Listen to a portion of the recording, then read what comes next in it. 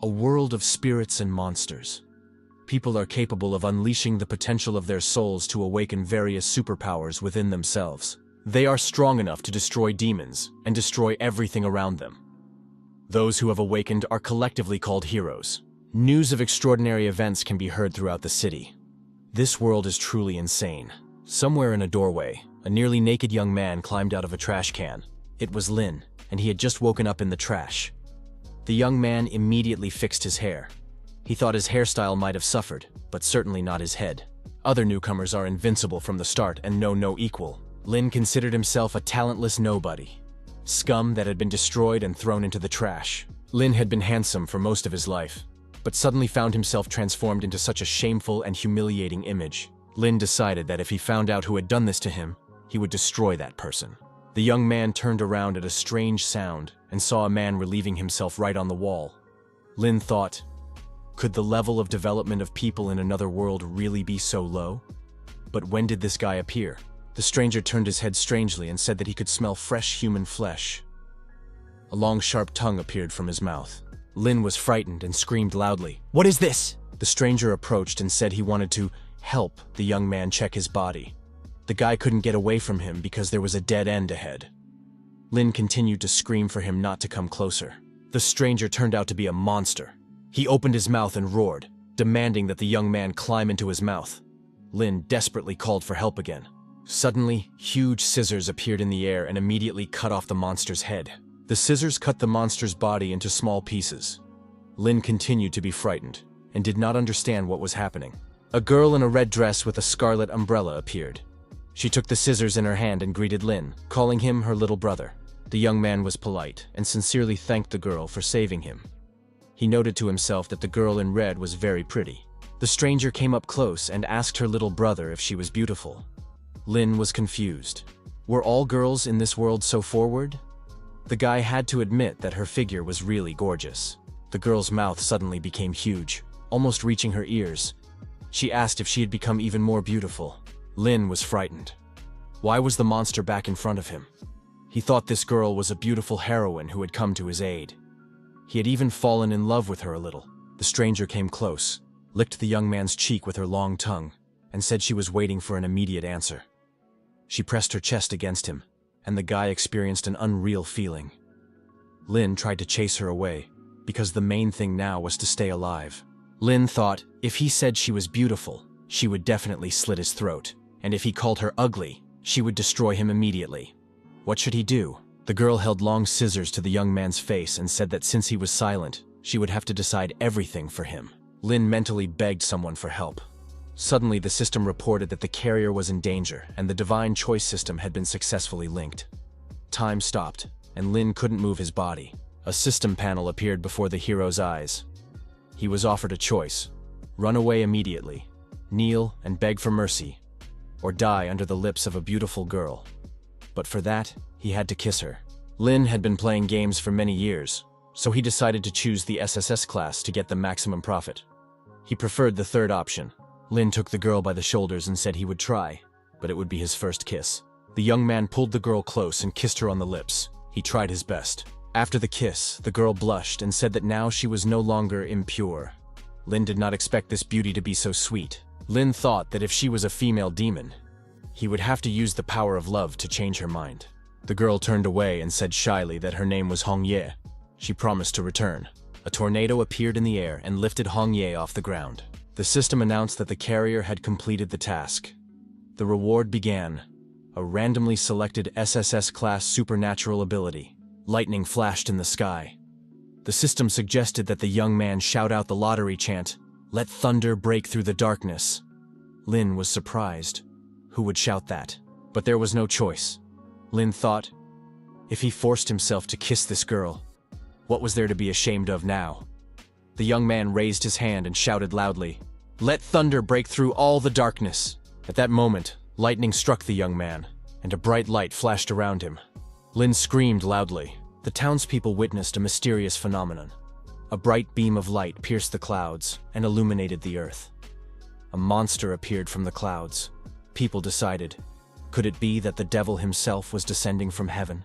Away from the crowd stood a woman with a black umbrella. She was surprised. Was it really a thunderstorm? In fact, someone had awakened an S-class or higher ability. As far as she knew, only one person in the city of Janlin had reached S-class. But who was it this time? Could it be that guy? After a while, the clouds closed again, and the pillar of light disappeared. The system congratulated the carrier on obtaining the SSS class ability, Chi Yu. The young man thought, could this be his supernatural power? The carrier's power was still weak, but the SSS class ability Chi Yue could supplement it. In the future, it would be possible to gradually unlock other parts of this ability. Lin realized that this was the power of Chi Yue. Lin remembered that according to this body's memories, the limit of power in this world was S-class. He himself had awakened S-class. That meant he would become invincible. With an SSS class ability, he would be able to become the boss, climbing to the top of this world. Just thinking about it was enough to send shivers down the young man's spine. The system reported that a powerful demon had been detected nearby. It was necessary to leave this place as quickly as possible. Lin decided to change his location immediately. He was still too weak, and it was better not to get into trouble. Escape was also a kind of victory. It could be considered a sign of respect for the situation. After walking along the road for half an hour, Lin Qiu finally reached the house. The young man was delighted to see such a luxurious mansion, definitely very expensive. Lin Qiu was in such a house for the first time, so he was a little nervous. He encouraged himself, because his loved ones were probably waiting for him inside. A girl met the young man at the door and asked why her brother had been so long in coming. Lin Qiu remembered that he had a younger sister named Lin Xi. Lin Xi asked what had happened to her brother. She thought he might be injured. Lin Qiu replied that he was fine. He had just slipped because of the rain. The road was wet. His sister said that she had just brewed some ginger root tea and that Qiu should drink it. Lin Qiu thought he was lucky to have such a caring sister. The young man remembered that he was a child adopted by the Lin family. After the death of his adoptive parents, he lived with his older sister Lin Hua and younger sister Lin Si. Both sisters possessed outstanding intelligence and talent, which allowed them to make their way in life. Only the young man, in the opinion of those around him, turned out to be useless, suffering sarcastic ridicule all his life. Due to her busy schedule, his older sister was rarely at home, so the care of his younger sister fell to Lin Qiu. The young man regretted that his past self was completely hopeless. He could not even take care of himself, and was indifferent to his younger sister's feelings. Suddenly, someone shouted loudly, demanding that Lin Qiu come immediately. The young man was even frightened. Who dared to burst into the house and scare him while he was drinking this pleasant drink? Lin Qiu turned around and saw a girl standing in the doorway who said that hide-and-seek was over. He recognized her immediately. It was Chu Zhongxiao, his childhood friend. The young man asked why she had come. Chu Zhongxiao demanded an explanation. How could he have the audacity to come home after confessing his love to her in front of the whole class over the loudspeaker that morning? He had disgraced her. Lin Yue thought that his confession and subsequent destruction behind the school might be somehow connected. But first, he had to deal with Chu Zhongxiao. The young man said he was just fooling around. Did the girl really believe him? He would never fall in love with someone like her. He didn't need her at all. Chu Zhongxiao became even more angry and kicked him. Lin Yue was observant and accidentally saw the attacker's underwear during the kick. He even cried out in surprise. Chu Zhongxiao understood everything and called him a scoundrel. Had he really seen everything? The young man replied that he had no choice. At that moment, where else could he look? Moreover, she herself had forced the honest young man to look where he shouldn't have. The girl should be ashamed of her behavior and apologize immediately. Chu Zhongxiao declared that she would never agree to this. After all, it was Lin Qiu who was shameless, and he would have to pay for it. The hero's younger sister appeared between them and told Chu Zhongxiao not to make a fuss and to stay away from her little brother. Chu Zhongxiao calmed down a little and said that she had no intention of stooping to the level of a child. Then the girl reminded everyone that tomorrow was the day of the ability test. Only students with C-class abilities and above were eligible to enter the Kanglin Academy. Chu Zhongxiao added that she had awakened her A-class abilities long ago and secured her place in the academy in advance. For people like her, any path was open. As for Lin Yue, according to her, he would remain at the bottom, enter a third-rate university, and live an ordinary life. Lin Qiu disagreed, because he had awakened an SSS class ability and could not possibly be ordinary. The protagonist received system tasks. He had to make a choice: keep quiet, apologize to Chu Zhongxiao, or disagree and swear to awaken his ability. The hero chose the third option. Lin Q told Chu Jungxiao to remember. He would not only awaken his ability, but also enroll in the Kanglin Academy. The girl replied that it was easy to throw words around, but real strength was what mattered most. He could do whatever he wanted from then on. Lindsay said that she believed in her brother and was sure that he would definitely awaken the ability. When night fell, the protagonist was tired and fell asleep on the bed. The window was open, the room was filled with fresh air, and the young man slept soundly. Suddenly, a girl in red appeared next to him. Hong Ye said she had finally found him. This guy stole her first kiss, and now he would have to take responsibility.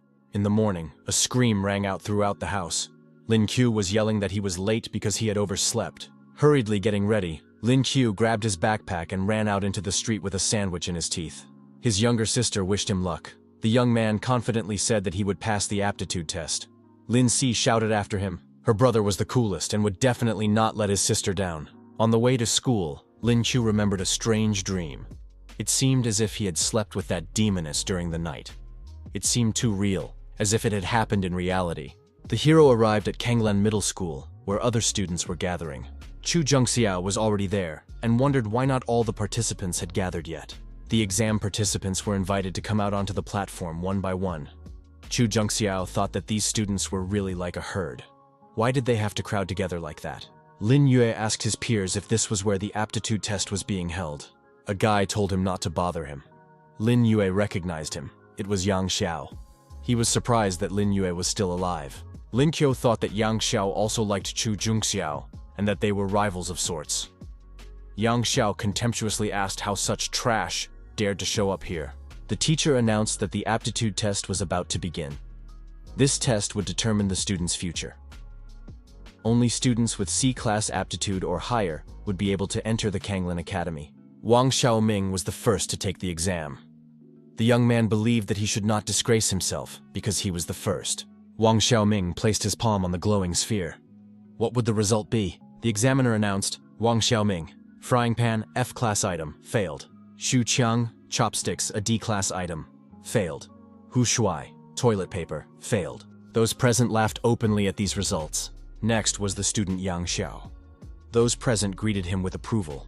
The young man placed his palm on the glowing sphere, and an A-class beast appeared above him. A hellhound.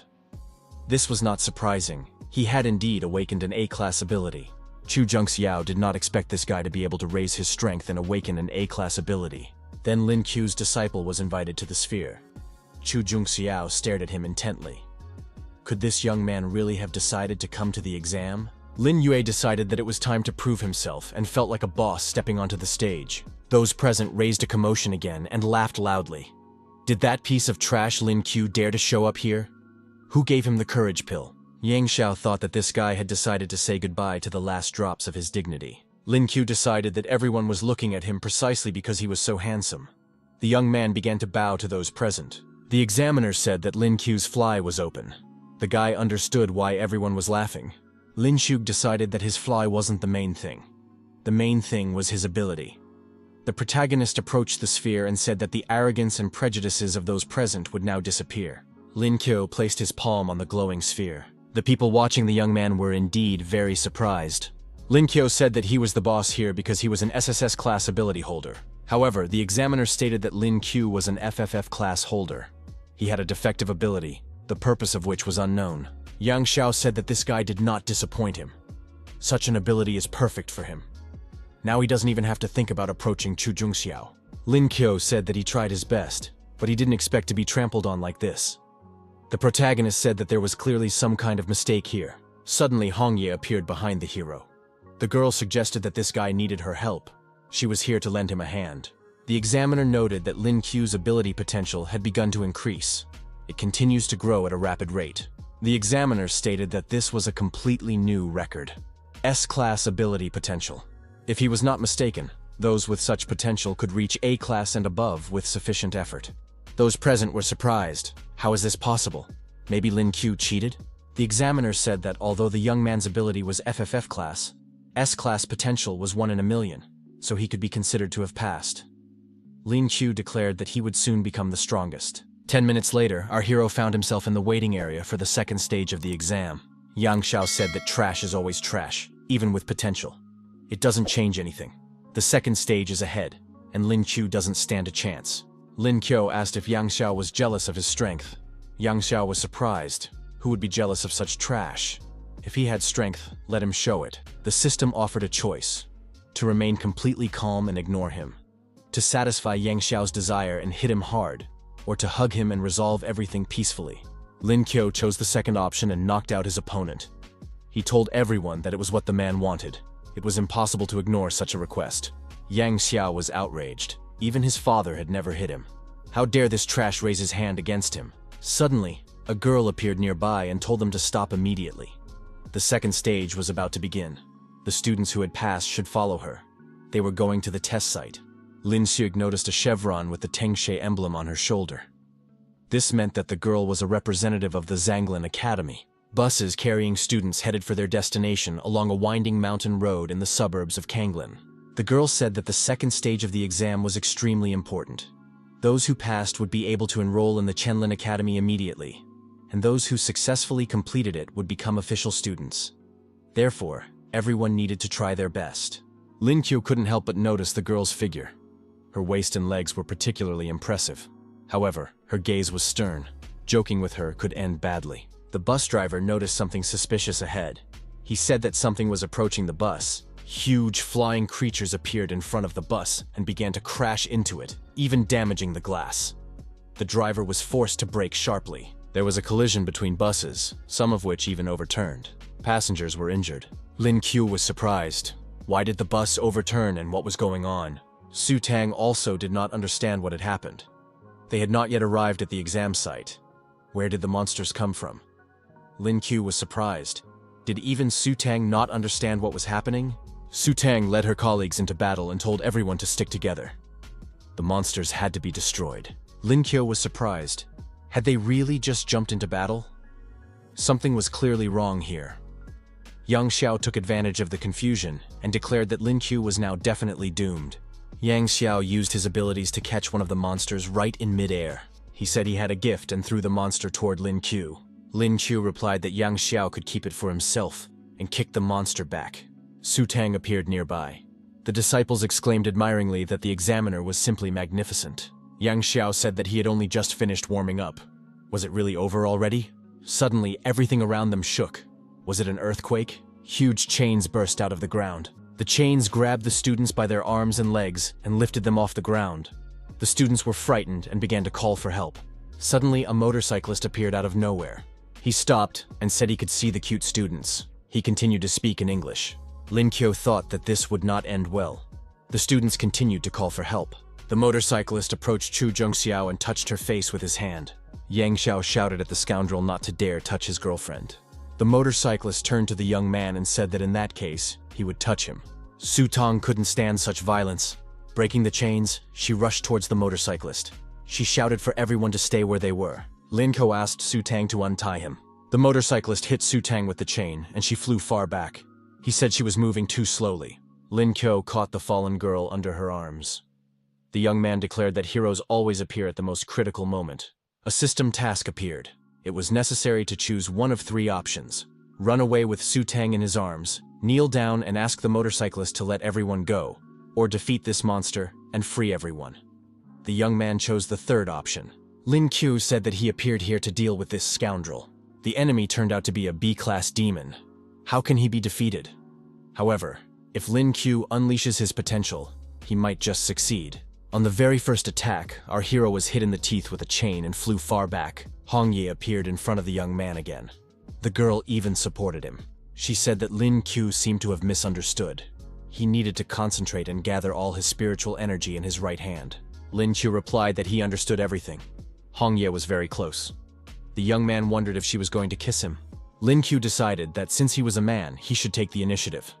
The protagonist told the girl to come closer to him. Hong Ye asked sternly why he was standing there like a statue. They needed to go into battle immediately. Lin Qiu was surprised at how quickly her appearance had changed. The students told Lin Qiu to hold on, because he had to help them. The motorcyclist said it was very good that the guy had gotten back on his feet. Our hero decided it was time to get serious. He hadn't been pretending to be a hero for nothing. The motorcyclist swung his chain again, and added that this young man would now be destroyed. Instructor Su Tang shouted for Lin Qiu to be careful. Yang Xiao decided that Lin Qiu would not survive. Lin Qiu grabbed the chain, clenched his fist tightly, and asked if the motorcyclist was really that weak. The protagonist pulled on the chain, and the motorcyclist began to approach. Lin Qiu said it was time to end it, and with a sharp tug, broke the chain. The motorcyclist lost his footing and flew far backward. Su Tang didn't understand how this guy had become so strong. Yang Xiao couldn't understand it either. The motorcyclist said it wasn't bad. This guy had managed to knock the blood out of him. The villain jumped back on his motorcycle and asked what his opponent was going to do now. The villain increased his speed and began to rapidly approach our hero. When he got closer, he started to drift. Su Tang stepped forward and told the student to leave it to her. The villain claimed that the girl had attacked him from behind. The opponents were holding their own. Su Tang approached to a dangerous distance and delivered a devastating blow to the motorcyclist. The villain flew far back and said that he had run out of energy. Instead of simply dealing with them, it seemed that he would have to die here. A glowing ball appeared in the motorcyclist's hand. Yang Song shouted that this guy was about to blow himself up. They had to run to a safe distance immediately. There was an explosion. However, when the smoke cleared, everyone saw that Lin Qiu and Su Tang were safe and sound. Lin Qiu told the instructor that she had been hit in the chest, but he could help her with a massage. For these words, Su Tang sent the young man far away for a long time. Everyone present decided that Lin Qiu had successfully hidden his strength, but he was a real man. Yang Song still did not understand where this guy got such strength. The system reported that the task was complete. Lin Qiu thought that this way he would be able to improve his abilities. Lin Qiu decided that modesty was the highest virtue. If he were petty, he would only become a handsome scoundrel in the future. Those present noticed that something was flying toward them. Information came in that the second stage was complete. Everyone was surprised. Had this attack been planned? The second stage was aimed at testing practical skills. Cameras recorded who performed well and how. Students who performed valiantly officially became students of the Zanglin Academy. Su Tong was angry. Why wasn't she warned? After all, she is an instructor. However, the academy did this to create the most realistic situation possible, and everything would be explained later. Lin Yue was the student who scored the highest on this exam. The protagonist said he had no doubt about it. The students began to cheer our hero, saying that he was incredibly cool because he saved everyone. Su Tang thought that Lin Qiu had been hiding his enormous potential until now. If he enrolls, he will shake up the entire academy in the future. Lin Qiu finally came home and announced this. His younger sister asked if he had passed the exam. Lin Qiu replied that he had passed because he was very cool, and he also had a special ability, and he had been admitted to the Zanglin Academy. His sister asked if that meant he would soon be leaving home to study. Lin Shi said that her brother must be tired and needed to rest well. She would prepare dinner. Lin Qiu should not forget to share the good news with his older sister.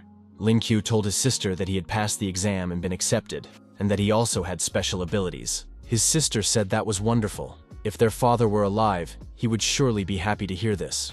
She hoped her brother would not stop there. However, she had things to do now, and they would talk later. Lin Qiu lay down on the bed and thought about his sister, Lin Hua. She was so busy.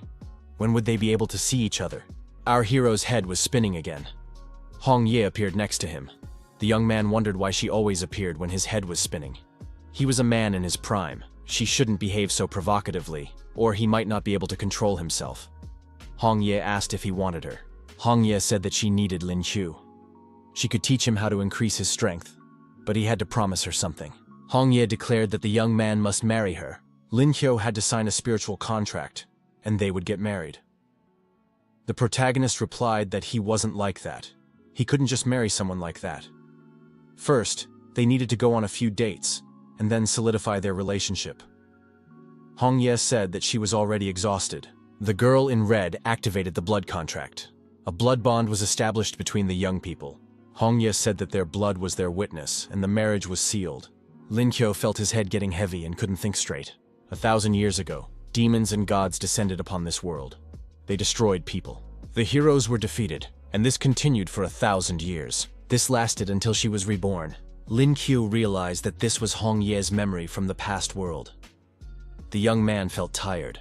In the morning, his sister knocked on the door and told her brother to come to breakfast. He had been so tired the day before that now she had to wake him up. Lin Qiu woke up and got out of bed. He wondered where Hong Ye had gone. Weren't they supposed to have their wedding night? What had happened in her past life? In the future, if the opportunity arose, he would definitely have to ask her about it. Lin Qiu remembered that today he had to go to the Kanglin Academy. He mustn't forget to say goodbye to his sister, Lin Shi. Lin Shi said she didn't want her brother to leave. Lin Qiu replied that it wasn't forever. He would come home during the holidays. Lin Qiu thought that he was becoming more and more attached to this girl, but he couldn't take her with him. He told Lin Si not to worry. He would definitely come back. The bus driver told the young man to hurry up. He couldn't wait any longer. The bus departed. Lin Qiu asked his sister to take care of herself. Lin Si thought that she couldn't just wait for her brother to return. She had to go after him. The Kanglin Academy looked simply gorgeous. The protagonist thought that many beautiful women studied at this academy. The girls noticed that the hero Lin Qiu was already there. Lin Qiu thought that he could deal with the beauties later. First, he had to report his arrival and find the teacher's room. In the hall for applicants, one of the teachers said that this year's outstanding freshman would belong to her. Her colleagues did not understand on what basis she had decided this. Did she really think that because she had large breasts, she could do anything she wanted? The woman replied that this was indeed the case. Whoever has breasts like that is right. Our hero was surrounded. The young man asked how he could be of service. The teachers rushed towards the protagonist, each of them wanting to grab him. They all began to argue that Lin Qiu should become their student. Lin Qiu told them not to fight, because everything could be resolved with words. The teachers began to sort things out among themselves, each praising himself. Lin Qiu thought that this was not surprising. After all, this was the Zanglin Academy, and it had its own traditions. A woman approached the hero and asked if he wanted to become her student. Lin Qiu looked at the teacher and immediately appreciated her voluptuous figure. His colleagues told Tang Lin not to even think about taking their student. Tang Lin told Lin Qiu not to listen to the other teachers. Tang Lin added that she would provide him with the best dormitory and in the future, a special position. All he had to do was recognize her as his teacher. Her colleagues were forced to admit defeat. No one could resist her charm. Lin Qiu bowed and asked the master to accept him as her student. Tang Lin announced that this young man now belonged to her. Tang Lin kissed her student on the forehead and told him not to forget to train hard and not to let her down. Lin Qiu noted that his mentor, Tang Lin, smelled very good. Tang Lin warned him that if he let her down, she would tear him to pieces. Lin Qiu thought that this place was quite good. There were even separate dormitories. There was no better place to be found. Someone called out to the hero from the window. The young man asked if he was the newcomer named Lin Qiu. The student said his name was Shang Qiang. According to the teacher's instructions, he would be advising the newcomer. Lin Qiu greeted him and asked Shang Qiang to take care of him. Shang Qiu said that there was no need to address him so formally. He could just call him Fatso. Lin Qiu asked what Fatso thought of teacher Tang Ling. Was she very fierce? Fatso replied that she was a weapon of mass destruction. Fatso suggested that Lin Yue had agreed to become her disciple after being seduced. She must have promised him a special position in the future. He was surprised. Wasn't that the case? The fat man said that he had also been fooled once. As someone who had been through a lot, he had to warn the newcomer. Teacher Tang Lin had simply deceived him. Lin Qiu was surprised. Was Tang Ling really that cunning? The fat man said he wouldn't hide it. Her nickname was Witch. He didn't want to return to this conversation anymore. And the promised special status was a complete nightmare. Most likely, Lin Qiu would not be able to handle it.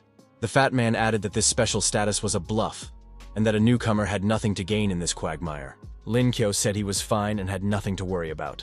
The fat man said that Lin Qiu could do as he pleased. In the office, Yang Xiao told his grandfather that Lin Qiu was to blame for everything. On top of that, he became Tang Lin's student today. This guy competes with him everywhere. He could lose his authority. Grandpa must help. The old man said not to worry. He would help rein in this arrogant young man. Lin Qiu got into a hot bath. He didn't think there would be a private spa here. Suddenly, Hong Ye appeared next to him and stroked the hero's chest. The young man was surprised. Where did she come from? Did she really live inside him? Hong Ye corrected him. She lived in his spiritual world.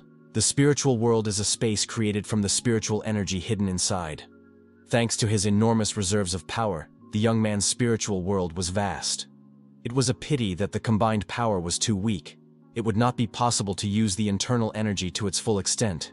Lin Qiu asked if she had entered into a marriage contract with him and lived in his spiritual world solely because of his internal energy. Hong Ye confirmed this.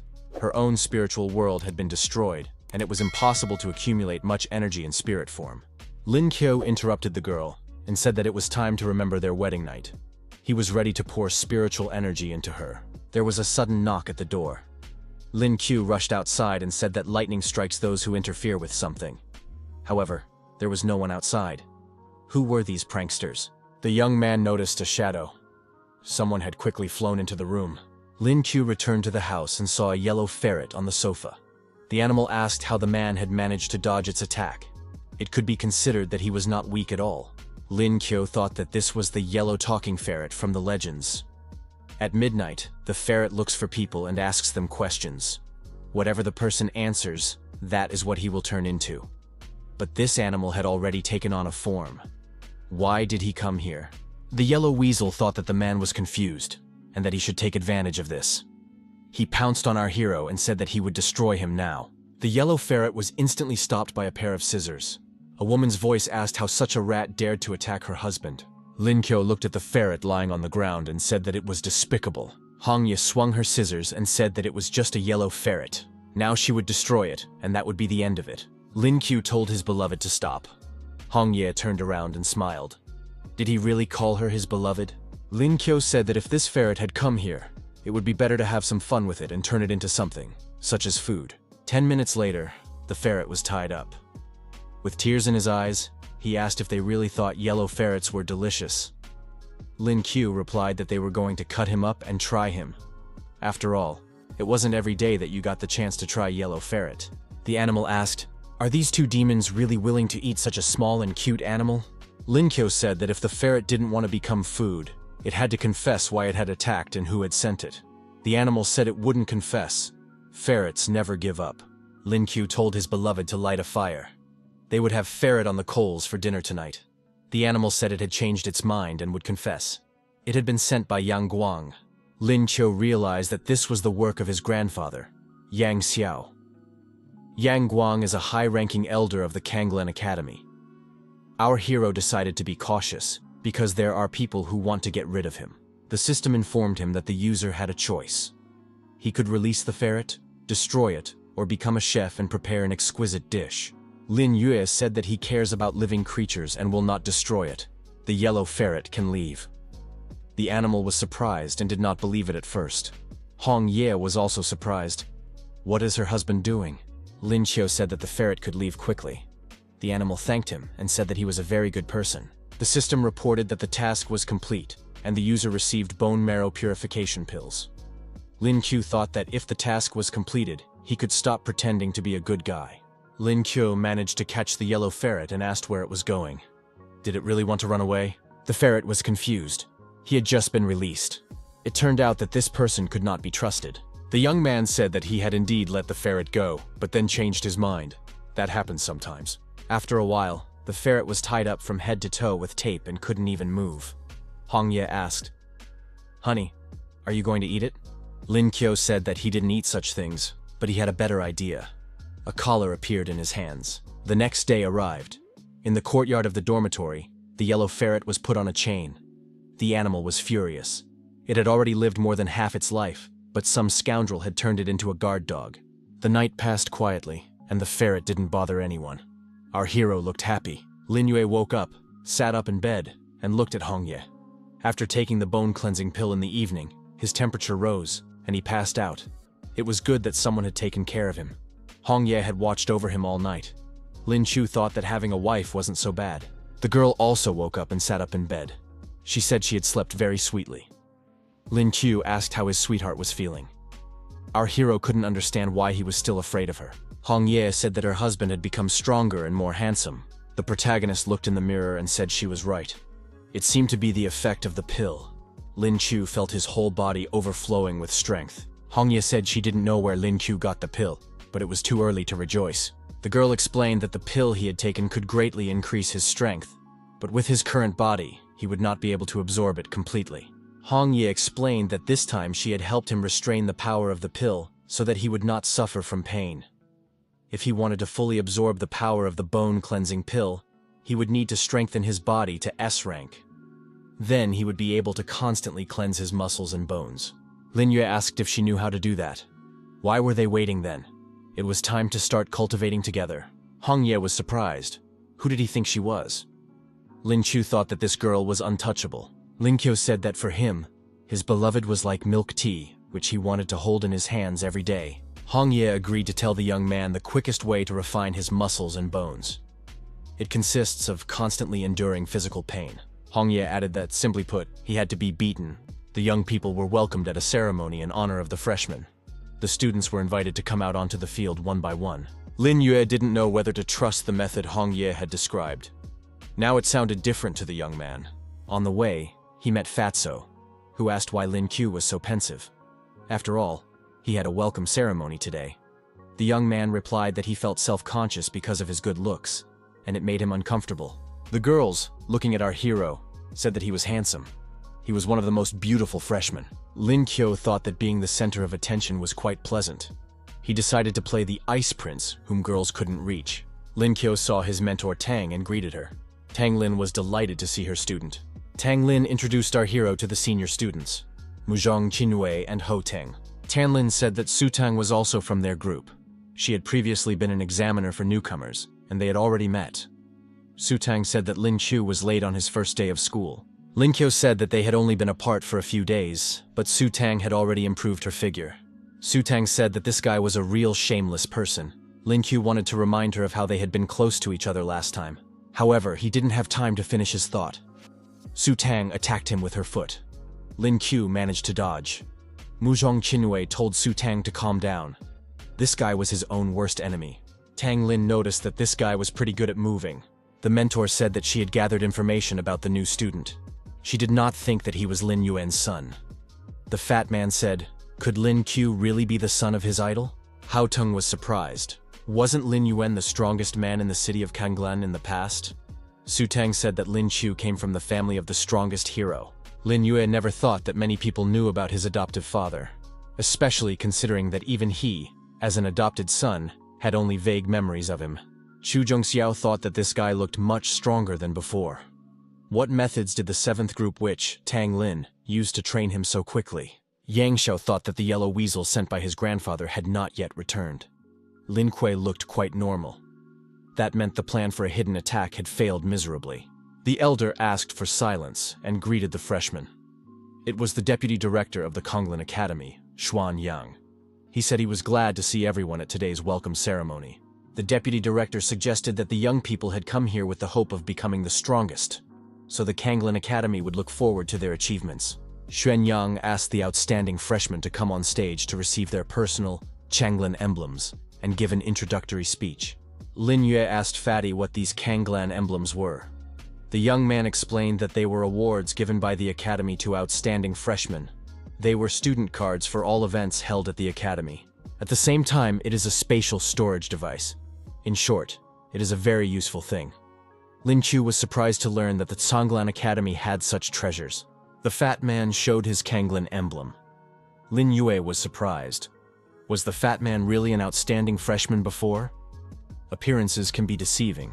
The fat guy asked if Lin Qiu had any manners. The protagonist replied that he said what he thought. An outstanding freshman from the first group, Chu Zhongxiao, was invited to the stage. The girl thanked the Academy for this award and promised to live up to the expectations placed on her. Next was the outstanding freshman from the second group, Yang Xiao. The young man announced that he would compete for the title of the strongest student at the Kanglan Academy. The Academy would be proud of him. Lin Yue thought that when he took the stage, he would give a real thank you speech. The outstanding freshman from the 7th group, Lin Yue, was invited to the stage. The system informed him that he had a choice. He could give an official speech, a bold speech, or a positive speech. Lin Qiu thought that this time, charm points had been added to the rewards. That meant he could attract even more attention. The protagonist thought that truthfully, as a good young man, he should choose the first option. But he wanted to be the most charming. He needed to get beaten up well. Our hero chose the third option. He would be a good boy. Lin Qiu said that he was extremely happy to accept the title of outstanding freshman, but regretted that he was not worthy of it. Chu Zhongxiao was surprised. What was he saying? The protagonist added that he was just a worthless weakling with no strength at all. Even considering all this, the Academy awarded him a high title. He couldn't help but feel the greatness of the Academy. Lin Yue thanked everyone present for their leniency towards him. He hoped that in the future, they would show him even more leniency. He would work hard to become stronger and be a pillar of support for the Academy. Chu Zhongxiao thought, could she have been wrong about this person all along? Yang Xiao thought that this guy had taken all his honors for himself. The system reported that the task had been completed, and the reward had been credited. After that, the protagonist declared that everything he had said was a lie. Everyone present was simply worthless. Of course, no one present expected such a revelation. How could he say that? Lin Shui began to grimace and announced that he was not going to run away. Anyone who disagreed could come out and try to hit him. They could vent their anger. The young man thought that if he was beaten, he would be able to learn the method of purifying muscles and bones faster. The vice principal said that the welcome ceremony for the students was coming to an end, and everyone should leave the field in an orderly fashion. Lin Qiu wanted the storm to rage even more fiercely. Lin Qiu said that everyone could come to him at the same time. The fat man asked the students to do him a favor and let Lin Qiu go this time. Lin Qiu said that this fat man was useless. Why was he pretending to be a hero? The fat man was surprised. What was this guy talking about? Yang Xiao thought that he didn't even have to do anything. The fat guy would deal with this guy without him. Chu Jungxiao said that nothing could change Lin Qiu now. Muzhong Qinwei said that she was not mistaken. This guy was his own enemy. Mentor Tang Lin thought that this guy was really crazy and slightly resembled his adoptive father. However, he was letting himself be beaten up. He must need it for some reason. Lin Qiu asked to be beaten. He is a super cool master, unmatched, spewing thunder and lightning. He has been standing here since morning. Is there really no one who wants to beat him up? Hong Ye suggested that her husband return and come back another day. Lin Qiu believed that he couldn't just give up. He had to absorb all the power of the bone washing and obtain an S-rank body. To do this, he needed to be beaten up. One of the students was angry and really wanted to hit this man since he had been asking for it since morning.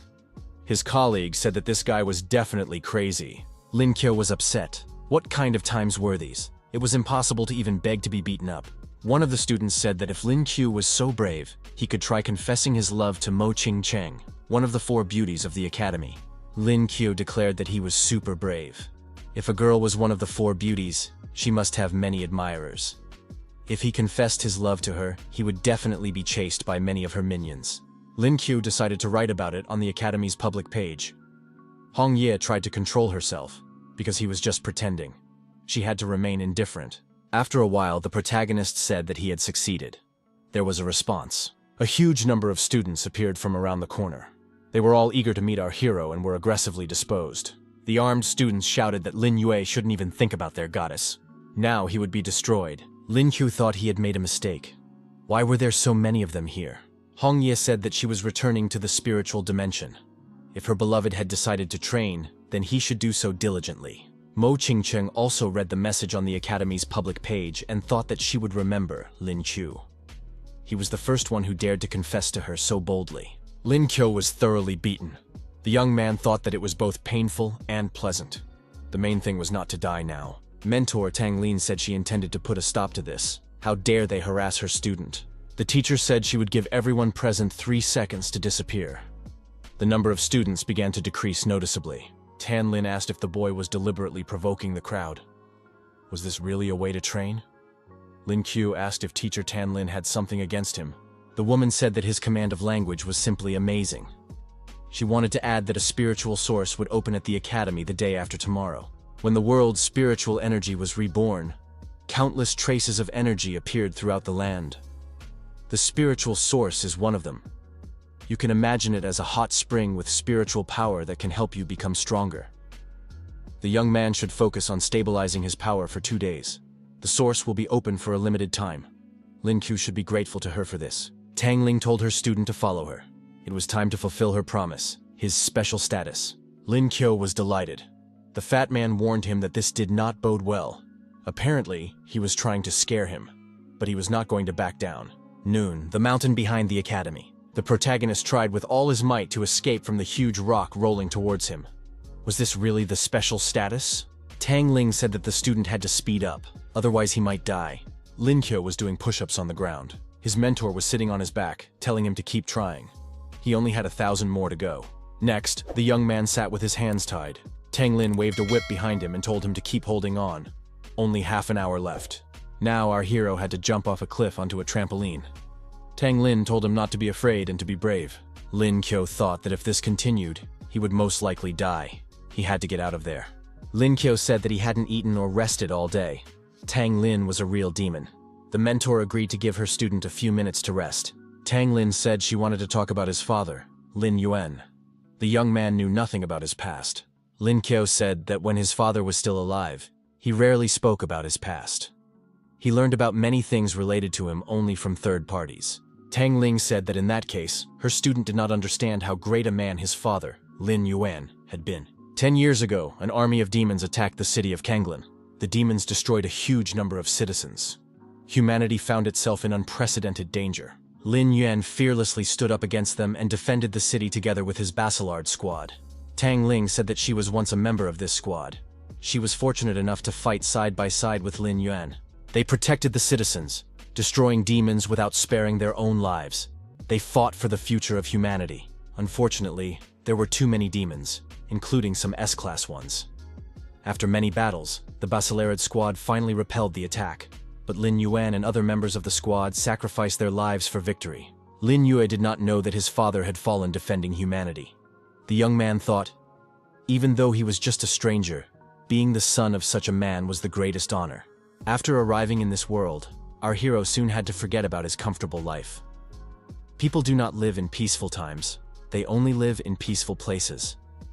The price for this short period of peace was the blood and lives of Lin Yuan and other members of the squad. After her father's death, her older sister joined the superpower squad and continued to fight against demons, protecting the city. By the will of fate, our hero came into this world, and now, for himself, for his loved ones, and for the people of the whole world, he must become stronger and do good. He came into this world to protect it. Lin Yue told his teacher that he had overstayed his welcome and wanted to continue. He needed to become stronger urgently. Tang Ling said she had no objection and ordered him to do another 1,000 push-ups. The elders said that Lin Qiu should be expelled. Did his interlocutor understand this? Mu He, an outstanding student in the second group, replied that he was just a minor freshman. He could simply crush him. The elder handed over a bag with 1,000 spirit stones. No mistakes could be made. This student had to be dealt with. Mu He told the deputy director not to worry. He was a student with A-rank ability and the right to participate in the fight for the spiritual source. His strength undoubtedly surpassed that of Lin Qiu. Mu He thought, if Lin Qiu dared to be rude to his goddess, Mo Qingqing, again, he would be destroyed immediately. Mu He added that no one would help Lin Qiu, and he would return for his reward as soon as he dealt with this guy. The next morning, our hero said goodbye to Hong Ye and told her he was leaving. Today, he would go to the spiritual source. Perhaps in the evening, there would be an opportunity for paired cultivation. Lin Qiu thought that thanks to Hong Ye's help, and teacher Tang Ling's demonic training, as well as the effect of the bone-cleansing pill, he would soon cultivate an S-rank body. Lin Yue saw a yellow ferret sleeping on a leash. There was a doghouse and a bone nearby. Lin Qiu approached and asked what was wrong. Was the ferret on a hunger strike, or did it not like the bone? The beast said it would rather starve to death than take anything from this man. The young man showed the ferret a chicken leg and asked if the animal would accept it. The yellow ferret snatched the chicken leg and said he would try it, but it would probably be tasteless. Lin Qiu said that no one could resist fragrant food. As a sign of gratitude, the ferret told the young man to be careful these days. Knowing Yang Guan's character, it can be assumed that he would not give up and would send someone else after the young man. Lin Qiu thought that this weasel wasn't so evil after all. Tang Ling told the students that their place of cultivation today was a spiritual spring. Our hero would never have thought that such a natural place was adjacent to the city. Tang Ling noted that each student had 500 spiritual stones stored in the Kanglin emblem. This was a gift from the academy. The stones would be useful for the spiritual spring, and they had to be used wisely. As soon as the students reached the spiritual spring, they had to throw the stones into it. This would release more spiritual power. Lin Qiu asked Fatso what these spiritual stones were. Fatso explained that they were natural stones containing spiritual energy. They could be used as consumables to restore spiritual power, as well as currency. The source was opened, and the students rushed to take their places. Su Tang said it was time to go and that it was better to take a good place in advance. Tang Lin told little Chu to come back soon. She would wait for him here. Lin Chu promised to come back. Lin Qiu looked at the source and said it was very beautiful. It was located in a separate cave room. It would be wonderful if the Zanglin Academy could occupy a place like this. The fat man said he would go help the girls find a suitable place. Lin Qiu became angry. What kind of friend was he if he traded him for girls? He didn't even suggest which spring would be better to occupy. Lin Kyo was surprised. Was Yang Xiao here too? That meant he had to be careful. The protagonist didn't know where to go. So now the show Intuition was about to begin. In front of our hero was a large, sturdy gate. He assumed that there was something special behind it. Lin Kyo opened the gate with his foot and went inside. What he saw definitely surprised him. There were girls in the hot spring. The girls recognized this guy. After all, it was Lin Chu. Mo Ching-cheng thought that this was the guy who confessed to her in the academy community. Lin Q realized that he had accidentally stumbled upon this girl. The system offered him a choice: look at the girls and leave the room, jump into the spring and start a water disco, or beg the girls for forgiveness. Lin Q thought that if everything had happened this way, his explanation was not needed here. Lin Kyo chose the second option and jumped into the spring. He chose the water disco. After that, there was a loud bang, and the young man flew out of the room. Mu He realized that Lin Q had been thrown out of Mo Ching-cheng's room. Could it be that he had seen her naked? Lin Kyo thought he was in pain, but he found a small spring and was able to admire the beauties. He also received a reward from the system. This spring has quite a dense spiritual power. Suddenly, Hong Ye appeared in front of our hero and asked, "Is she not enough for you? Why do you need others?" The door to the room was kicked in with a bang. Mu He appeared on the threshold. He asked how Lin Chu dared to desecrate his Ching-cheng. Mu Ha declared that Lin Q would be destroyed today and rushed at the protagonist. Lin Q was able to effectively dodge his opponent's attack. However, due to the attacker's aggressive actions, the spring was destroyed, and the young people began to fall down. Lin Q thought, could there be something else under the spring? Lin Q held onto the edge of the abyss with one hand to keep from falling down. Mu He was dangling below. He grabbed our hero's leg to hold on, but the young people couldn't hold on and continued to fall down. This was accompanied by screams. Hong Ye rushed after her husband. As he fell, Mu He shouted that his mission was accomplished. Yang Guang and Yang Xiao should know that he had kept his word. As he fell, our hero saw water below. That was where he landed. There was land under the water. Mu. He was already at the bottom. Hong Ye grabbed her husband by the shoulders. Mu He fell onto the underwater land from a great height. Blood flowed from his mouth. Lin Yue said that he was lucky to have such a wife. No one helped Mu He. Even Lin Chu couldn't imagine that such a space was hidden under the spiritual spring. Maybe something is hidden here? Should I take a look around? He thought. The young people approached Mu He, who was lying motionless on the ground. Lin Kyo checked his condition. Mu He did not move and showed no signs of life. Lin Kyo put his hand in Mu He's pocket and decided to take everything he had so that he could leave this world in peace. Mu He had spiritual stones on him that he no longer needed. Hong Ye looked around and said that the local dark energy was quite strong. There must be a cluster of demons nearby. Lin Q remarked, "If they are as beautiful as Hong Ye, then I don't mind." Hong Ye told her husband not to even fantasize about it, because this was a demonic realm, the habitat of the most terrifying and powerful demons. Lin Q promised not to think about other girls anymore. Lin Kyo asked what demonic realm meant and why Hong Ye was so angry. The girl replied, "The demonic realm is an ominous territory favored by demons." Lin Kyo said, "In other words, we have now invaded the demon's home." Someone's laughter was heard ahead. Hong Ye warned that caution was necessary. Something jumped from place to place and fell at our hero's feet. Lin Kyo was surprised. Where could this ball have come from? After the ball appeared, two fiery creatures appeared before the young man and asked him to teach them how to play soccer. Otherwise, they promised to destroy him. The system offered a choice: return the balls and have a friendly time. Refuse to play with the two and make them angry. Destroy one of them and become the enemy of all demons. Lin Q decided that he had to play with them in a friendly manner.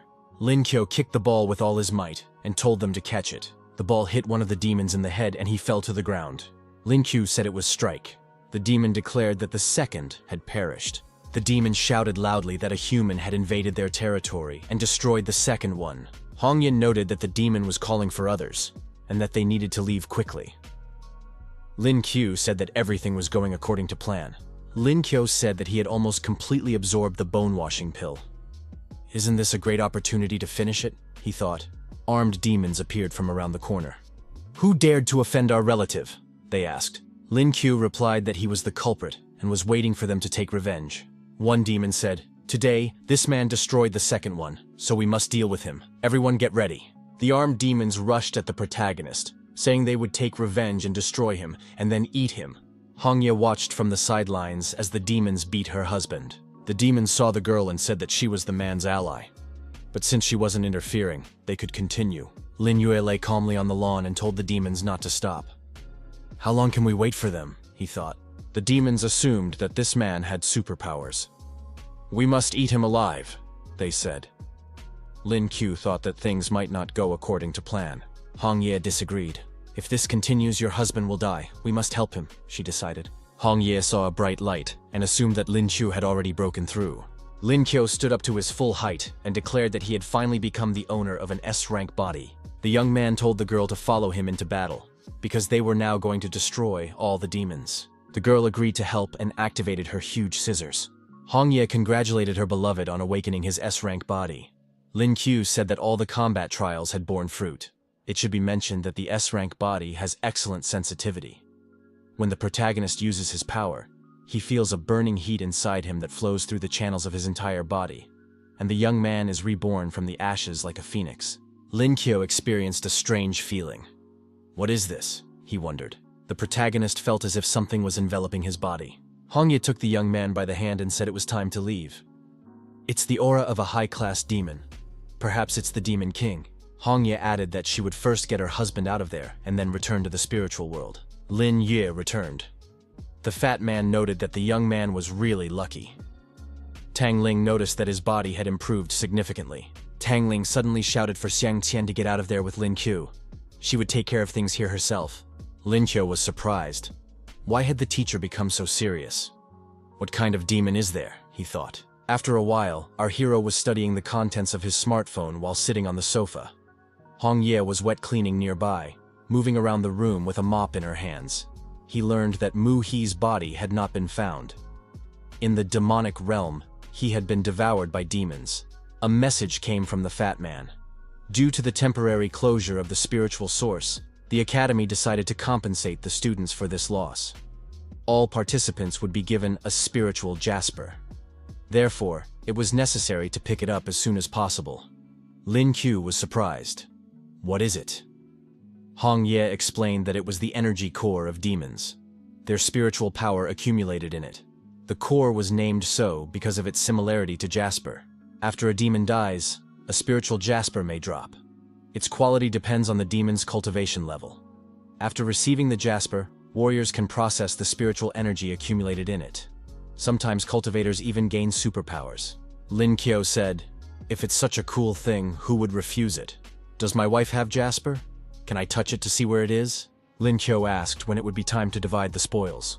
Hong Ye replied that when the time came, they would talk about it.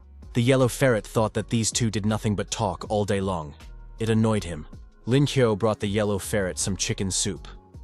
The animal couldn't believe that the young man had had a change of heart and decided to feed him. Something's not right here, thought the ferret. Lin Qiu said it was his way of showing gratitude. If the yellow ferret hadn't warned me about Yang Xiao, things could have ended badly. Lin Qiu complained that his back hurt. His wife promised to give him a massage in the evening. The yellow ferret thought that this young man was really not like everyone else. Yang Guang did not appreciate him, often beat him and forced him to work. This guy may be shameless, but he's still a good person, concluded the ferret. In the elder's office, the master did not understand why Lin Qiu was still alive. His grandson said that his grandfather should help after all. We need to send someone else, but this time someone stronger. Yang Guang added that they could not act rashly in this matter. The old man noted that they would have another opportunity in the future. They just had to wait. At noon, the young men came to the treasury to receive the spiritual jasper. There was a guard in the room whom everyone called the Old Man. Lin Qiu said that he should be called Master Old Man. However, for some reason, he was asleep. The old man opened his eyes slightly and looked at our hero. The young man felt a shiver run through his body. It was like spiritual pressure. The old man told everyone to follow him. The young people found themselves in the spiritual jasper storerooms. They were extremely strong and sealed with a spell. It was incredibly difficult to open them with bare hands. They are also used to test strength. The old man said they could begin. How to open the box was up to the young people. The easiest way was to use brute force, so the students started with that. There was no result. Why won't it open? They wondered. The fat man was upset that he had gotten a worthless jasper. Lin Qiu said that his friend was strong if he could open it. The protagonist was deciding which one to choose. He felt a familiar feeling, reminiscent of the lottery from his past world. Suddenly, a system task appeared. He had to choose one of 3 options: not to attract attention and open the box in the usual way. Hardcore opening, break the box, pretend to be a novice, and ask others for help. Lin Kyo decided to try his luck and test his strength. He delivered a powerful blow and completed the task. The fat man said that Lin Kyo was extremely strong. He could take the nickname Lin the Destroyer. The old man was surprised. How could the young man do that? Lin Kyo replied that the old man himself said that it was necessary to open it, but did not specify how. So he opened it with his bare hands. Lin Kyo continued to use this method to find suitable jasper. However, he continued to find only ordinary jasper. The students decided that they couldn't delay and needed to get involved in the process. The old man told the young man to calm down and follow him. The old man led our hero to another office. The young man asked why they were there.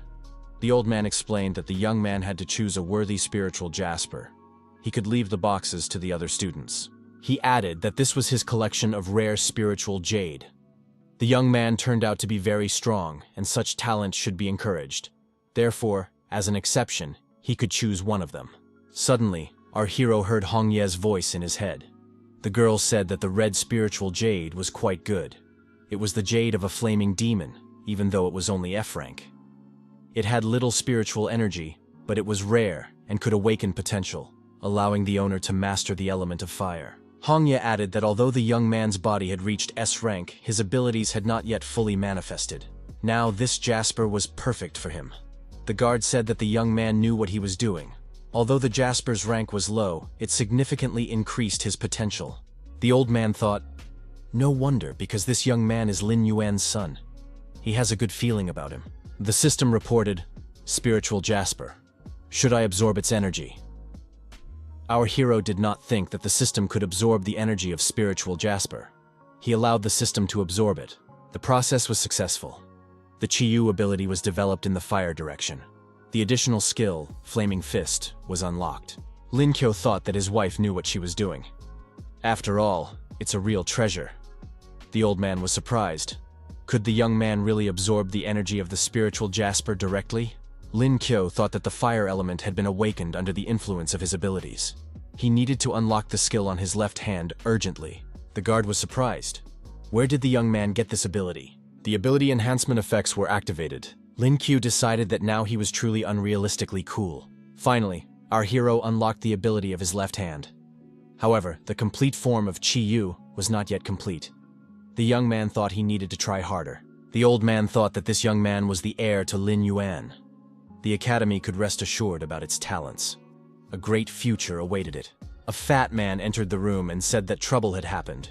It was necessary to find an alternate exit for escape. Mo Qingcheng's fans had come to deal with the young man. Lin Chu thought, "You couldn't ask for anything better." The fat man added that the leader of the Breeze fans, the academy's top bully, was there. "It's better to be cautious." Lin Yue said that he had just acquired a new skill, and that this was the best opportunity to test it. The student outside ordered Lin Yue to come out immediately. He had to leave the academy. Lin Kyo was not afraid, and appeared at the door of the building. The protagonist asked who was in charge of these people. The young man told Lin Chu to watch his language, because he didn't know who they were. Why did he confess his love to their goddess Mo Qingcheng, he thought. Lin Q replied that he was tired of these conversations. "If they want to, let them attack," he added.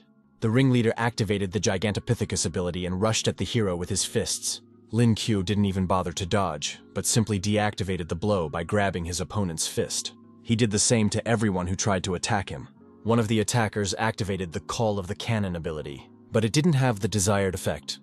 The young man said he couldn't waste so much energy anymore. Lin Kyo was surprised. "Is this an Italian cannon or an Armstrong cannon?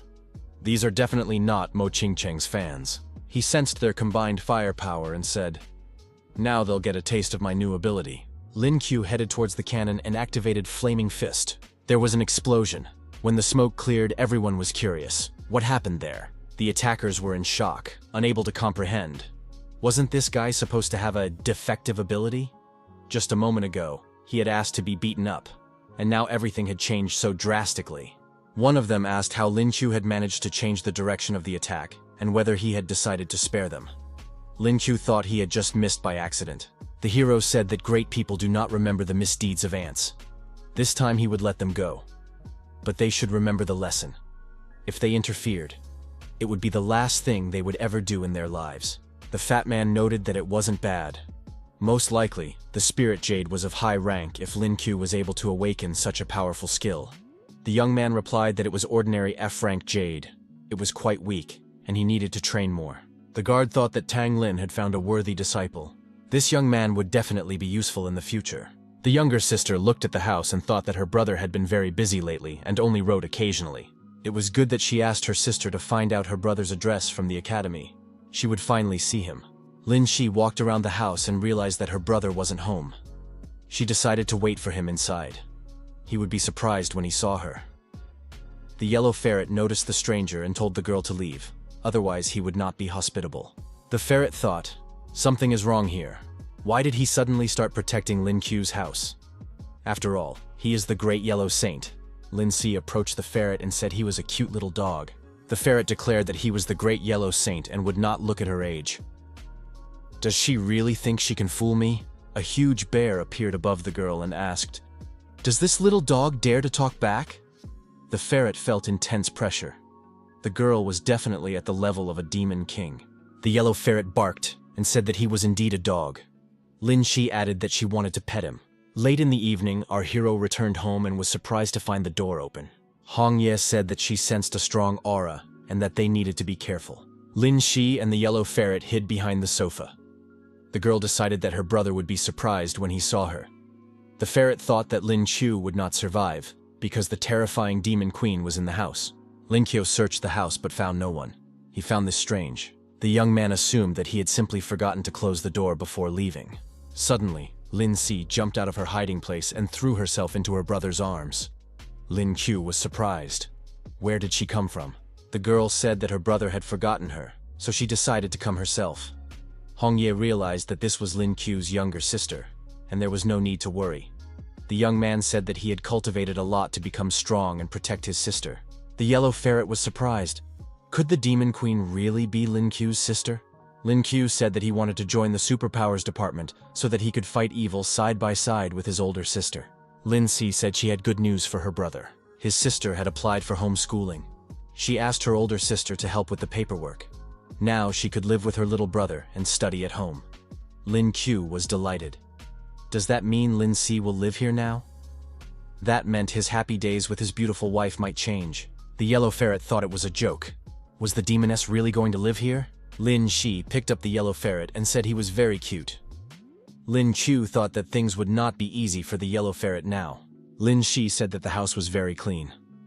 Does my brother clean up after himself? That doesn't sound like him. Lin Shi asked if her brother brought girls here. Who does he hang out with? Do they help him around the house? Lin Qiu said that he was indeed cultivating and had no free time at all. He wouldn't do such a thing. His sister warned Lin Qiu to stay away from other girls because they were all cunning. The yellow weasel thought that this little demoness was the most cunning of all, and he needed to stay away from her. Lin Qiu realized that he would now have to meet Hong Ye in secret. There was food on the table that Lin Shi had prepared. Is this really what they eat for breakfast? The young man wondered. Lin Shi was surprised. Why isn't my brother eating? Lin Qiu asked if it was edible. The girl said that of course it was edible. The yellow dog ate everything and is sleeping.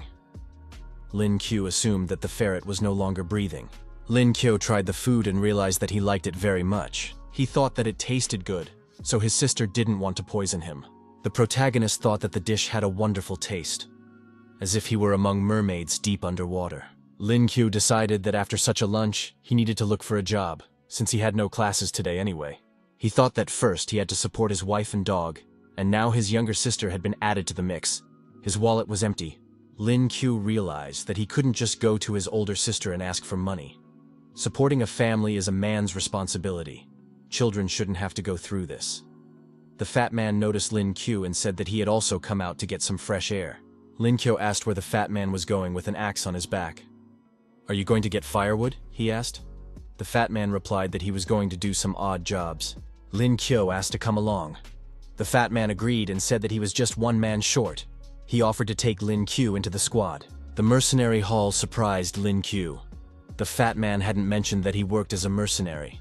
The protagonist knew about the existence of the mercenary union, but had never been interested in it.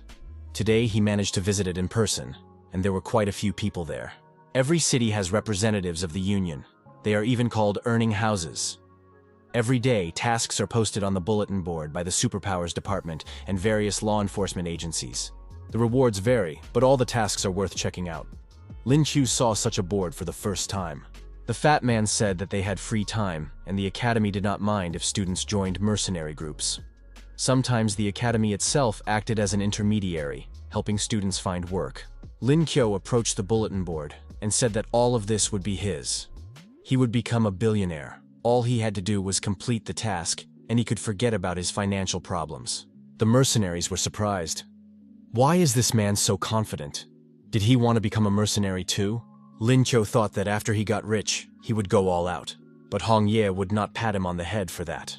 The fat man told Lin Qiu to follow him. He explained that he could recommend a friend, but admission would depend on how well the young man performed.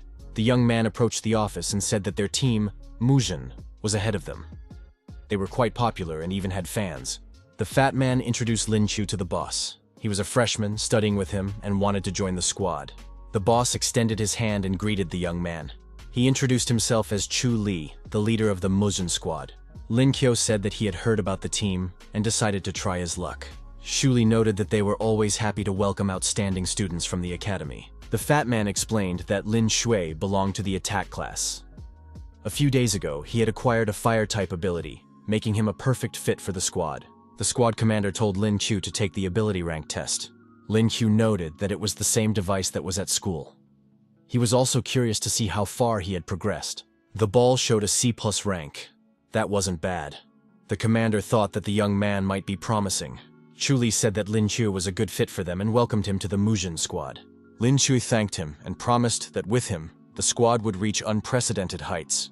He did not expect it to be so easy to join. One of the squad members said that these were bold words. Young people are often impulsive and lack experience. Not everyone can become a mercenary. Lin Qiu thought that perhaps they already knew each other. Where could he have seen this man before? Chu Li said that Lin Qiu was now with them and suggested that everyone introduce themselves. The girl said her name was Keike. She was a healer, and she was happy to meet everyone. The young man introduced himself as Yu Zhu, responsible for long-range attacks. Chu Li added that the young man's name was Mo Shu. He was the deputy commander and Mo Qingcheng's older brother. Lin Yue realized that he was in for a rough time. Mo Qingcheng's older brother would surely remember what had happened before. Mo Shu asked, "Didn't you expect this?" Lin Qiu replied that he was ready to take responsibility for what had happened, and asked his brother-in-law not to be angry. Mo Shu became angry. "Who did this guy call his brother-in-law? Only I am worthy of being with my sister." Then Mo Shu realized he had said too much and added that he only meant to protect his sister. Lin Yue thought that Mo Shu was a pervert with a little sister complex. Mo Shu added that if Lin Qiu wanted to join the squad, he would have to defeat him. Lin Qiu was surprised. Do I really have to fight? The fat man warned that Mo Shu was B-ranked and should not be underestimated. The system offered a choice. Apologize, respond with violence, persuade others, or refuse loudly. Lin Qiu chose dexterity. Mo Shu still looked aggressive and asked if Lin Qiu was afraid of him. Our hero chose the first option to earn agility points. Lin Qiu approached and apologized to Mo Shu, adding that he would never dare to approach his sister again. Mo Shu thought that the young man was frozen with fear. Lin Qiu asked if the deputy commander would forgive him. Mo Shu said he would show mercy and forgive him. The system reported that the task had been completed and the reward credited. Lin Qiu thanked him and suddenly punched Mo Shu in the jaw. Mo Shu flew backwards. Lin Qiu noted that his agility had greatly increased, which was not surprising. After all, it was a reward from the system. Mo Shu, kneeling on the ground, cursed, "How dare this scoundrel hit him from behind?" He thought the blow was on a completely different level. "Is this guy really S-rank?" Yu Zhou asked if everything was okay. Lin Qiu said that he had won, so he would be on the team. As Mo Shu had promised, a man must be responsible for his words. The squad leader told everyone to calm down. There were still tasks to be done, so personal grudges would have to wait. Mo Shu asked the commander if the decision would really be his. The protagonist had already told those present how he had just defeated Mo Shu. The girls might become his fans. Hong Ye said that after returning home she would teach her husband a lesson. Mo Shu thought that he had been too relaxed and that was why he had missed Lin Qiu's blow. It wouldn't happen again. Kike said that this guy was very cute. The fat guy noted that Lin Qiu was not perfect, but they would get used to him. The squad leader said it was time to move out, as their mission was waiting for them. Lin Qiu started to make faces, and Mo Shu told the guy to stay away from him. He decided that he had underestimated the young man before, and that he needed to be more careful next time. Not long ago, a group of 7 young people decided to explore an abandoned mansion in the western suburbs. It seemed like a dilapidated, dark, and scary place, but who would have thought that they would stay there forever? The squad leader Chu Li laughed and added that this was exactly what was written in the missing persons search assignment. Lin Qiu thought that everyone understood that it was just a cheap internet bank. According to the Supernatural Forces Department, several E-rank man-eating ghosts inhabit this estate. It is necessary to either exorcise these ghosts or rescue the missing persons. Shuli told Mo Shu to distribute communication devices to everyone. Lin Qiu thought that he could destroy the E-rank man-eating ghosts with a single blow. Mo Shu handed the protagonist a communication device and expressed his hope that he would not survive. Lin Qiu decided that this guy was vindictive. The squad commander warned that they were starting the operation and reminded everyone to stay in touch. Lin Yue was supposed to check out the hallway. The young man was surprised. Why was it so cold here? Our hero felt spiritual pressure as strong as in the demonic realm, but it wasn't as cold there. The young man was sure that there were many ghosts nearby. Hong Ye, as always, appeared unexpectedly and said that Lin Qiu had made great progress. The girl added that the young man's senses did not deceive him. The information was incorrect. There were no weak E-rank spirits here at all. There were even A-rank spirits present. Hong Ye suggested that the local ghosts were good at disguising themselves if they had not been noticed before. Caution was necessary. Lin Yue heard the sound of falling drops and was surprised. Where could the rain have come from? Something was wrong here. Suddenly, strange creatures appeared behind our hero. The young man felt as if someone was following him. 2 girls appeared next to the young man and asked if the handsome guy was busy. Was he bored? Hong Ye told her husband to step aside and leave these girls to her. Lin Qiu told Hong Ye not to rush and let him enjoy this pleasant torture. The system offered the user a choice. Choose the girl on the left, choose the girl on the right, or choose neither and take everything. The reward for the third option was the best. The young man hoped that Hong Ye would understand and forgive him. Lin Qiu announced that the lights could be turned off, as they were no longer needed.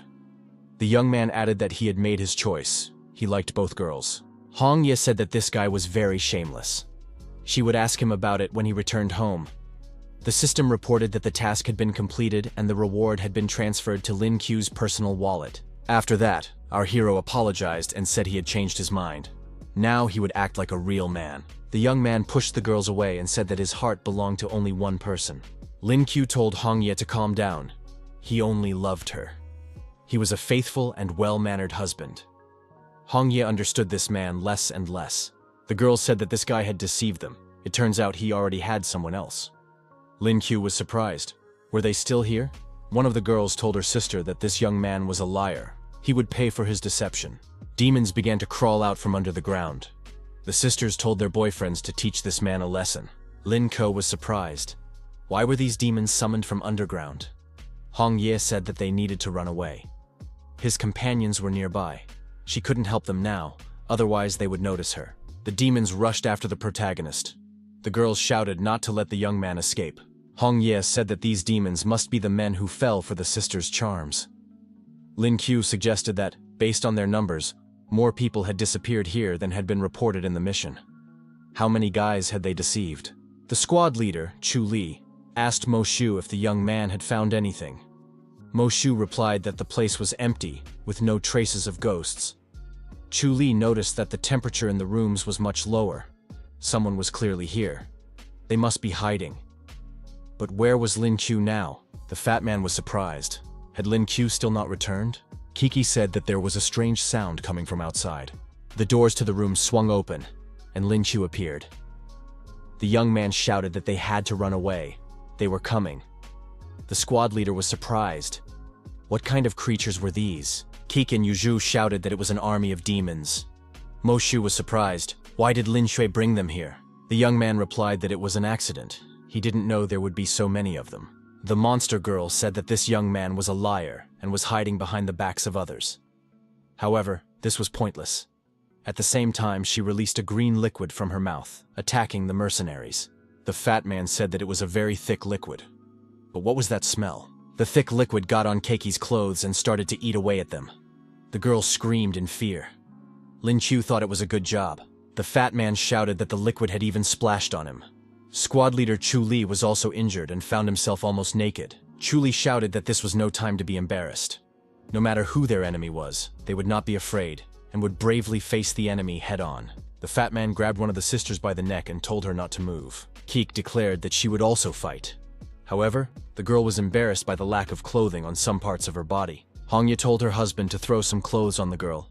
Lin Qiu said he would wait a little while. Hongye declared that she would bring her husband to his senses in an instant and put her hand on his shoulder. Lin Qiu wondered why he couldn't move. Lin Qiu threw a cloak over KK's shoulders and told her to be careful. The young man understood that Hongye was now controlling his body. Keik didn't think Lin Qiu would turn out to be such a gentleman. The girl didn't understand why her heart was beating so fast. Half an hour later, the two demons were detained and captured. The fat man noticed that, although they were of low rank, they could summon and control minions, so it took a lot of effort.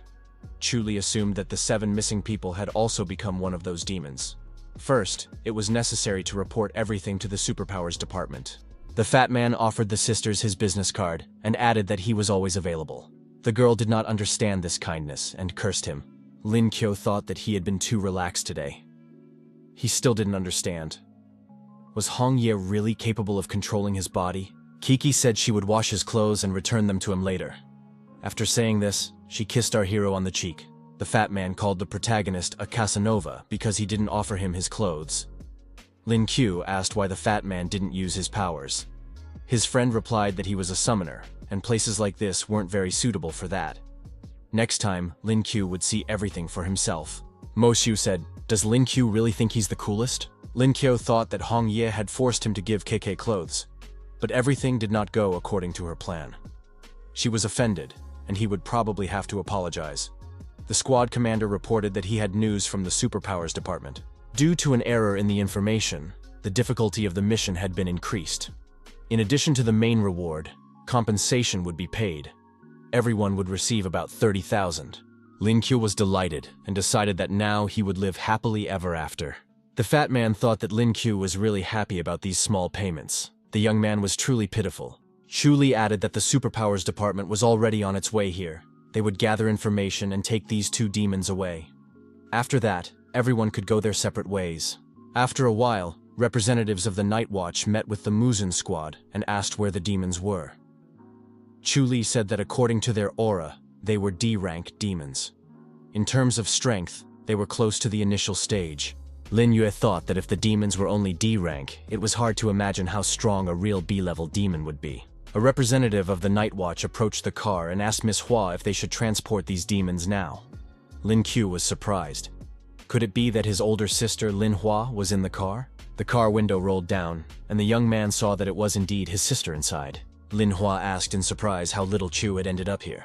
At the estate in the suburbs, the squad commander asked in surprise why Fatso hadn't told him earlier that Lin Qiu's older sister was from the Night Watch. Fatso said that he had only just found out himself. Lin Hua asked if her brother had joined the mercenaries. Lin Qiu replied that it was all for Lin Si. He had decided to get a part-time job. Lin Qiu told his sister that he had recently learned about his father's military achievements and decided to become like him. Could she tell him how to join the Night Watch, because he needed to become even stronger? Lin Hua replied that her brother's abilities were not yet sufficient. Even if he enrolled in the Kanglin Academy, it was only the beginning of the journey. Many trials still awaited him. Lin Ko replied that he understood everything.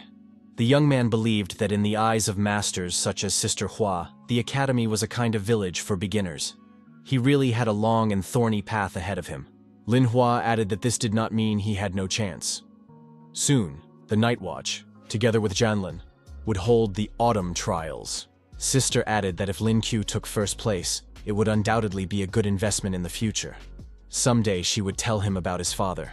The girl threw something at the young man and said it was a gift from her sister. She also wished him luck. Hua thought that her brother Chu had changed a lot. The fat man said that they were finally done and could leave. His friend told the protagonist that this guy was really good because he came from a family of heroes. Lin Qiu replied that it wasn't his doing. He still had a long way to go. Lin Qiu returned home and told his younger sister that he had met Hua today, and that she had given him a gift. Zaire said that it wasn't fair. Why didn't she get anything? Lin Qiu told Sire not to be angry. Next time, her brother would definitely bring her something. Lin Qiu opened the box. He wanted to see what was inside. Inside the box was a spiritual jasper. Who would have thought that his sister would give him such an expensive gift? Lin Si told her brother to try to absorb it quickly. The system reported that a spiritual jasper of rank A had been detected. Lin Qiu thought that he shouldn't delay and should try to absorb it right away. His sister was surprised. Could Lin Qiu really absorb energy directly? Only great masters could do that. Lin Shi thought that her brother had indeed become stronger. He had even changed a little. Now he seemed like a different person. The yellow ferret thought that everyone in this family was a demon. Our hero did not think that absorption could take so long. However, everything went well. Although our hero did not receive the new attribute of the Qi Yu ability, he did gain a useful ability. Now he can cover his body with energy and turn it into a protective layer. This is absolute protection. With his S-rank body and new ability, he can single-handedly take on a warrior with a rank higher than C. Lin Xi congratulated her brother on his achievement. Lin Qiu said that it was all thanks to his sister's help. He would do his best not to let her down. The protagonist understood that he needed to take care of Sheer. He couldn't let anything happen to the girl. Hong Ye thought that seeing how rapidly her husband was developing, she simply couldn't be angry with him. The next day in class, Mentor Tang Lin said that they were done with theory for the day. Lin Qiu told the instructor that he wanted to take part in the autumn trial. Tang Lin asked if the young man already knew about it. She wrote his name on the list of candidates. Tang Ling said that if the student had time, they could do some emergency training, since he was in a special situation. Lin Qiu said that of course he agreed and was eager to do so. The fat man asked if Lin Qiu already knew about the autumn trial. That meant they would give it their all together. Mo Qingcheng said that these young people were truly shameless. They should get out of here immediately. Lin Qiu thought, is this really Mo Qingcheng? Next to her is the girl who was at the spring. Did they come here to take revenge? The young man said that the girls had made a mistake. His name was Xiang Qian. He pointed to the fat man and said that his name was Lin Yue. The fat man was surprised. The girl said that she remembered the young man's face, that she would not be fooled, and that she would now destroy him. Lin Qiu activated his absolute defense and repelled the attack. The girl was surprised. Could he really defend himself? After all, she had put in 90% of her strength. But why wasn't there a scratch on him? Lin Qiu told his sister not to stop. How wonderful that she had come to give him a massage. The girl replied that it was too much. Mo Qingcheng wondered why Su Tang had interfered in their conversation. Lin Qiu also didn't understand why she had done so. Lin Qiu thought that there might be animosity between these girls, so they weren't sorting things out right now. Mo Qingcheng thought that Tian Yu was very impulsive. They had come here for Lin Qiu. Why did she start fighting with Su Tang first? The fat guy explained that these girls were sworn enemies and had been rivals since their first year. They simply couldn't stand each other. Su Tang hates it when someone barges into her class and causes trouble, which is why she intervened in the conversation. Lin Qiu decided to tease them and said that Su Tang was awesome. He loved watching girls fight. Suddenly, a stranger in a black cloak appeared between the girls. He asked if the girls were having fun. Would they let him join them? Lin Qiu was surprised. Who was this? Hong Ye told the handsome stranger to be careful, as he had a demonic aura about him. Tian Yu asked who he was. The stranger replied that he was the ghost in the darkness. Destruction was his only goal. Mo Qingcheng asked who he was. Was he from the underworld? Lin Qiu wondered what that meant. The fat man explained that it was the most powerful demonic organization. They needed to find Tang Ling quickly. The stranger approached Mo Qingcheng and said that she was right. He was a member of the underworld abyss. She was quite knowledgeable about it. It was not surprising, since she was from the Mo family. The stranger moved with great speed and Mo Qingcheng found herself trapped by his demonic powers. The villain said that today, this girl would be his target. The power of the Mo bloodline was too attractive.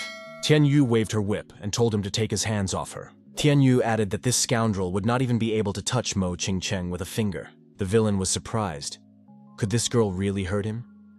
She was not bad and could follow him. From now on, she would be his servant. Lin Yue interrupted the conversation and said he had a question. What does Underworld Abyss mean? Is it edible? The girls looked at the protagonist with surprise and pity. How could he ask such questions? The stranger called our hero ignorant.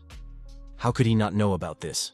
The Underworld Abyss is a powerful demonic organization. Some of its members are fallen human beings. Most of them are people who are willing to help demons in order to gain power. They have no predisposition to awakening. They sell their souls for the opportunity to take revenge on this world. Su Tang added that the Underworld Abyss is a gathering place for trash, a rabble incapable of anything from birth. Lin Kyo said that now he understood everything. That's why this guy, surely he stinks badly. The stranger praised the young man. After all, this guy managed to get him angry. Now he definitely won't be able to escape. The representative of the Underworld Abyss assumed a strange posture and created a formation.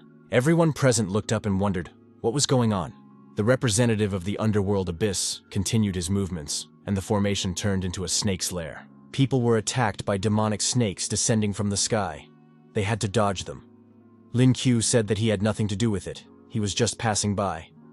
Su Tang believed that he was to blame. There was no need to insult this stranger. The villain said that his snakes were everywhere. People could continue to dance, dodging them until they fell from exhaustion.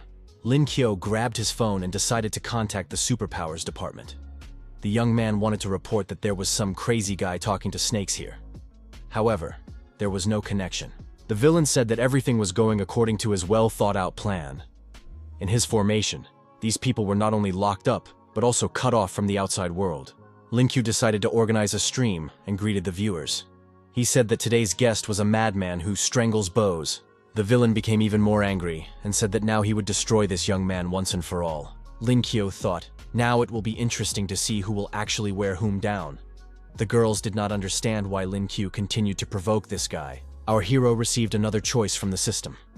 He could abandon everyone and avoid the battle alone, betray the academy and join the forces of the Underworld Abyss, or lend a helping hand and fight a member of the Underworld Abyss.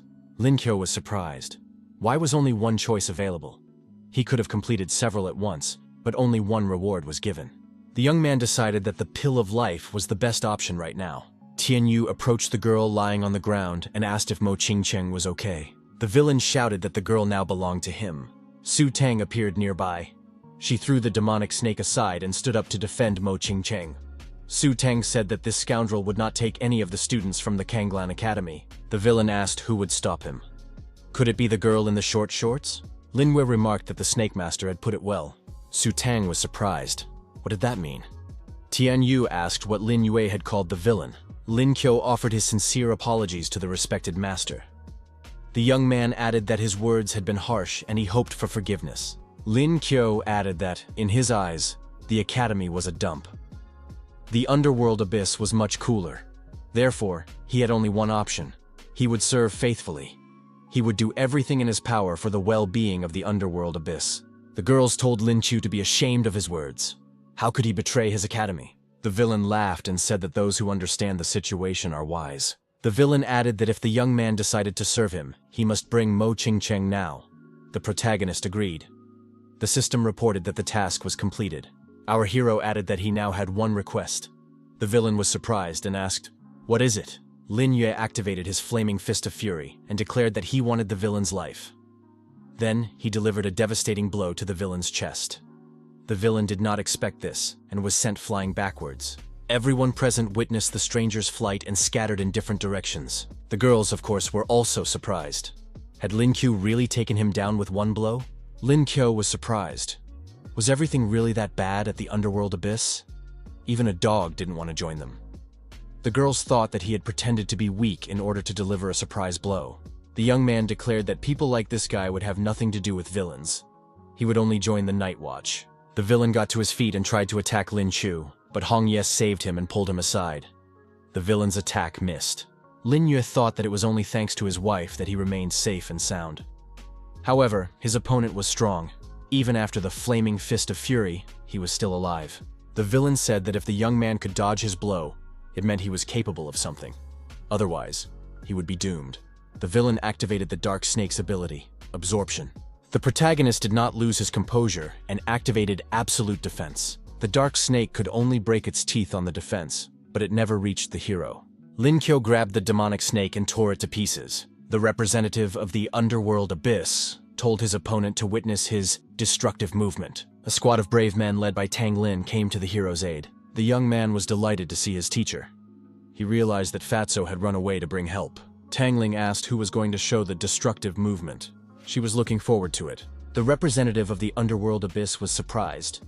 His formation was impossible to destroy. How did they manage it? Tan Lin was surprised. Was it really a formation? Don't make her laugh. The criminal said that it didn't matter how they got here. No one could resist his destructive movement.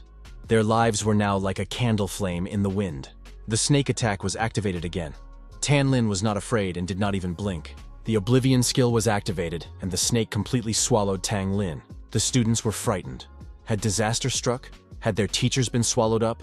The villain laughed. It turns out that righteous warriors are just a bunch of trash.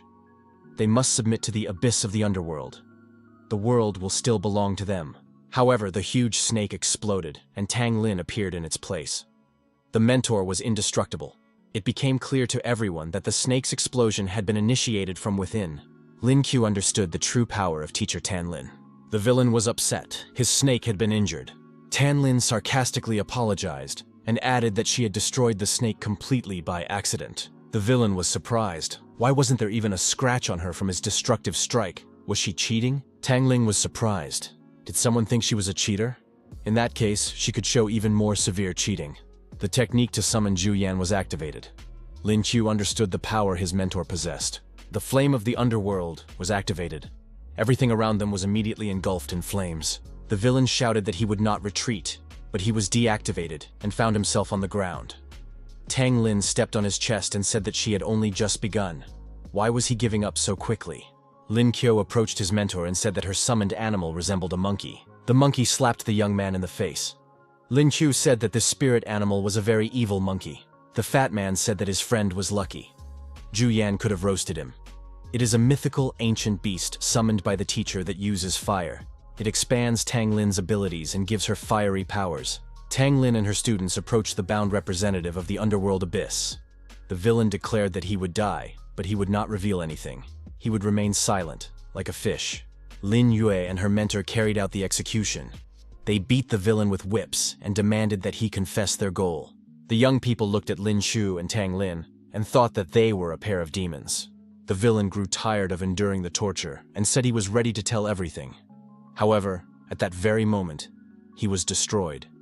Someone's hand pierced his body through and through. Everyone present was frightened. The woman who carried out the sentence declared that he was dead. Everyone realized that she was a real demon. How did she end up here? Lin Qiu was surprised. Who was she? She exuded a powerful demonic aura. Tang Ling thought that she was the #1 demon of the underworld. Could it be Shiji? Where did this devil come from? Huaji told them not to worry. She had come only to destroy one person. At the same time, she grabbed Lin Qiu by the shoulders. The young man was frightened and cried out. Onaji turned around and dragged Lin Qiu with her. He said he wasn't tasty, and that it would be better to take Mo Ching Cheng instead. Tang Ling rushed forward and demanded that the woman return Lin Qiu. Lin Qiu, disappearing into the spatial portal, asked why he was always the one to suffer. Mentor Tang Lin called on everyone to go after them, because the woman was running away with Lin Qiu. Shiji and Lin Qiu found themselves somewhere outside the city, at the foot of a mountain. Lin Qiu shouted loudly for help. The woman replied that he could shout as much as he wanted. No one would hear him here anyway. Lin Qiu asked why she had brought him to this mountain. The protagonist declared that he would now let her taste his flaming fist. However, the young man could not do anything. He did not understand what was happening at all. Ongji told him not to resist. She had already sealed his soul in spiritual world. Lin Qiu asked in fear what she was going to do with him. He said he was not going to sell his body. Wasn't Mo Ching Cheng the target of the underworld abyss? Oniji replied that initially, that was the case, but she had been secretly observing what was happening. The young man, with his Qi Yu ability, turned out to be a more valuable test subject than the girl. Lin Qiu was surprised at how she knew about Qi Yu. Hongya said that it was this girl who was able to seal the spiritual world. She couldn't do anything now, but she hoped that her husband was okay.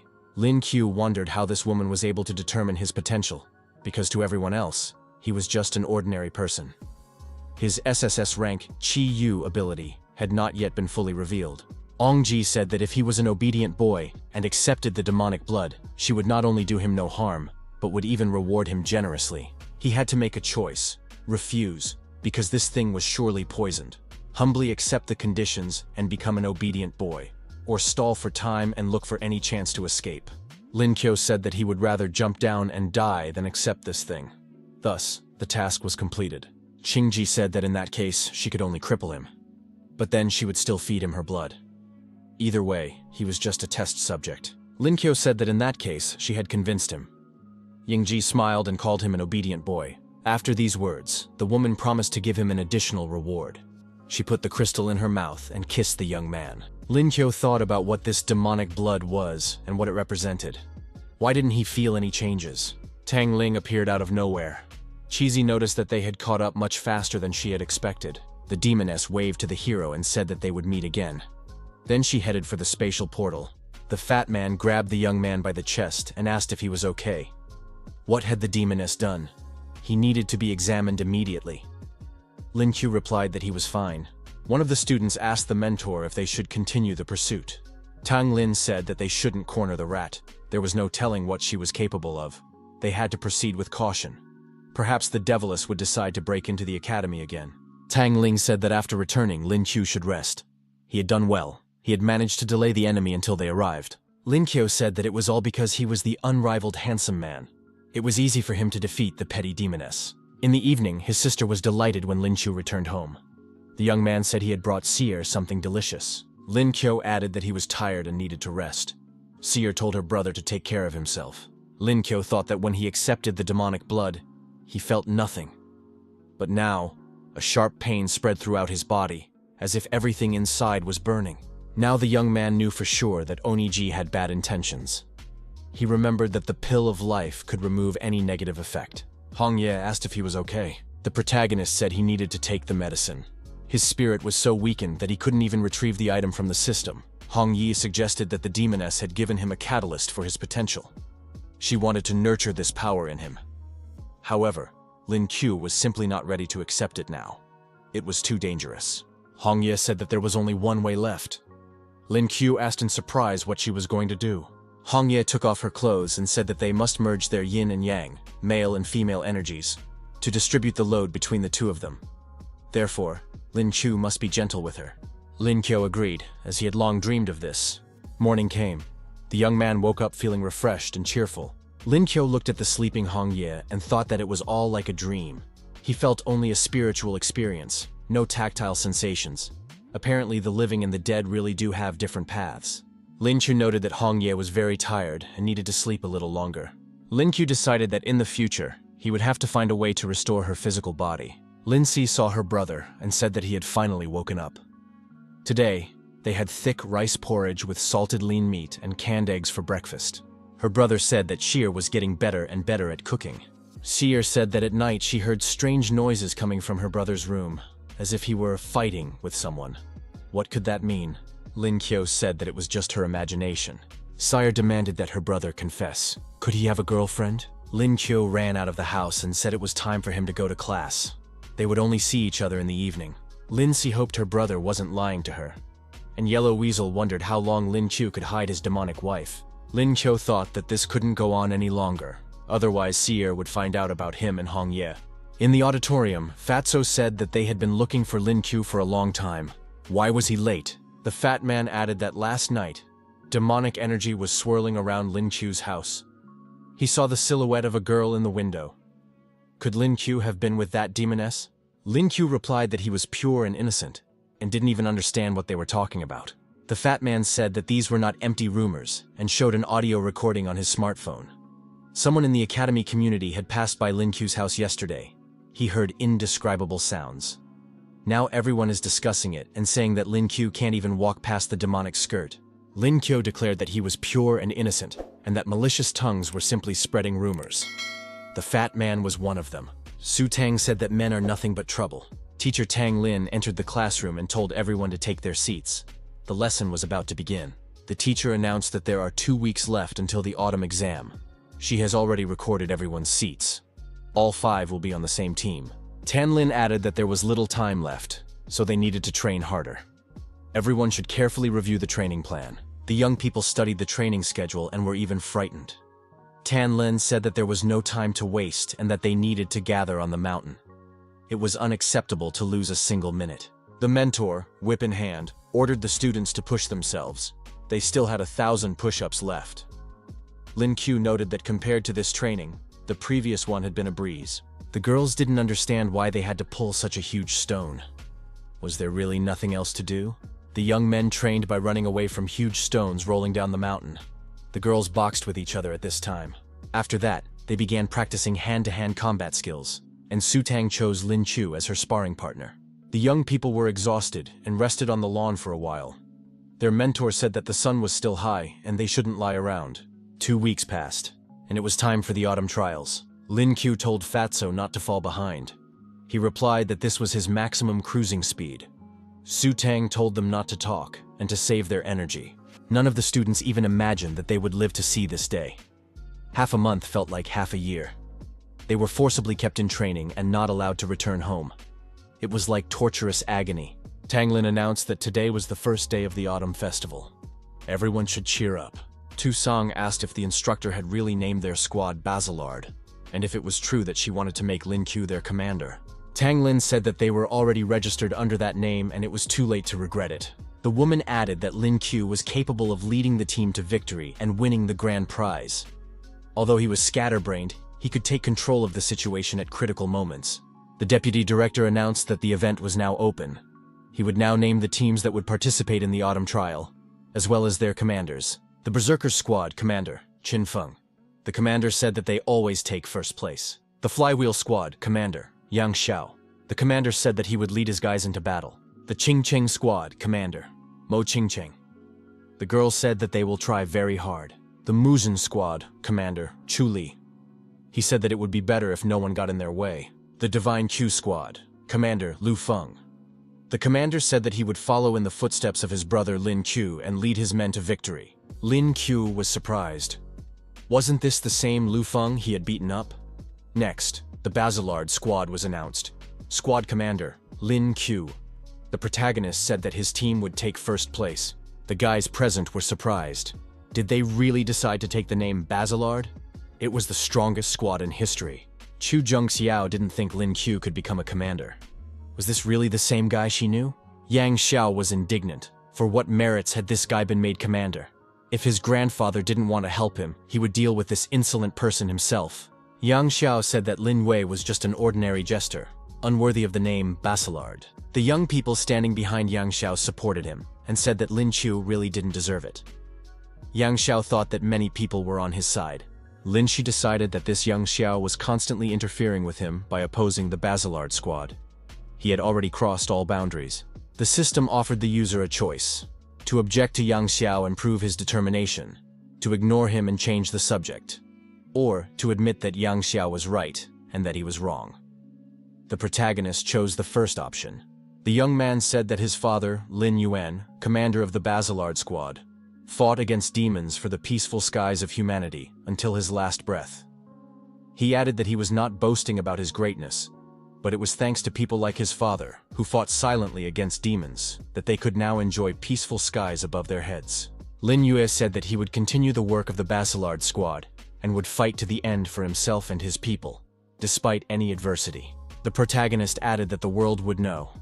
Lin Q was not one to imagine himself a hero, basking in the glory of others. Lin Qiu did not expect his speech to be so inspiring. Now everyone realized how wonderful he was. Lu Feng said that this was no surprise. Lin Qiu had said everything perfectly. Lin Qiu ordered this squad to stay away from him. He was not interested in boys. Lu Feng asked who dared to slander the divine Lin Qiu. Only he was worthy of the honor of being the leader of the Basilard Squad. Tian Yu said that Lin Qiu constantly behaves foolishly, but at the same time he is honest, open, and noble. Mo Qingcheng agreed. Lin Qiu is indeed a good person. Yang Xiao was discouraged. Could so many people really support this guy? The girls from the cheerleading squad shouted at the top of their lungs that they were in love with Lin Qiu. Chu Jungxiao decided she was wrong. This guy used to be completely useless.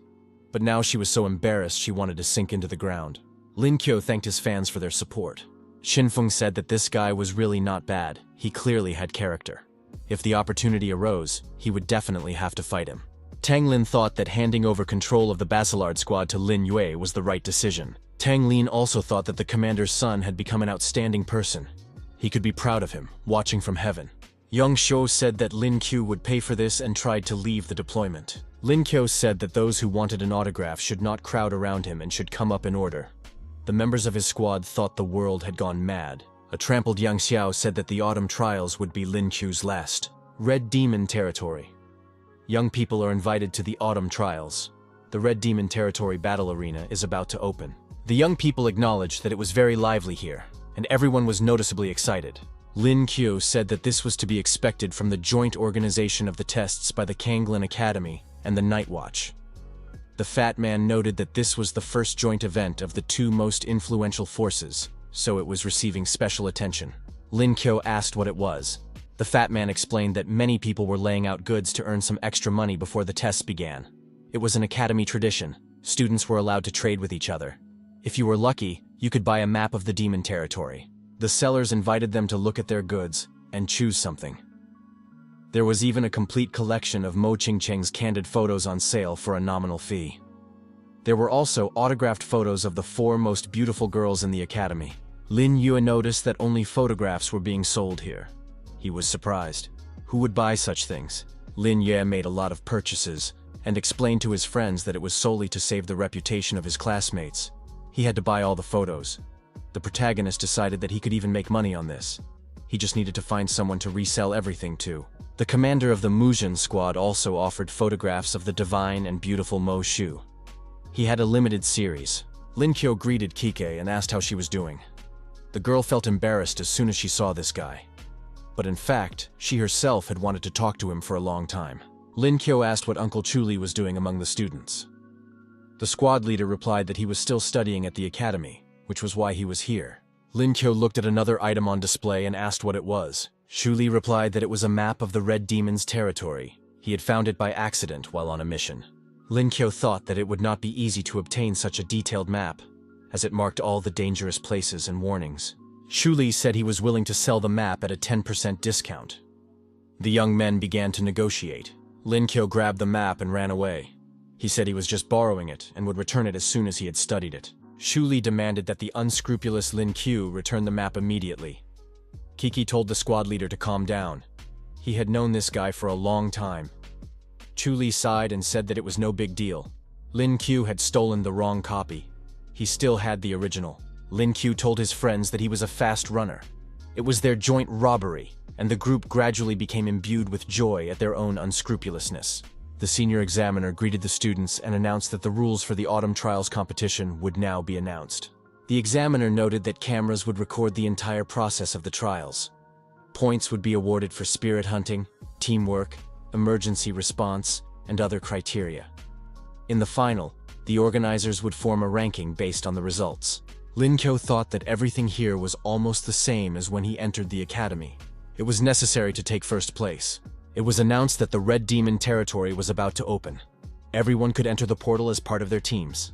Lin Kyo thought that there were many portals, and most likely they led to different places.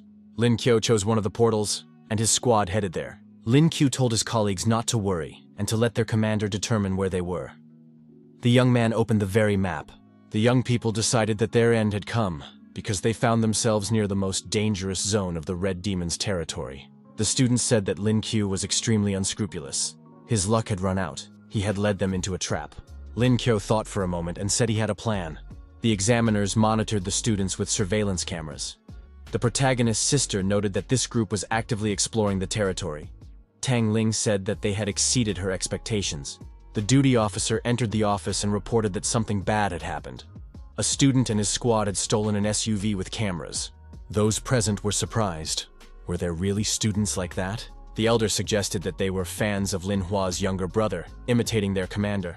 After all, everyone considered him the demon king of the academy. Tang Ling suggested that it was probably Lin Kyo himself. Our hero's squad did indeed seize the SUV. The young man said that they were going on a tour of the demon territory. The girls noticed that Lin Kyo didn't care about his reputation at all. Lin Hua lowered her head and said that she no longer had a younger brother. The deputy director said that Lin Kyo turned out to be a very interesting guy. Su Tang looked out the window and asked in surprise, "Haven't we strayed from the route? Where are we going?" Lin Kyo asked where Ho Feng was going, and if he even knew the way. According to the map, they should have already reached the center of the Red Demon territory. Hu Feng was surprised. Where did Lin Kyo get such confidence? The young people stopped the SUV. A settlement appeared in front of them. Lin Qiu never imagined that there would be a village here. Could spirits really live here? Hong Ye said that such dwellings are found in demonic regions, so caution must be exercised. The young people saw a terrible sight. In front of them, on the ground, lay people who had been kidnapped by demons. They were bound hand and foot. Lin Qiu instructed that these individuals be untied, and he decided to survey the surroundings. Su Teng noted that the squad leader had suddenly become very responsible. The protagonist moved through the deserted village and shouted for the demons to come out quickly. This is robbery. Hong Ye thought it would be sad if Lin Qiu didn't become the demon king. Lin Qiu saw a sign and was surprised. Did they really have shops? It must have all been stolen from humans. Hong Ye told her husband not to do anything reckless. They might encounter a very dangerous enemy. Lin Qiu said that since Hong Ye was with him, there was nothing to fear. He asked his beloved to envelop him with her aura. Hong Ye was surprised. Did he want to pretend to be a demon? Lin Qiu put on sunglasses, kicked open the door, and announced that everyone should stay where they were. This was a robbery. He was only interested in valuable items. The salesman was surprised. What was going on here? Where did the demon king with such a powerful aura come from? Lin Qiu said he had no money, but there was something in this store he wanted to take. The demon salesman replied that His Majesty could take whatever he wanted.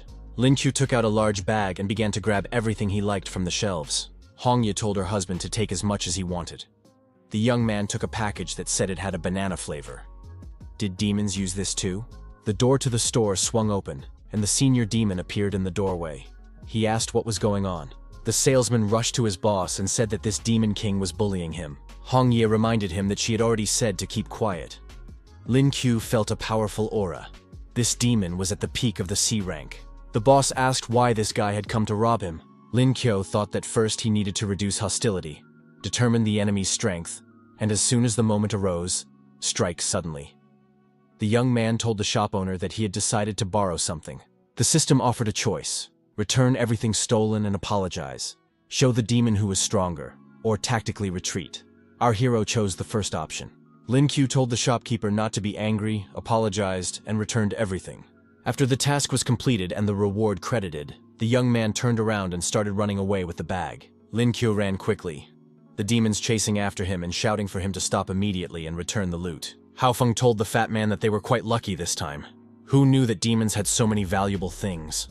The students saw Lin Qiu run past them with a bag of loot on his back. They said he was unscrupulous because he was supposed to be on reconnaissance. Why did he always cause trouble? Lin Qiu asked why the two had left the squad and gone looting.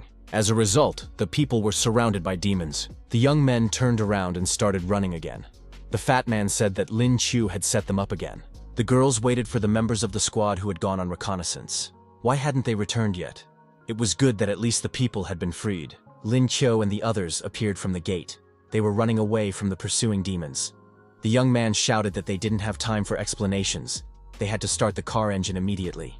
In the observation room, the academy's leadership was closely monitoring this squad. The old man said that demons used to rob people, but now it was the other way around.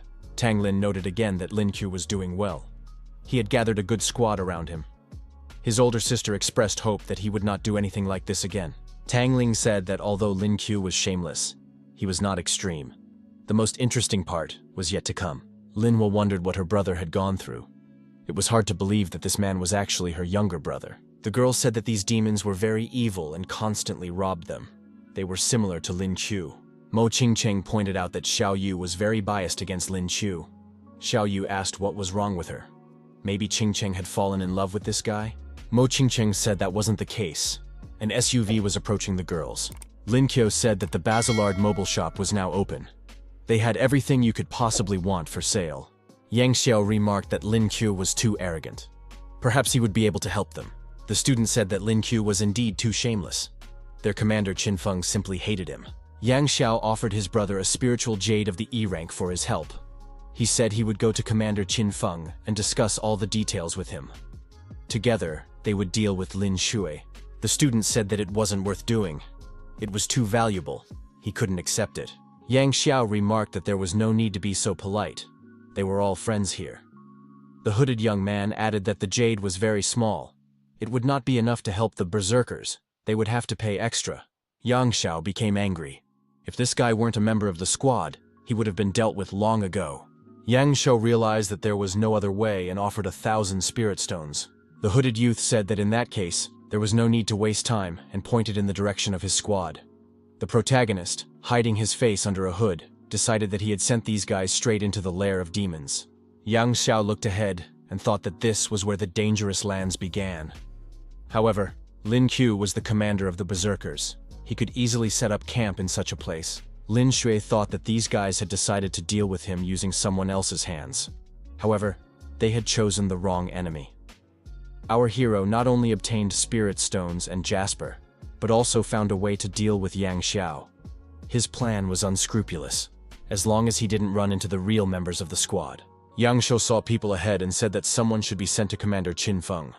Lin Yue wondered what they were doing here. Yang Xiao approached Commander Qin Feng and said that it was just a coincidence. He was looking for them. Qin Feng asked who he was. The young man said he was Yang Xiao, and that the elder of the academy, Yang Guang, was his grandfather. Lin Ke took off his hood and declared that there was no point in continuing to play games. He was the well-known Lin Ke, also known as the Angel of Righteousness. Yang Xiao cursed loudly and asked how this scoundrel dared to deceive him. He must immediately return the spirit stones and jade. Yang Xiao called on his companions to punish this scoundrel and take back what did not belong to him. Lin Qiu decided that he could easily defeat these 5 weaklings. Qin Feng stood up for the protagonist. Had these people decided to gang up on one person? Did they know what honor was? Yang Xiao was frightened. What was Qin Feng up to? Was he really going to defend Lin Qiu? Lin Qiu thought that the bald man had decided to steal his moment of glory. The system again offered the protagonist 3 options: to stand with Qin Feng against Yang Xiao, to sincerely apologize to Yang Xiao, or to waste no time and run away. Qin Feng said that he adhered to the path of justice. He had no desire to have anything to do with dishonorable people, so he would defend Lin Yue. Lin Yue chose the 3rd option and ran away. He said that he would leave Commander Qin Feng to Yang Xiao and that he had complete faith in him. Qin Feng couldn't even imagine that Lin Qiu trusted him so much. There was no need to worry. He would handle it. Peeking out from behind the bushes, the protagonist wondered how the fat man and the others were getting on with their business. Hong Ye told her husband that there was a powerful demon nearby. Lin Qiu thought that all was lost. Lin Qiu looked back and saw students running past. They were shouting that they were being pursued by an entire army. A fleeing student said that someone had opened a cave with demons and brought them here. They had to get out of there immediately. Lin Qiu decided that he had to find the fat man and the others as quickly as possible. Lin Qiu ran to the SUV. The fat man asked where he had been. Lin Qiu asked what had happened to the car. The fat man replied that the car wasn't working, so they would have to walk. The young man said they didn't have time. The monsters were already close. And that was true. The squad was confused and didn't know what to do. They understood that they had to fight, but they could also run away. Lin Qiu shouted that they would attack together, and everyone immediately rushed into battle. Even Mo Qingcheng was fighting. Everyone had to try their best. The squad showed incredible courage and bravery. They even summoned magical beasts. Lin Qiu asked why the fat man still hadn't used his unique abilities. The fat man said he would demonstrate them now. The fat man's summoned beast was a dragon, but for some reason, it was very fat. The fat man told the dragon to burn everything here. When they returned, he would feed the dragon a chicken. The dragon flew up with difficulty and began to burn everything around it, destroying demons and monsters in the process. Qin Feng continued to fight bravely, skillfully using his spear. Qin Feng said that he had heard about the demon attack, so he came to help. It was his duty. Lin Qiu thought that this guy wanted to be in the spotlight with him. Yang Xiao thought that if it weren't for the ratings, he wouldn't be here at all. Lin Yue said that the battle was not over yet, so they couldn't relax. Yang Xiao summoned his magical beast. The young man added that he wanted to help, but apparently accidentally injured Lin Qiu. Lin Shui scattered white powder and said it was his gratitude. Yang Xiao could try the lime. Yang Xiao got angry and wanted to hit Lin Qiu. However, our hero dodged. In response, the protagonist struck his opponent and said that now it was his turn. Yang Xiao saw a grenade in front of him and was very frightened. Lin Qiu, running away, thought that he had managed to stock up on useful things from the storage room, and now it was time to use them. There was an explosion behind him. The students standing on the side of the forest road were surprised. What was that sound? Su Tang said that it was his grenades again. Lin Qiu declared that he did not harm good people. A huge demon appeared before the young people and said that he had met some pathetic little people. But why had no one dealt with them yet? The demon said that those who couldn't defeat these people would be eaten. Lin Kyo said that, judging by the aura, they were facing a B-rank demon. Compared to that weakened biker, this one was much stronger. The students thought that this demon was very powerful. It was impossible to deal with him. Under his pressure, it was difficult to even move. Lin Kyo thought that Yaksha's pressure had automatically activated his Chi-Yu ability. Now he could move freely. Should he abandon his comrades and run away? Or should he become a hero and fight the demon? Qin Feng said that the path to becoming a warrior was now in Lin Ku's hands. The young man should run away and leave this demon to him. Lin Ku said that he did not consider himself a hero. He always did what he wanted. In this case, his only desire was to protect people. Lin Kuo declared that he would not run away now. He had other plans. Yaksa was surprised. Could someone really move under his pressure? Then this guy should be swallowed first. As always, the system offered the young man a choice. Run away, fall to his knees and beg for mercy, or fight Yakshi alongside his comrades. Lin Kyo chose the third option and said that he was the demon's enemy. They told Lin Kyo not to be foolish. He would not be able to defeat this monster. He should save himself and run away, as before. Lin Hua, who was at headquarters, said that she had ordered all B-rank demons to be dealt with before the trial. How could this have happened? Had someone let it slip through? The students needed help. Lin Hua said that someone should be sent to watch over them, but not to interfere. Where else could these students gain combat experience if not in trials? We need to see what they are capable of. Tang Ling suggested that Lin Hua believed in her brother. The girl thought that she wanted to give him a chance to prove himself and hoped that he would not let her down. Yaksha said that he was facing a tiny ant. How could he be a worthy opponent? He should stop resisting and just become his food. Hong Ye asked, "Honey, are you okay?" Lin Chu told his wife not to worry. He still had the strength to fight. Hong Ye said she would take on her battle spirit form and defeat this monster. Lin Kyo said that she shouldn't do that. The Academy and the Night Watch were watching them. If she was exposed, there could be trouble. It was better not to show herself for now. Lin Kyo promised that he would be fine, and that he would definitely win. Lin Kyo gathered his strength and rushed into the attack, saying that he would destroy this demon now. The depths of the dungeon, the territory of the Red Demon. Young people stand at the huge gates. The young man is interested in what is happening above that is causing the earth to shake here. His colleague said that he doesn't care about the autumn trial and needs to focus on his task. The student declares that they have nothing to fear from the blood demon. They haven't even assigned a guard change. His colleague notes that they should be more focused. He just wants to finish this quickly and go home. A demoness appeared from the spatial portal and destroyed these two people. The demoness said that the Academy had assigned 2 scumbags to guard her. Why did they underestimate her so much? Uyi thought that while Yaksha was rampaging on the surface, the Academy's attention would be focused on him. There was no time to waste. She had to break the unbreakable seal with a demonic stone, and the job would be done. Yiji struck the stone several times, trying to destroy the demonic seal. However, the aura was powerful. Yiji destroyed the seal and saw the demon bound in chains. She said she had come to free him. It was the blood demon, one of the 8 great rulers. He said that people thought they could keep him here forever. Today, he would see the sun and the sky again. Yiji thought that this demon was incredibly strong, breathtakingly so. The smell of fresh blood was unmistakable. Yiji said that these 2 were B rank and asked if the demon could devour them. The demon replied that they were not bad food. Yiji thought that although they were of the same species, his way of devouring people was too cruel even for her. After a while, the demon said that dessert was over. It was time to enjoy the fresh air and take revenge on humans. Lin Kyo felt unwell and had no strength left. Qin Feng thought that Lin Kuei was fighting to the last, but there was no way to help him. Hong Ye was very worried about her husband.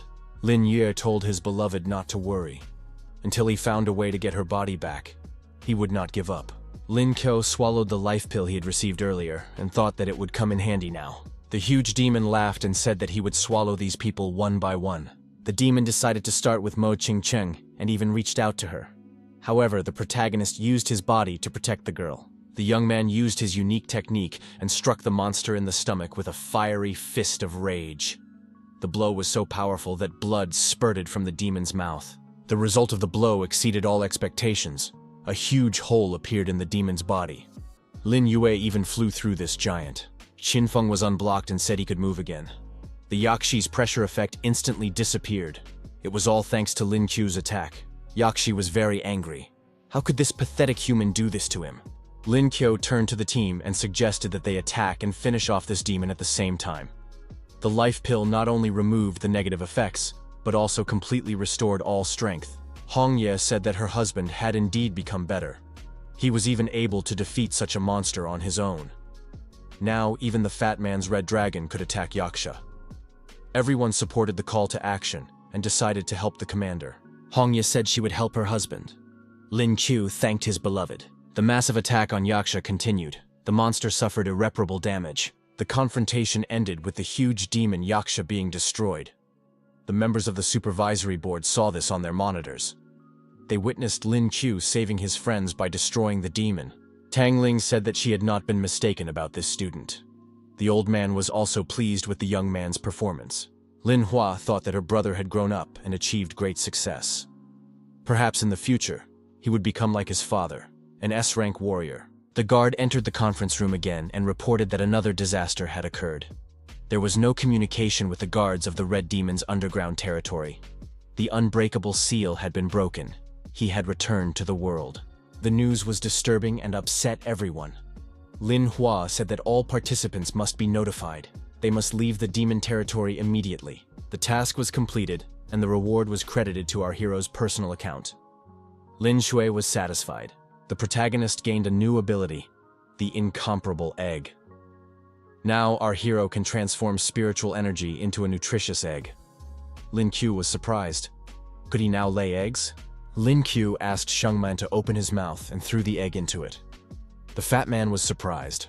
However, the egg turned out to be delicious, and the fat man was satisfied. He said that the egg melted right in his mouth. The fat man felt as if the egg angels themselves were feeding him. It was amazing. Another student said he wanted to try it too. Lin Qiu thought it reminded him of something. Another person was satisfied after trying these eggs. Shang Chen said that these eggs tasted very good and asked for more. Mo Qingcheng asked what the young people were eating. Tang Su said that even if she were hungry, she still wouldn't eat these eggs. Lin Qiu explained that they were just eggs and suggested that Mo Qingcheng try them too. The young man reassured everyone and said that he had enough eggs for everyone. Everyone who tried the eggs was satisfied. Their bodies were filled with delightful energy. Lin Qiu suggested that the spiritual energy eggs were indeed delicious. In the future, he would have no problems with food thanks to this nutritious product. Lin Qiu offered Su Tang one to try. The girl replied that the young man should keep his eggs for himself. However, her companions said she wanted to try one. Shang Chen said that these eggs were nutritious and quenched thirst. He asked what the squad leader was going to do with the Yakshi's body. After all, it was so huge. Lin Qiu suggested dismantling the body into its components. He only needed the spiritual jasper. The rest was of no value to him, and they could take everything else. Mo Qingcheng said that was fair.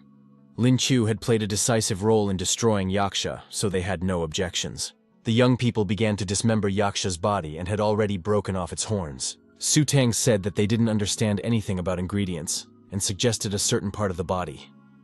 She said it was useful for something. Lin Qiu was surprised. Why was that part of the body so huge, while the jasper was so small? Qin Feng said that the jasper was very shiny and very useful, and Lin Qiu shouldn't waste it. The members of Qin Feng's team didn't understand when their boss became a fan of this guy. Suddenly, urgent information came in from the observation center. The students fell silent and listened. An emergency situation had been declared. They had to leave the test site as quickly as possible through the illuminated portals. Lin Wei was surprised. What had actually happened? In any case, they had to leave this area. The fat guy asked where Yang Xiao had gone. They had to make sure he didn't stab them in the back. The girl said he was a coward, so he ran away immediately. Demons appeared from the portal. Where had these people gone? Why hadn't they met a single one yet? Suddenly, the demons sensed a woman's scent. One of the student groups, which included girls, was nearby. They were upset that it had been decided to end the test. What about the points? They had a team of losers. Even their commander had run away. They would definitely end up at the bottom of the rankings. They would have to go back. A demon appeared before the girls and said that he had found several lost individuals. The girls were frightened when they felt a strong demonic aura in front of them. They asked who they were. Upon closer inspection, the girls turned out to be not very good looking, and the demon said that he had even lost his appetite. They thought that the blood demon loved to drink the blood of human women the most, so there was nowhere for them to go. The blood demon asked if such ugly creatures wanted to become a little more beautiful. Xiao Xue expressed such a desire. Her friends were surprised. The blood demon said that was very good. The villain declared that in that case, he would show them mercy, and waved his demonic hand. At that moment, the girls became more beautiful and changed their appearance. They immediately felt the transformation. At this stage, the girls were satisfied, assuming that now all the handsome young men would be at their feet. They thought that by changing their appearance, the blood demon was gaining control over their hearts. The girls had fallen into his trap. Xiaozhu and the others thanked their little brother, addressing the demon. They said that in accordance with his help, they wanted to repay him and asked what he wanted. The blood demon smiled and said he wanted their blood. After these words, the monster sank his teeth into the neck of one of the victims. The girl immediately lost consciousness. The blood demon said that this was not enough for him. This blood was not enough. He needed much more. Oniji stated that the test subject with the Chi-Yu ability was somewhere nearby. The blood demon said he was ready to feast on the possessor of the demonic deity. Ongji warned the blood demon not to touch him. He was a test subject that the leader had decided to cultivate. The blood demon disagreed and said that he would swallow this man today anyway. Suddenly, the demons were attacked. Tang Ling and Lin Hua said that they had finally found these villains. The blood demon was surprised. Did these representatives of the Academy and the Night Watch really think they could stop him? Tang Ling said that there was no time for talk and attacked the blood demon. The villain flew far back. Lin Hua attacked Oniji, pouring her magical energy into her. Oniji immediately realized that her opponent was very strong. The blood demon said that although he liked cats, he hated female monkeys and tigers. Tang Ling became even more angry. The blood demon said that they were leaving and added that he needed Oniji's portals. The blood demon flew up and said he didn't have time to play with these kitties. He needed to meet with the bearer of Chi-Yu. Tang Ling thought that her opponent even had the ability to fly. No wonder he was the king of A-rank demons. Lin Hua thought she had heard this Chi-Yu somewhere before. Lin Hua activated her energy beast and told her companion that they had to go after him. They had to prevent this demon from attacking the disciples. Tang Ling thought that a massacre was inevitable in the Red Demon's territory. She just hoped it wouldn't affect Lin Qiu.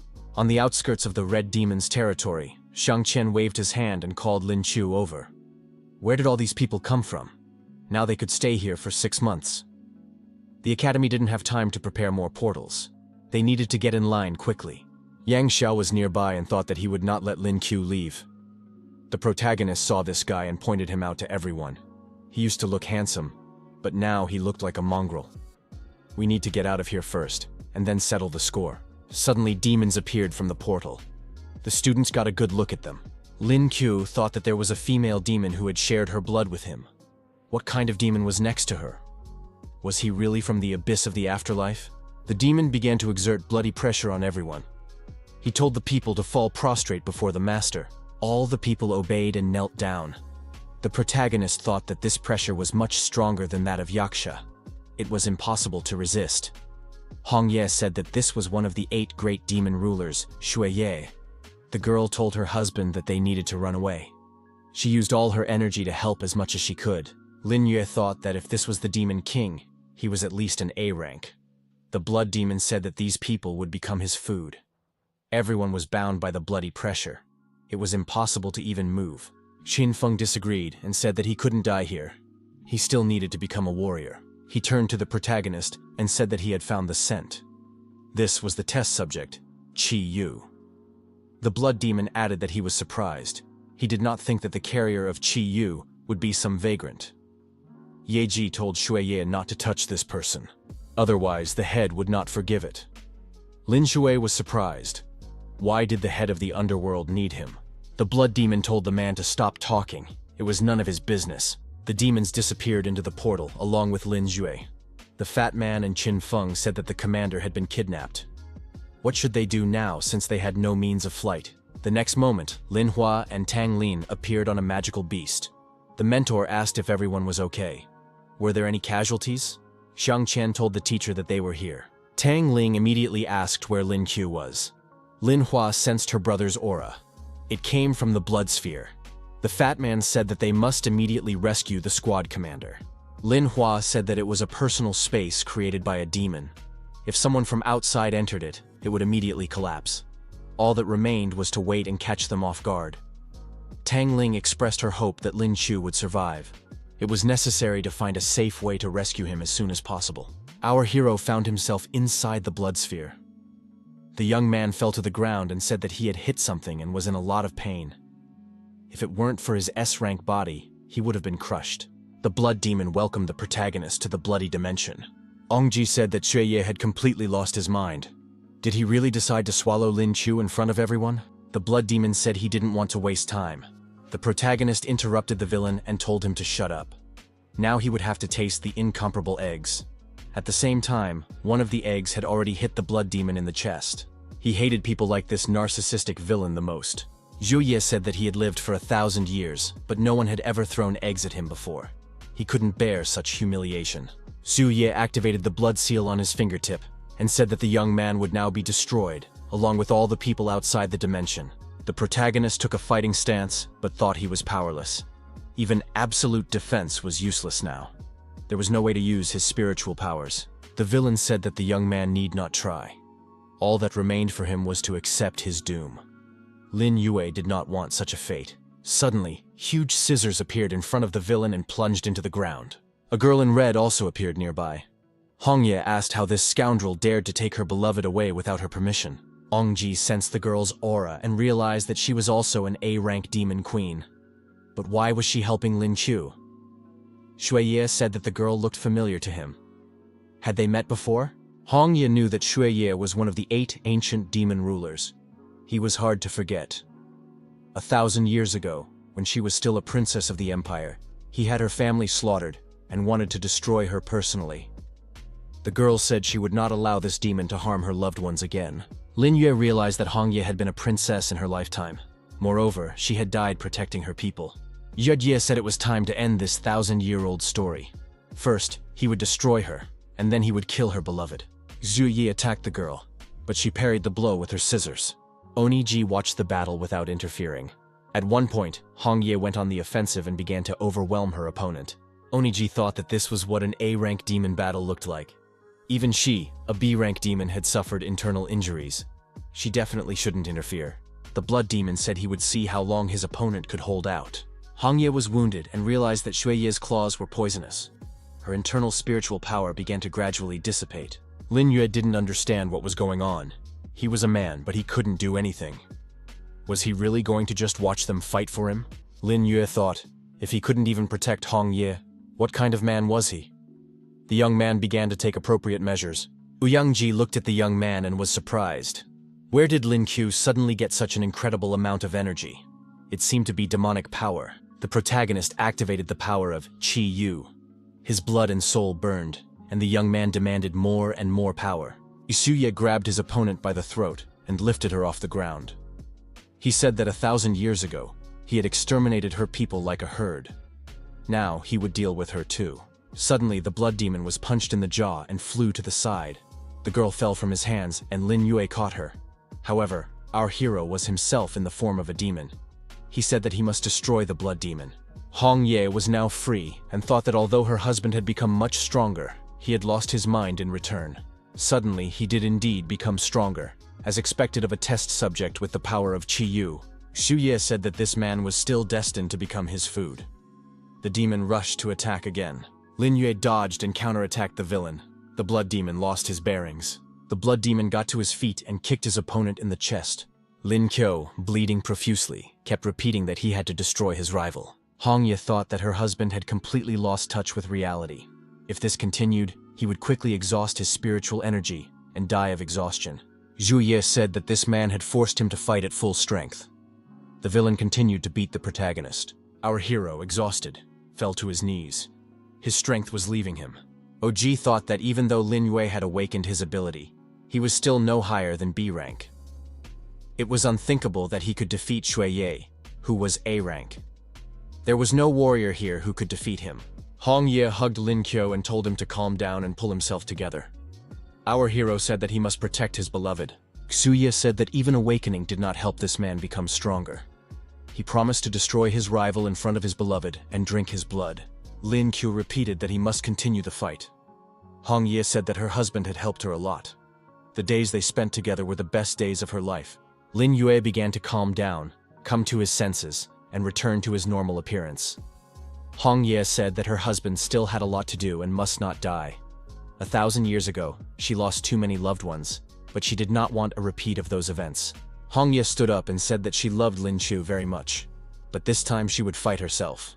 The girl thought that Lin Qiu's attacks had weakened the demon enough, so it would be easier to destroy him. Shuye asked, had she really decided to hide this boy under her skirt? There was no need to worry. They would soon meet in the afterlife. Hongye asked the Almighty to take her spirit and turn it into a destructive blow. OG thought that this demoness had also gone mad. Was she really willing to burn her soul for the sake of her beloved?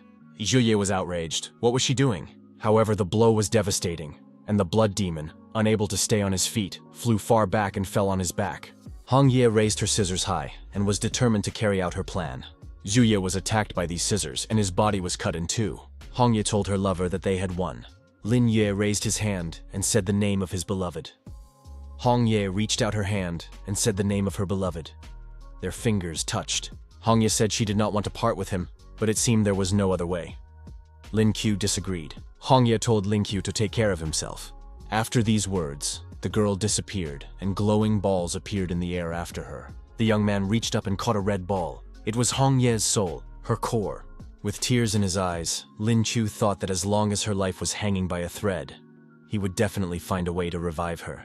Ouyangji looked at the dismembered body of the blood demon and thought that he should take it with him to the abyss of the afterlife. There, he would be helped. Shuye said with his last ounce of strength that she would not make it in time. She would simply become food for him so that he could recover. Zhuye grabbed the demoness by the throat. They Ji screamed and began to suffocate. Using her energy and life force, Shuye was able to restore and heal his body. Qianzi was destroyed. Zhuye said that although he had managed to avoid death, he had no strength left to fight. His wounds were too serious. Lin Yue, burning with rage, shouted that he would destroy this scoundrel right now and rushed to attack. Shuye quickly flew up and said that the man did not have enough strength to catch him. He added that he would let the man live a little longer, but sooner or later, the young man would inevitably end up in his stomach. Lin Yue cursed viciously and declared that he would not let the demon get away so easily. Tang Ling and Lin Hua noticed the bloody demon running away. The teacher said that his space sphere was collapsing and that it was necessary to save the young man. She would pursue the bloody demon. Lin Hua said she understood and went to carry out the task. Lin Qiu understood that the space had been broken from within. Everything around him was collapsing. Lin Qiu decided that they needed to leave as soon as possible. But then he noticed the demoness. She had taken the form of a young girl after Shui Ye had taken her powers. Lin Qiu reached out to Oniji. The young man thought that she must know where Shui Ye had gone and how to get his wife back. First, he needed to save Oniji, and to do that, he had to transport her to his spiritual dimension. Shangqian looked back and said that it was dangerous here, and that they needed to leave quickly. Lin Hua, riding on a spiritual beast, stretched out her arms and prepared to catch her falling brother. The girl caught her brother and asked what had happened to him. Lin Qiu replied that he was just tired. Lin Hua told him to hold on, she would take him back to the academy. In our hero's memories, there were moments of intimacy with Hong Ye. Losing consciousness, the young man said that he would definitely save his wife. 3 days passed. The protagonist, recovering, trained his body. Lin Shi stepped outside and thought that her brother had become a different person after returning from the autumn trial. As soon as his wounds healed, he began to train hard every day. Had something happened? The yellow weasel thought that Lin Qiu's demon wife hadn't appeared for quite some time. Maybe something had happened to her? Lin Shi heard a noise and looked back. In the room was a maid who had dropped a glass, and it had broken. The maid turned out to be a young demoness named Oniji. Oniji bowed and apologized for her carelessness. Lin Shi said that Oniji was useless and had carelessly ruined her brother's breakfast. Sire wondered why her brother had brought her along. The yellow weasel thought that the clumsy Oniji was not even fit to be his servant. When he was a servant, he never made such mistakes. Lin Shi said that if Oniji now lived in their house, she had to do all the work. And if she couldn't even handle that, what was she capable of? The maid promised to improve and prepare breakfast for Mr. Lin Qiu. Lin Shi told Oniji not to forget about them. Oniji got angry. She agreed to help only Lin Qiu in gratitude for his kindness, but not his sister and that yellow weasel. Lin Qiu continued to work in the courtyard of the house. Lin Qiu thought that a lot of time had passed, but his beloved still hadn't woken up. He had tried many things, but nothing helped. Lin Si called her brother and said it was time for breakfast. Lin Qiu thought that maybe this demoness knew how to restore the soul. After breakfast, Lin Si and the yellow ferret were satisfied. The animal said that beef doshirak was simply delicious. Lin Chu told Oni Ji to follow him. The protagonist leaned the demoness against the wall and reminded her that she was a member of the underworld abyss, so she must know how to restore his wife's soul and return her body. She must tell him everything she knows. Oni Ji replied that she would very much like to help. Lin Kyo asked if Oni Ji didn't want to talk because she was still loyal to the underworld abyss. Oni Ji replied that she was simply not entirely sure. Xueye had absorbed most of her power, causing her to regress. Most of her memories were lost. The only thing she remembered was that Xueye's soul was extraordinarily strong. If she could obtain his spiritual jade, she might be able to bring her beloved back. Linja said that this time he would believe her, but she would be in trouble if it was a lie. In any case, he would fight the blood demon. Neither of them would be able to live in peace. Ongji thought that Lin Qiu really loved his wife deeply. Could a human really have such deep feelings for a demon? When they met, Xiang Qian said that Lin Qiu seemed distracted. What had happened to him? The fat man said that Yang Xiao was very upset when he found out that the base lard squad had taken first place. The fat man added that there was a good reward for first place. Tang Lan wanted Lin Qiu to come over to her place. Any ideas on how to spend the weekend? Lin Qiu said he had to find a demon and deal with him. The fat man was surprised.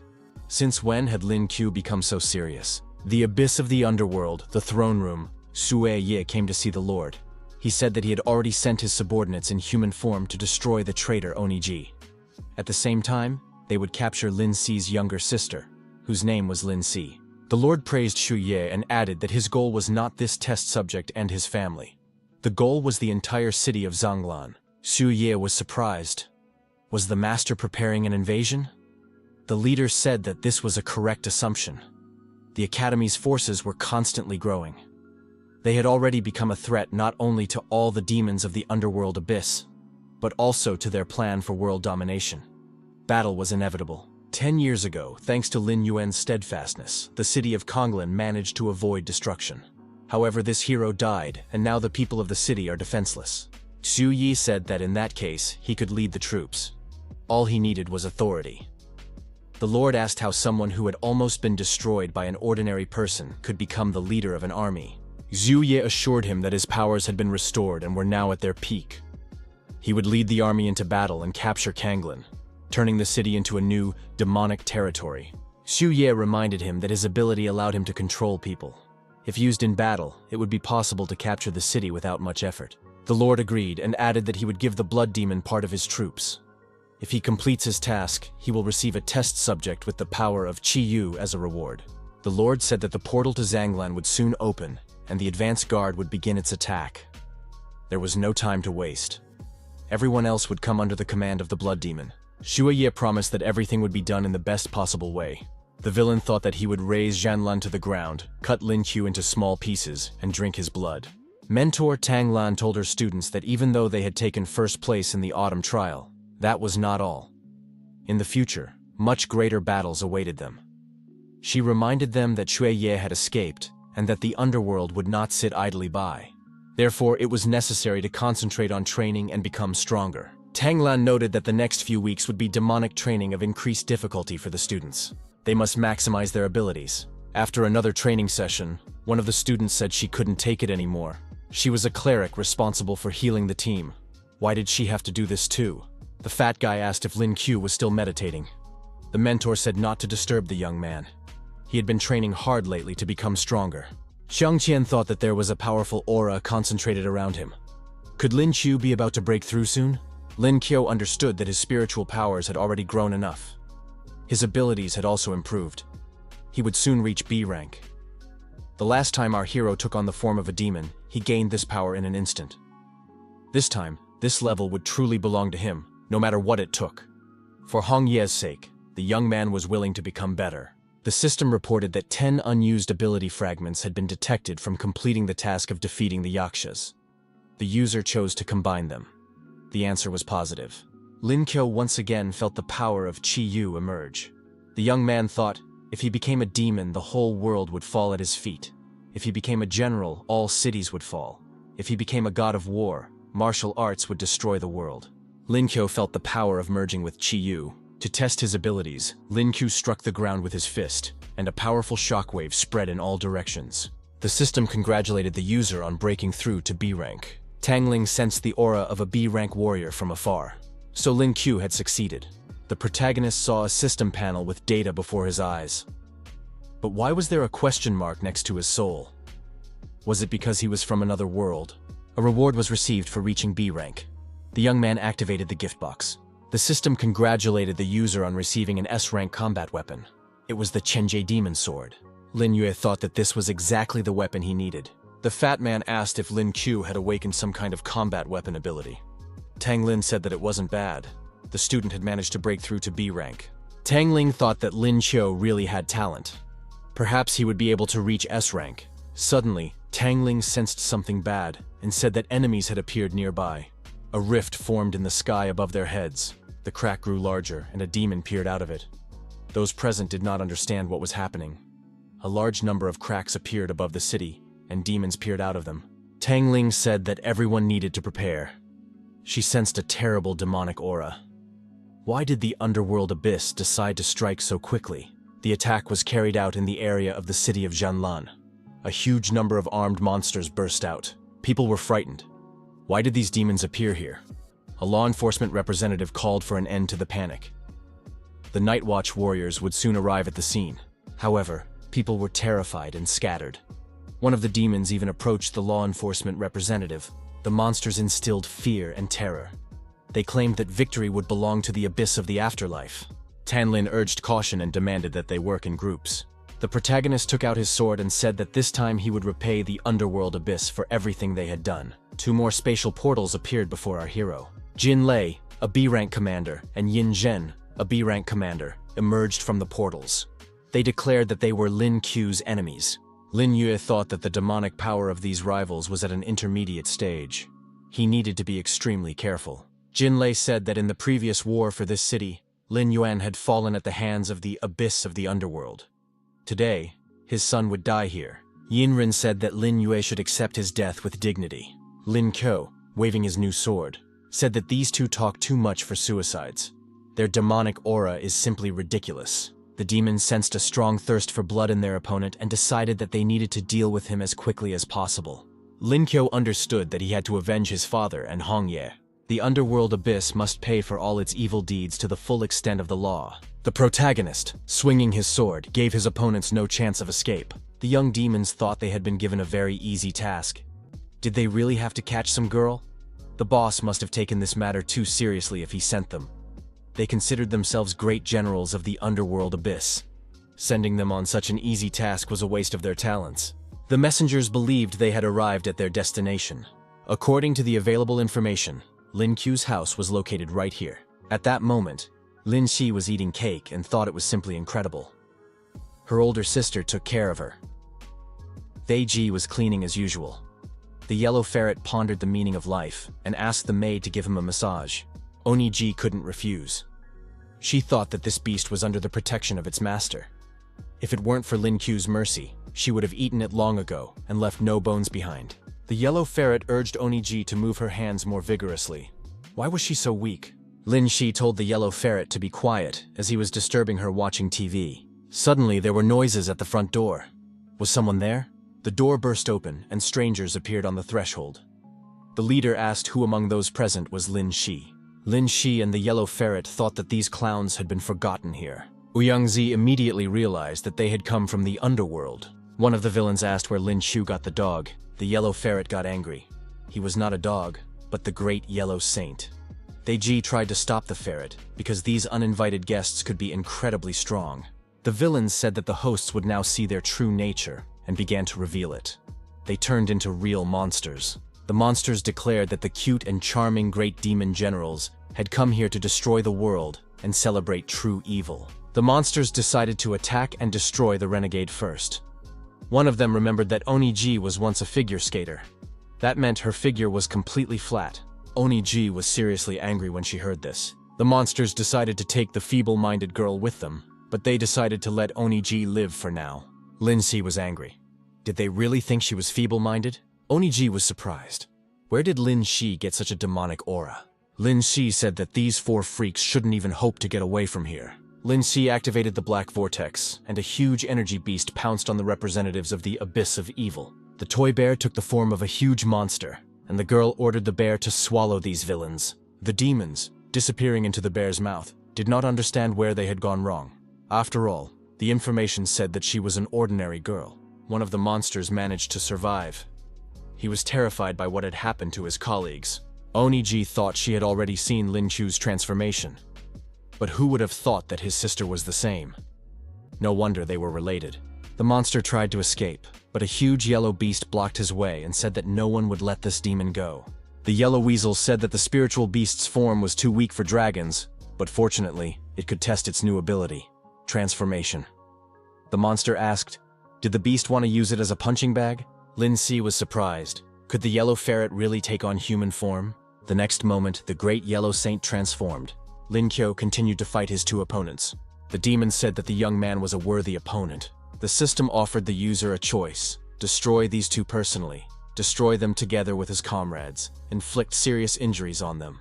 The protagonist chose the first option. They must pay for all their evil deeds. Yin Zhen attacked and told the man to say goodbye to life. Our hero blocked the attack. Jin Lei also attacked the young man, swinging his 2-handed sword. Lin Qi activated his absolute defense, and a barrier appeared around him. Jin Lei struck, but his sword couldn't break through the barrier. He thought that his opponent had a powerful technique that blocked his attack. How was that possible? Yin Ren attacked the young man again and declared that she was his opponent. Lin Qiu kicked Yin Ren in the chest and she flew far back. Lin Qiu thought that after his previous training on the S-rank body, normal wounds healed right before his eyes. Yin Zhen didn't understand where this guy got such a fast recovery speed. The new generation of warriors were just cheaters. Jin Lei shouted that he would now cut his opponent to pieces and see what he would do. The protagonist dodged his opponent's attack again. Lin Qiu swung his arm and struck his opponent in his most vulnerable spot. The pain was unbearable, and Jin Lei, forgetting everything else, cried out loudly. The demons said that the young man had left them no choice and surrounded him on all sides. Lin Qiu realized that his opponents had decided to trap him in the air. There was no choice left. Lin Qiu took dynamite out of his spatial storage and decided that it would be just right. He threw the dynamite forward and said goodbye to them. There was an explosion, and the demons were seriously injured. The demons said they would not forgive this, and the man would have to pay. Our hero understood that enemies should not be underestimated or pitied. They must be destroyed decisively, and without a shred of doubt. Lin Qiu was decisive and did what he thought was necessary. The demons were destroyed, the task was completed, and the reward was received. The yellow weasel turned into a girl. Together with Oniji, they buried the remains of the uninvited guests. Lin Xi said that they had to hurry before her brother returned and cover up all traces. The girl believed that by becoming human, she would immediately escape her position as a slave. But now she understands that all this is fleeting. Cracks appeared above our hero's house, and demons began to emerge from them. Lin Xi saw this and said that the 2 of them would have to dig a deeper hole. They Ji cried out that because of these demons, they would now have much more work to do. In the sky above the Zanglin Academy, the guards of the Zanglao Academy and Deputy Director Xuan Yin appeared. The 2 attacked the demons and declared that they would all be destroyed. After the successful operation, the Deputy Director said that the head of Zanglao was really good. Zanglao praised the deputy and noted that he was also quite cool. The elders decided that they had another opportunity to see the world. They hadn't had this much fun in a long time. After a while, the demons and monsters were finished off completely and unconditionally. Tang Ling thought that even Xuan Yin and Zhang Lao had crawled out. It seemed that war had indeed begun. Tang Su wondered where Lin Qiu had gone. It seemed that he had fallen behind the group. The fat man said that it was necessary to find him urgently. The protagonist appeared and said that he was in the building, and the demons were in the grave. Tang Ling said she could see 2 B-rank spirit jades. That meant he had dealt with 2 B-rank demons. The mentor praised her student. Lin Qiu said it wasn't difficult. Tang Ling said that they could return. There were no more demons in the area, but they had to be ready for a similar attack at any moment. Lin Qiu was glad to be home. Finally, he could rest. Lin Xi hurried her assistants to move faster. They had to finish before her brother arrived. Lin Si turned around and said, "My brother is finally home." The girl threw herself into her brother's arms and said that as soon as he left, some scoundrels came and frightened her. Lin Xi told her brother not to worry. She had dealt with all the demons. Lin Qiu was surprised. Had his younger sister really done it? She was definitely strong. Perhaps they wouldn't need protection anymore. The redhead told Lin Q not to slack off and to start helping them. The young man asked who she was. The girl hit Lin Q and said that she was the Great Yellow Saint. Didn't he recognize her? Lin Q thought, wasn't she a dog? Why did this beast turn into a girl with cute golden ears? What had happened since he left? Lin Q told the girl to admit that she was really a yellow ferret. Lin Q decided to check whether the person in front of him was a boy or a girl. The yellow girl was indignant. The girl was embarrassed and asked what Lin Q was doing. Was this acceptable? Lin Q tried to stop the girl from attacking and said that she looked like a boy with such strength. Ouyang-ji said that when the master was at home, it became very lively. The maid wondered if she could join everyone else once Mr. Lin Q recognized her. Could he defeat Shuye? After all, he was one of the 8 rulers. Shuye watched from above as the city was filled with people seeking material wealth and intoxicated by the golden glamour of nightlife. He decided that humanity had degenerated. Shuye sent his subordinates out to search for prey and ordered them to turn the entire city into his servants. Flying monsters began to circle above a girl walking alone. One of the monsters grabbed her neck and began to suck her blood. The girl lost consciousness and fell to the ground. After a while, she turned into a zombie and got to her feet. The fat man knocked on our hero's door and shouted for him to get up. The fat man said that an opportunity to make good money had arisen, one that could not be missed. The night before, there had been another demon outbreak. The Night Watch was mobilizing the Academy's forces and offering a good reward. Lin Q read the information and thought that the underworld had indeed decided to wage war. The fat man said he needed to get ready. Lin Q must not delay. Teacher Tang Lin had an important task for him, so he had to hurry. Lin Q said goodbye to his family and said he had things to do. His sister asked when her brother would return. Lin Q said he wanted to take a walk around the city and would be back soon. Lindsay told her brother to be careful. She would wait for him at home and not go anywhere. Lin Q thought that his sister had grown up and become wiser than before. The girls lined up at the door and wished him luck. When her brother left, Lin Shi told Yellow to get ready. They were going to town. Yellow agreed that it was a good idea. Lin Shi noticed that all her ideas were good. They would destroy demons, walk around the city, and eat something delicious. Yellow said that he had been stuck at home for too long and finally had a chance to go out into the city. Oiji thought that these two were seriously out of their minds. One could only feel sorry for the demons in the city. In the city, the young people met Commander Chu Li. The man greeted them and said that they had met again. He didn't think they would end up on the same team again. Kiki greeted our hero. Lin Yue asked how she was doing. The girl didn't understand why she always got nervous when she saw him. Chu Li reminded Lin Q that he still hadn't paid for the map. The young man was indignant. How could the commander have the nerve? Because of his fake map, they got into trouble. Lin Qiu added that their goal now was to exterminate the demons. The rest could wait. Shangqian said that there was a strong demonic aura nearby. Zombies were moving toward the group of students down the street. There were many of them, and they were female. Xu Li suggested that all these creatures were zombified and were most likely their target. The zombies were not demons. They were just people who had fallen under a demonic curse. Therefore, they could not simply be destroyed. They should be tied up and handed over to the Night Watch. The young man said that zombies must not be allowed to bite anyone. Otherwise, you could become one yourself. Lin Qiu asked the zombies, do they really like to bite people with their fragile teeth? The zombies pounced on the fat man and tore his clothes off. He didn't understand why they were targeting him. Was it because he ate more meat than anyone else? In the middle of the zombies was the commander of the squad, Chu Li. The man told the sisters to be gentler with him. However, the zombified girls ran past him. Chu Li was surprised. Why did they ignore him?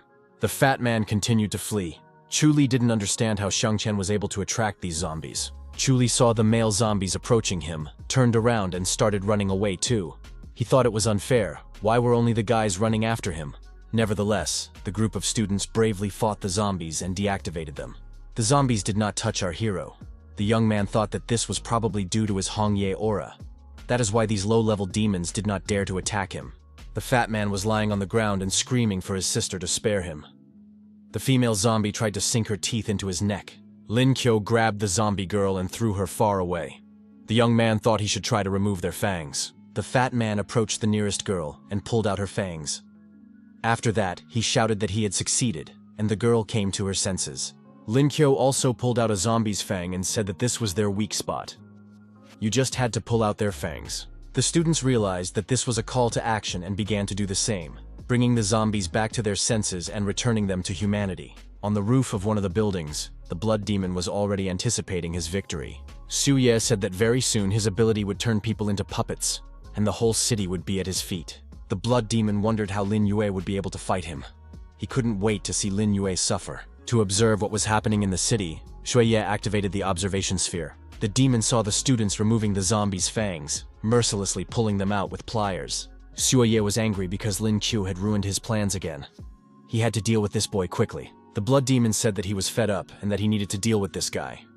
If you want something done right, you have to do it yourself. Meng Yan, the deputy commander and holder of the B rank, said that it was not wise to leave the current location so recklessly.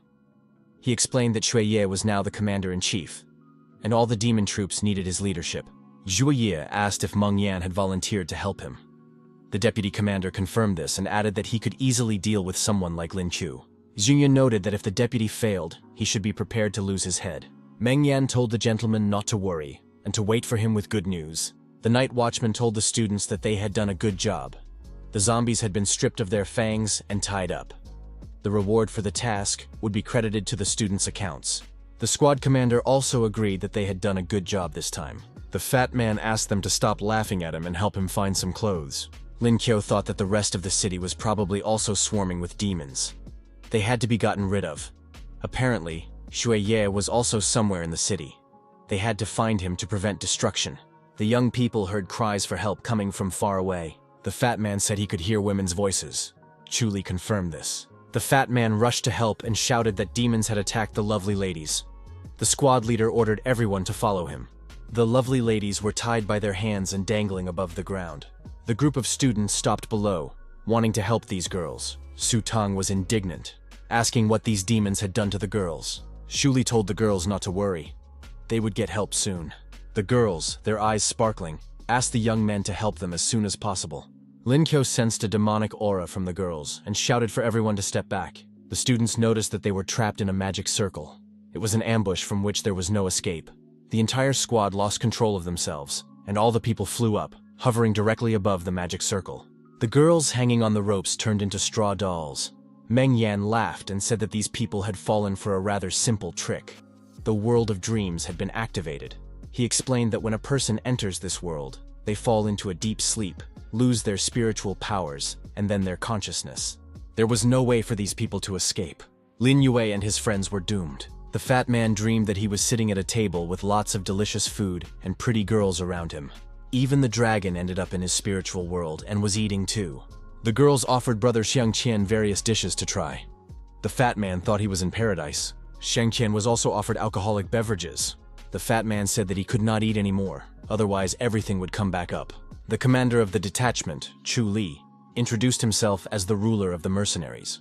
The elders begged Mr. Chu Li to accept their assignment. They couldn't find anyone else who could deal with this disaster. KK begged the leader to accept one more mission. Chu Li told the elders to tell them that they would not take on assignments with a reward of less than 5 million. He emphasized that without money, it was impossible to hire the world's #1 mercenary leader. Mo Yan dreamed that he had become the fiancé of his little sister Qing Cheng. The wedding guests shouted, "Advice and love." The young man dreamed that he would share a bed with his wife that night. Each of the students dreamed of something different. Meng Yan believed that he had done an excellent job. Everyone had fallen into a deep sleep. Only Lin Qiu remained, and now he had to pick at the most painful wound in his heart. Our hero was also in a state of oblivion. Lin Qiu suddenly woke up at home in bed. His wife was nearby. She asked why her husband had woken up so early. Lin Qiu hugged Hong Ye and said that he missed her very much. Hong Ye also hugged the young man and asked why he was so moved. The girl told her husband to get up because it was time for breakfast. Lin Qiu approached the girl again and said that he wanted to hold her forever. Hong Ye replied that she was ready to do this forever. The protagonist understood that it was only a dream, but he was happy about it. Hong Ye said she was lonely and asked if Lin Qiu could stay with her. The system offered the hero a choice: stay in the dream and spend the rest of his life with Hong Ye. Refuse and dispel the illusion. Destroy the dream world and save his friends. The protagonist believed that one day he would save Hong Ye and chose the third option. Lin Qiu announced that he would deal with Shui Ye himself. Meng Yan was furious because this guy had destroyed his dream world. Meng Yan said that the dream world was destroyed, and the wounds from the recoil were too serious. People began to come to their senses. Finally, the nightmare was over, but they didn't want to wake up, believing that it was better in their dreams. Lin Kyo said that perhaps they could escape through the cracks in the dream world. Everyone had to wake up. They had to get out of there quickly. The group of students found themselves back on the road in the deserted city. The magic circle had disappeared. Lin Kyo looked at Meng Yan and determined that the enemy had a strong aura, no lower than B rank. It was necessary to be cautious. Meng Yan said that if Lin Kyo didn't want to play nice, he would have to play dirty, and prepared to physically attack the hero. Lin Kyo effectively dodged the attack. Meng Yan lost his footing and lunged forward. The protagonist met his opponent with a knee strike to the chest. Blood spurted from the demon's mouth. Meng Yan fell to the ground and thought he didn't have the strength to fight. To avoid defeat, the demon was forced to activate an explosive device and use the smoke screen to change his location.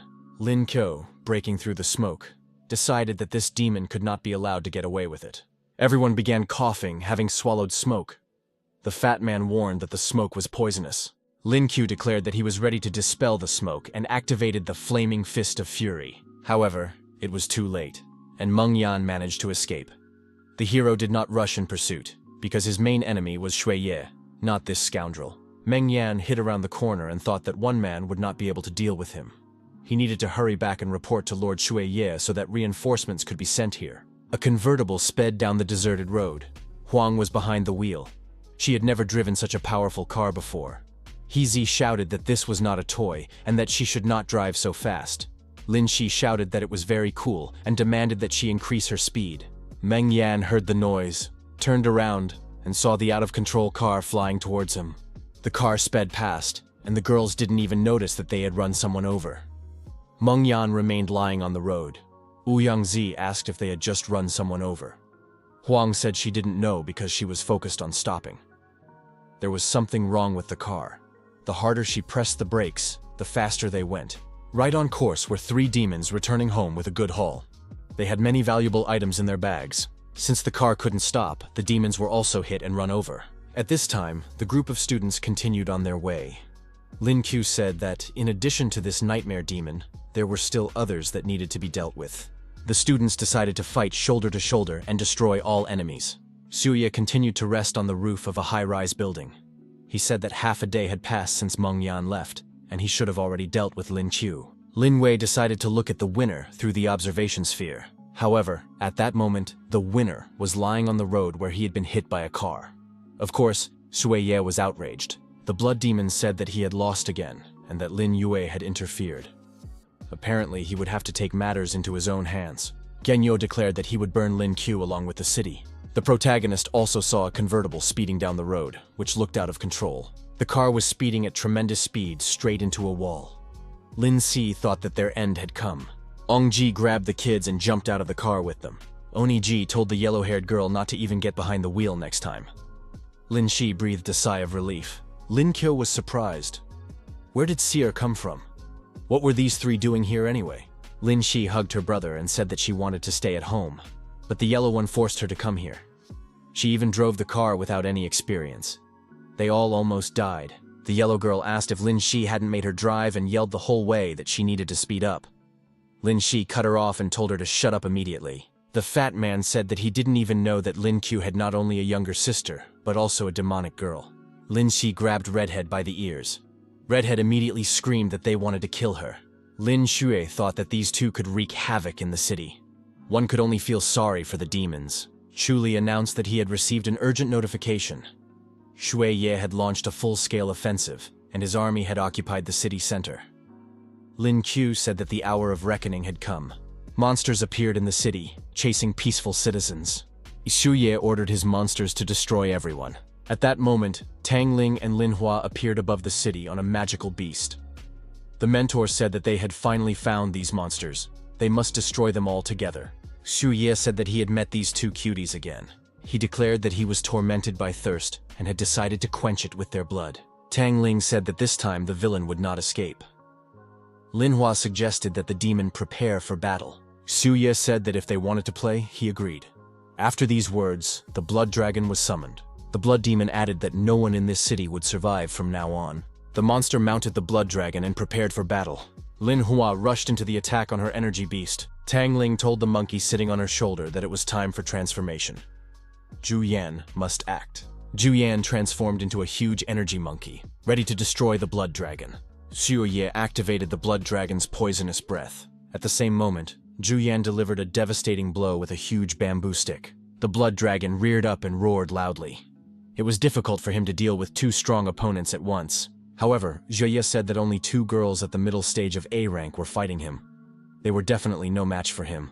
The red demon activated his weapon technique and delivered a blow, which Lin Hua effectively parried. At that moment, Tang Ling struck her opponent with her energy-charged fist.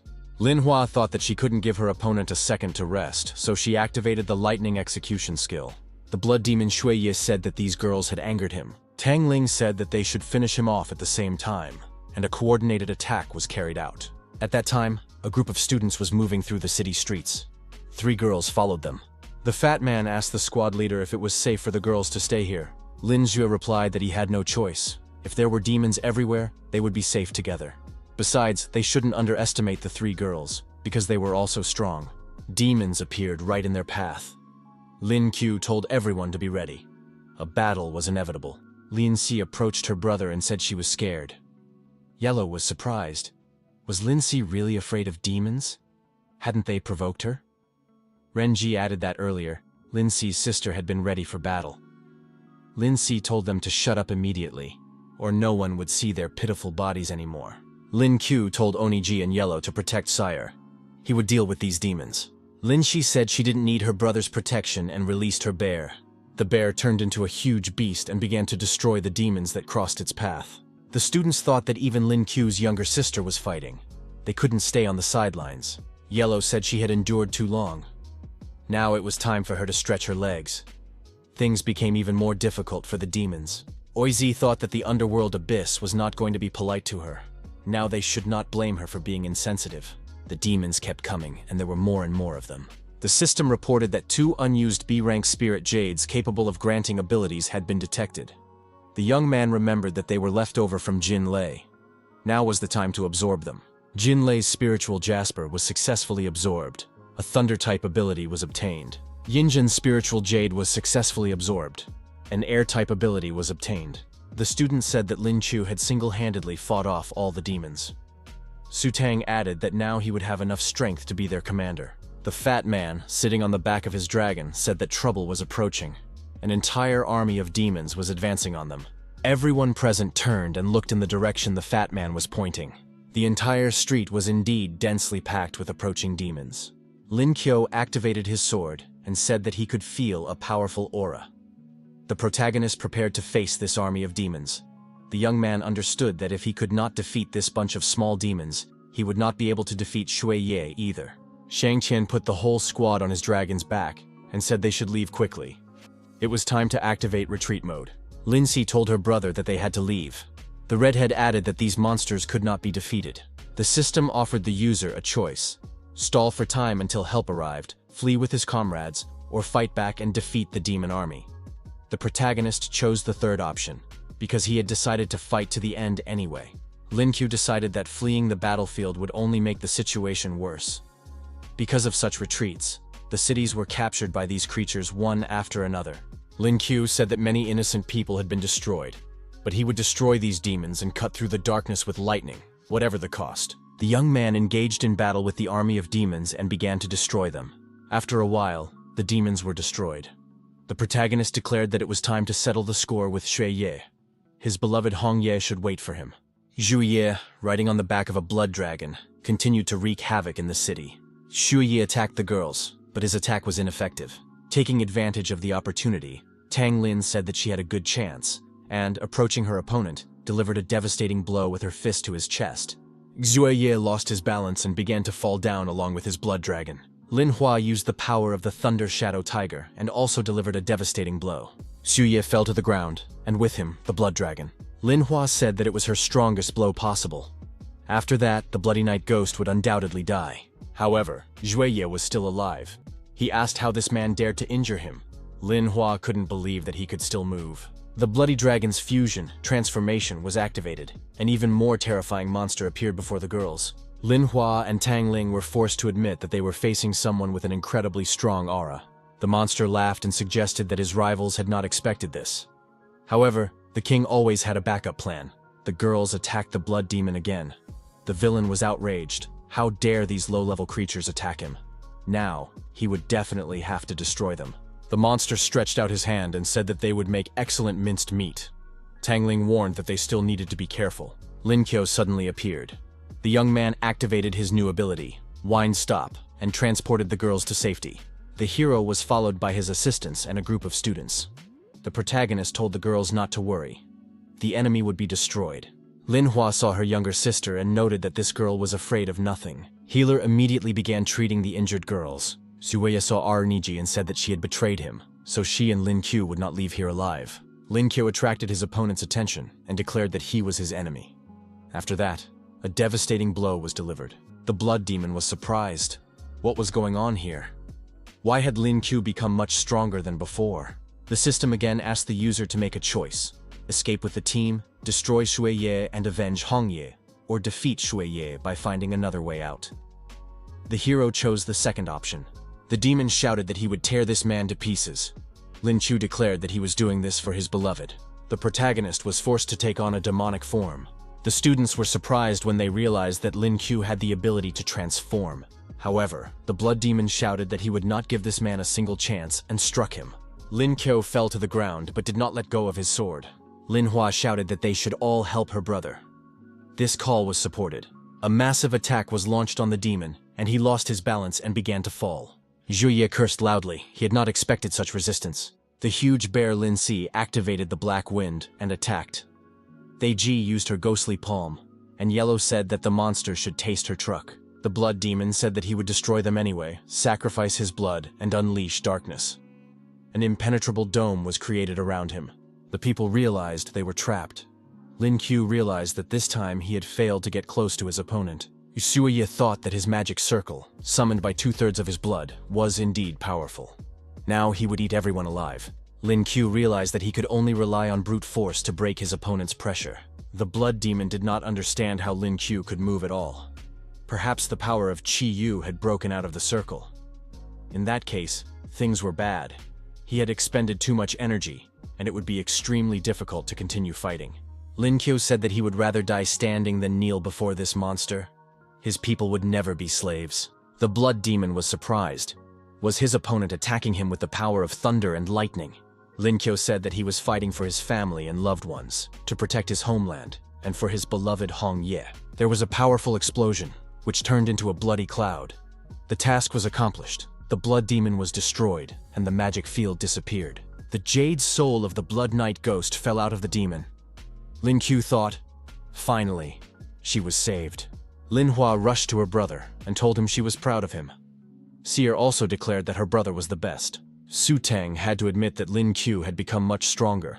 The fat man declared that this guy was worthy of being their commander. Everyone looked up and saw the beautiful sky. It had been a long time since this city had seen such a sky. Tang Lin thought that 10 years ago Lin Wan had saved this city. Today his son had inherited the glory of the Basilard team and saved the city once again. Was this fate? Lin Yue thought that he would help his beloved wife wake up. 2 days passed. Lin Yue realized that after purification during these days and nights, the power of the Blood Knight's soul jade had finally been transferred to Hong Ye. The actions were correct, and it worked. The necessary transformations began. The hero felt the breath of life in Hong Ye. His heart began to beat faster. He reached out his arms to his beloved wife. Hong Ye woke up, and they were able to embrace each other. Joy shone on both their faces. The girl said she had given up hope of ever seeing him again. Lin Kyo said that he had been miserable without her. Hong Ye admitted that she had missed him greatly and had been sleeping in the spiritual world. She felt her husband's pain and anxiety with all her soul. Lin Q declared that he was ready to do anything for his love. The young people embraced again and kissed passionately. Mingyuan's headquarters. The messenger reported to Milord that the battle at Zanglan had failed. Shui Ye had died. The advisor asked if Milord wanted to increase the troops and continue the attack on the city. The leader said that there was no need to rush. Although the operation had failed, battles in other cities had been won. This allowed for a significant expansion of territory. Zanglan was only a small piece of land. First, the occupied lands should be stabilized, and then new attacks should be launched. The followers said that the Demon King was wise. There was no doubt that he would rule Daxia skillfully. At home, Our hero's sister, Huang, said she had eaten too much. Lin Shi noticed that her brother had not come downstairs for 2 days and was completely ignoring them. Lin Shi took the tray of food from Oniji's hands and said she would take it to her brother herself. Lin Shi knocked on the door and said she had brought food. No one knew what Lin Qiu was doing in his room. Lin Shi opened the door and was stunned by what she saw. The girl even dropped the tray from her hands. Lin Qiu and Hong Ye were sitting on the bed at that moment. The young man asked why his sister had come. He thought that Xi'er had seen Hong Ye after all. Lin Shi immediately realized that her older brother had a girl in his room. Yahello said that Lin Qiu's ghost wife had woken up. Lin Si looked at Yahello and asked what she was talking about. Ji and Yahello remembered that Lin Si knew nothing about it. Lin Shi asked her brother who this ghostly lady was and why she was in his room. Sire demanded an immediate explanation. Lin Qiu understood that he couldn't avoid the conversation now, so he had to tell her everything. Lin Qiu added that Hong Ye was very dear to him. It was his choice, and he would always love her. Hong Ye was happy because Lin Qiu had introduced her to his sister. Lin Si said that although Hong Ye was beautiful, she was still a stranger to their family. Sire added that she and her older sister were the only ones in the whole world who sincerely loved and supported their brother. Lin Si burst into tears. Hong Ye thought that Xi'er was jealous of her. Hong Ye said that Lin Si was very sweet. Did she really think that someone would steal her little brother away from her? Hong Ye said she understood the young lady's excitement, but hoped that Lin Si would trust her and her brother's choice. Lin Shi thought that since Hong Ye was just a spirit, she couldn't really touch her. However, she still felt something tender. Lin Shi said that she would only accept her for her brother's sake. But Hong Ye must understand that Lin Qiu would always be her brother. Hong Ye said that the girl was very funny. Yahello added that even the demon queen had a weak spot. Lin Qiu hugged his wife and said that in the future they would definitely become a family. Hong Ye thanked him for his words. Hong Ye suddenly turned pale and said she was very tired. OG stated that her soul was still too weak and severely damaged. Even if she recovered, she would still remain weak. She needed to be returned to the spiritual world as soon as possible. Lin Qiu told his beloved to rest, and he would definitely come up with something. The protagonist asked if there was a way to restore Hong Ye's soul to its normal state, or even change her body. Ong Ji said that the previous battle had taken too much of her strength, and now even the absorbed jade would only help her a little. Hong Ye once told the hero that her spiritual world had been destroyed and she could not accumulate much power relying only on her soul. Now her condition had become even more serious. Yiji stated that without a physical body, even 10 Blood Knight Jades would not be able to revive her soul. Therefore, only by changing the shape of her body could the problem be solved. Lin Qiu said that no matter the cost, he would help Hong Ye. Yezu remembered that there was one thing in the world that could change the form of the body. It was the Sage Stone. It is an ancient treasure that endows its owner with divine power. Unfortunately, during the battle between ghosts and monsters, the stone was broken into 9 pieces. Now these pieces are scattered all over the world. All of their owners are powerful ghosts. Taking the fragments from them is harder than climbing to the sky. Lin Qiu declared that until his beloved restored her body, he would gather the Philosopher's Stone together, even if he had to go through fire and water. All the students were gathered in the academy's largest auditorium. The deputy director said that their city had defeated the demons. However, most other regions had turned into ghost towns, and the local population had been taken captive. The refugees had endured hellish torture, many had been humiliated, and many had died. There was no trace left of their former lives. The city of Janlen would soon be engaged in rescuing people and fighting the evil ghosts. The Academy and the Ghost Patrol have established generous bonuses as rewards for assistance in combat operations. Interested students can participate voluntarily. The deputy director said that in the recent battle, the Basilard team led by Lin Qiu performed very well. The young captain possesses courage and bravery. He is truly worthy of praise. The squad will receive a reward of 3 million. Other students can follow their example and participate in subsequent missions. Lin Qiu thought that he could not have dreamed of such a reward. Before the award ceremony began, the young people looked at the red armbands and felt like escorts. The girls admitted that the winners looked ridiculous. However, Lin Qiu was still handsome. Qin Feng said, "As expected of Lin Qiu, we must work harder and explore the path he is taking. Only then can we become strong." Tang Ling asked if Lin Qiu would participate in this mission. Lin Qiu said that Ming Yuan is an enemy of the city and all the people of Daxia, so he must be destroyed as soon as possible. Tang Ling said that this young man is worthy of being the star of Kanglan. He is getting stronger every day. Lin Qiu thought that by going into this battle, he could try to find the Philosopher's Stone. This time, it was necessary to act immediately. One day after school, Sister said that she had passed the exam for the junior class. She has the corresponding admission notice. Lin Qiu said that this was not bad. Seer will study there for now, so that she can go to school in the future.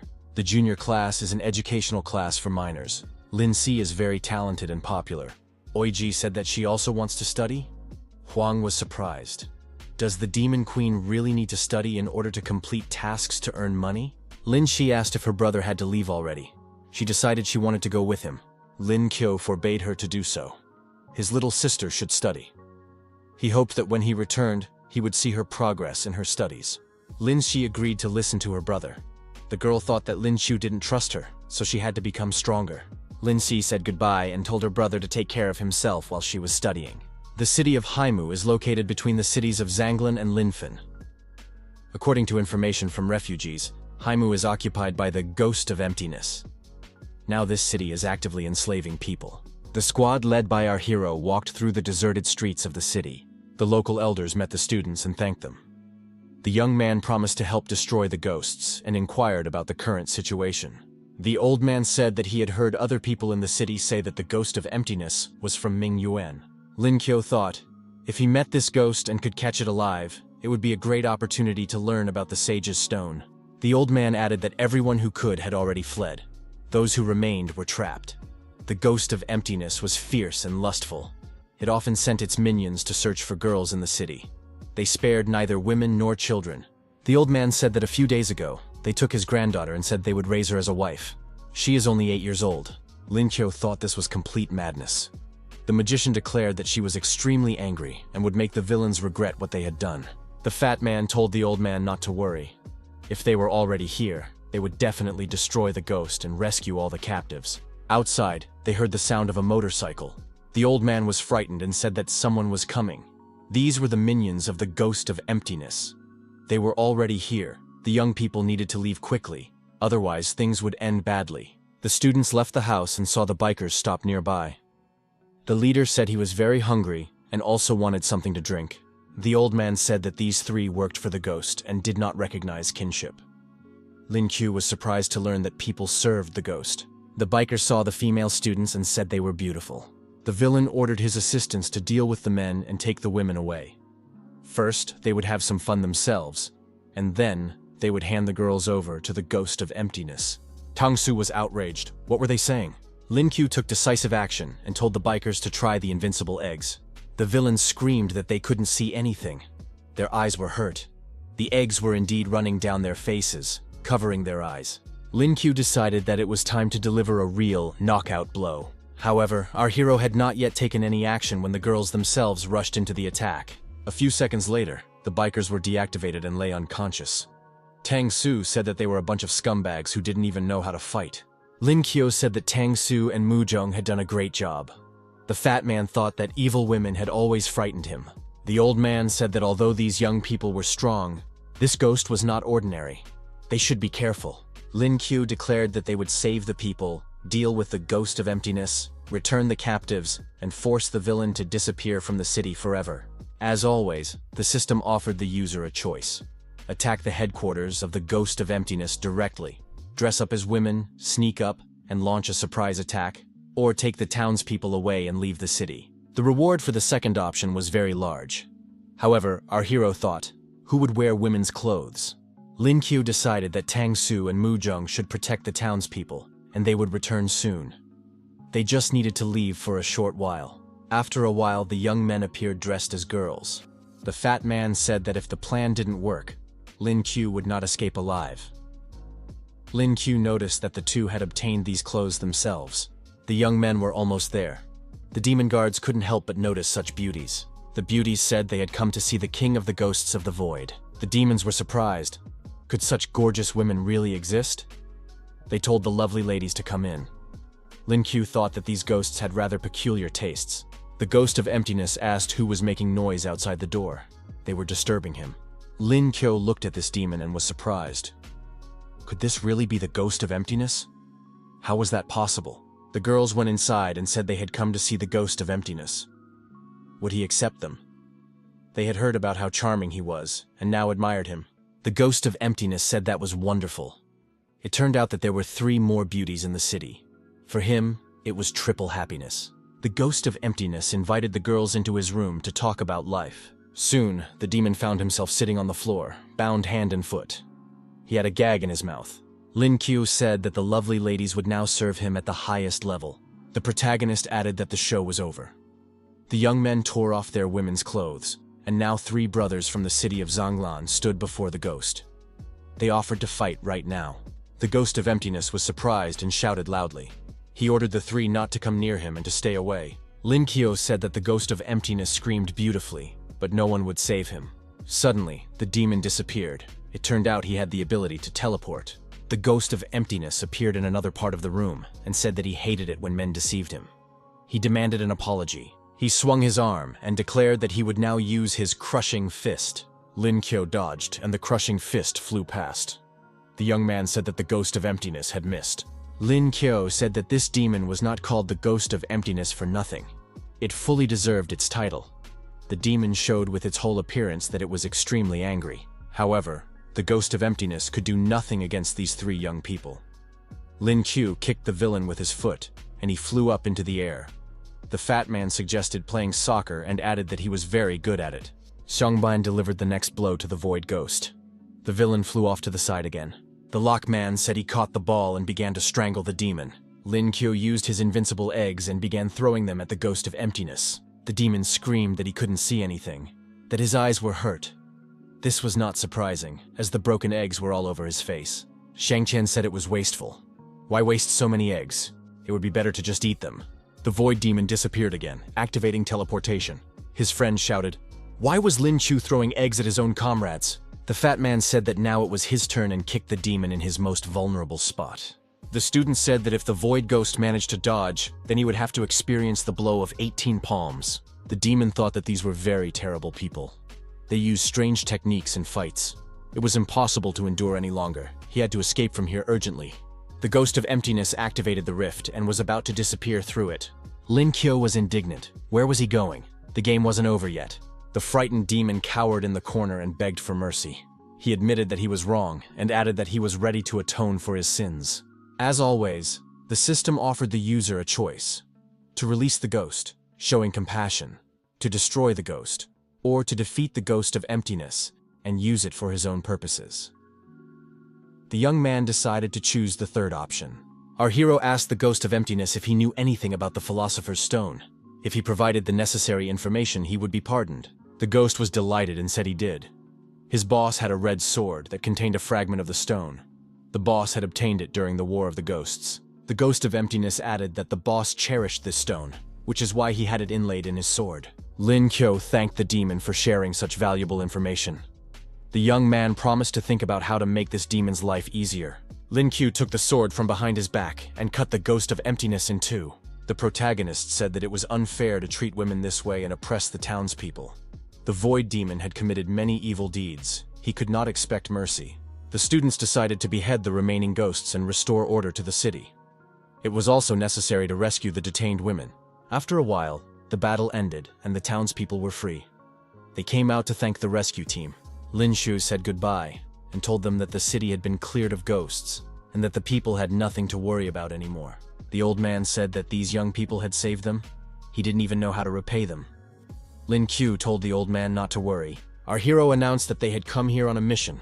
The townspeople could thank Daxia for that. The students waved goodbye to the locals once more and set off in the specified direction. Tang Su, with a navigation map in her hand, showed the direction to Li Feng. The squad followed her. Shang Qian asked why the commander needed information about the sage's stone. Lin Qiu thought that Hong Ye's case should not be disclosed. Our hero said that he had heard that by collecting the fragments of the sage's stone, one could summon a dragon to make a wish. The fat man said he didn't believe a word of it. A strange sound came from the forest. The students became alert and turned around. A strange little animal appeared from the forest, apparently running away from someone. Armed men who looked like Native Americans ran after the animal. They shouted at it not to run away and to stop. Lin Qiu wondered why these people were chasing the fox. The system offered the user a choice: save the fox's life, stand still and not move, think about ghosts, and let the animal die. Lin Qiu was surprised. Was this another task? Hyler said that it was a very cute little fox and she felt sorry for it.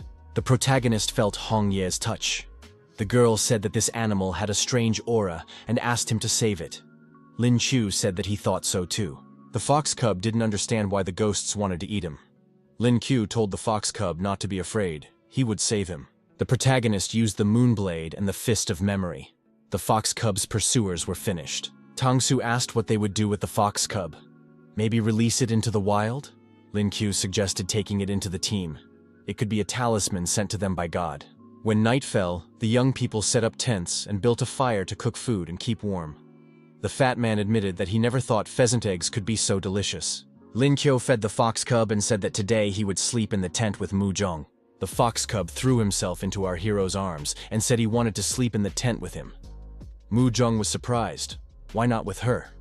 Was she not pretty enough? Shang Qian said that Lin Qiu liked the fox cub. Maybe this fox cub is female, and she will turn into a woman and repay him with her body.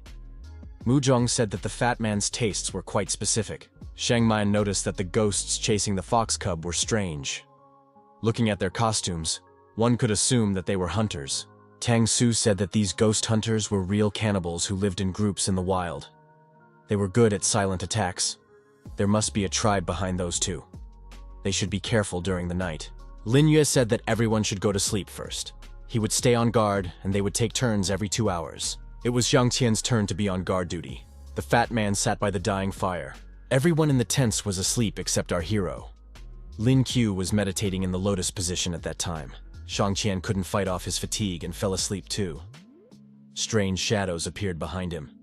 The fat man sensed something was wrong, opened his eyes, and shouted that enemies had infiltrated the camp. The young people woke up, jumped out of their tents, and asked what had happened. The camp was surrounded by armed ghosts. They also resembled a tribe of Indians.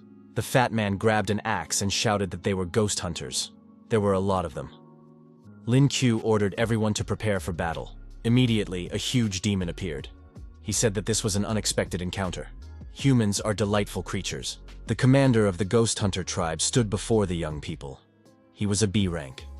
The ghost commander declared that this clearing was destined to be the burial place of these people. Tang Su said that this ghost hunter had heavy breathing. He was definitely their commander.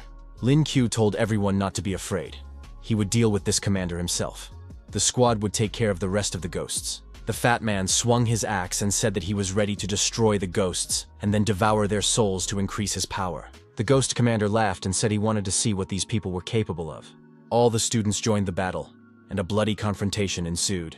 The battle took place in a nighttime forest, and only the flickering light of a dying fire illuminated the opponents. The ghost commander said that this boy was very brave, so he would have to try his main trick.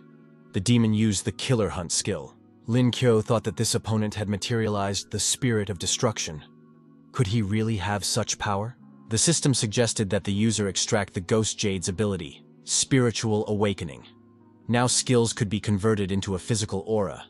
Our hero could analyze his opponent's abilities and extract skills. The extraction was successful. The skill Spiritual Coercion was acquired. The demon thought, could there really be a person who could compensate for skills? But that's impossible. Monster initiated a triple strike. The protagonist effectively dodged the attack. The spears flew past. Lin Qiu laughed and asked if the demon had taken these spears from his little sister. Did he think he was Ma Chao's son? Lin Qiu took out his unique sword and thought that it would be much easier to fight B-level enemies now. However, each ghost had different abilities, and he should be more careful next time. The fat man said that it wasn't bad, and it turned out to be easier than easy for their commander. Lin Qiu pointed out that it was actually a mid-level ghost, so it wasn't particularly difficult. Tang Su said that they had also defeated all the ghosts and obtained a lot of soul jade. The fat man said that with the help of this jade, many of them could gradually become stronger and soon reach B-level. Lin Qiu said that this was very good. In the heat of battle, everyone was getting stronger. Shang Qian said that the ghost hunters were leaders, just like that military commander. Their tribes must be nearby, so they had to deal with them immediately. Lin Qiu noted that the terrain here was difficult. Where could they find these tribes? The fox cub said he could show them everything and asked everyone to follow him. Lin Yue suggested that this fox cub really knew the route. The fat man suggested following him. The fox cub was right about the location. After another battle, the ghost camp was finished. Jiang Qian held a handful of soul jades in his hands and said that the catch was not bad. The rescue team broke the chains and freed the prisoners. The people thanked the young man. Mu Zhong volunteered to help the sick. The people said they were from the city of Lifeng. Recently, there had been an influx of red sword ghosts, and the city had been occupied. Those who had not managed to escape had become slaves to their king and were obliged to serve him day and night. The people added that this was why they had left the city, but they had not expected to encounter these ghost hunters. Lin Qiu told the people that the city of Kanglin was not far away and was currently safe. He could lead them all there.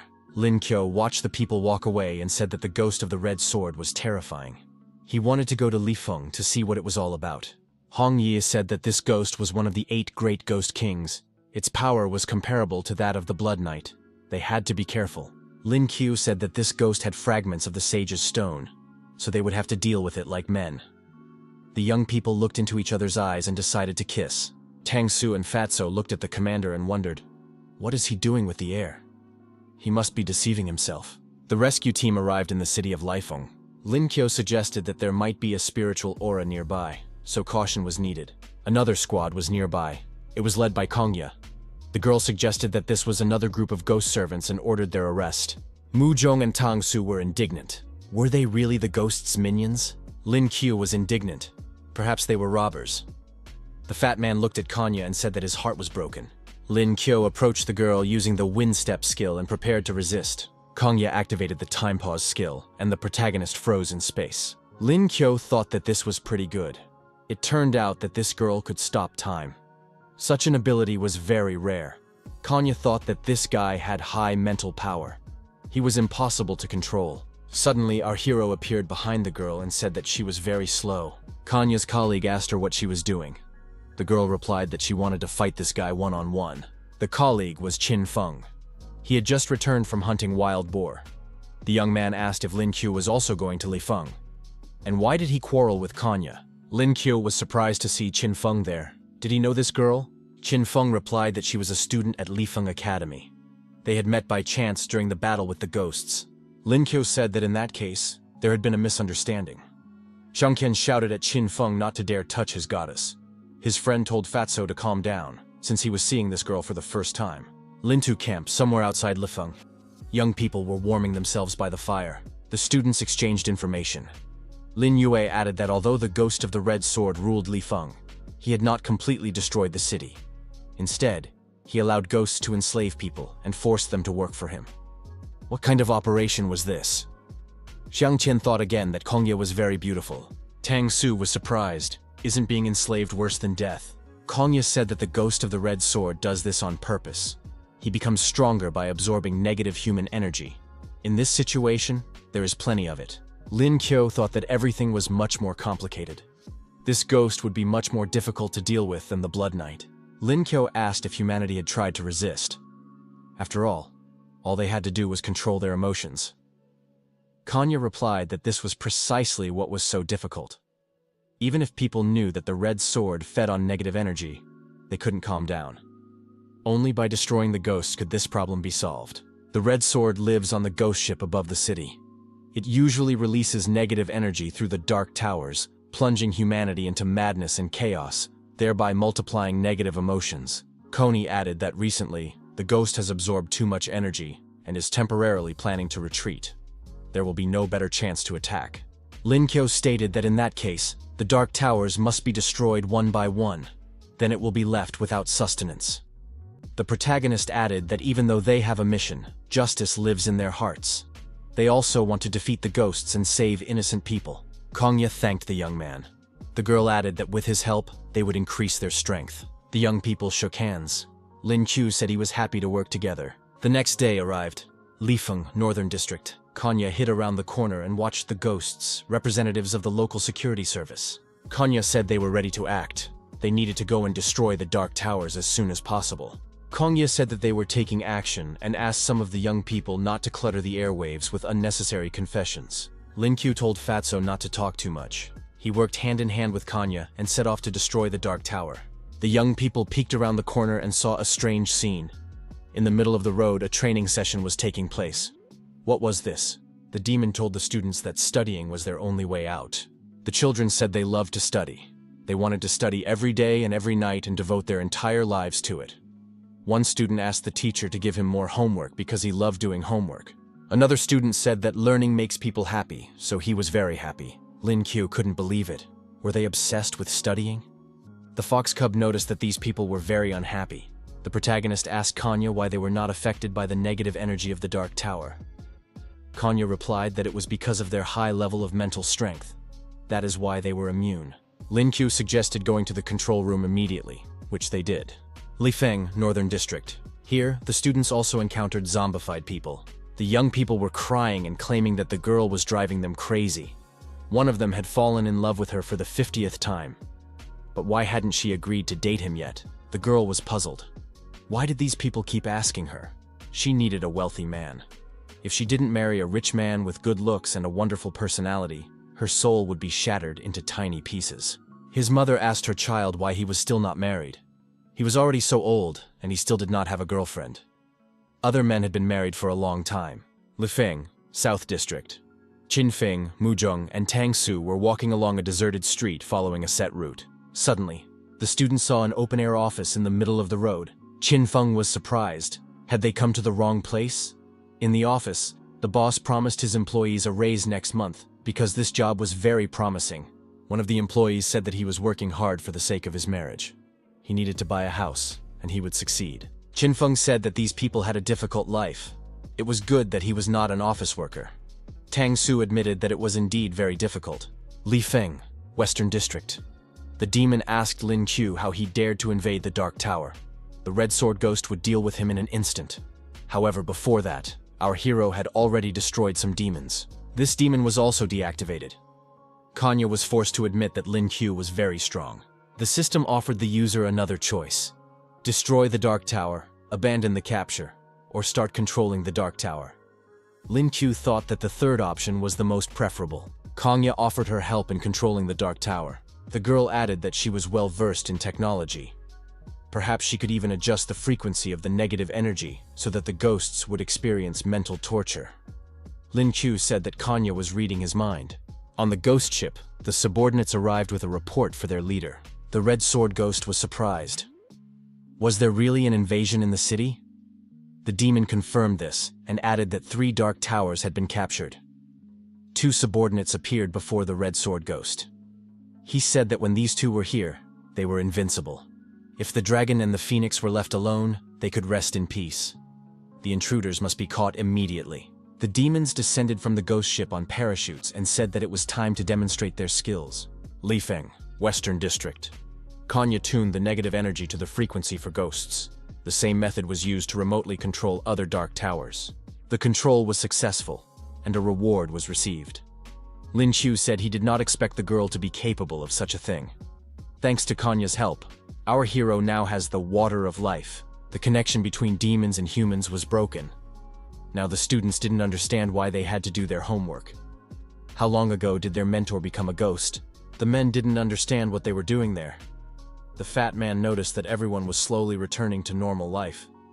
Lin Qiu must have found a way out of the situation. The office workers were harassing their boss. How could he make them work overtime? Xinfeng, watching the people, said that there was nothing left for them to do here. The people came to their senses and threateningly sought to destroy the demons. The messengers from the ghost ship, descending to the ground, could not understand what was happening here. Why was the fighting power of their soldiers so weak? Had the people rebelled? Lin Qiu and Kongya noticed the paratroopers.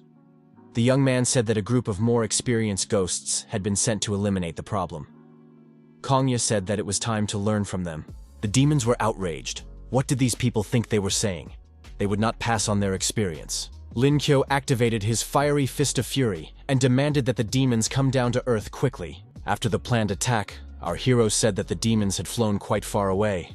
The demons said that these people would die today and activated the Dragon Wind skill. Lin Qiu was surprised. Are these petty demons trying to provoke them? The demons were indignant because they were capable of more than just intimidation. Now people would see their fighting techniques. The energy around the demons began to grow.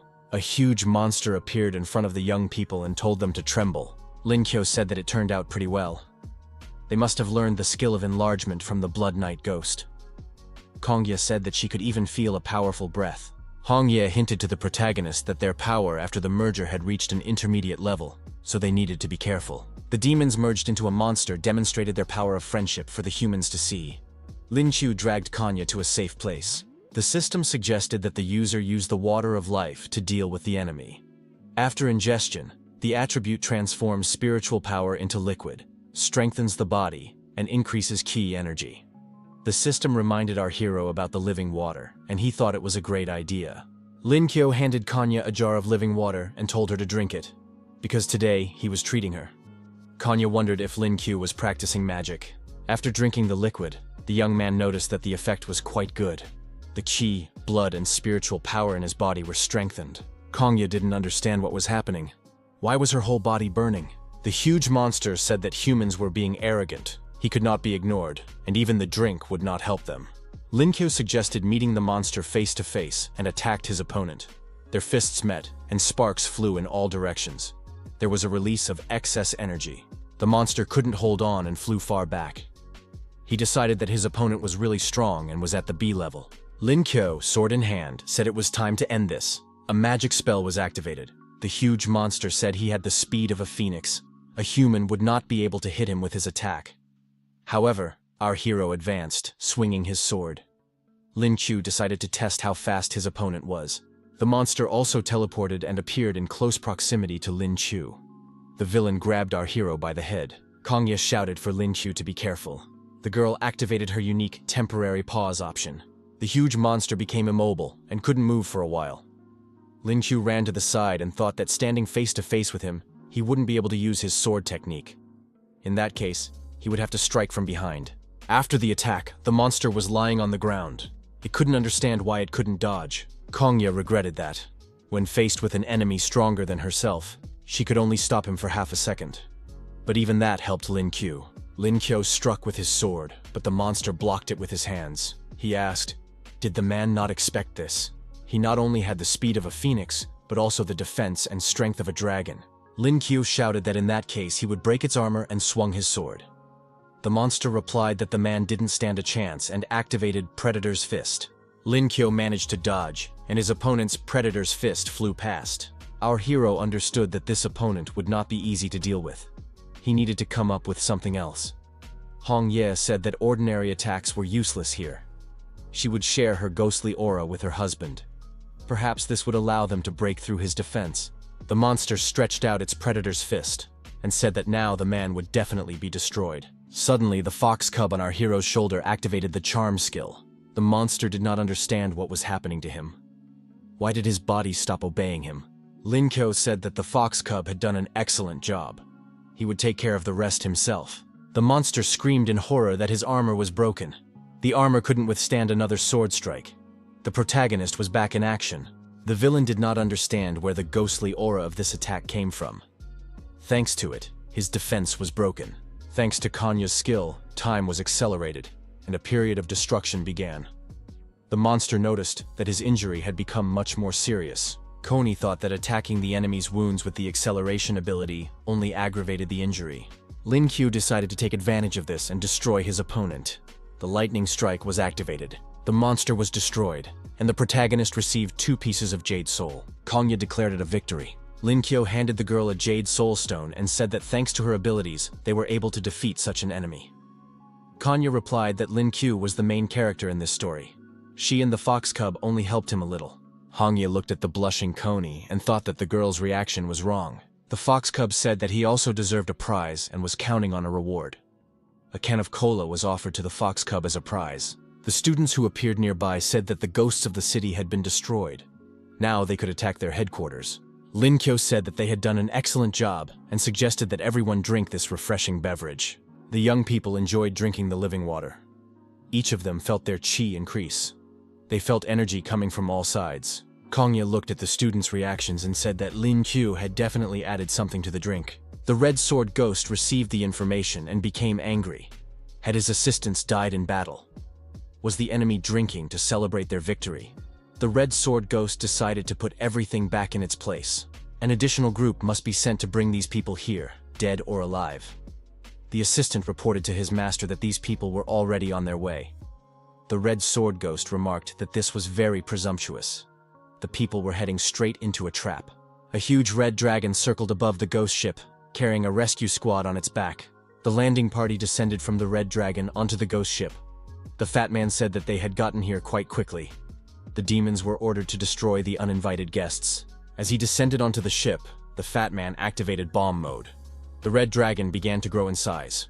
The rescue team began to eliminate the ghosts on the ship. The students activated their unique skills and achieved their goal. Thanks to the skills Fire Fist and Moon Blade, the demons had no chance of escape. Coney activated the temporary skill Attack Acceleration. Things went much faster. The protagonist activated Fiery Fist of Fury again. After a while, the rescuers confirmed that there were no more ghosts left to fight. The ghost of the Red Sword appeared above the rescuers. He declared that the invaders must die. Our hero said he could feel a strong breath. It must be the Stone of Wisdom that awakened the consciousness of life. Hong Ye confirmed this. The stone has strong vitality, gives strength to all things, and even awakens self-awareness. Hong Ye told her husband to be careful. Lin Qiu replied that she should not worry. He would personally fight this rival and retrieve the fragments of the sage's stone for her. The Red Sword Ghost said that these people were true fools. They would pay for their arrogance. The summoning of ghosts was activated. Bloody ghosts began to appear on the ship's deck. Lin Qiu was surprised. Was he still able to summon creatures? Kanya explained that these were people consumed by negative energy. They had all been turned into ghosts. The students shouted in unison that these ghosts must be eliminated immediately, and, brandishing their weapons, rushed into the attack. The Red Sword Ghost appeared before our hero and said that he was his rival. Lin Yu thought that it was necessary to keep a close eye on the enemy and be cautious. Kongya said that if Lin Qiu broke the Stone of Wisdom, he would become nothing more than a pile of rubbish. The Ghost of the Red Sword activated the Shadow Combo skill and declared that his opponent didn't stand a chance. However, our hero was not one to be intimidated and bravely continued the battle, repelling all attacks. The Red Sword Ghost declared that no one could stop him and that his opponent's spells were useless against him. Lin Qiu activated his absolute defense. Our hero realized that he couldn't wait another second. If another group of ghosts appeared, it would be even more difficult. The system reported that the ghost hunters Jade and Voids had been detected. Did the user wish to absorb them? Lin Qiu thought that this would be very useful. The ghost hunter's Jade was successfully absorbed. The passive skill Hunter's Intuition was acquired. Mental perception was improved. Lin Qiu said that these skills were very useful to him. The Red Sword Ghost suddenly disappeared from view. The skill Teleportation was activated. Our hero noted that his opponent had strong perception. Lin Qiu saw through the Red Sword Ghost's trick and dealt him significant damage. Lin Qiu was able to attack correctly and knock the stone out of the sword. The young man said that he had finally obtained a fragment of the sage's stone. Our hero declared that Hong Ye would definitely be saved. The students noticed that the ghosts were disappearing. The sword that summoned them had been destroyed, and they were dying along with it. Lin Qiu handed the crystal to his wife and told her to absorb the power of the fragment. Hong Yi thanked the young man. Hong Ye used the fragment of the sage's stone as intended, and said that Lin Qiu had done well. Now her soul had returned to its normal state. Lin Qiu said that while they were collecting the remaining fragments of the sage's stone, Hong Ye would be able to regain her human form. The fat man drew everyone's attention to the fact that the ghost had returned. A crack appeared on the deck of the ship. Kongya said that it was the ghost of the Red Sword. It turned out that he had not retreated. A demon emerged from the crack and said that this was some kind of nightmare. These pathetic humans dared to attack his base. Lin Qiu said that it was somehow awkward. The demon glanced around the deck, saw a huge number of destroyed monsters, and asked what had happened here. The demon activated Red Sword Summon and asked who dared to destroy his spirit. The demon was very sorry and even cried when he saw that his red sword was broken and the stone fragment was missing. The demon shouted that the culprit would pay for this with his blood. The students decided to fight side by side, protecting their commander. Lin Qiu warned that the demon was in a state of rage. Lin Qiu suggested that without his sword, the ghost's power was significantly weaker. His abilities were somewhat similar to those of Blood Knight. The demon activated the summon. Kingdom of 10,000 Swords. The demon's martial arts skills were used, and the young people were thrown into the portal. Where would it throw them? The students were thrown onto the battlefield. There were many destroyed bodies around, and old swords stuck out of the ground. Lin Qiu got to his feet and asked in surprise why these ghost portals were always located in the sky. It was a good thing that his body was S-level, otherwise he would have broken everything long ago. But why were there so many swords here? Shang Qian asked how Kongya was feeling. The girl replied that she could get up without help. Tang Su said that high-level ghosts have other measures. His ability is to suppress breathing. Being here, she feels her spiritual power being suppressed. Ahead was the Red Sword Realm, a place where pain and anger were concentrated. It was an ideal world for negative energy. The demon decided to gather thousands of grievances into the Sword of Destruction. Lin Yue said that his opponent had created a new weapon. The system offered the user a choice. Surrender to the Red Sword Ghost, destroy the ghost, or flee the realm. Lin Q decided that he must not retreat and chose the second option. The confrontation began immediately. Lin Qiu realized that demons were dangerous and that caution was necessary. His comrades declared their support for their commander. The demon said that these people's techniques were useless. The fat man even sent his red dragon to help. Kanya also provided support by activating a temporary pause. Lishyak activated the charm skill. The demon said that it was all useless. The students attacked simultaneously, but the demon was invincible at this stage. The villain declared that people should not mistake their desires for reality. Lin Qiu thought that another way had to be found. If they could remove the interference, they could weaken the suppression of spiritual power, and it would be easier to defeat the ghost. Lin Qiu said that the underworld consumes everything, so the opponent must sense the smell of resentment. The protagonist's idea worked. The suppression was removed, and spiritual power was restored. Now they could attack simultaneously. The demon activated his armor and asked if they really thought they had become stronger. The QE of his sword was capable of creating indestructible armor. The system reported that the Soul Jade had been detected. Was the user ready to absorb the power of the Dragon Jade? The young man said that if his opponent was invulnerable, who could defeat him? He received the passive skill, Dragon Power. The demon thought that this could destroy him and his sword. He couldn't take such a risk. Hongye said she would help her husband and transferred some of her energy to him. Lin Qiu thanked his beloved. Now was the best moment to destroy his opponent. Hongye added that her husband should not worry. They would handle it together. The demon felt a powerful spiritual force. Could this be an A-level attack? The demon was surprised. Why should the Ghost King be afraid of some humans? The Blood Shadow skill was activated. Two powerful forces collided, and the burst of energy was unimaginable. The Ghost King sensed his opponent's spiritual body nearby. Fighting became even more difficult. Why was his attack completely absorbed? Lin Qiu and Hongye carried out the destruction strike in unison. The monster acknowledged defeat. He had lost to a human. If it weren't for that sword, there would be no trace of him left. Lin Qiu, as always, received the Jade Soul. The task was completed. The skill Ghost Summoning Technique was obtained. Hongye told her husband that they had won. Lin Qiu replied that it was all thanks to her. The fat man noted that the squad leader had done an excellent job, as always. Lin Qiu replied that it was the result of their joint efforts. The rescue squad boarded the Red Dragon again, and the students headed home. After the battle, peace reigned in Lifeng. People gradually rebuilt their homes and beautified the city. Lin Qiu said that Kanya should not go with them. The mission was over, and they needed to report on the results of the battle. Kanya admitted that she had heard about a brave man who could save the city. She didn't believe it until Lin Qiu appeared. There really are heroes in the world.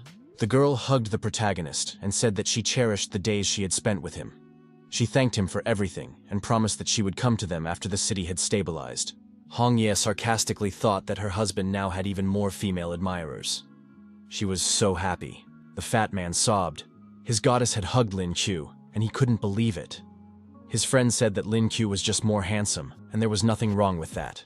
The fat man told the guy to shut up immediately. How could he be so cruel? Hongye praised her husband for his skill. Lin Qiu was afraid that she would misunderstand him, and said that he had been forced and had resisted. Lin Qiu said he would wait for Kongya in Zanglan and planned to save other cities in the future. Kongya hoped that they would meet again. Xiang Qian aggressively asked why the commander was hugging his goddess.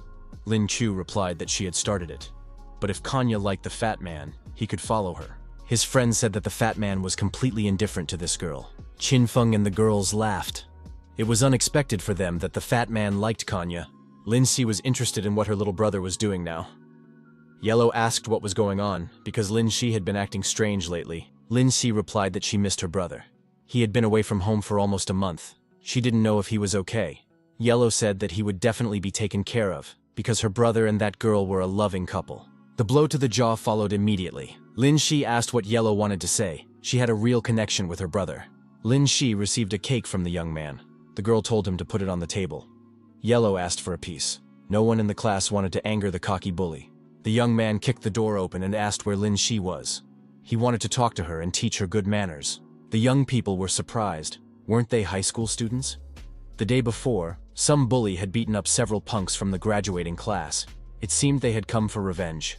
Yellow got up from the table and asked what these people wanted. The senior pointed at Yellow and said, "Are there really such ugly people here? What can this little monster do to me?" In response, Yellow knocked the senior out with a punch to the jaw. Yellow said that none of the three would leave today. The young people began to apologize and swear that they would never do it again. Lin Shi ordered them to take off all their clothes and leave. The order was carried out immediately. The girls reported that Lin Shu had just arrived at school. Lin Shi was, of course, delighted. Everyone present welcomed Lin Qiu's return to school. The young man's team had won. The hero who saved Li Feng had returned. The young people were confused, not expecting such a reception. Hong Ye was extremely unhappy when her husband was surrounded by a crowd of girls. Lin Qiu didn't understand what was going on or where everyone at school had come from. Lin Si appeared at the door and happily announced that her little brother had finally returned. Lin Qiu asked his sister how she was doing and whether she was studying hard.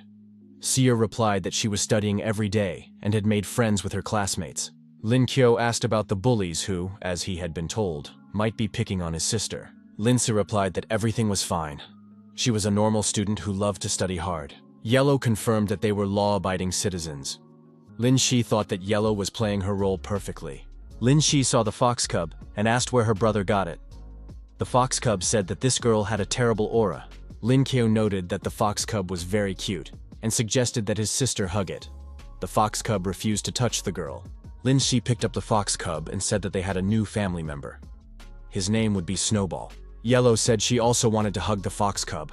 The fox cub was frightened by another monster. Yellow admitted that she was pleased and happy. The fox cub noted that he was being treated very rudely. Yellow said that today she would caress the fox cub. The fox cub thought that was terrible. There were so many evil people around Lin Shu. Lin Qiu said that he was offering everyone a taste of his masterpiece today and had prepared baked fish. Everyone present noted that Lin Qiu had done a great job.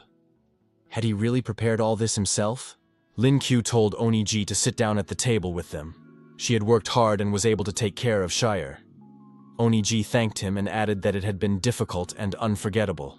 Oniji thought that all this time it had been like torture.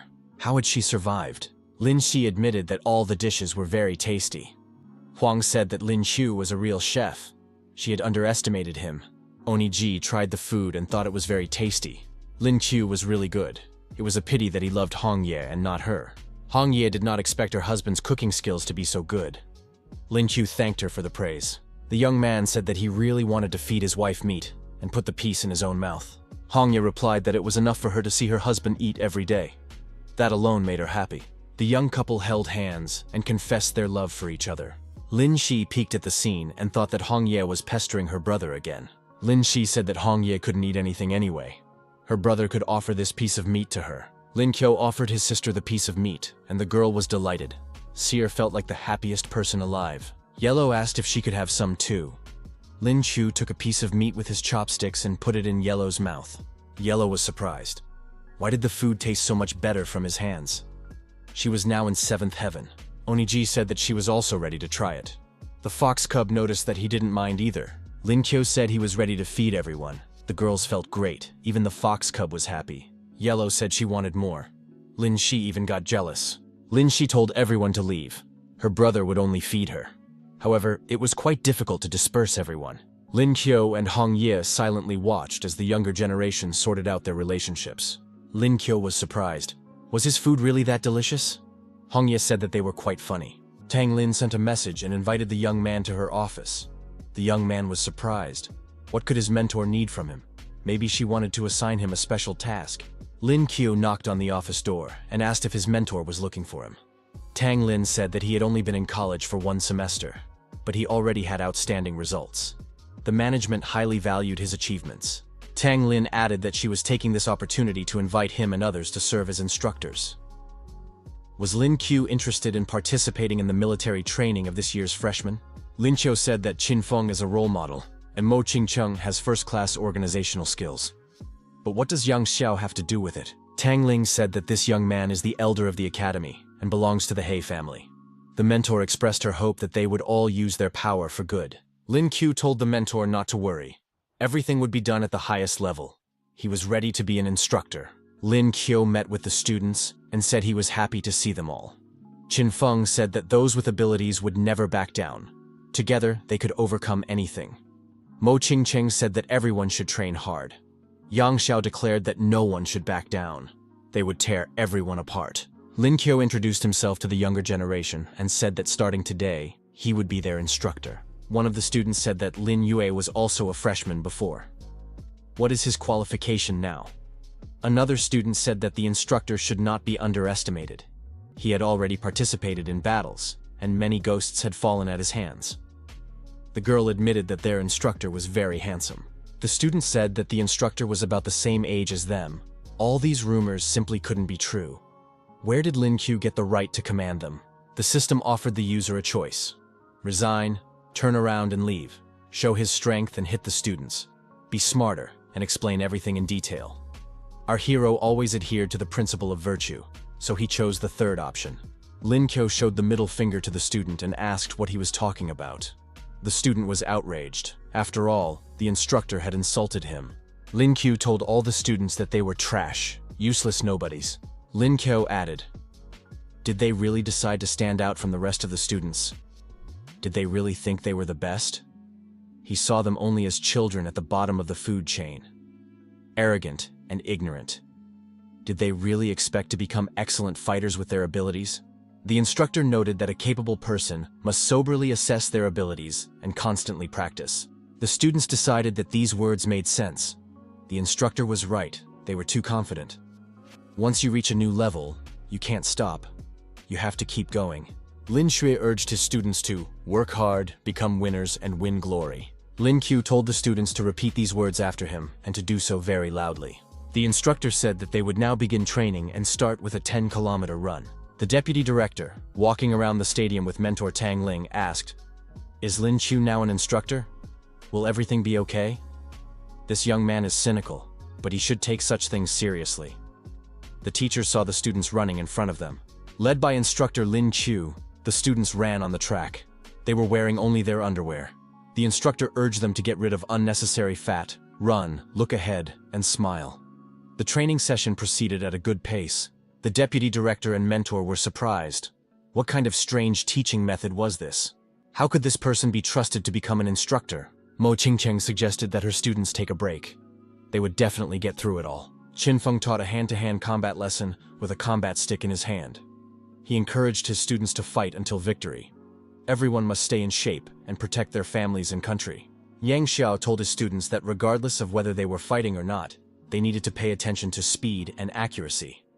If they wanted to win, it didn't matter how they did it. Lin Xue rested under a canopy while his students served him. The instructor said that everything looked pretty good. Lin Xue asked the students doing push-ups if they were tired. The students promised to do at least 1,000 more sets. Yang Xiao didn't understand why Lin Qiu's team was so motivated. He couldn't fall behind him. Lin Qiu conducted strength training and told the students to run 100 laps around the field with weights. Next, they did balance training. They had to walk across a rope stretched between buildings. Not all students liked this. Some of them were ready to go home. Many found these teaching methods unique. Zanlin Academy, entrance to Mount Hu. Teacher Tang Ling appeared at the door and told them to listen carefully. Practical training was about to begin.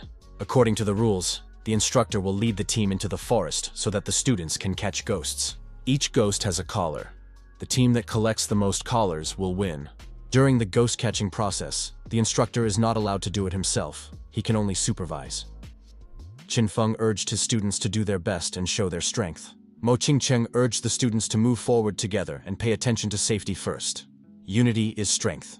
Yang Xiao urged his students to take first place. If they don't win, it means they are worthless. Lin Xue handed out eggs and drinks to his students and said he had enough for everyone. If the students believed him, they would gain strength and also enjoy a delicious meal. Tang Ling thought that compared to other instructors, Lin Qiu behaved like a little child. Mo Qingcheng told the students not to disperse. The ghosts would appear very soon. They needed to stay together. The students heard strange sounds and felt a strong ghostly aura approaching. They had to prepare for battle. They couldn't disgrace their instructor. After a while, ghosts appeared from the forest. They asked for help and shouted that people were chasing them. Lin Qiu and his squad appeared from the forest behind the ghosts. They shouted that no one should touch the ghosts. They were their prey. The ghosts said they had already given up their collars. Why were they still being chased? Lin Q replied that he was interested in the jade of their souls. Lin Q told the students to immediately capture these ghosts. Kindness to ghosts is cruelty to humanity. Mo Qingcheng said that Lin Q still adhered to his unethical method. The students noted that the cadets from his group had defeated everyone. Were they crazy? They were just a group of terrible animals. Lin Qiu asked the girl if she wanted her team to work together. She could eat a piece of his meat, and he would eat some of her soup. They could join forces and capture the ghost's soul jade together. Mo Qingcheng asked if Lin Qiu still wanted to capture the soul jade. Wasn't the goal to collect the collars? Xin Feng appeared in the clearing with his squad and said that it was a coincidence that they had all met here. Lin Qiu said he had an idea. The three of them could work together. If each of them shared their strength, their teams would easily overcome all the challenges. Xin Feng said that something was wrong here. However, this way the team could indeed gain many advantages. Lin Qiu said that in that case, everyone could help themselves, and began to distribute the living water and eggs to everyone. All the students agreed to unite in an instant and eat everything that was offered to them. After that, they needed to track down the ghosts hiding in the darkness.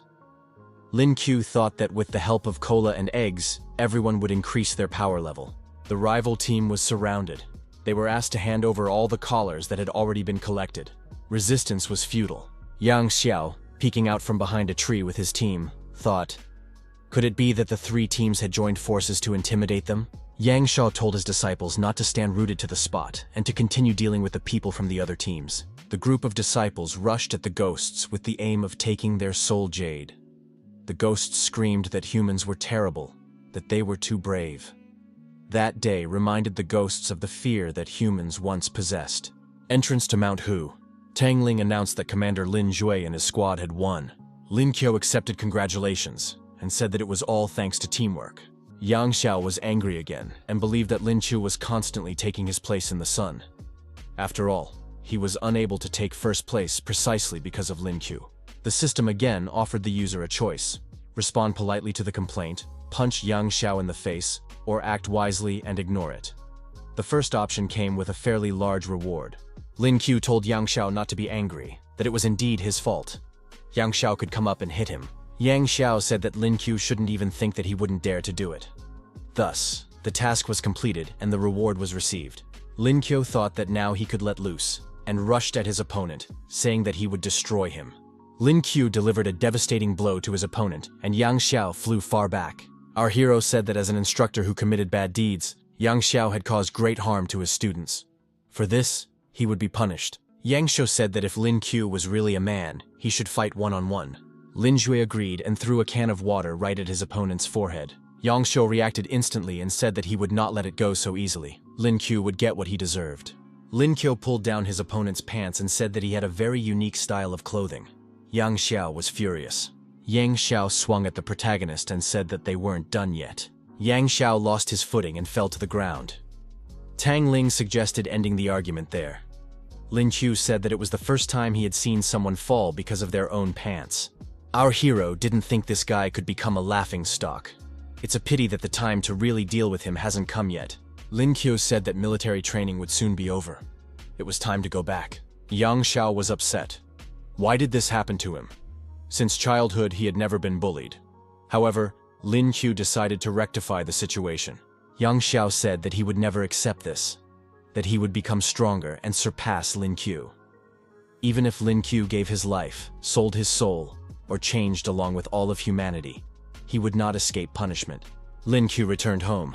Deji asked if the master had worked hard.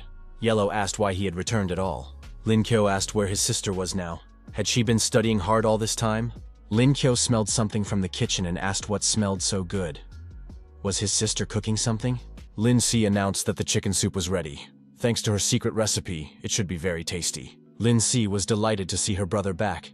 He must be tired from military training, right? Lin Qiu should eat her soup. It would help him replenish his lost energy. Lin Qiu said that his sister could read his mind. He had lost a lot of weight and was now ready to eat several servings at once. Hong Ye noticed that her husband had been eating a lot these days. Where had he lost weight? Lin Qiu said that his sister's cooking skills amaze him, but the soup tastes strange. Lin Si suggested that she might have mixed something up. However, on the internet, the man who ate this soup was satisfied. Lin Kyo thanked his sister for her concern. Our hero had a strange premonition. He decided that something was wrong. Lin Kyo felt a sudden rush of heat, and his mind became clouded. There really was something wrong with his sister's soup. Hong Ye asked her husband what was wrong. Lin Kyo said that he needed his dear wife very much right now. After saying this, our hero threw Hong Ye onto the bed. The girl blushed with embarrassment. Lin Kyo said that although humans and ghosts had different paths, he couldn't help himself. Hong Ye understood his feelings. She felt the same way. The young people melted into a kiss. Lin Kyo and Hong Ye confessed their love for each other again and continued kissing. Morning came. Then another 48 hours passed. Lin Kyo woke up in his bed and thought that the past 2 days had been wonderful. Everyone thought he was practicing and did not disturb him. Hong Ye asked her husband how he was feeling. Lin Kyo noticed that his wife seemed more shy than before. The protagonist replied that he was feeling much better now. Last night seemed like a fantastic dream to him. Now he had to help his wife. She needed rest. The phone rang. The young man woke up with a start. He had gone to bed too late the night before and completely forgotten about school. Tang Lin shouted that Lin Kyo had completely forgotten about the assignment. Everyone had already left, so he had to wake up quickly. Lin Kyo, putting on his pants on the go, shouted that he was coming out. Tang Lin announced that the elder would personally lead them on a joint assignment. Lin Kyo replied that he understood. Konglin Si. Tong Su said that Lin Kyo had arrived too late and almost missed the mission. What was with the young man's appearance? Had he had a rough night? Lin Kyo replied that he was still a lonely, innocent teenager. Mo Ching-cheng said she believed the young man. The elder of the Lebu Academy, B-level holder Yue Bukun, said that he would be the guide for this mission. Lin Kyo said he was pleased to meet him. The girls also introduced themselves and talked about their skills. Yue Bukun said that this time they had a special mission. The place they needed was on the Island of Shadows.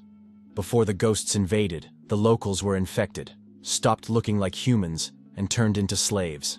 Lin Kyo said that in that case they must defeat the demons and save the people on this island. Elder Bukun confirmed this. First, they needed to explore the area, gather the necessary information, and then take action. Suddenly, the enemy appeared overboard. The people formed a circle to repel the impending attack. Armed ghosts jumped out of the water, ready to attack the people. The ghosts repeated that they had come here to fight. They wanted spiritual stones and treasures. Bank cards would also be useful. All of this would belong to them. Elder Bukun said that there were 3 young people, so they could easily deal with the ghosts. Lin Kyo was surprised. What was wrong with this elder? One of the ghosts said that there were women on board, which meant there was a reason to take them with them. Su Tang said she was ready to act. Lin Yue said he was also ready to attack. Mo Ching-cheng said that the group of B-level ghosts no longer posed a threat to them. The ghost leader called on his brotherhood to attack the humans and finish them off once and for all. Lin Kyo declared that it was time to use the ghost summoning technique. They had to destroy them with the help of their own kind. Our hero used his unique abilities and activated a magic circle on the deck. Skeletons were summoned.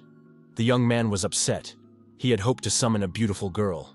The skeletons demanded satisfaction. They decided to rob their opponents. A confrontation between ghosts and skeletons unfolded on the deck.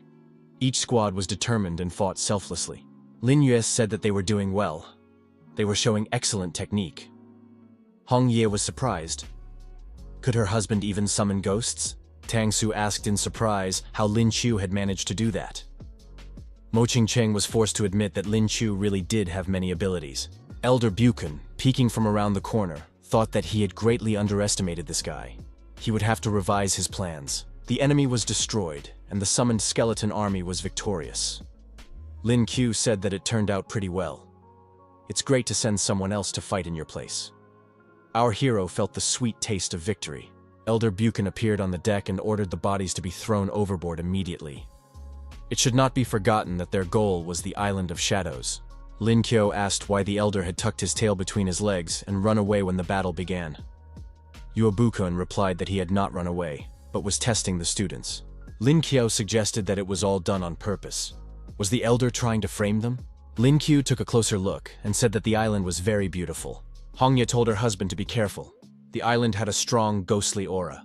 Lin Kyo thanked his wife for her concern. The elder stated that they did not have enough information about the island. They could not take any risks. First, one person had to explore the area. Lin Kyo was the best person for the job. Tang Su said that it was too dangerous. How could Elder Bukan allow a young man to go alone? Mo Qingcheng agreed.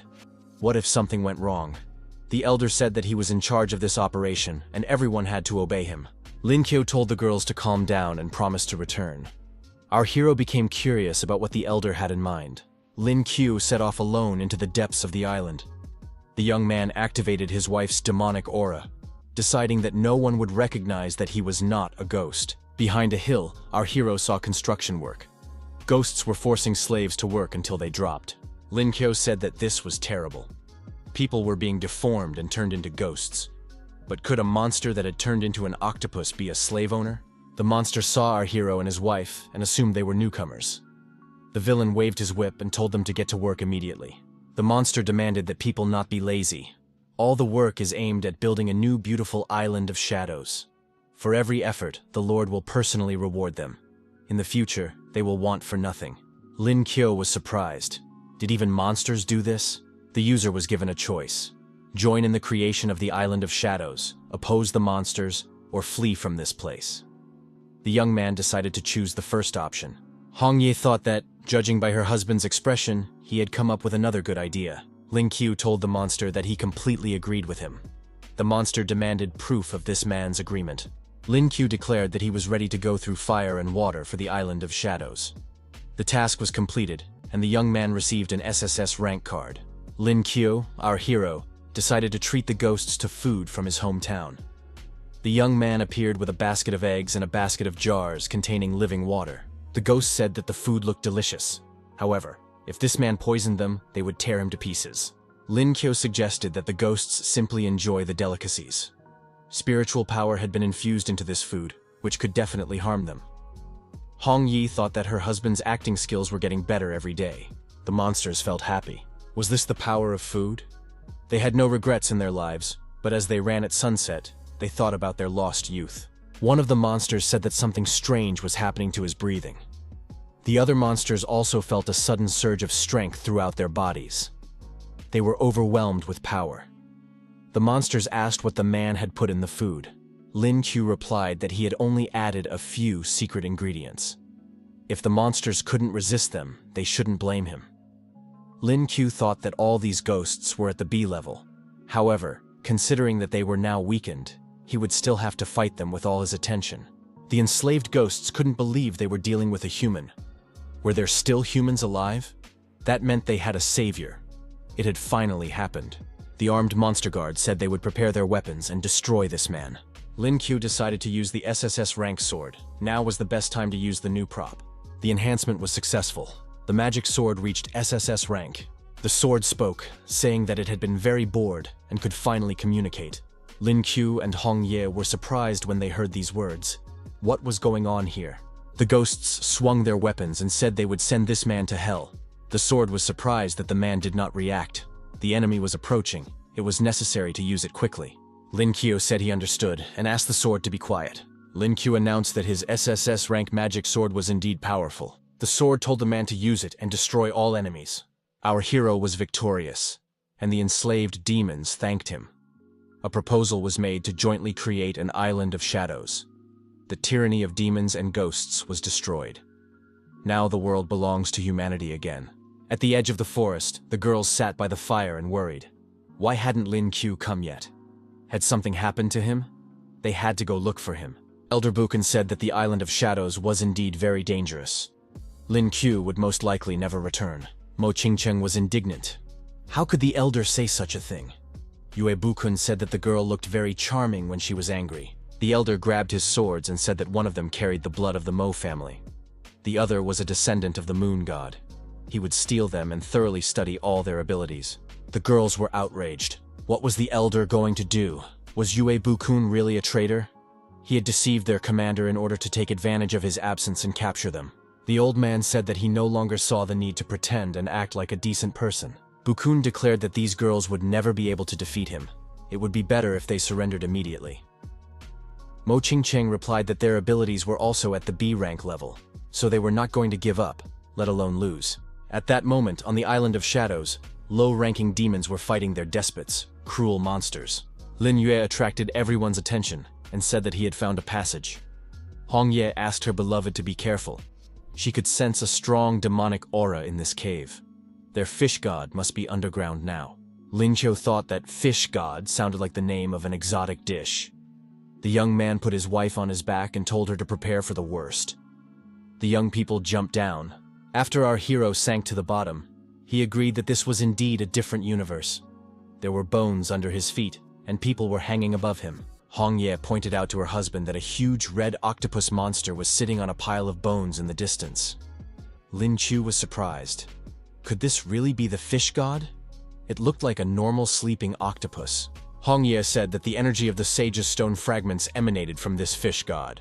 Lin Qiu grabbed his sword and said that these fragments were exactly what they needed. They would have to destroy the octopus and take the fragments by force. The sword said that it was looking forward to the moment when they could begin.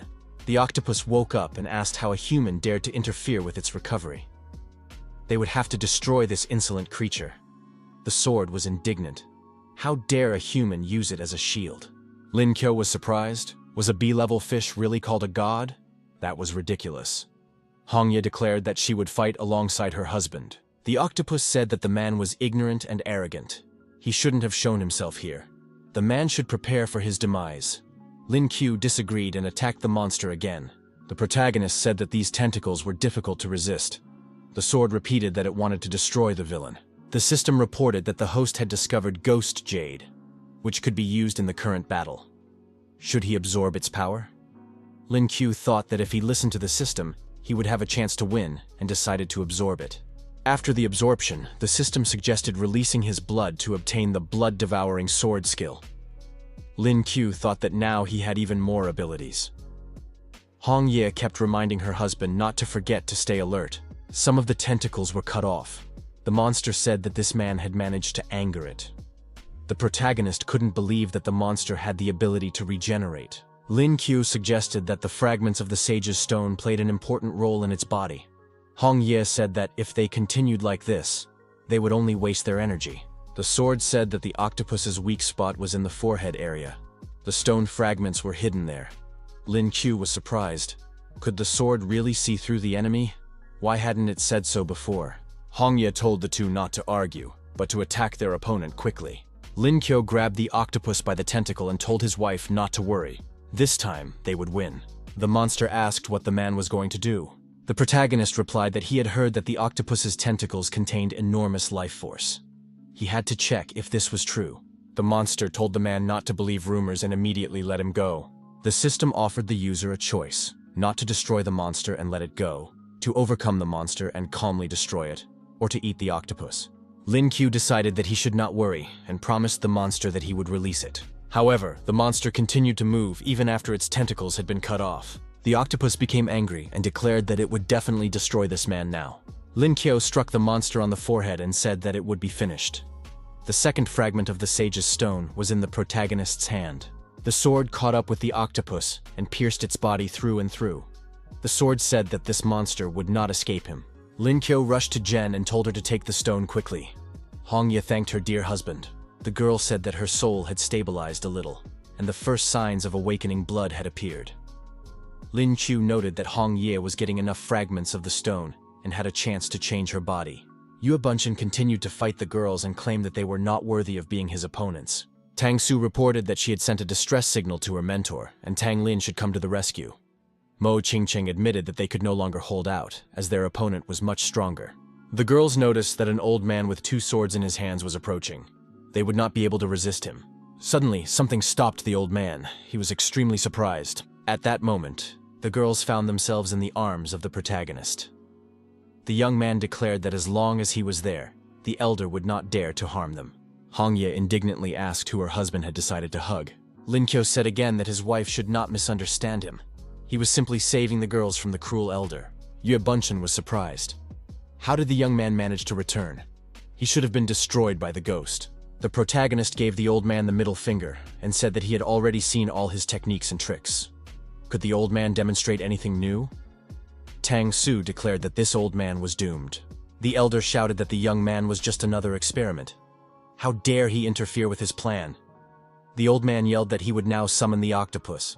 Lin Qiu showed him a small octopus and asked if that was what the old man was looking for. The monster looked worn out.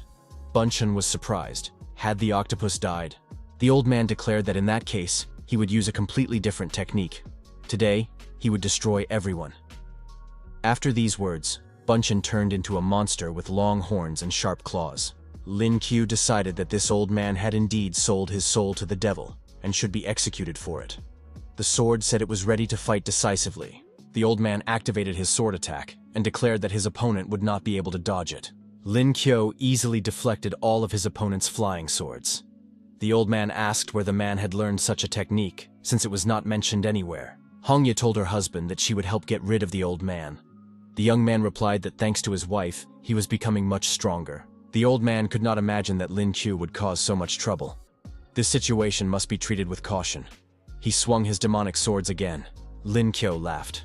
Had the old man decided to use the merging of two swords skill? In any case, he would do everything he could to destroy the elder. Baonkun declared that humans were evil and that he would be victorious. The girls decided to help the commander as much as they could and rushed into the attack. Bungyun cursed and thought that he would not be able to defeat them all at once. He would have to use a forbidden technique. The girls saw tongues of fire and thought they looked like tentacles, burning their bodies in the same way.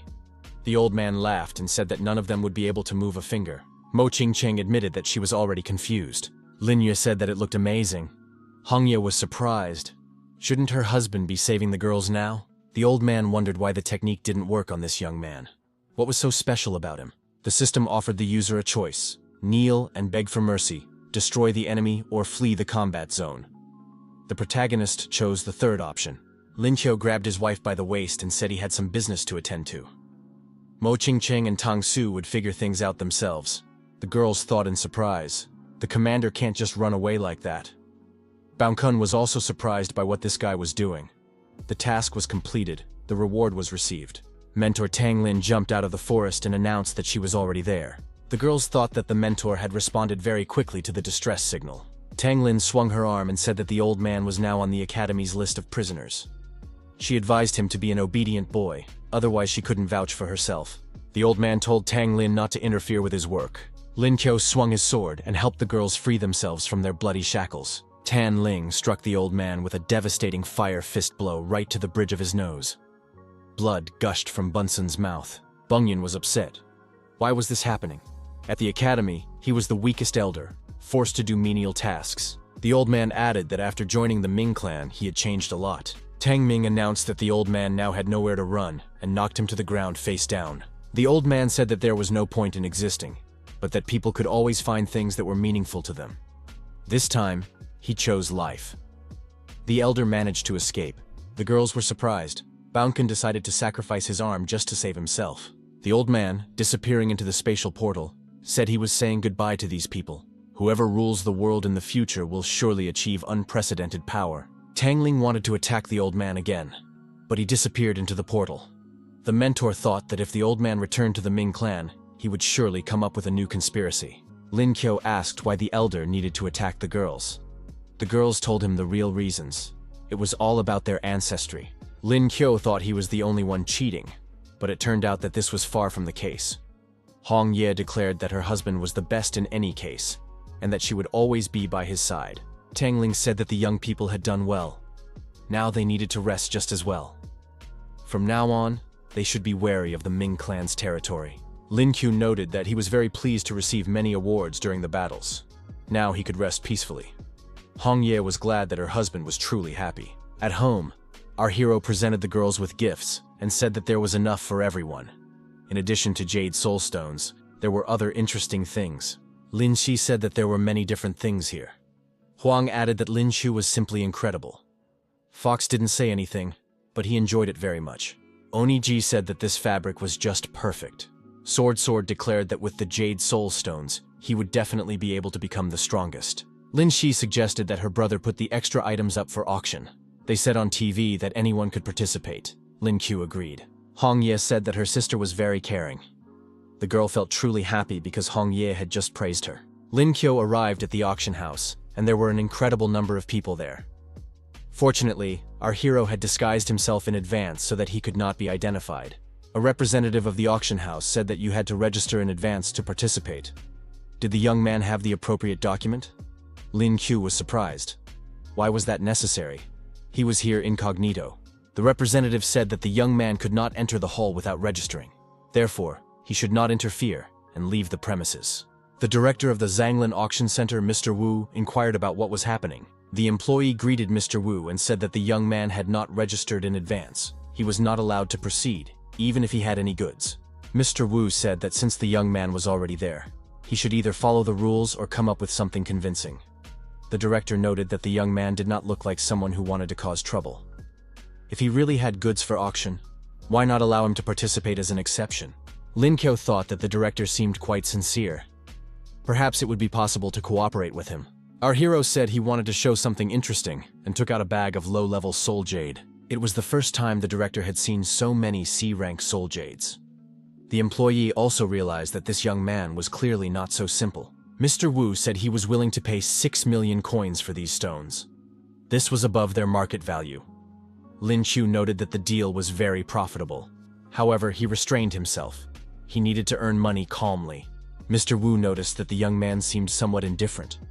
Apparently, he was not satisfied with the price. He needed to offer more. The director said that he had changed his mind and was willing to offer 8 million. Lin Qiu thought it was difficult to restrain himself. His heart was ready to jump out of his chest. This was a huge amount of money. Mr. Wu said he could see the young man's dissatisfaction. In that case, his final offer was 10 million coins. Lin Qiu realized how rich he had become. The young man said calmly that he agreed to 10 million. Our hero showed his bank card number and added that every penny was important to him. Payment first, then delivery. Mr. Wu said he would do so. They were also ready to organize a personal auction for the young man. The auction began. The host introduced a special guest, Mr. Lin Qiu. The protagonist greeted everyone and said that today he had brought a special drink called Happy Life Water. The auction participants were surprised. Where did this guy come from? How dare he put a bottle of cola up for auction? Who let him in here? Could the special guest really be like this? The employee didn't know what to do next. Lin Qiu said not to worry. He had everything under control. Lin Qiu announced that, to prove his point, he would give away one bottle of this drink absolutely free. One of the auction participants drank the beverage. The others didn't understand what was so special about it. The man hoped he wasn't mistaken. After drinking it, the man experienced strange feelings, as if he were back on campus with his goddess of love, enjoying happy times. It was a period of his youth. The man, with a can of cola in his hands and tears in his eyes, said he wanted his goddess to come back to him. Those present felt a ghostly aura emanating from him. It seemed as if he had gone mad. Other participants in the auction also decided to try the drink, and after drinking it, they reached climax. Lin Qiu forgot to warn them. If your physique is too weak, this water can cause stomach cramps. The auction participants realized that this water was truly a miracle. Everyone wanted to buy it. The reporter told the cameraman to go live immediately. This was a real sensation. Lin Qiu said there was no need to worry. There was enough water for everyone. 200,000 bottles were available. To purchase, you need to scan the QR code. The next lot was the treasure of the Demon King. The young man asked if anyone wanted to buy this lot. The cameraman realized they were live on air. Lin Xi, sitting in front of the TV, wondered why the broadcast had suddenly stopped. Ouyang suggested that they had shown some inappropriate content. Huang said that Lin Qiu was clearly involved. Only he could have arranged something like this. On the way home, Lin Qiu told his beloved that even though the situation had become awkward and the broadcast had to be interrupted, they had still managed to complete the auction and earn 10 million coins. If a similar opportunity arose in the future, he would attend such an event again. Our hero handed the girl a bracelet and said it was for her. When they were participating in the auction, she got distracted, and he bought it for his dear wife. Lin Qiu hoped that she would like it very much. Hong Ye said she really liked the gift. The young man helped her put the bracelet on her wrist. Lin Qiu told his beloved not to worry, he would definitely help her. Hong Ye said that she was happy when they were together. The headquarters of the Ming clan. The Lord sits on his throne. The old man said that he had failed to obtain the blood of the Mo family and the Moon clan, and asked for forgiveness. The Lord said it was a waste of time. What good had Buchan done? The old man told the master that Lin Qiu was to blame for everything. It was because of him that the mission had failed. The Lord said that since Buchan had worked for him undercover for a long time, he would be given one last chance. What was he going to do? The old man replied that he would use a man from Kanglan to prepare for the next espionage mission. If it didn't work this time, he was prepared to pay with his own life. The Lord said that in that case, he would eagerly await the information. At night, Yang Xiao squatted on the lawn near his house with a barbell on his shoulders, trying to get stronger. The young man knelt down and thought that he was still too weak. He had to keep going. Otherwise, he would never be able to surpass Lin Q. An old man appeared behind the young man and said that they hadn't seen each other in a long time. Yang Xiao recognized the old man and asked what he was doing here, since the whole academy was looking for him. Yuebukun told the young man not to worry. He was here to help. The headmaster appreciated the young man's potential and wanted to reward him with the power of darkness, which would help such a fine young man become strong. Yang Xiao wondered why he should trust the old man. If the headmaster really wanted him to join, he would first have to show his sincerity. Bukun showed him the soul jade of the Night Devil, one of the 8 great ghost kings. This thing has existed for 1,000 years and still contains great power. With its help, anyone can be destroyed, even Lin Q. Yang Xiao said he was willing to join on the condition that he could get rid of his rival. He was willing to do anything. The elder said that he must first complete one task. Yang Xiao must deal with an old man. The young man was indignant. Yuebukun asked if he didn't need the soul jade. Yang Xiao replied that he would complete the task right away. The young man entered the room where the deputy director of the academy was sleeping. The young man thought that he had been forced to do it anyway.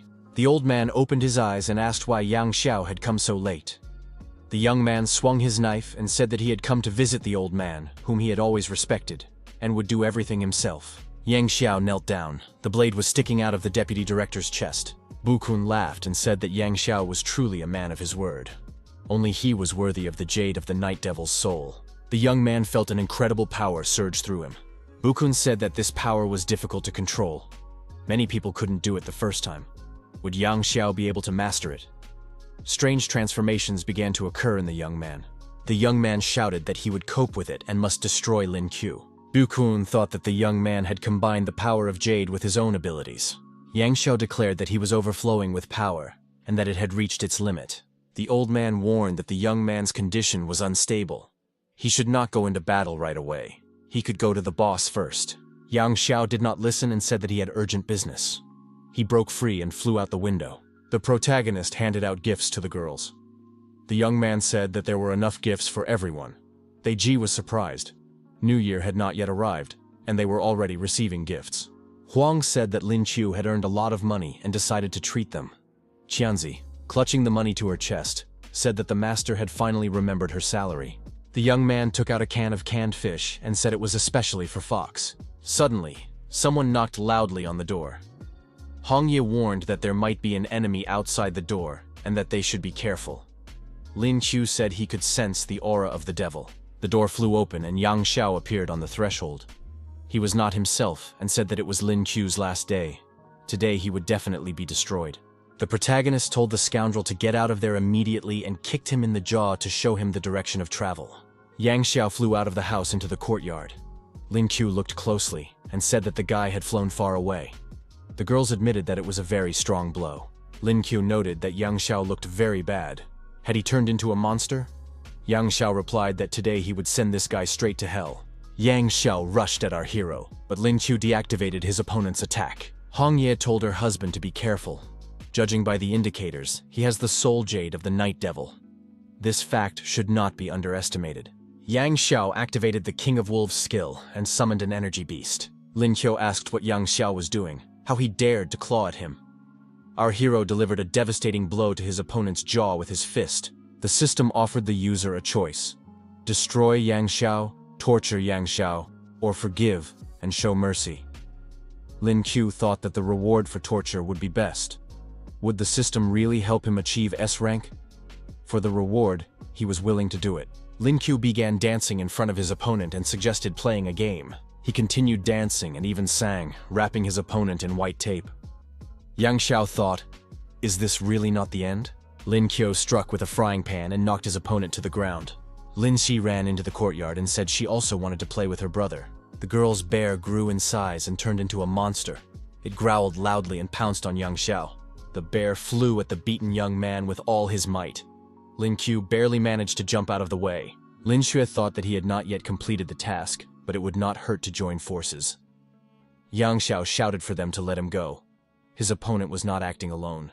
Lin Qiu said that Yang Xiao had come on his own and suddenly attacked. Of course, he wanted to fight one-on-one, but circumstances had turned out differently. Oniji rushed out of the house with a bucket and said she wanted to take out the trash. Oniji swung the large trash can at Yang Xiao with all her might. Zhuang asked if they had decided to intimidate someone without her. If they wanted to bully someone, they should call her right away. Yang Xiao said that this person's family scared him. Lin Qiu didn't expect Yahello to have such a trump card up her sleeve. Yahello replied that this was a completely new attack. Yang Xiao decided to run away, but Lin Qiu stopped him and said that the game had just begun. Yang Xiao cried out in fear that he was being attacked by a group of demons. He regretted his rashness. Behind the fence was an old man. He decided to watch the sounds of victory. Yang Xiao combined the Soul Jade and his abilities. Now he was able to destroy Lin Qiu. The uninvited guest was deactivated. The girls held him tightly. Our hero declared that he wanted to have some fun with Yang Xiao. Yue Bukon looked into the courtyard and was surprised. What was going on here? It was impossible to watch calmly. The task was completed. The young man thought that happiness comes unexpectedly. Yue Bukon rushed into the courtyard and grabbed Yang Xiao by the arms. The old man said he would save this guy. Lin Kuo said that there were two traitors in front of him, but it was useless for them to stick together. They would not win anyway. Yang Xiao shouted that he would eat Lin Ke to free himself from the hatred in his heart. The old man thought that even though Yang Xiao had become stronger, his physical abilities were still weak. If he continued in the same vein, he would perish. He could still be valuable, so he needed to be saved. Hongye said that Yang Xiao had awakened and his power was growing. It was necessary to deal with him. The sword added that he was ready to fight. Yue Bukun decided to leave and said that they would take revenge. Yang Xiao did not want to leave because Lin Qiu was still alive. Our hero caught up with the fugitives and asked how far they were going. However, the old man and the young man managed to escape. Lin Kuo thought that next time he would not be so kind. The situation was quite serious, and Tang Ling needed to be informed. Ming Yuan's henchmen had infiltrated the city, so measures had to be taken. The next morning came. The girls were arguing as usual. Dai Ji was cleaning. The young man received a notification from the academy. The old man had been found dead in his home. The killer turned out to be Yang Xiao, who had joined the Ming clan. Lin Qiu said that Yang Xiao was willing to do anything to increase his power, even commit crimes. The sword said that it had finally absorbed enough of the Soul Jade's power. Lin Qiu realized that the sword was about to evolve. The sword turned into a spirit and acquired a body. It ended up in the hands of a girl. Lin Qiu said that the sword had also become human. Lin Si said that she could become this girl's older sister. Yellow said that this girl was very small compared to them. The girl laughed and said that starting today, she would drink beer and become the best master. Yellow thought that the newcomer was just crazy. Hongye laughed and said that the young man now had many sisters. Lin Qiu said that as the head of the family, he felt a lot of pressure. The mentor came on the line and asked if the young man had seen the announcement from the academy. Training exercises were being held in the city to raise the students' morale and make them feel safe. Lin Qiu asked if he should participate. Tang Lin replied that in order to compete with other teams from the academy, Lin Qiu had to form his own team of 3 people. He asked who his teammates would be. Tang Ling said that the young man already knew them. The protagonist had a bad feeling about this. The host invited the students to the competition. There were many spectators around the arena. The host said that soon the student teams would go to other cities to help. But first, they needed to improve their physical and mental abilities. He suggested welcoming the 2 groups in the first round of the competition. They were representatives of the Guangzhou Academy. Shang Qian said it was dangerous. Lin Qiu was surprised. Wasn't Fatso happy to be picked for the team? Qin Feng suggested everyone calm down. The broadcast was still going on. The audience was surprised. The competition had not yet officially begun, and 3 members of the same team were already arguing. Guanhou's team decided to attack and win in the first round. However, the Zhanglan team was ready for the attack and repelled their opponent's attack. The young people said it was their old combo. Their opponents were fooled. The fat man noted that the commander's idea was brilliant. The host said that the Zhanlan Academy had shown unprecedented power. It was definitely a victory. Chenan Academy said they would not fall for such a trick. Lin Qiu said that now it was the turn of the magic sword. The girl was delighted that she had finally been called upon, and asked who she had to defeat. The Chengnan students were frightened. Had their opponent really called someone else to fight on his behalf? He even had a weapon. Lin Qiu declared that a spirit was not considered a substitute. This was known to everyone in the world, so the rules had not been broken. The girl threw the sword aside and said that if the opponents were afraid to fight with their bare hands, The Chengnan students said that it was just a small artifact, so they would attack. They would be ruthless, and their opponent would see their power. The girl said not to underestimate her, because she was very strong. She didn't care how many opponents there were. The spirit of the sword dealt with everyone. No one could handle it. After the battle, Lin Qiu admitted that the girl was indeed strong. Qin Feng asked where the commander had found her. Representatives from another academy said that the strong are not afraid of difficulties. Their academy is second to none. The fat man said he was excited. Qin Feng called for preparations for battle. Lin Qiu was surprised. Who were these aristocrats? After the battle, the host announced again that the Kanglen Academy had exceeded all expectations and won a crushing victory. Lin Xi watched the performance on TV and said that her little brother was very cool. Yahello said that she also wanted to enroll in this academy. They Ji once again acknowledged that the master was magnificent. Qin Feng said that they would continue to fight. The fat man declared that he had enough courage to fight everyone.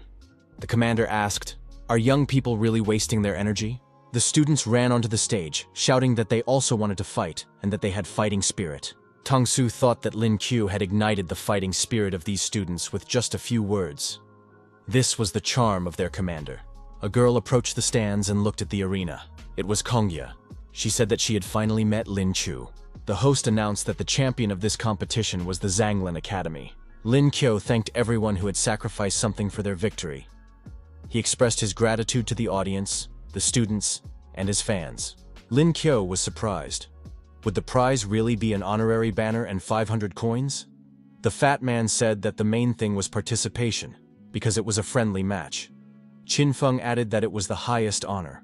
Lin Qiu was delighted to be surrounded by many female fans. Hong Ye asked with a dissatisfied look why he was so excited. Shang Tian was also happy to see so many beautiful women around him. Qin Feng was surprised. Had the fat man never seen beautiful women before? One of the female fans said that she really liked brother Qin Feng. The bald man immediately offered to exchange phone numbers. All the fans wanted to know if the protagonist had a girlfriend and if he could give them his contact information. Lin Qiu said that he didn't have anyone and that he had never even touched a girl. Hong Ye, of course, was very angry. Suddenly, a stranger appeared and pushed all the fans aside. The girls were outraged. The unknown girl threw herself into the young man's arms and said that she had missed him very much. Lin Qiu was surprised. Where did Kongya come from? Tang Su and Mo Qingcheng were surprised. Who was she and why was she acting so presumptuous? The fat man was extremely upset. Why did his goddess hug Lin Qiu? Hong Ye was also against it. Our hero did not expect Kongya to show such enthusiasm. How could he justify himself later?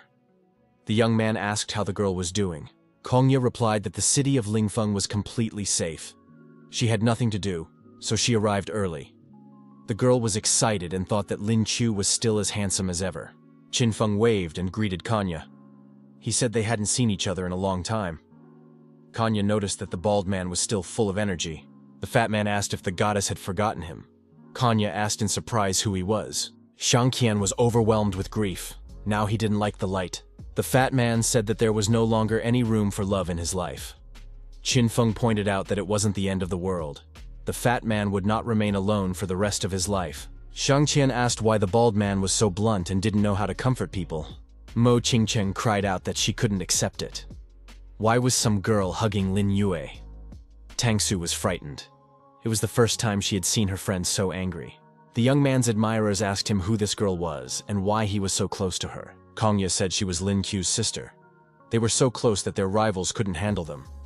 The young man thought his reputation was completely ruined. He hoped that his popularity would not disappear after this. Lin Qiu was surprised. Why had it gotten so cold all of a sudden? Hong Ye looked like an ice cloud. The next morning came. Lin Qiu saw Kongya at the door and thought it was all over. Hong Ye was angry with him. There was a big misunderstanding between them. The girl said she had bought food and suggested they have breakfast together, and she had also bought something for her younger sisters. Lin Qiu said that these dishes were for everyone, but why was no one eating? Our hero was afraid that this meal might be his last. Kongya said she had already had breakfast, so she would just sit nearby.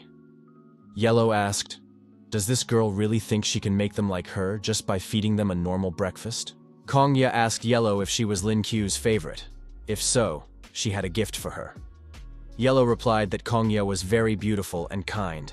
Lindsay said angrily that Yahello had changed her opinion very quickly. Was she a traitor? Sire declared that Kongya would not be able to get her little brother so easily. She should not try to please him. He already had a girlfriend. Kongya thought, had she made a mistake? Hong Yi appeared at the door and asked if this was Lin Qiu's friend. Kongya thought that this girl was very beautiful and had a wonderful figure. Lin Qiu was surprised. Had his wife materialized? It seemed that she was really angry. Hong Yi reached out and greeted her sister. The girl introduced herself as the bride and added that she had already signed a marriage contract with Lin Qiu. Kongya was surprised again. Lin Qiu had said the day before that he was single. Was it a joke? Kongya decided that she couldn't handle this beauty, so she greeted her in return, saying that she was Lin Qiu's friend. Hong Ye said that Lin Qiu's friend was her friend. The next time Kongya came to visit them, she should let them know in advance. Lin Shi said that brothers and sisters love each other. Kongya couldn't interfere with that. Kongya repeated that she was just a guest. Kongya turned to Hong Ye and expressed her hope that there would be no misunderstanding between them. Lin Qiu was like a brother to her, nothing more. Lin Shi got angry. She thought that Hong Ye had stolen her brother and her love, and now she wanted to take on the role of sister. Lin Shi declared that she was the only sister and no one should try to take that place. They Ji, holding the girl back, told Lin Shi not to get into a fight. Lin Shi warned the two not to get in her way, talk to her, or try to interfere with her. Huang and Oni Ji shouted that Lin Shi was going to fight them and was hurting them. Lin Qiu thought that he used to be angry and tried to keep everything under control. Now, no one can hurt him. He is completely devoted to his family. Hong Yi laughed and said that this was a real family idol. Kongya couldn't understand what was going on here. Lin Qiu had a terrible family. The young man had a very difficult life. The protagonist received a message from his older sister. The girl wanted to meet him the next day. Lin Qiu thought that she might have something important to discuss with him. Lin Qiu remembered the family hearth. Those were good times. The young man missed the days when his parents were still alive. They were ordinary, carefree children. Lin Qiu remembered the time when Seer took him by the hand and led him to catch a butterfly. His older sister told the children to be careful, otherwise they might fall. She and Qiu did indeed fall. Hua rushed to their aid because she had warned them not to rush. Hana told the younger ones not to cry and offered them candy. After that, the pain would surely go away. Their mother said that her children were growing up and learning to take care of each other. Their father said that the children were growing up and that childhood would soon be over.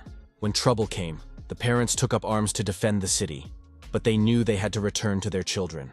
Lin Wen swung his sword and destroyed the monsters that attacked the city. As a result of the fierce fighting, the parents died. The children cried bitterly and did not want their parents to leave. The older sister told the younger ones not to worry. She would protect them. Lin Qiu looked at his older sister and saw her tears.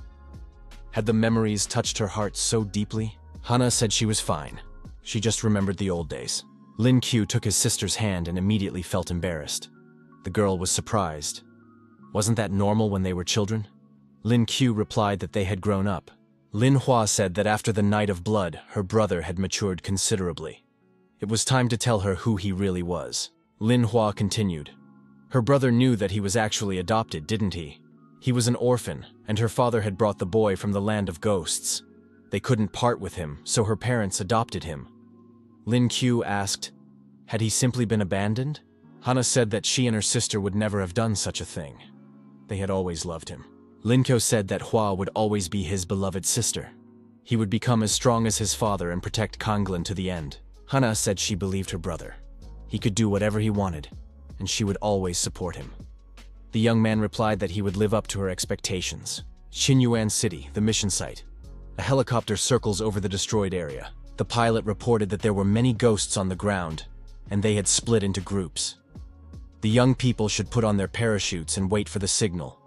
He would look for a safe place to land. Lin Qiu looked down and said that the place was completely destroyed. Only ruins remained of the buildings. The fat man noted that there was a terrible smell coming from the ground. Qin Feng declared that it was time to fight. Lin Qiu announced that it was time to make money. They had to destroy their enemies and defeat all the ghosts. The students jumped out of the helicopter. Xiang Qian said that he would show them how to parachute. While he was skillfully performing stunts, the goddess would surely pay attention to him. Kongya said she didn't know how to parachute and asked if she could do it with Mo Qingcheng. Qingcheng said she didn't know how to jump either and asked Lin Yue to take her with him. Lin Yue said that it was not difficult. The young man thought that the girls trusted him and he would help them with honor and dignity. The girls grabbed our hero from both sides and the three of them jumped out of the helicopter. Hongye tried to calm herself down, Lin Q was just helping his friends. She understood everything and wasn't angry. Under the force of gravity, the protagonist overtook his comrades and said he would go first. The fat man declared that this was too much.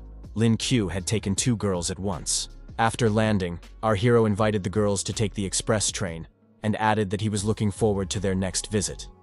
Konya noted that the young man was a true gentleman. Lin Q stepped on some sticky liquid and said it was ghost slime. Huge insects were circling above the young people. Lin Q said that ghosts were approaching. Qin Feng immediately determined that they were insect ghosts and activated his weapon. The fat man said that if these insects bit, dangerous swelling would be inevitable. The insects secreted mucus, and Mo Qingqing was attacked. The young people watched the girl's actions with interest. Hong Ye looked at her fiancé with anger. Qin Feng, watching Kongya, thought that it was necessary to save people. Hong Ye asked what her husband was thinking and why he wasn't saving the girl. Lin Yue thought that his wife was sometimes terrifying. He was just an innocent teenager. Couldn't he just watch? The main thing now was to destroy the insects. Lin Q was surprised. Why were there so many insects here? The fat man explained that according to the information he had received, this city had always been swarming with all kinds of insects. He added that they were just small fry. However, at that moment, a huge monster spider appeared. Lin Q told the fat man to keep quiet and not say anything unnecessary. Our hero began to move around the monster and thought that in this position he could dodge any attack. Kongya said she would take care of this monster, and the rest could move on. Lin Ko said that the whole group was working well. They needed to focus and surround the monster. In the end, the huge monster spider was destroyed. But even in this form, it somehow grew in size. Hong Ye said that something was wrong here, and that it would be better to leave this location. Suddenly there was an explosion. Another monster flew out of the spider's body. Lin Q shouted for everyone to spread out. Shang Qian looked at the winged monster and said that it looked disgusting. Qin Feng immediately suspected that this monster was similar to a fly. In addition, it had human skin. It could parasitize living organisms, controlling the movements of its victims. Kongya suggested that the monster was gathering others like itself, and that they needed to deal with it quickly. However, it was too late to do anything about this monster. The number of such creatures had increased many times over. The people were surrounded. Lin Qiu said that if these monsters could parasitize, they would come to an end. Hong Ye admitted that this could end badly. The girl added that judging by their characteristics, their boss was one of the 8 ghost kings, the demon fly ghost. Lin Qiu expressed his hope that this time he would get the philosopher's stone. The fat man asked what they should do now. The protagonist replied that they could only fight. Suddenly, an SUV appeared in the town square with an armed man behind the wheel. There was a dog in the passenger seat. The armed man greeted the young people. Lin Qiu was surprised. Where did this old man come from, if they had been told that there was no one here? The driver, shooting at the monsters, said there was no time to talk. The young people should get into the car quickly. Lin Qiu told everyone to get in the car. They didn't know the whole situation, and it was impossible to continue fighting. That same evening, the young people found themselves in a temporary shelter. There was a rich arsenal of weapons here. The man said that he hadn't seen people in a very long time, which was evident from the joy on his face. The girls thanked their savior and asked if he really lived here alone. The man nodded affirmatively. He explained that 6 months ago, Qin was attacked by insects. All the people died or mutated under the influence of these monsters. His family had also perished. He was crushed with grief, but then discovered he had an unusual ability, to bless bullets with spiritual power. Thanks to this, he had survived. The man said that now he was alone. All he wanted was to destroy as many of these insects as possible and rebuild his city. The protagonist told the man not to worry. They would help save the city. It was their mission. Mo Qingqing saw a huge cockroach on her chest and screamed in fear, "The monsters are coming." Konya said that there were more cockroaches here, but she was ready to crush them all. The owner of the shelter told the girls to calm down. These were armored cicadas, pawns of the ghost cockroach. They could simply be crushed. The fat man asked, "Isn't ghost cockroach just another name for cockroach?" Hong Ye told her husband that this was serious. The ghost cockroach is one of the 8 ghost kings.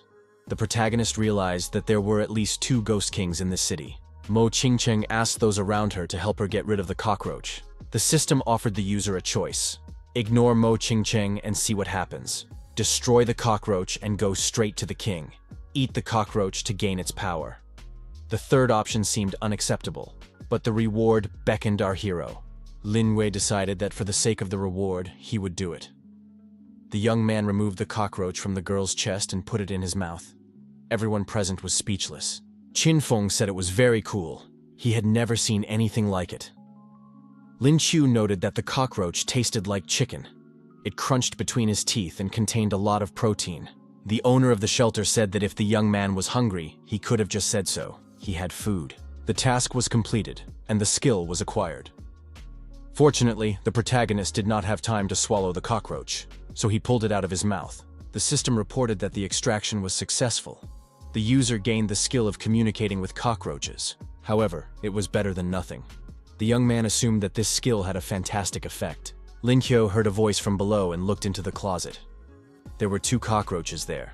One of them said that the man had eaten their older brother. Lin Qiu was surprised. Could he really hear the cockroaches talking? Lin Qiu heard the frightened cockroaches begging for mercy and saying that they had nothing to do with it. The young man thought he should take advantage of these cockroaches. Hong Ye said that the cockroach king was on bad terms with the fly leader. He could try to take advantage of this. Lin Qiu told the cockroaches that they had 2 choices. Either he would eat them, or they would take him to their leader. The cockroaches chose the second option and promised to take him to their boss. Qin Feng looked at the squad commander and said that it was difficult to understand why they were not behaving normally. The fat man was surprised. Was the commander really communicating with cockroaches? Tang Su said that Lin Qiu was forced to communicate with the little creatures. Lin Qiu took the cockroaches in his hands and said he would be back soon. The fat man said that the commander may not have eaten the cockroach, but he had definitely become a monster. The territory of the cockroaches, Qingyun City. Cockroaches were everywhere. Lin Qiu saw their numbers and said that it was a whole kingdom of cockroaches. The little cockroach replied that it was their base. The cockroaches shouted that an intruder had appeared, and were surprised that these 2 could bring a human here. The cockroach brothers declared that this man must be taken to the boss, otherwise they would all perish. The cockroaches became hostile and called the 2 traitors. Lin Qiu said that this was a complete disregard for the lives of their fellow creatures, and that next time he would capture someone more important. Someone's voice rang out in indignation. Why is it so noisy here? Why are they disturbing his sleep? It was a girl's voice. The cockroaches realized that this was their leader, and immediately fell silent. The girl climbed down from a pile of rubbish. Lin Qiu asked the girl, "Is she a ghost cockroach, one of the kings of the underworld?" The girl cried out for the man not to look at her like that. The young man said that the girl was very small and that he should be careful not to crush her. The girl transformed into a more mature form and said that this was her complete form. Lin Qiu said that she was still a child and thought that this ghost king looked cute. The girl tried to punch the young man but couldn't reach him. Hong Ye told Lin Qiu to be careful. The girl was very strong. However, it was too late, and the young man experienced the girl's fist firsthand. Lin Qiu took out a can of cola and said it was a gift for the girl to make friends. The young man thought that this ghost had A-class strength. The girl was surprised. Did this person really want to bribe her with a bottle of cola? She wouldn't drink it. She was just thirsty. The girl said that something was happening to her body. What had the man put in it? She felt her breathing quicken and wondered why it tasted so good. The cockroaches crawled up to the empty can and decided to try what the girl had drunk. They felt elated and said they had lost their natural strength. The girl said she wanted more of this drink. 1 bottle was not enough. Lin Qiu thought that the ghost cockroach was actually a gourmet. This drink had won her over. Lin Qiu said he could provide unlimited life energy, but they had to promise to eradicate the ghost fly. The girl said that Mingyuan was probably just paying lip service. Everything could change. She added that they were longtime rivals, had been fighting over territory for a long time, and had wanted to battle each other for a long time. She agreed to find the conditions. Lin Qiu said that in that case, everything was settled. He hoped for fruitful cooperation and handed out more jars of living water. The girl cried out that it was simply paradise and exclaimed, "Long live drinks!" The dungeon master turned on the flamethrower and said that the insects had found their way to his base. The bald man, waving his spear, said that these insects annoyed him. Lin Qiu reported that their captain was returning and began to destroy the insects. He asked the girls, did they still doubt his courage? He formed an alliance with the ghost cockroach. From that moment on, they became brothers. The fat man laughed and said that Lin Qiu was also a cockroach in that case. The owner of the shelter added that it was simply brilliant, to defeat the enemy with the help of the enemy. A group of radical cockroaches supported the rescue team. They shouted that they would do it together.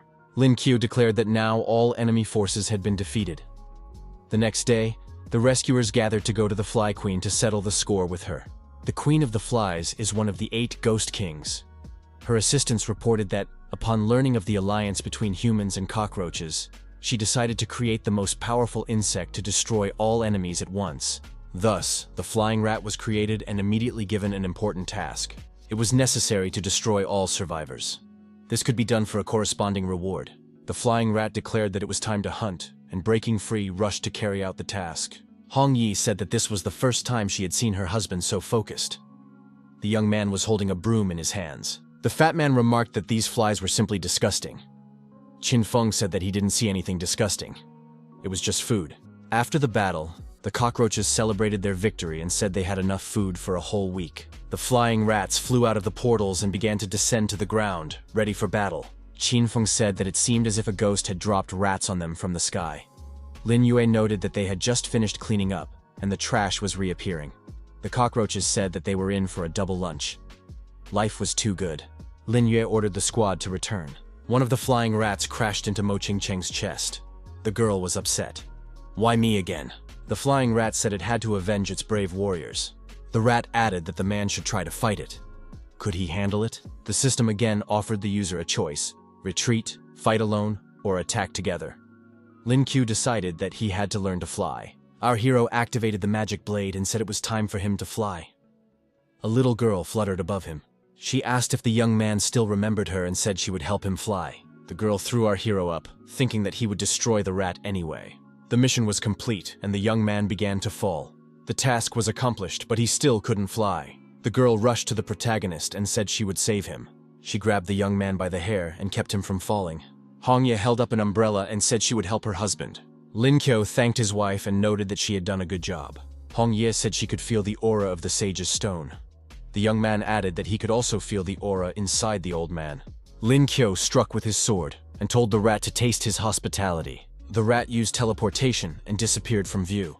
Lin Qiu told it to surrender. Why fight the voice of reason? Hong Ye noticed again that something was wrong here. The aura was very strange. The rat activated its full transformation and turned into a huge monster. It said that these people had really angered it. Lin Qiu said that it was an insignificant rat skill and wondered if she was really bragging about it. Kongya shouted that she would help and use the time delay skill. The huge rat approached the girl and shouted, "Does she really want to defeat me with childish tricks?" Mo Qingcheng was nearby and asked if everything was okay with Kongya. She confirmed that she was fine. The fat man told the dragon to destroy the rat. Qin Feng shouted at the fat man not to get involved and to be careful. The rat said that it loved to draw blood from pathetic people. The sword spirit activated the unbeatable wind skill.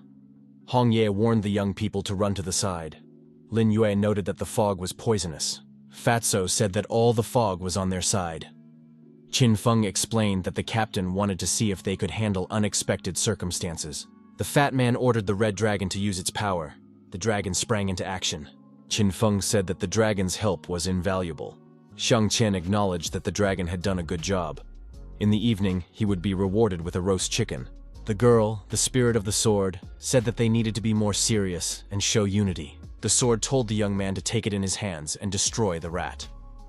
Lin Qiu immediately felt that the sword's power had increased. The rat said that it already had something, and that no one could defeat it.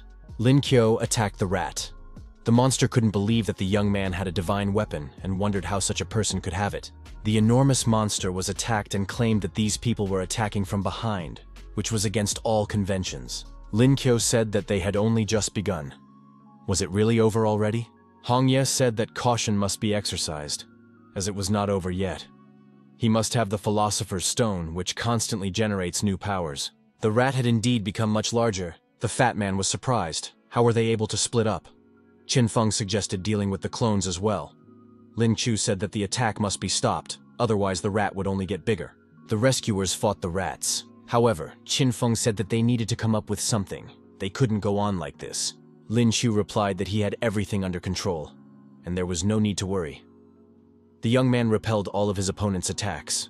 Mo Qingcheng said that this was an excellent opportunity, and that they should take advantage of it to attack the rats at the same time. The owner of the shelter drove up again in his SUV and said he had rat traps. Lin Qiu looked at the traps and said that the old man was simply inhumane. However, good things should be used. The traps were set up everywhere, and the rats fell into them. The monsters said that these were not humans, but real devils. Lin Kyo activated multiple suppression and wanted to see how the rats would cope with it. The sword said that the feeling chilled him to the bone. The flying rat said that they couldn't stay here or everyone would die. Lin Kyo sent his magic blade in pursuit. However, the rat managed to track the attack and dodge the blade. The little girl, the spirit of the sword, attacked the flying rat. The rat was surprised. How is it possible to fight yourself? The huge sword cut the flying rat in two. Lin Kyo received another fragment of the sage's stone. Lin Kyo handed the stone to his wife and said that the new fragment would help her recover much faster. Hong Ye replied that her husband was doing too much for her. Hong Ye swallowed the stone and said she felt unbridled energy. The girl couldn't control herself and, approaching her husband, hugged him. It was palpable, and everyone could see it. Shang Chen asked in surprise where this beauty had come from. Mo Qingcheng wondered who she was and why she was so close to Lin Yue. Qin Feng suggested that she had been summoned from another world. Kong Ye said that she was the bride who had signed a contract with him. The owner of the shelter said that there was so much energy here that even new people were appearing. Hong Ye said that she couldn't control her body, so everyone saw her. Lin Yue realized that she had been exposed. The fat man was surprised. Did the commander hide this girl? Qin Feng asked. Did Lin Chu fall in love? Mo Qingcheng wondered who she was. Kong Ya said it would be better if Lin Q explained everything. His friends demanded that Lin Q tell them everything immediately. However, our hero felt that he couldn't reveal that she was his fiancée. The protagonist said that she was a guardian spirit. Her name was Hong Ye. Everyone present was of course surprised. Was she really a guardian spirit? Hong Ye confirmed this and added that she was also his fiancée. Although they had not yet had an official ceremony, they were already almost married. Qin Feng said that only Lin Chu could have such a powerful spirit. The fat man, as always, was upset. Why does this man get all the best things? Mo Qingcheng realized that she had no chance. The girl couldn't accept it, and declared that her heart was now broken. Konya tried to calm Mo Qingcheng down. Qingcheng burst into tears and said she was very sad. Konya said she understood her feelings. At the same time, the girl thought that Qingcheng smelled very good. Shang Tsai noticed that the world was unfair. He wanted to lose weight and return to the past. Qin Feng said that this was unrealistic because Fat Man ate too much every day. Lin Yue hoped that this performance would end soon. Lin Kyo asked his wife what was going on and why they could see her. Hong Ye replied that the energy of the sage's stone was very strong, and its fragments had merged, strengthening her flesh and blood. Now she was closer to a human body, so she could not remain invisible. Lin Kyo noted that in that case, her body would soon be completely transformed. The girl was upset. Why did he always think about the same thing? Lin Kyo explained that it was because he liked her. The Queen of Flies was informed that things were going extremely badly. The humans had destroyed the winged rat. Rumor had it that they had even eaten the rest. The Queen said that this rat was a failure. How dare it die? Who would accompany her at night now? The Queen of Flies decided not to be upset and to enjoy her last moments. The strongest beetle she had created was about to be born, and these people would become food for her child. The Queen of Flies decided to see how the man and the cockroach would cooperate with her in the future. The next day arrived. The protagonist asked his squad if they were ready. He added that they would all go together, as one, to attack and destroy the Queen of the Flies and all her minions. The old man behind the wheel of the car, accompanied by a horde of cockroaches, said that he was attacking the flies for the sake of Qinyun City, for the sake of world peace. The cockroaches announced that they were attacking for food. Half an hour passed. Lin Q noticed that, according to the topographic map, the demonic fly should be somewhere around here. The young people looked at each other with loving eyes. The fat man said that if he saw another display of love, he would destroy the couple. Now was not the time for that. Qin Feng told the fat man to calm down. Mo Qingcheng started crying again. She had just fallen in love, and her heart was already broken. Shang Chen asked in surprise why the old man and the army of cockroaches had not returned to search for food. They were dying of hunger. The insect watched the rescue team from around the corner. It was a high-level mantis ghost. It said it had finally found these people. The mantis jumped out in front of the young man and said that he would now show what he was capable of. The mantis began to dance and warned that it would attack soon. The young people smiled. Qin Feng said that this mantis was quite cute. The fat man warned that the mantis only seemed harmless. Lin Q announced that they couldn't relax, because this was no ordinary mantis. The mantis declared that these people were just smug monsters. Countless insects were destroyed or torn to pieces. The mantis said that they had endured this humiliation for a long time. Hong Ye said that she felt a strong aura. Lin Chu took out his sword and told everyone to step aside. The insect flew up and declared that it was too late for people to retreat. Suddenly, all the people disappeared. Only Hong Ye remained in the square. This was the result of the mantis's insidious magic. It turned out that the young people had not disappeared, but had become very small. Qin Feng was surprised. What was going on? The fat man said he did not want to turn into an insect. Lin Chu explained that they had shrunk because of the mantis's magic. Hong Ye looked around and asked where everyone had gone. Lin Chu shouted to his wife, but she couldn't hear him. The young man was upset. Where had the mental connection gone? The mantis appeared in front of the people. Now it was much bigger than them. The insect said that now they had switched roles, and it would show them what it meant to be cruel. The fat man was surprised. Why had the mantis become so big? Lin Kyo activated the fiery fist of fury and said that if the mantis grew larger, it would only take one move to return it to its original form. However, the young man was unsuccessful. Lin Kyo was frightened and said that it was just an accident and that it was necessary to summon the magic blade urgently. The fat man began to summon the dragon demon. The sword spirit said that she had also shrunk. The magic dragon had also significantly reduced in size. The fat man did not understand why his divine beast had shrunk. How did it work? People began to run away from the mantis. Lin Q noticed that even spiritual power was now small. How could they fight in such conditions? In front of the young people, one of them asked, "Why did Lin Q become so small?" The fat man noticed that now the cockroaches were also huge. Lin Q thought that he had met the cockroaches at the right time and that he could use their power. Our hero mounted a cockroach and declared that they must fight back. The cockroaches united for victory and for food. Qin Feng climbed onto a cockroach and said that he could ride it too. The fat man said that he also liked the idea. The girls climbed onto the cockroaches together. Kanya asked if she could hold on to Mo Ching Cheng because she was very nervous. The rescue squad rode the cockroaches, waving their weapons, and rushed at the mantis. Lin Kyo attacked his opponent with his sword. The mantis blocked all attacks and even counterattacked. The cockroaches also tried to strike, using a long pencil. The mantis cut the pencil into small pieces with its sharp claws. Lin Kyo used a hidden attack and kicked the mantis. The mantis was frightened and asked how the man dared to attack from behind. Did this weakling not dare to fight him face to face? The girls concentrated and used their magical abilities to create a magic circle to affect the mantis's mental state. It was a long-range attack. The mantis lost his footing and fell to the ground. Lin Q shouted that he was still alive and that they had to keep going, and swinging his sword, rushed at his opponent. The mantis flushed with rage, his body burst into flames, and he said that these people had angered him. Now he would destroy everyone who was still alive.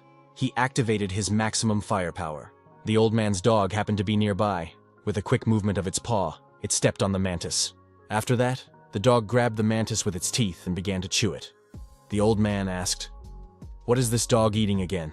The fat man rejoiced and said that the mantis was finished. Lin Q was glad that everyone was safe and sound. After that, the people returned to their normal size and became like everyone else. Hong Ye saw her husband and rushed towards him. Lin Kyo said that they had fallen into a trap, but now everything was fine. Kongya was completely calm and hugged Mo Ching Cheng. Qin Feng and Shang Qian hugged the dog and thanked him. The cockroaches were also grateful to this animal. Lin Kyo thought it was time to meet with the head of the cockroaches and deal with the demonic fly. In the lair of the demonic fly, the queen said that her precious children had finally been born. A giant insect appeared, a newcomer to the A level. The queen said that her precious child was simply magnificent. He was a true king. The insect declared that it was hungry and needed food. It needed a lot of food. The queen told it not to worry. Soon, they would occupy the city of Qinyun, and then they would have a real feast. Suddenly, a little girl appeared in the air and shouted that stinky flies only think about food. The queen looked up and asked who this little cockroach was. She added that it was a great coincidence. She was just looking for someone to help her stretch her legs. The huge monster prepared to attack the cockroaches. The Queen of Flies took out her demonic sword, which looked like a whip. The cockroach girl said that the fly would not have time to do anything and activated her unique abilities. The queen called on all the black flies to attack their rivals, the hated cockroaches. The rivals met, swinging their weapons. The girl had a cockroach sword in her hands. At that moment, the fly was on the huge monster. The queen said she would make all the cockroaches cry. The cockroach girl said she hated the nasty flies. The cockroaches and flies watched the battle between their bosses from the sidelines. They thought that such a battle was always very exciting. The Queen of the Flies said that even after many years, this little cockroach was still weak. The girl said that even after many years, this queen was still stupid. Her brain had grown to 2 balls on her chest. The queen said that the girl was just a jealous fool. The girl replied that the Queen of Flies had large breasts but no brains at all. Last time, she was the one who lost in the Phantom Beauty contest. The Queen of Flies said that it was too long ago, and how dare she mention it. She just wanted love, but the male ghosts despised her for being too dirty. The fly and the cockroach continued to argue for a long time, calling each other names and swearing. The Queen of Flies began to swing her whip around. The cockroach girl responded with her sword. The queen was surprised at how easily her rival had avoided her attack. The girl said that she was very excited and thought she could finish off her rival once and for all. Suddenly, a huge monster appeared in front of the cockroach girl, the Queen of Flies' child. The girl realized that the ghost created by the Queen of Flies actually possessed the power of an A-level novice. However, the monster released green slime, and the cockroach girl was covered in this liquid. Her armor began to corrode rapidly. The Queen of Flies said that she had not promised that everything would be too easy. She would now tear her rival to shreds, for she was the most beautiful queen of ghosts. Out of nowhere, an SUV appeared, ran over the Queen of Flies and knocked her down. There was a rescue team in the car. Lin Q said they had come to save the cockroach girl. The girl said she could move now. Lin Q picked up the girl and carried her to safety. Hongya blushed with embarrassment and said that this was punishment for him taking advantage of his position and other people's girls. Lin Q said not to misunderstand him, but the girl was clearly taking advantage of them. The Queen Fly said that this guy was quite cute. They should catch him, play with him, and then eat him. The cockroach girl said that the stinky fly shouldn't even think about it. She wouldn't dare hurt him. Lin Q called on everyone to attack the Queen of Flies and deal with her. The sword spirit said she was already here. The Queen Fly swung her whip and said that this time she would destroy the young man. The girls surrounded the protagonist on all sides and created a protective barrier for him. The rescue team also prepared to attack the fly to protect their commander. A group of cockroaches demanded that the Queen Fly be destroyed. The Queen Fly activated the Ghost Squall technique, and her whip turned into a monster. She was ready to fight back. The Queen Fly attacked, and people scattered in different directions. Lin Q thought that the devilish ghost fly and the giant worm it summoned were A-level. But here, only the cockroaches were A-level. The rest were all B-level. The enemy was strong, but they must not give up. Our hero turned into a demon again and took his demonic sword in his hands, putting all his strength into it. The young man swung and attacked the huge monster. There was fog in front of him. It was the breath of ghosts. He couldn't breathe in this vapor. However, the huge monster grabbed the protagonist by the shoulders and lifted him off the ground. The Queen of Flies said that her baby was simply wonderful. His rival grabbed her whip again and swung it. Lin Q, exhausted, fell to the ground. The spirit of the sword flew to the young man and told him to hold on. Lin Q thought that with S-level physical protection, his life was safe. At the critical moment, his potential was stimulated, and the supernatural fragments accumulated in his body rapidly condensed. Our hero regained his strength, his body regained its power and resilience. The young man awakened his second ability. Muravyov couldn't understand what was happening. Where did this man get such a powerful aura? The rescue team realized that their commander had awakened. It was a new power. The system reported that the user had unlocked a new SSS level ability. A huge energy beast appeared above our hero. The golden monkey Sun Wukong. Hong Ye said that Lin Q had indeed awakened. Currently, his power had reached A-level. It was simply incredible. He was worthy of being a master. He had enough power for that. The Queen of Flies said that this was not the end. She also had awakening abilities. The ghost fly called her baby to help and cut this man into pieces. Lin Q, having gained new abilities, swung his arm and delivered a powerful blow to the huge monster. The monster was deactivated. The ghost fly said that in that case, she would deal with this man herself. The cockroach girl and Hong Ye declared that they were the main opponents of the Queen of Flies. The ghost fly said that even if 2 people attacked her, she would not be afraid. Mo Qingcheng and Kong Ye were already fighting off the swarm of flies. The girls asked the fat man to help them. Zhang Qian replied that these insects were very disgusting. The flies attacked the fat man and began to bite him. The young man fought back and shouted loudly. The sword spirit, waving her weapon, said she would help the fat man. The fat man burst into tears. Had they deliberately done this so that he would be left without clothes? Why did the sword spirit cut his clothes? The girl, waving her sword, said she would destroy all the monsters. Her strength would help her become the best. Lin Q told the little elf to step aside. He would deal with this monster himself. Lin Q had to admit that this monster fought ruthlessly. The monster kept repeating that it wanted to eat. The Queen of Flies said that her baby couldn't lose, but she herself could sacrifice him.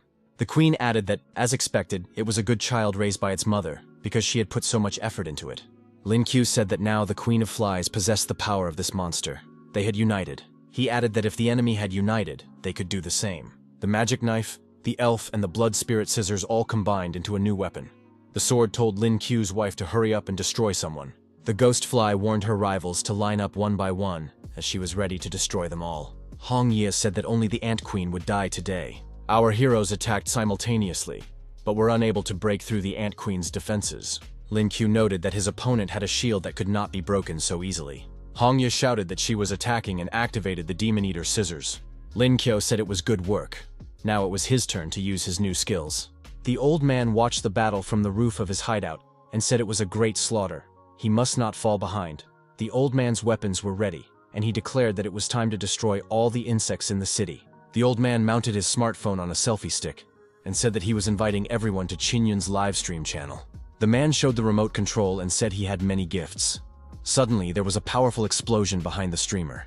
The old man thanked the neighboring king for the rocket and also expressed his gratitude to Yu Feng for another rocket. The Ant Queen lay exhausted on the ground, but repeated that she could not lose. It was simply impossible. Lin Qiu stated that nothing was impossible. The ghost fly had decided to attack people and must be punished for it. The fly did not understand where an ordinary person got such a strong aura. The protagonist looked like a true winner. The cockroach girl said that times had changed, and now the only way out was peaceful coexistence. Lin Qiu patted the girl on the head and said that the cockroach understood everything. The girl cried out that she was not a child, and that there was no need to treat her that way. The ghost fly stood up and said that these people were very naive. Did they really think she only had one child? The fly shouted that she was summoning an army of bugs and that her children would appear soon. The fat man laughed and showed an image on his smartphone. He said that the old man had blown up the insect cradles and shown it live on TV. Qin Feng added that the nearest ghosts had also been destroyed. Lin Qiu praised everyone. The protagonist said again that he intended to end this and swung his stick at the Ant Queen. The system again offered the user a choice: destroy the ghost, send the Ant Queen to prison, or forgive her. Based on the reward, the young man chose the second option. The ghost fly was tied up. She asked what they were going to do with her. Hong Ye asked if her husband was really going to let her go. The young man replied that he would take her to the night watchman for questioning. She was an important figure in the criminal world with valuable information. The ghost fly declared that she would not say anything. Lin Yue said that her ghostly aura had evaporated, and now she was a useless ghost. The fat man added that he was ready to take care of her. Lin Qiu said that everyone had done a great job. Now they could rest, and he invited everyone to dinner that evening. The old man said that he never thought he would have such a peaceful day and asked what the young man was going to do next. Lin Qiu replied that some cities were still under siege and the battle must continue. Order had not been restored everywhere, and his wife's body had not yet been completely transformed. The rest of the sage's stones had to be found. The protagonist added that first they had to get rid of the ghost cockroach. The girl was indignant. Had they decided to turn against her after their victory? Lin Qiu replied that this was not the case. He wanted to introduce the girl to his sisters and accept her help. The girl was surprised. Shouldn't people hate ghosts? Lin Qiu said that this was not the case. Everyone has supernatural abilities. Some may be ghosts, so they cooperate with the good people of the ghost world. All the ghosts in his house had once defended their right to live. The cockroach girl said that living among humans, one did not have to worry about food and clothing, and she envied that. Lin Qiu said that when she joined his family, he would often bring her food. The old man remarked that it looked very sweet from the outside. Lin Qiu realized that he hadn't been home in a long time and didn't know how his sister was doing. It was time to go back. Lin Shi, accompanied by her assistants, was on her way to college. The girl considered herself a diligent elementary school student because she studied hard every day and achieved good results. Lin Shi contacted her brother via IP telephony. Yahello noticed that Lin Shi had been smiling at her phone all day. "Is she okay?" she asked. Ji replied that Shi'er was just happy and that there was no need to spoil the mood. Dingxi saw the latest information about her brother on her smartphone. She thought that Lin Qiu was very talented, so he should be with her, not Hong Ye. Yahello added that Lin Shi was trying to control her brother. Lin Xi looked back and said that the two of them were becoming too self-confident. Behind the girl were strangers, who said that the two faithful companions were not there today. They were simply tired of Lin Xi. She was a little schoolgirl who was always hiding behind her brother. They said that she could always fight back. But today, for some reason, she was too calm. Lin Xi said that these students were very cute, but they should remember that fighting was forbidden. The strangers said that this girl was actually very weak and had no abilities. Her brother was probably nothing special either. Lin Xi got angry. How dare they say that about her and her brother? They don't dare to say that. The girl punched the high school students and they flew far away. Lin Xi said she had warned them. There was no need to laugh at her and her brother. A teacher approached Lin Xi and asked what Xier was doing. The senior students said that the teacher should stand up for them, and they were ready to tell the whole truth. Lin Xi rushed to the teacher and said that they were bullying her. The teacher told Lin Xi not to worry. She would sort everything out. The victims claimed that Lin Xi was to blame for everything. Xier noticed that they called her ugly and called her a servant. The teacher asked why they were bullying her. They were all in the lower grades, but why were they so different? The victims hung from a tree and said it wasn't true. Xier admitted that she was also wrong. Her companions couldn't hold back and took their anger out on her. She was the leader here, so it was her duty to set a good example for them. Her companions needed to be punished. The teacher told Lin Xi not to blame herself and added that she would help the girl punish the culprits. The teacher asked the older students to follow her. Lin Xi celebrated her victory and insisted that she would get to them. After all, you can't bully little kids. A classmate approached the girl and asked why she was still there. They needed to hurry to the playground. The party was about to begin. Tables with refreshments were set up on the sports field. Boxes of gifts stood in the corner of the stage. Everyone was waiting for the celebrations to begin. The principal said that the younger students from the two schools would become even stronger together. Lin Xi and her friends were already near the refreshments. The girls began to eat greedily. Those present were surprised. How long had these three not eaten? One of the students asked Lin Xi if she was the bully from the Songlan Academy. The young people were talents from Elliston College. One of them said his name was Master Tiger. He came here to fight Lin Xi. The young man believed that today he would become the main bully among the two schools. Lin Xi replied that she didn't care who he was, as long as he didn't interfere with her eating. The bully from the neighboring college knocked the food out of the girl's hands and said that she was too weak to even dare to fight him. Lin Xi was outraged. It was her sandwich. It was very tasty, and she had spent time making it. Lin Xi shouted that this scoundrel would regret what had happened. After that, her bear attacked 3 students from the neighboring college. Yahello was outraged. Why wasn't she invited to the fight, and she struck one of the guests. Bear grabbed the main bully from Elliston College by the legs and spun him around in front of him for a long time. The teacher who was disciplining the students was surprised by what was happening. The redhead was so angry that she even hit the teacher, with her foot in the jaw. Lin Xi said that you can't hit a woman. After all, she is their teacher. The students from the neighboring college shouted that they wanted to go home and would never do it again. Lin Xi praised Bear for his efforts. The yellow-haired girl caused a disturbance and shouted that their college couldn't lose. Lin Xi sat in the stands and watched as representatives from the two schools fought each other. Xier took out a notebook and began to write a letter to her brother about what a good day it was. She and Elliston were having a good time. However, such a life was boring. She wanted to grow up quickly and go on a mission with her brother. Kanglin Airport. The young people returned to their hometown. The fat man knelt down and said that he had many memories connected with this city. He loved this land very much. Lin Yue was greeted by many fans. They considered this young man to be perfection itself. Lin Qiu took off his sunglasses and said that the fans were just crazy. Our hero did not think that the day would come when they would be so famous. Che Feng did not understand how to get through, because there were fans everywhere. The fat man was upset again. Why did even the bald man have fans, but he had none? Mo Qingqing announced that she still had things to do, so they had to go home immediately.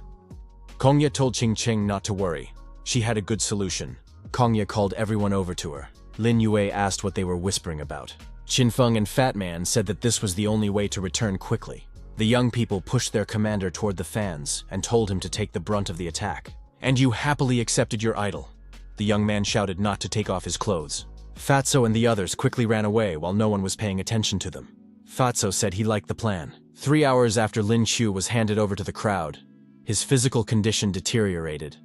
The young man managed to escape and said that these wild animals had even stripped him of his underwear. He decided that he couldn't walk around the city naked. After all, he was a gentleman.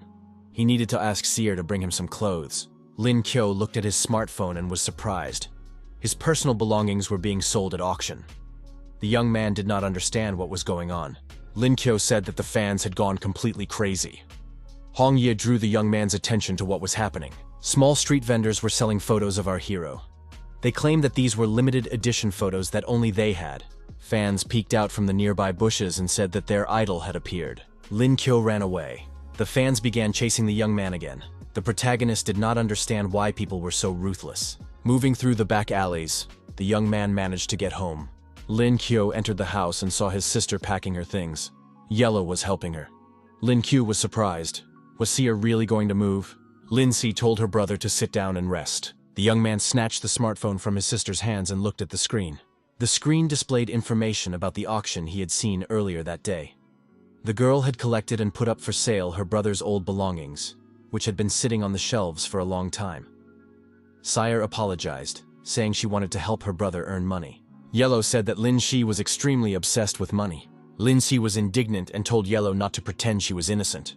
Lin Kyo said that even though his sister had good intentions, he still didn't agree.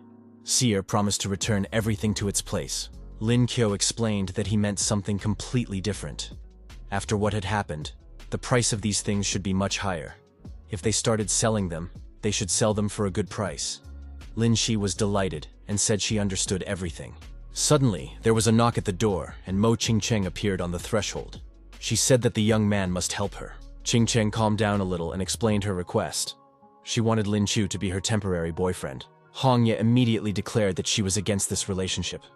Lin Shi also said that her brother already had a girlfriend, so there was no need to get carried away. Mo Qingcheng explained that it wasn't what they thought. Qingcheng explained that today was her grandfather's birthday.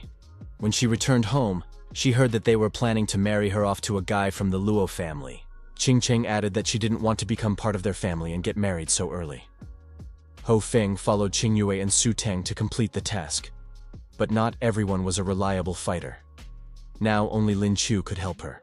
The girl asked for permission to enter into a fictitious marriage contract so that her family could annul the previous one. Hong Ye said she would allow her husband to go with her. Qingcheng thanked her warmly. Lin Qiu told his wife not to worry, because she would always remain in his body. Hong Ye promised not to be jealous. Lin Si asked what kind of scene they were playing out here. Lin Qiu arrived at the Mo family's house. The young man thought he was good at everything. Mo Qingcheng said that Lin Qiu looked very good. Kong Ye thanked her sister for the invitation and for allowing her to wear the dress. Lin Qiu said that the skirts suited the girls. Qingcheng and Kong Ye became even more beautiful. Hong Ye told her husband that it didn't seem like he was pretending. The girls took the young man by the arms and said it was time to go to the meeting place.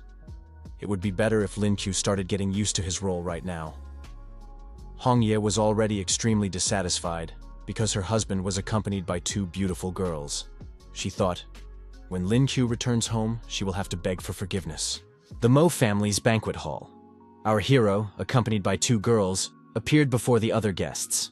The girls saw Lin Qiu and rushed to meet him. Each of them dreamed that this young man would become her boyfriend. An old man appeared in the middle of the hall, accompanied by security guards.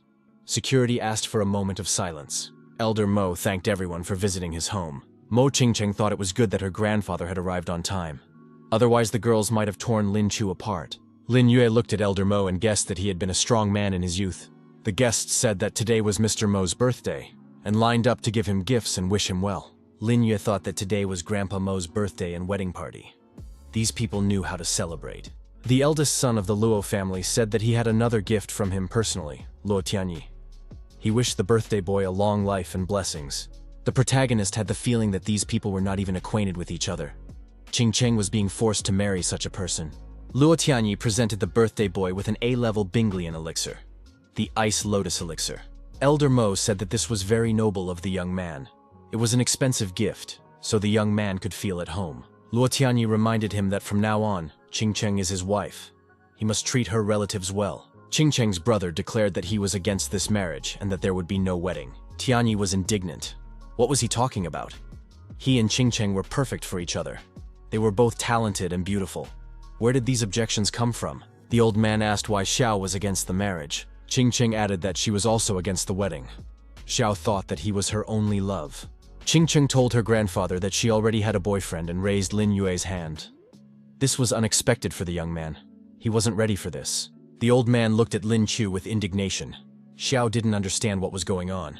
Xiao Mo shouted that Lin Qiu had taken his beloved sister away, and he was extremely upset. They began to discuss the new groom, because he was the hero of Kanglin, the very savior.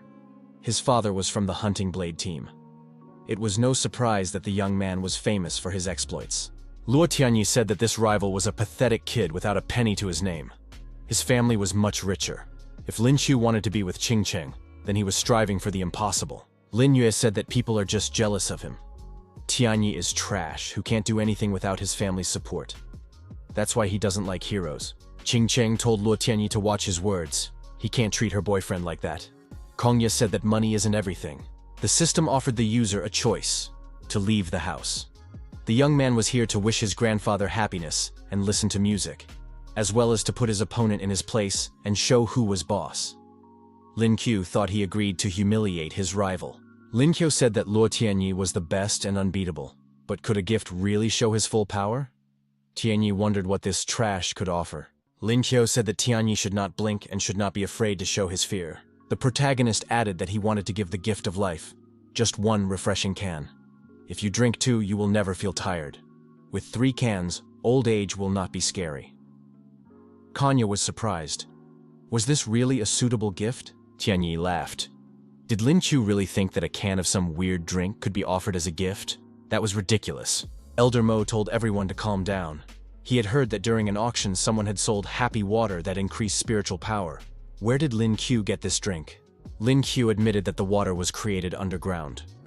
Why not let the elder try it? Elder Mo doubted that the young man had created this water. However, taking advantage of the banquet, he decided to grant the young man's request and try the drink. The old man said it felt wonderful. He felt a surge of male hormones. The volcanic power made him feel young again. The old man announced that he now felt 20 years younger and full of energy. Elder Mo said that now he could easily do without bodyguards. He had no need for extra people. The old man added that Lin Qiu was a priceless treasure. His granddaughter had found a good guy. Lin Yue thought that the people in the big family were real, and that changed everything. The task was completed, and the reward was credited. Luo Tianyi was indignant. How could this child create such water? He must have just bought it. Where else were the bottles hidden? Lin Qiu admitted that 1 bottle was not enough and said he could give 20 more. Lin Qiu declared that he only drank this kind of water and invited everyone present to try it today. The young man suggested that everyone celebrate Elder Mo's birthday. There was enough water for everyone. Lin Qiu asked his brother Qing Cheng if he wanted to try the water. Xiao got angry and told the young man to leave. Elder Mo said that Lin Qiu would be his granddaughter's husband. He had made up his mind. Tianyi could be free. Luo Tianyi said that the family looked down on him, so they shouldn't blame him for his future actions. Lin Qiu shouldn't get cocky. Qing Cheng would still belong to him. Lin Qiu told Tianyi not to be so arrogant. It would be better if he stayed out of sight. Qing Cheng thanked the hero and expressed her hope that she had not caused him any trouble.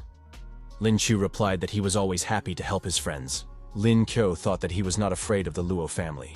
He was ready to fight even ghosts for the sake of world peace. The Luo family oppressed the people and wasted money. It was time to deal with them. Morning came. Lin Qiu woke up in bed with his young wife. He was awakened by a phone call. It was his mentor, Tang Ling. The woman was surprised. Were they still asleep? Ghosts were rampaging in the Kanglang Mountains.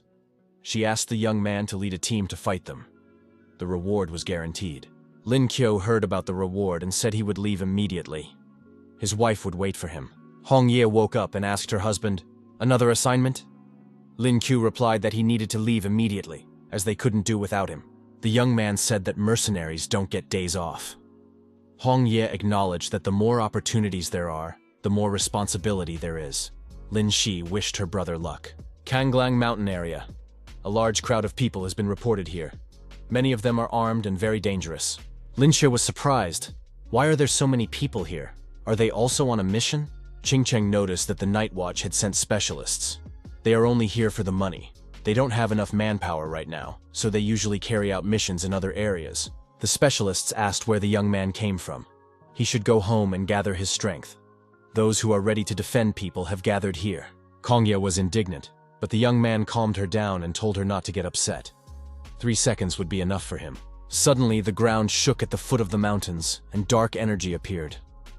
An order was given to exercise caution. Everyone felt a terrifying aura. Could there really be a B-level ghost there? The specialists shouted that they were ready to watch the agonizing death of the villains. First, they had to deal with the ghosts to warm up.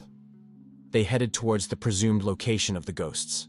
However, something incredible happened to the specialists. Nothing could be seen because of the fog, but cries for help could be heard.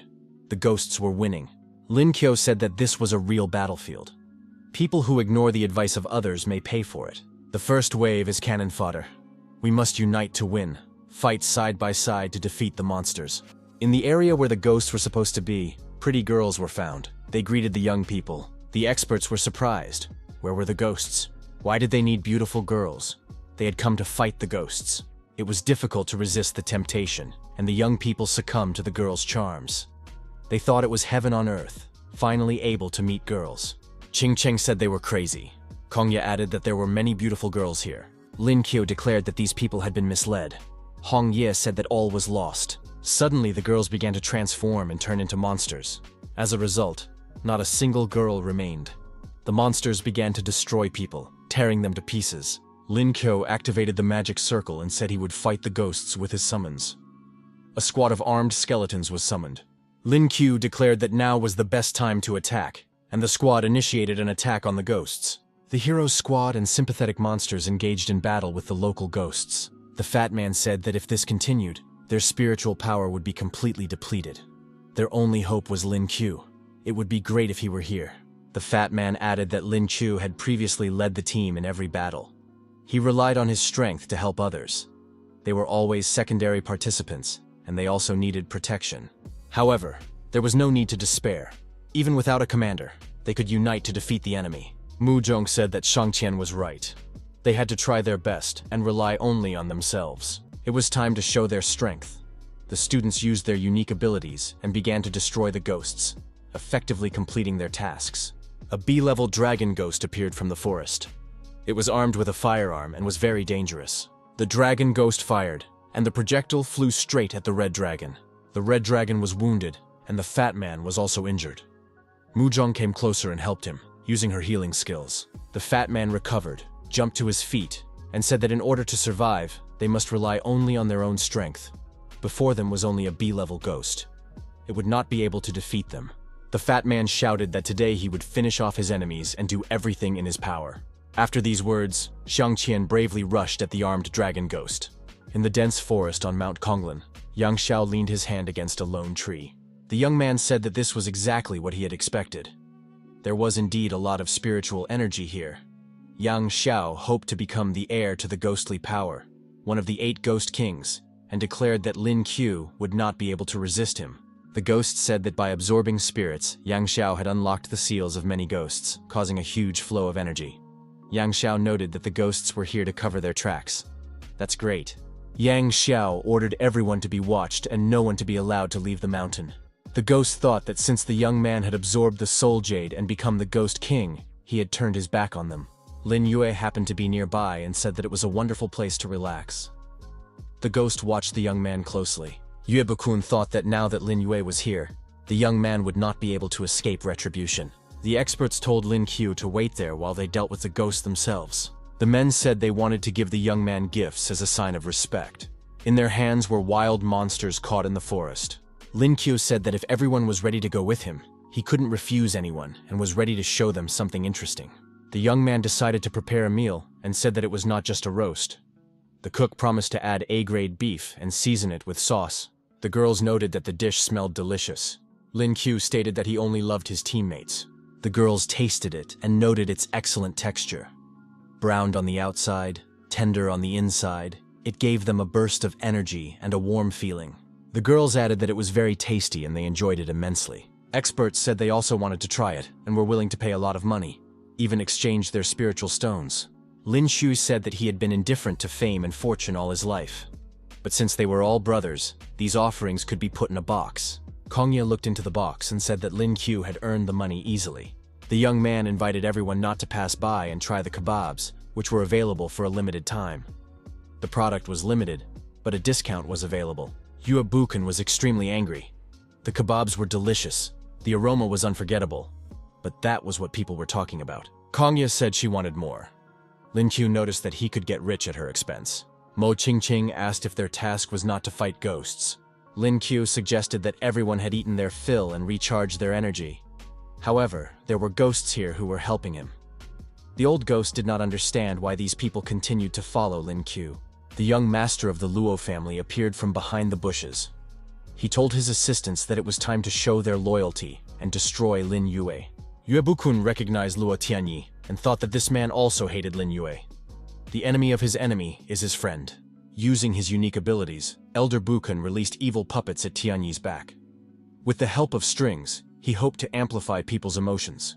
Luo Tianyi then declared that he wanted to destroy Lin Qiu with his own hands. Tianyi said that Lin Qiu's hour of doom was coming soon and came out of the bushes. Mo Qingqing wondered where Luo Tianyi had come from. Lin Qiu asked the young man where the goddess Luo Tianyi was. Tianyi realized that his wish would not come true and was extremely angry.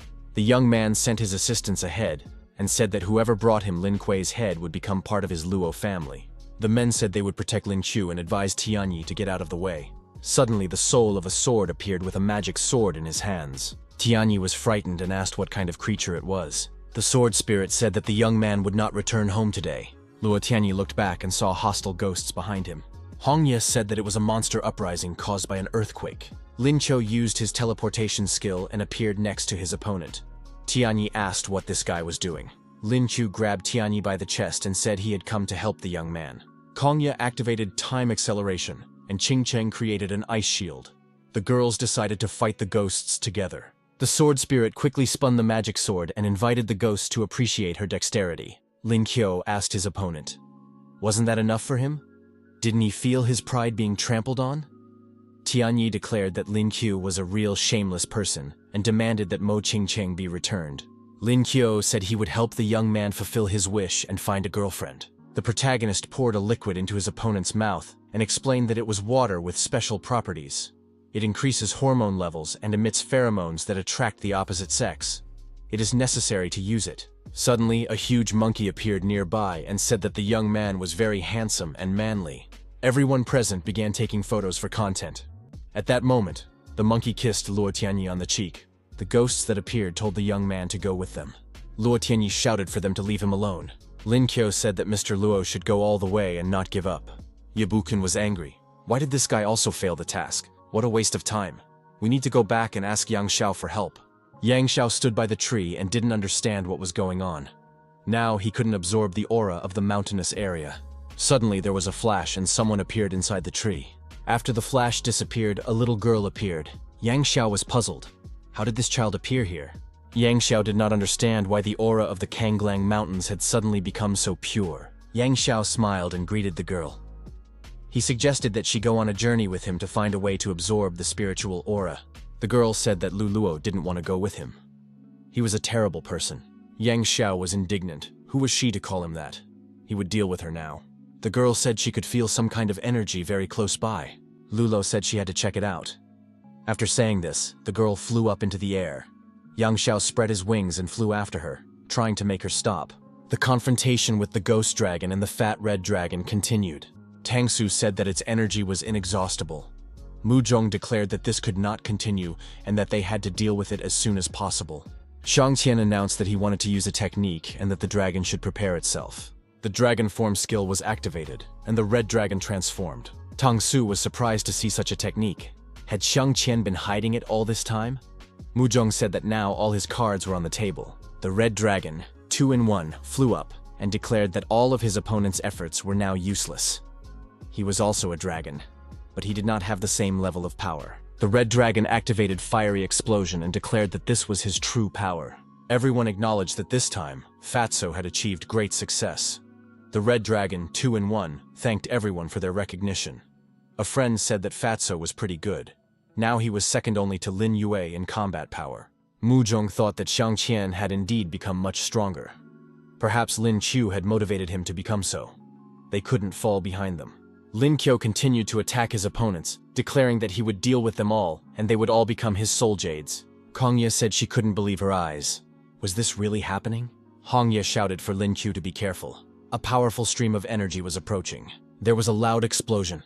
When the smoke cleared, the protagonist found himself in the middle of a pit. An unknown creature was sitting on his hands. The young man looked at it and said in surprise that a little girl had fallen from the sky.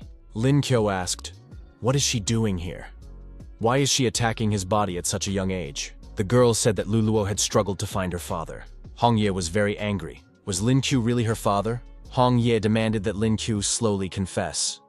Why did this girl call him dad? Was she his illegitimate daughter? Lin Kyu said he didn't know this girl and was seeing her for the first time. It must be some kind of misunderstanding. The girl ran up to Hong Ye and said that she was her mother. Hong Ye was confused. Had she become a mother? Kong Ye and Mo Qingcheng were surprised. Did these two already have a child? Lin Kyu and Hong Ye denied it in unison. Mo Qingcheng asked the girl where little Lu Luo had come from. Konya offered the girl a treat. Lu Luo took the candy and thanked the sisters. The girl said that she only knew her name, Lu Luo, and that she had been sleeping in the mountains and couldn't remember anything else. Hong Ye said that this girl had the spiritual energy of Mount Kanglang. She must be the incarnation of a deity. Lin Yue added that in that case, the girl knew them because he possessed the spiritual power of the gods. The girl looked up, saw the dark energy, and said that things were bad. The monster was approaching. Her father had to run away. Two figures emerged from the dark energy. Yue Bunchen said that Yang Xiao had returned. Yang Xiao turned to our hero and said that they were close friends. Lin Qiu recognized him and said that he was the eldest son of the Yang family. But why was he hiding behind others? Could he come forward and talk without someone else's support? Lulo pointed at Yang Xiao and said that this monster had bullied her and wanted to absorb her power. Lin Qiu was outraged. Yang Xiao doesn't even spare children. Yang Xiao said that his interlocutor should be ashamed. Lin Qiu smiled. Could it be that Yang Xiao was angry because he had become a father and had done nothing to deserve it? Yang Xiao said that he would send them all to hell today. Under his spell, they would hardly be able to fly. Hong Ye said that caution must be exercised. Yang Xiao has the power of an A-level ghost king. Lulo said there was no need to be afraid. She would help. The girl activated the forces of nature. Lulo explained that she cares for the environment and receives support in return. The earth will help her cleanse nature of such scoundrels. A vine emerged from the ground and immediately entangled the bodies of Yang Xiao and Yue Bunchun. The protagonist said that Luluo was so strong that she could catch two opponents at once. Now it was time to show what he was capable of. Yang Xiao tore the vine apart and said that it was a cheap trick. He couldn't be caught that way. Lin Qiu appeared behind Yang Xiao and attacked him with a stick. Yang Xiao was surprised. Where did his opponent get such speed? Did he really have a new ability? Lulo again called on the forces of nature for help, and Yang Xiao was attacked by a vine with thorns. Lin Qiu praised the girl and said that he expected nothing less from his father's daughter. The girls were surprised. What kind of family was this? Yang Xiao moved to a safe distance and admitted that he had been careless this time. Yue Bunchen was upset. What had Yang Xiao done now? The elder grabbed his protege and the two began to retreat. Yang Xiao shouted that he would remember all this and would definitely return. Lin Qiu knew he couldn't catch up with his opponent, so he swung and threw a piece of stick at him. The stick pierced his opponent's rear end at high speed. A loud cry rang out. Lin Shui thought that this time he had failed to deal with Yang Xiao. Having become one of the 8 Ghost Kings, Yang Xiao was no longer the same person he used to be. After acquiring new powers, he had changed a lot. Hong Ye asked her husband what they should do with this mountain spirit. Kong Ye suggested handing him over to the patrol department. Lulo didn't want that. Lulo said with tears in her eyes that she would not go anywhere. She would only stay with her father and mother. Mo Qingcheng told the girl to calm down and asked Kong Ye not to tease her. Mo Qingcheng asked why Lulo wanted to stay with her mom and dad. The girl replied that it was because they were very beautiful. Kong Ye said that it was just face control. Hong Ye was surprised. How could Kong Ye say such a thing? Lin Yue said that what Luluo said was true. Mom and dad are very beautiful, they are a good couple, and they will definitely protect the little girl. Lin Qiu felt that pressure again. The family seemed to be turning into a kindergarten. In any case, they had to go home first. Once they reached the lakeshore, the girls said they could finally relax. The young people saw Lin Qiu among the vacationers. The protagonist said that he finally had a day off and decided to relax and swim here. The fat guy admitted that there were a lot of beautiful girls around. Qin Feng suggested that his friend go surfing. Lin Qiu replied that he had a family, so he wanted to spend time with the girls. Lin Qiu was upset and said that he also wanted to hang out with girls, so he needed to lose weight. Qin Feng told Shang Qian to stop being jealous. Mo Qingcheng suggested that her friends go surfing together. The fat guy was delighted and said that he now liked surfing. Qin Feng was upset. Why wasn't he invited? Maybe there was something wrong with his swimsuit. Lin Yue tried to teach Lu Luo how to swim. The girl was still afraid. Hong Ye looked tenderly at her husband. Hong Ye thought she wanted to spend time with Lin Chu. It was a pity that her body had not fully recovered, and she could not stay in the sun for long. Lin Shi said that her brother had taken in a new child and now he didn't care about his sisters. Huang said that Lin Shi was just jealous. Bei Ji suggested that it would be better to just keep quiet. Lu Lo approached her sister Lin Shi and said that she had picked up a shell and wanted to give it to her. Lin Si was surprised. Was it really for her? The girl was delighted. She had become a big sister and was now very happy. Yahello thought that Lin Shi had changed her mind very quickly, because just a moment ago, she had been jealous. Oi Zi was surprised. Shouldn't she be called Aunt Lin Shi? Lin Si was very angry at these words, and shouted that she was her younger sister, and she loved her. These two just wanted to laugh at her. Lin Qiu suggested they just have fun, and added that he wanted to take a picture of everyone. After the fun, Lin Qiu said that before they started eating, everyone could make a wish. If they wrote it down on paper, folded it into a paper airplane, and flew it in the wind, their wish would come true. Lin Xi said that they shouldn't fool her. Who would believe that? They had to try it first. Lin Qiu and Hong Ye looked at the quarreling children and said that they were still far from family idol. Lin Qiu read everyone's wishes and said they were very wonderful. The young man asked Xiaobai what kind of wish it was to become a riding animal. Xiaobai replied that he had learned to grow and become stronger. Lin Qiu was surprised. He thought Xiaobai was playing every day, but he had been learning all this time. Xiaobai grew in size and asked, "Is that surprising?" Lin Qiu was surprised. Had Xiaobai not only grown up, but also learned to talk? Kanya admitted that she had previously thought that Xiaobai was a girl. This fox cub already had a certain level of development, but after following his master, his power increased. If he continued to practice, it was only a matter of time before he became an adult fox. Lin Qiu suggested returning to its original size, as it was easier to carry around when small. Xiaobai said that it was not a problem. He could easily change sizes at any time. Lin Shi said she also wanted to pet such a large pet. Xiaobai got angry and said that he was not a dog, and they should not call him that. Lin Shi and Huang said that he was a dog and wanted to pet him. Xiaobai ran away and yelled at the girls not to come near him. Lin Qiu said that they were surrounded by happy children. They were becoming more and more like a real family. Hong Ye held the sleeping Lu Luo in her arms and agreed with her husband. Lin Qiu hoped to help his wife recover her body as soon as possible. The young man released a paper airplane and hoped that his wish would come true. On the deck was a B-level shark ghost. He dreamed of becoming the king of sea ghosts by conquering countless small islands. Now he was ready to enter the great land of Daxia. The ghosts accompanying the shark ghosts said they would win. Off the coast of the city of Haifeng were the ships of the Daxia Navy. An alarm sounded, announcing the invasion of the ghosts.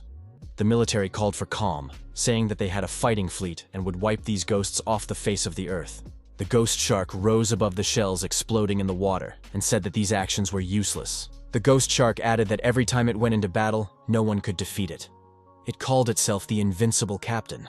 The military flotilla was attacked by the ghost shark, and the ships suffered significant damage. The ghost shark said that the people of Daxia would not be able to resist him because he was the boss here. The ghosts saw a flying, burning paper airplane and shouted that it was an enemy attack, an unidentified object. The paper airplane exploded, and the ghost frigate was severely damaged. The ghost shark acknowledged that it was a terrifying force. The ghost shark suggested that Daxia's secret weapon had been used against his army. The ghost captain ordered his subordinates to destroy everyone on the coast. At this time, our hero and his family continued to have fun and enjoy cultural activities. Lin Qiu and his sister sang karaoke. They asked Z and Yahello to shut up, because it was a real acoustic attack. Lin Qiu heard someone behind him say that they would destroy people without batting an eye. The young man was surprised. Who was singing so terribly? He looked back. The protagonist and his family saw ghosts standing on the shore.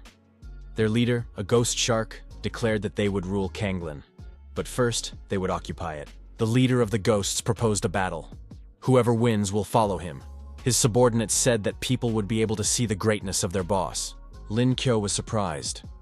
Where did these fish heads come from?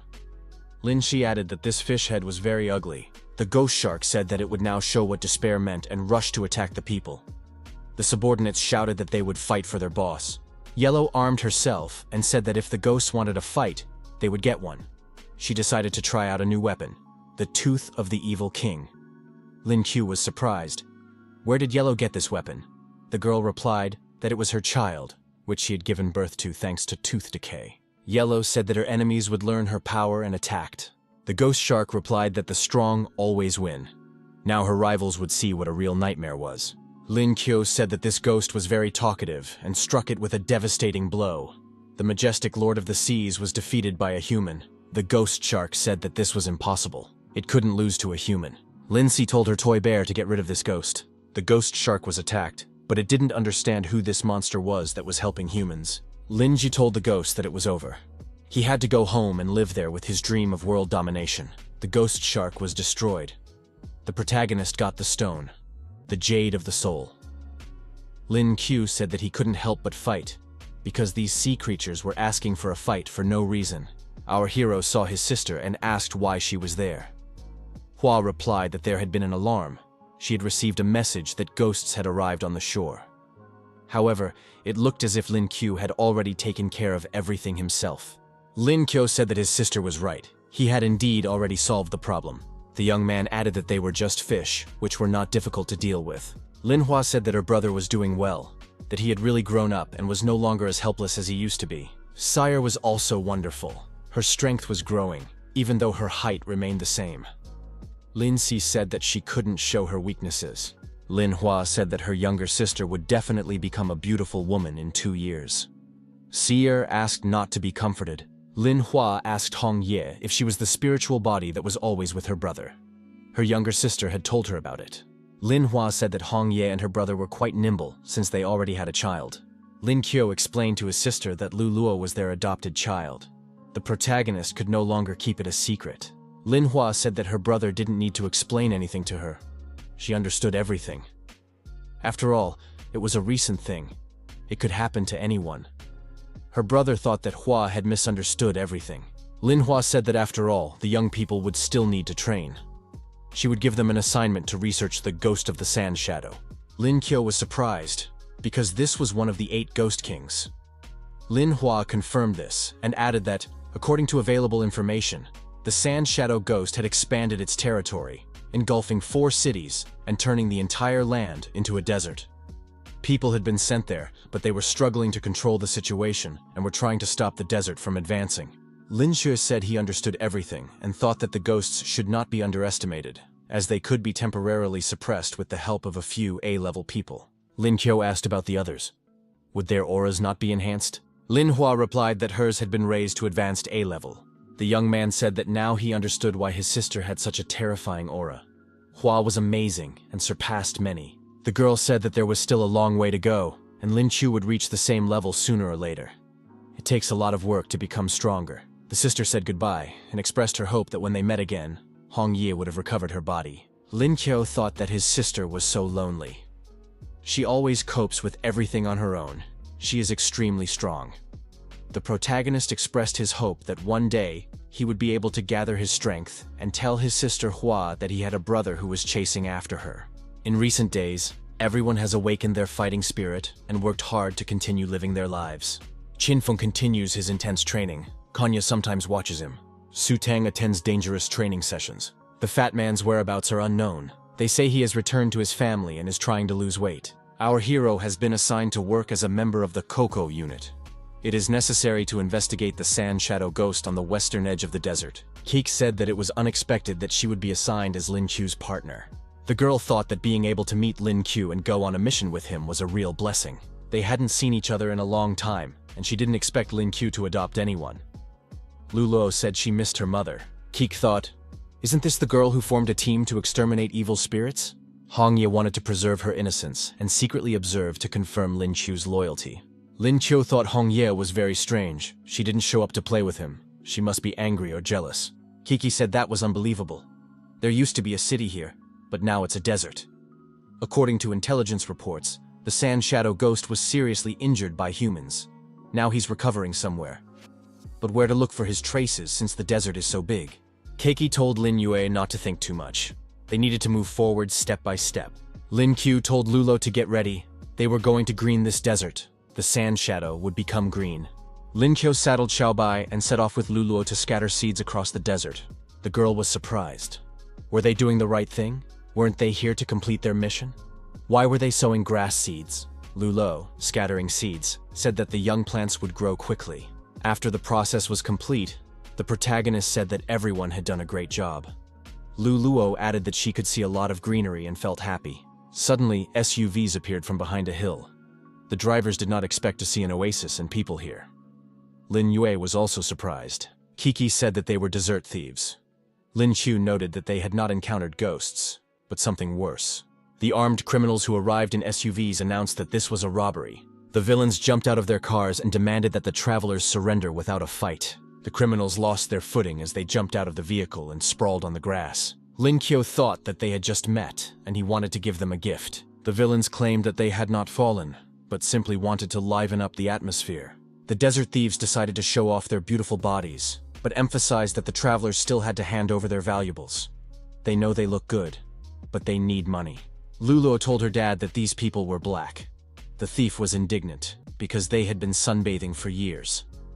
The girl couldn't understand the atmosphere of cool guys. The system offered the user a choice: destroy the thieves, thereby punishing them, re-educate them, and allow them to return the property on their own initiative, or choose peace and obey.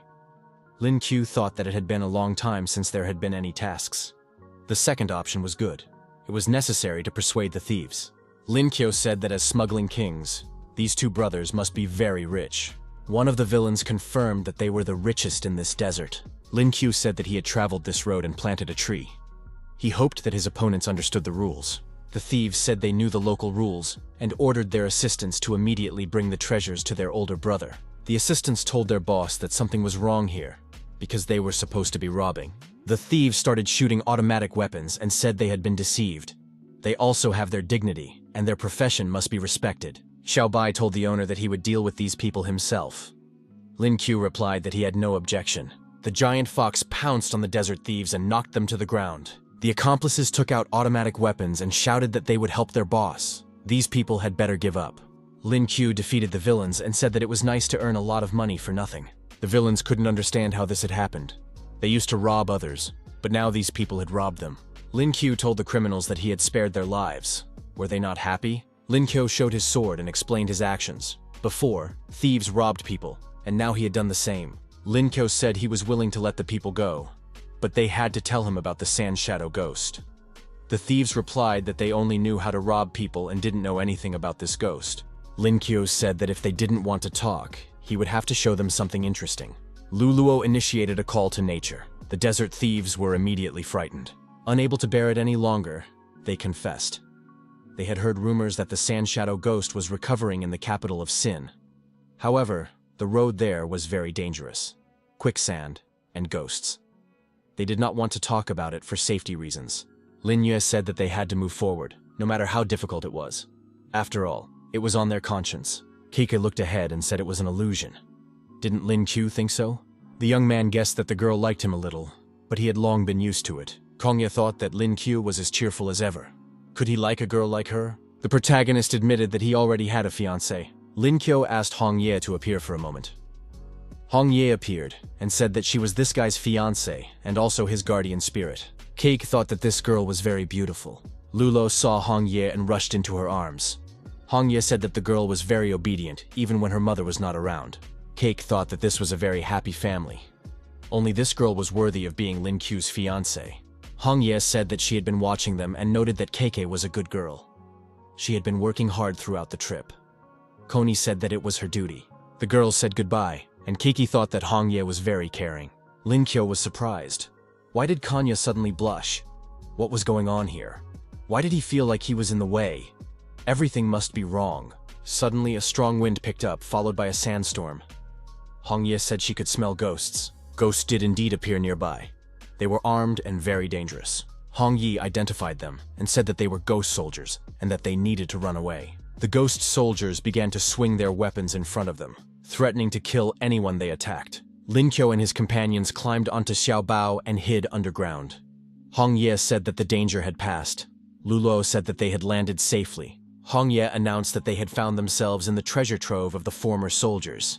Lin Kyo was delighted and said that they now had a chance to become truly rich. Hong Ye warned that something was wrong and that they should not open the treasure chests. However, it was too late. Lin Kyo had already opened one of the chests. A monster's hand appeared from the chest. All the other chests opened, and monsters burst out of them. Ghost soldiers began to descend into the dungeon from above. Hong Ye said that these ghosts were pursuing them. Lin Kyo declared that it was time to give them gifts, and grabbed the monster's hand from the chest. The ghost soldier descended into the dungeon and saw real ghosts in front of him. At that moment, the young people fled. Xiaobai grabbed KK in his arms, explaining that he wanted to help her because she was running slowly. Hong Ye looked back and said that the monsters from the chests were about to devour the soldiers. Lin Kyo added that they were cannibals. The monsters from the chests did indeed attack the ghost soldiers. They devoured the ghost soldiers and turned into something in between. Ghosts with chests on their shoulders instead of heads. Lin Kyo was surprised. Was this some kind of game? What was going on here? Kiki noticed that the chest ghosts were chasing them. They were too fast. What should they do? Hong Ye said she had been here before and knew there was a hidden mechanism nearby that could be used as an exit. Lin Kyo pulled on a hanging rope, and the mechanism activated and lifted him up. The ground beneath their pursuers' feet collapsed, and they began to fall down after it. Lin Kyo praised his wife and said she did a great job. Now a deep pit separated them. Hong Ye said that this was not all and that they needed to be careful. There were other traps here. Rockets appeared in front of Lin Kyo. The young man said that these rockets must be used. He activated the royal treasure, a mass launch of traps. Arrows and other piercing weapons flew at the ghosts.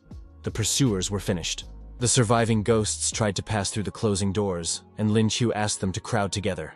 When there were no more pursuers left, the young man breathed a sigh of relief. Hong Ye noticed that too many traps were working at the same time. This place was preparing for self-destruction. Lin Kyo suggested that there was no way out.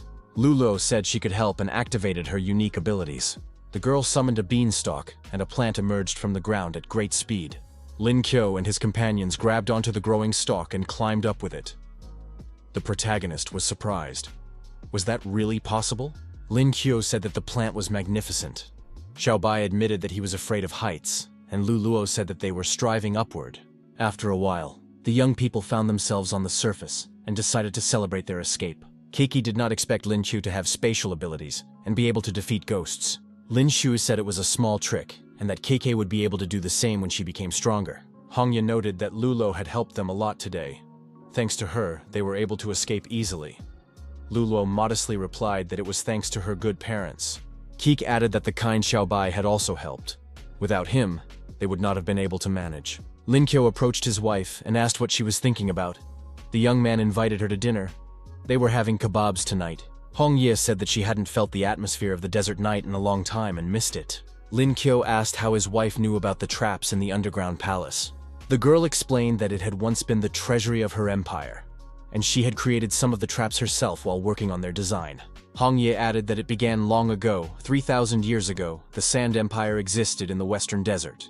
It developed, grew, and lived in peace. However, ghosts invaded the human world and destroyed the Sand Empire.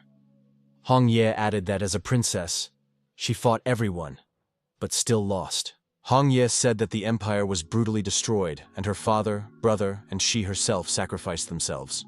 The girl added that her soul had been reincarnated for thousands of years, gradually losing itself, becoming a ghost, and finally awakening in the modern world. Hong Ye thanked Lin Kyo. Thanks to her acquaintance with him, she is gradually regaining her humanity, awakening her memory, and remembering everything that happened. The young man became a gift from heaven for her. Now she is protected and loved. Lin Kyo added that meeting her was also the happiest event in his life, the best thing that had ever happened to him. The young people kissed in the desert under the open night sky. The next day came.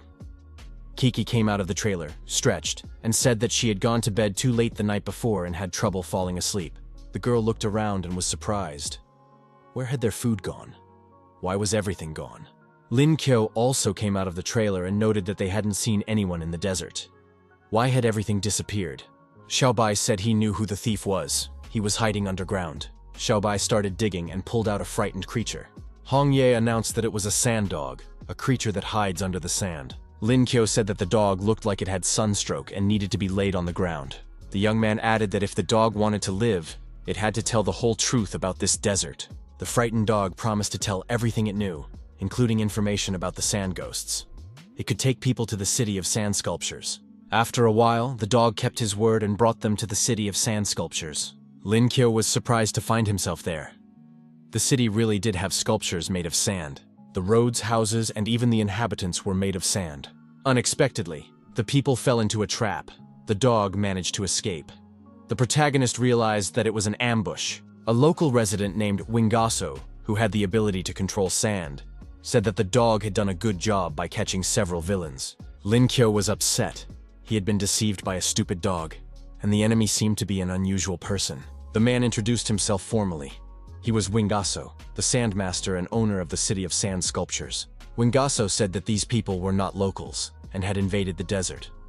Today, he would use the power of sand to turn them into sand sculptures. Keek wondered what they should do. They had met a madman, and anything could be expected of him. The system offered the user a choice: fight Wingaso, sit quietly, or win the sand sculpture contest. The hero chose the third option. Lin Kyo was surprised that someone like Wingaso dared to call himself the Sandmaster of the city of sand sculptures. Wingaso claimed that this stranger was defaming his name. Lin Kyo was surprised. Was Wingaso still so confident? Would he have the courage to compete? The young man declared that he would make a much better sand sculpture. Hongye thought that her husband had another crazy idea. Keiki warned that if they were going to compete, they would need judges. Wingaso announced that the competition would consist of 3 stages, each with its own theme. The judges would evaluate the works, and it would be fair. Lin Kyo warned that if he won, Wingaso would tell everything he knew. The theme for the first stage was plant embodiments.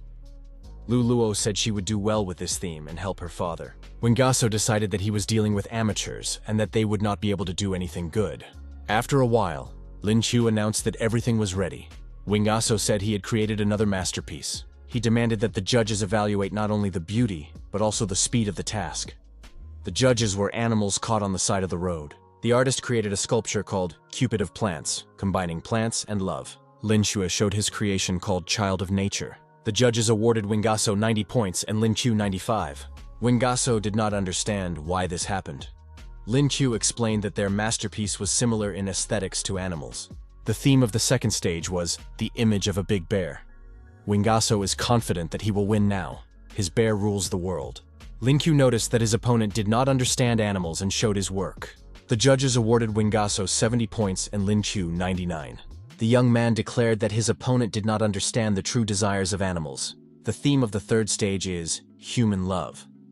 Wingaso created a sculpture of himself, because his true love is himself. The protagonist created an image of Hongye because his true love is her. Lin Kyo won the third stage with 100 points. Lin Kyo wondered how Wingaso could create a sculpture of himself. Did he not love anyone? Wingaso replied that he was heartbroken and lost. The protagonist was surprised. Did the game really affect Wingaso that much? The master said that the local man did not understand his feelings. He added that the city had prospered until the ghost army attacked. The city's inhabitants had been destroyed. In despair, Wingaso awakened his ability to control sand and became the sole survivor. All ghosts attract strangers, and his girlfriend died in battle. The master swore never to trust strangers again, and never to let ghosts enter the city. In order not to remain alone forever, he changed the city and its inhabitants. Lin Kyo said he understood Wingaso. His parents had also been killed by ghosts. That was why he had come here to fight the Ghost King Minyuan. He added that people should understand each other and acknowledge that Wingaso was a true sandmaster. Keek asked when the master had a girlfriend, and whether he had created the statue in her honor. Wingaso replied that he had no intention of showing it to anyone, but since he was in the presence of good people, he would reveal his former love. The master showed the sculpture and said that she was beautiful, with a gorgeous figure. Lin Kyo had to agree so as not to offend the master. Keiki said that it would be better to return it intact. The young man added that breaking up was not the end of the world. It helped to recover. Wingaso said he did not know where the sand ghost was, whom the young people were looking for. But after the surrounding area turned into a desert, the city of Sin appeared. Lin Kyo said that he now had time for a new journey. The master made them a boat out of sand. It would only last one day, but that would be enough to get them to their destination. The next day, the young people arrived in the city of Sin. According to Wingaso, it is a city where people and ghosts live. The people are famous for their simplicity. Lin Kyo saw a beggar on the corner of a house, a blind man begging for alms. A ghost was watching him from around the corner. The monster grabbed the beggar's alms bowl and ran away. The blind man jumped up and chased after him. How dare he steal his money? Lin Kyo said it was a folk remedy. The ghost helped the man cure his blindness. Hong Ye noticed that her husband had misunderstood everything. An old man appeared on the young people's path. He asked if they needed help in this city. Keek said that everything here was very exotic and asked the old man to take a photo of them, handing him her smartphone. The old man told them to stand together and not move. Then the man turned around and ran away, saying that the smartphone would now belong to him. Lin Kyu rushed after him, deciding to see how fast the old man could run. The protagonist caught up with the old man, punched him in the back, knocked the smartphone out of his hand, and said that one must respect elders and love young people. The young man grabbed the old man by the chest and said that as the oldest person in town, he must know a lot. He needed to tell him about the sand ghost. The old man replied that the ghost comes and goes without a trace, and he knows nothing else. But in the neighboring tavern, there is a bard who knows everything, as he is in constant contact with the sand ghost. Lin Kyo lightly hit the old man and wished him a pleasant flight. The old man was upset. Why was he being beaten even for telling the truth? The young man said that there were many people in the city, and added that his wife should find a hotel and rest, while he would go alone. Hong Ye, as always, warned him to be careful. The hero entered the Moonlight Tavern.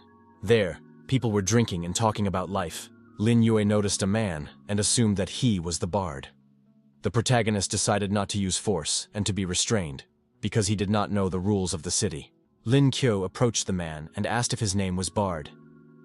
The young man had heard that this man possessed all kinds of information, but he had a question that Bard probably wouldn't be able to answer. The man said there was nothing he did not know. Lin Kyu said he was interested in the sand ghost.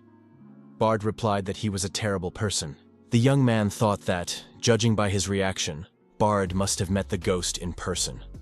That meant he was on the right track. Bard suggested playing a game. If Lin Kyu won, he would answer his question. The protagonist realized that it was risky to oppose the god of gambling. Lin Kyu suggested betting coins and using the system reward. It was a special coin. On the front side were angel wings that gave strength, and on the back was a demon's head striking with lightning. The young man suggested checking who would get the angel. The bard declared that he always wins and is ready to begin. Those present in the tavern understood that the game had begun, and that the novice was pitted against the experienced master. The bard said that it was easy to toss the coin so that the angel would come up. However, he lost and was struck by lightning. The observers noted that the bard's luck had run out. The man handed the coin to Lin Kyu, saying that it was now his turn. The young man was struck. Could a coin really make anyone a subordinate? He tossed the coin, hoping that his own thing would not let him down. However, Lin Kyu also lost. The young man thought that the system had cheated him. The next round was announced. The bard declared that the god had blessed him with luck and that he could not lose again. He lost again and noticed that something was wrong with the coin. Lin Kyu took it and said that now he was the real winner. The 66th attempt ended without a winner. After the 100th attempt, the audience compared them to African chiefs. At one point, the coin finally fell out of the angel's wings. Lin Kyu said that luck was on his side. The bard suggested a more serious contest, reading poetry. Poets would not intimidate honest people. The bard began first and recited a poem about a coin. He tried his best, demonstrating his talent. After reading it, he asked Lin Kyu what he thought of his creation. The young man was surprised. Was this really a poem? He thought he could easily defeat his rival in this contest. Lin Kwe stepped into the center of the tavern and read his poem. The audience was impressed. Those present noted that the poem was beautiful, promoting the poet's heroic temperament, loud but restrained, like a classic. The bard knelt before the young man and called him his idol.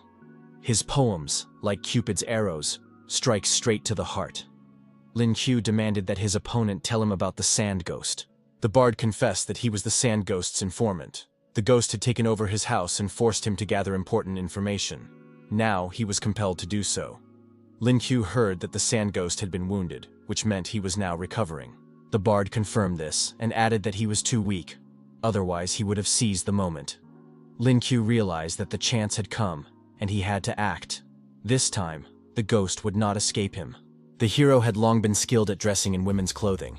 It was the only way to get close to the ghost, so he repeated the tried and tested method. The girl turned to the guards and introduced herself as Nudza, a servant chosen by the sand ghost.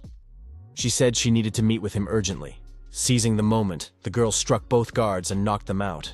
Nudza said that the two were feeling unwell and needed to rest. Security guards, undead creatures, appeared on the way. The girl thought that now it was all over, as the noise had attracted their attention. Nudza noted that they were very disobedient and had an unusual way of greeting guests, which even scared her a little. The undead shouted that the enemy must be destroyed. Lin Q tore off his clothes and declared that this was a group of ghosts who knew no mercy. He would show them who was boss. Our hero summoned the elf's blade. The sword soul asked in surprise why Lin Q remembered Luluo during the battle, since he usually didn't summon her. Lin Q replied that he was a good person and had not summoned her before, so that she could rest and regain her strength. Luluo said she would believe him this time. Now you can watch and learn from me, she added. The sword spirit struck with the skill Fiery Storm. The undead scattered in all directions. Lin Q said that was not bad and summoned Golden Armor himself, preparing to use his unique skills. Suddenly, a woman's voice rang out. This Monkey King will be quite tasty. The captain of the ghost soldiers, Snake Spirit, appeared, declaring that she was now the young man's enemy. Lin Q noted that the female ghost was very strong. Become my slave willingly, and I will let you live, said Snake Spirit. The protagonist replied that he would do as he pleased and would not obey. Snake Spirit was indignant. That's rude of you, you've hurt my heart. She approached him, adding that with every passing second, her desire to eat him only grew stronger. Lin Q replied that he was not tasty. The spirit of the sword attacked the female ghost, but the attack was unsuccessful. The spirit of the snake noticed that the girl was ruthless, and even forgot about her. The woman activated the love illusion skill, staring intently at her opponents. Lin Qiu imagined Hong Ye in front of him, and said that he had come to his wife, stretching out his arms. The sword spirit saw the sword, and said that it was big and beautiful, and she liked it. However, the ghost woman was attacked. A voice inside her exclaimed, "How dare you charm him!" Hong Ye appeared next to the hero with scissors. "Now that I'm here, no one will dare touch my husband," she said. Lin Qiu was surprised to see his wife here. Hong Ye explained that she sensed his danger and came immediately. She added, "The ghost woman is a terrible snake. If I hadn't come, it would have ended badly." The snake spirit said that the more people there were, the more excited she became. Hong Ye told her husband that she and Luluo would deal with the villain. Lin Qiu had to find the sand ghost, who was now very weak. As soon as she was done, she would come to her husband. The ghost woman asked if she really liked this guy. Hong Ye promised that she would make the snake spirit regret charming her husband. The ghost woman said that the atmosphere was full of danger and she couldn't stop. She used the snake's tail to actively attack her rivals. Hong Ye was wrapped in the snake's tail and couldn't move. "Now you can't escape," said the snake spirit. Hong Ye realized that her abilities should not be underestimated. Hong Ye used her spiritual weapon and freed herself by cutting the tail into pieces. The ghost woman groaned in pain. Hong Ye held up the scissors and said she was ready to fulfill all her opponent's desires. The wife warned the snake spirit that she would be destroyed if she moved. The ghost admitted that she could not fight at full strength after seeing such a strong sister. The snake spirit asked her rival to hit her again.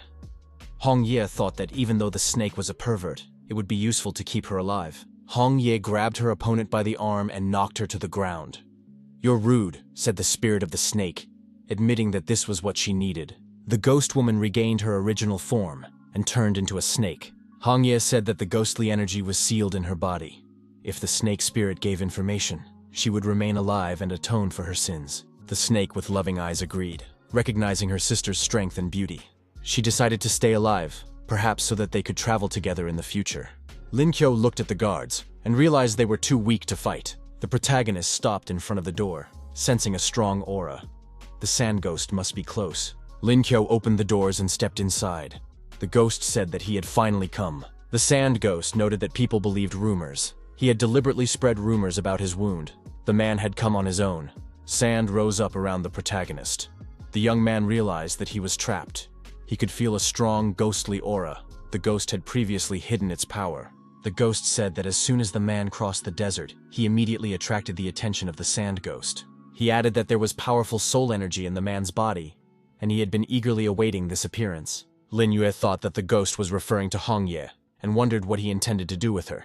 The ghost summoned a shadow sword and demanded that the man's soul leave his body, or there would be no mercy. Lin Qiu prepared for confrontation, stating that he wanted to see the power of the sand ghost. He attacked, but the blow had no effect. The ghost said that it could not harm him.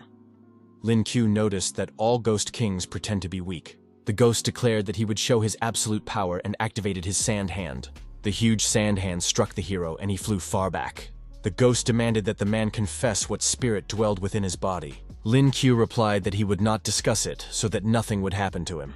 Hongye burst into the room, rushing to her husband's aid. The ghost activated the sand shield and thus protected himself from Hongye's attack. The sand ghost said that this girl had the same breath as the guy. That meant her soul was in his body. Hongye told the ghost not to even think about touching her husband, or else she would deal with him. There would be no mercy. Hongye told Lin Q to be careful, because this ghost was of the highest A level.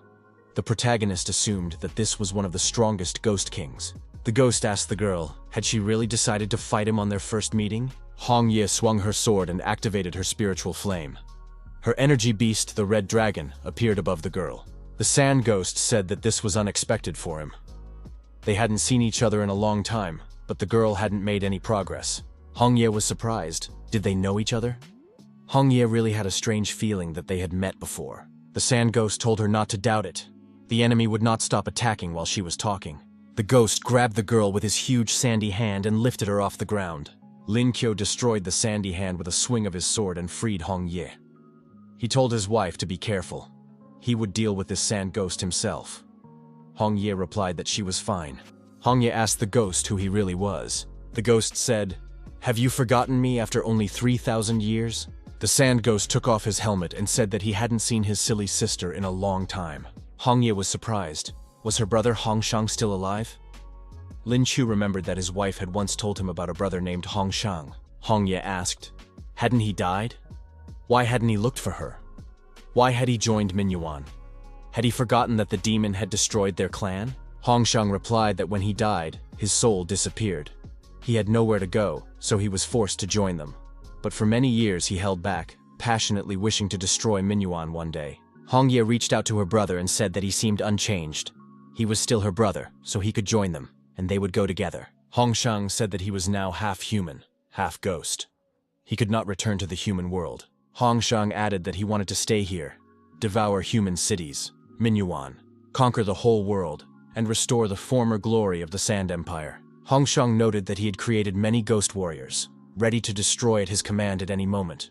The young man told his sister to join him, because they were united and would surely achieve great things. Hongye said that in that case, the earth would be plunged into chaos.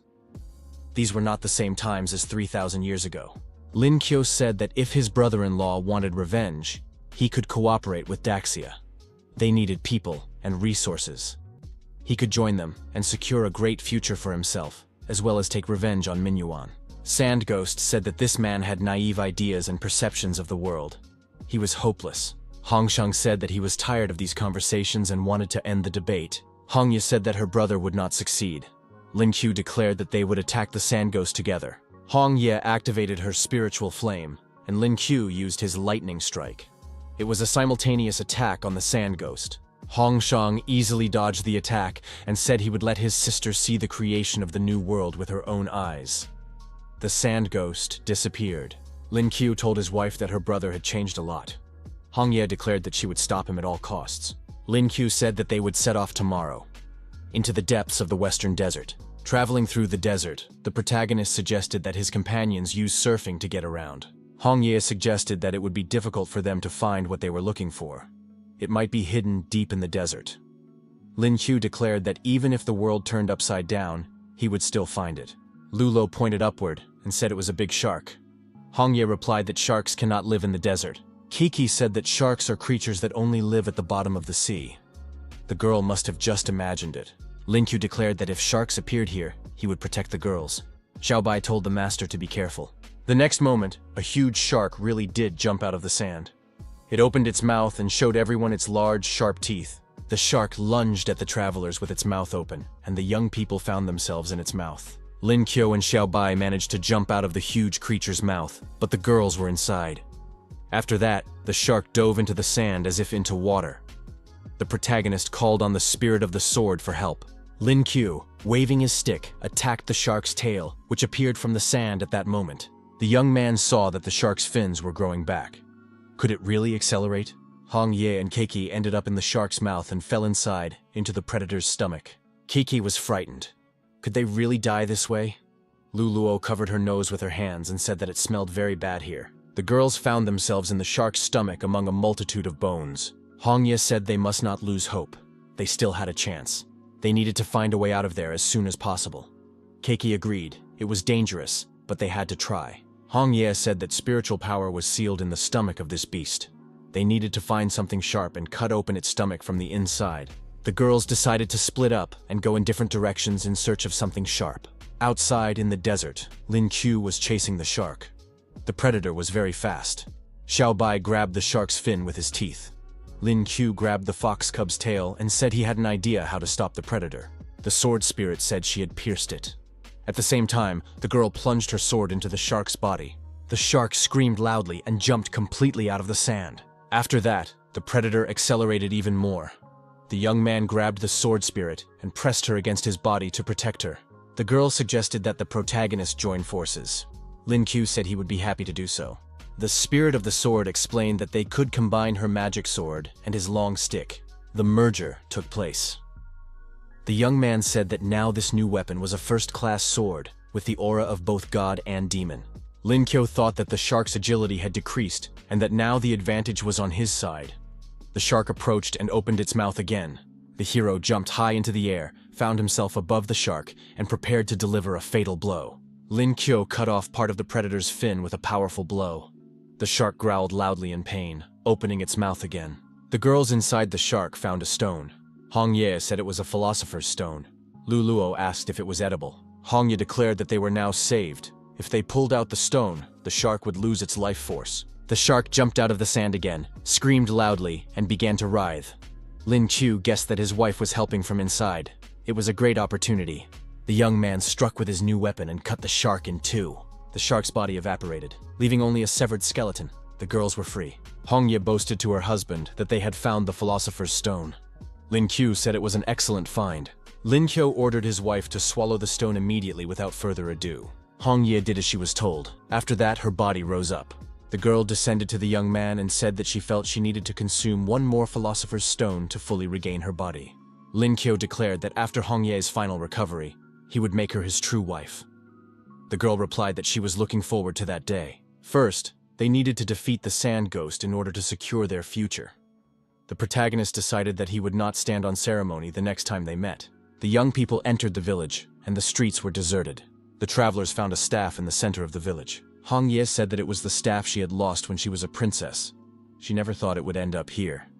Lin Qiu decided that it was just a coincidence. Hongye noticed that the staff, which had shown in the past, was now just an ordinary wooden stick. How things had changed. Suddenly, local residents armed with shovels and hoes appeared. They were aggressive and asked who the strangers were. Lin Qiu was surprised. Why were all the residents old people? One of the old men wondered why the woman in red looked so much like their princess of the sandy desert. Could the princess have been resurrected? Lin Qiu asked his wife if these were the remnants of the empire. Hongye could not imagine that any of her people were still alive. The old people knelt down and greeted the princess. Hongye said that there was no need for honors and asked them to get up. Hongye wondered why only the elderly remained and where the young people were. The elder replied that the ghost of the sand shadow had captured all the young people and sent them to build a pyramid. Hunye realized that he wanted to create even more ghost soldiers.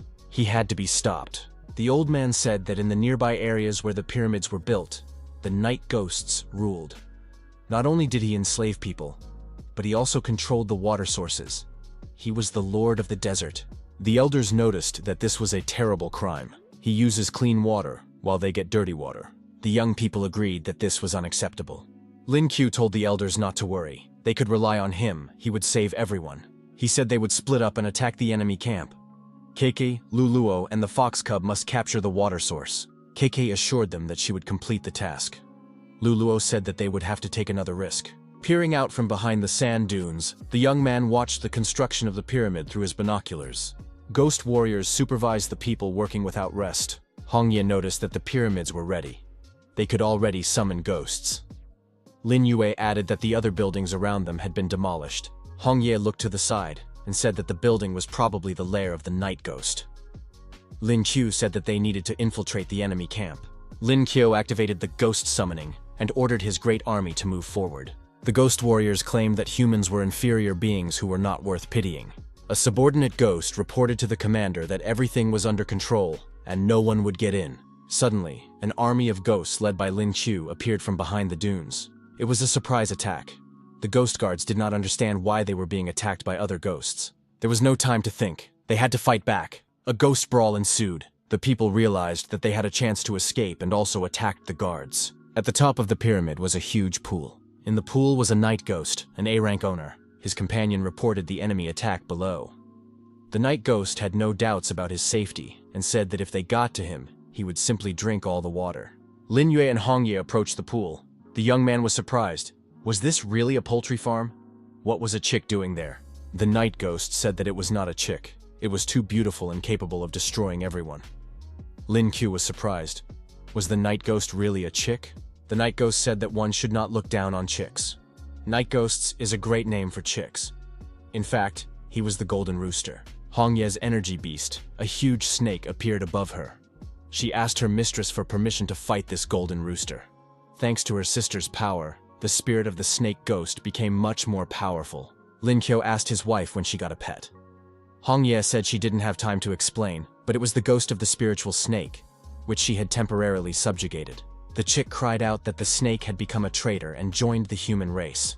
The snake replied that she had not joined the humans, but Hong Ye personally. Lin Qiu suggested that the night ghost surrender. Otherwise, he would turn him into a burger, like the one sold at KFC on Thursdays. The night ghost said he would strike 3 blows and show his true power. His opponents would learn the might of the chicken's paw. The chick initiated the flying feathers attack. Feathers, sharp as knives, rushed towards the opponents. The snake said she hadn't trained in a long time, but dodging the feathers turned out to be quite fun. Lin Qiu hummed a cheerful song. If the chick didn't hit him even once, he would surely get very angry. The chick said that this was disrespectful, because he was the most talented, and everyone in the neighborhood knew him. Now he was extremely tired. Lin Qiu pointed out that scattering feathers was a bad habit and needed to be corrected immediately. The young man added that his teacher's technique was the best in the world. Lin Qiu approached the chick and said there would be a test on cutting. The chick cried out that he strongly disagreed. After a while, Night Ghost had significantly fewer feathers. The chick declared that this was indecent and that such behavior was unacceptable. Lin Qiu announced that the feather removal was complete. Now it was time to proceed to the bakery. The system offered the user a choice: destroy Night Ghost, release him, or subjugate him. The young man thought that the reward for freeing Night Ghost was the highest. Lin Qiu said he had changed his mind and was letting the chick go. The Night Ghost said he would not leave. The man must be up to something.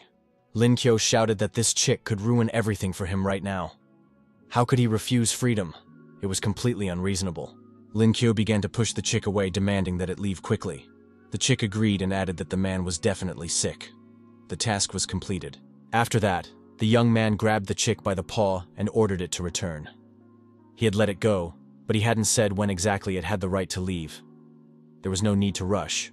Lin Qiu tied up the Night Ghost and said that he would be his prisoner. The chick said that the man had no good intentions at all. The gate was opened, and Luluo said that now everyone would have water. Kiki noted that there were many other sources of water that would help the residents of other villages. The residents of the surrounding villages saw the clean water and were very happy. This meant they were saved.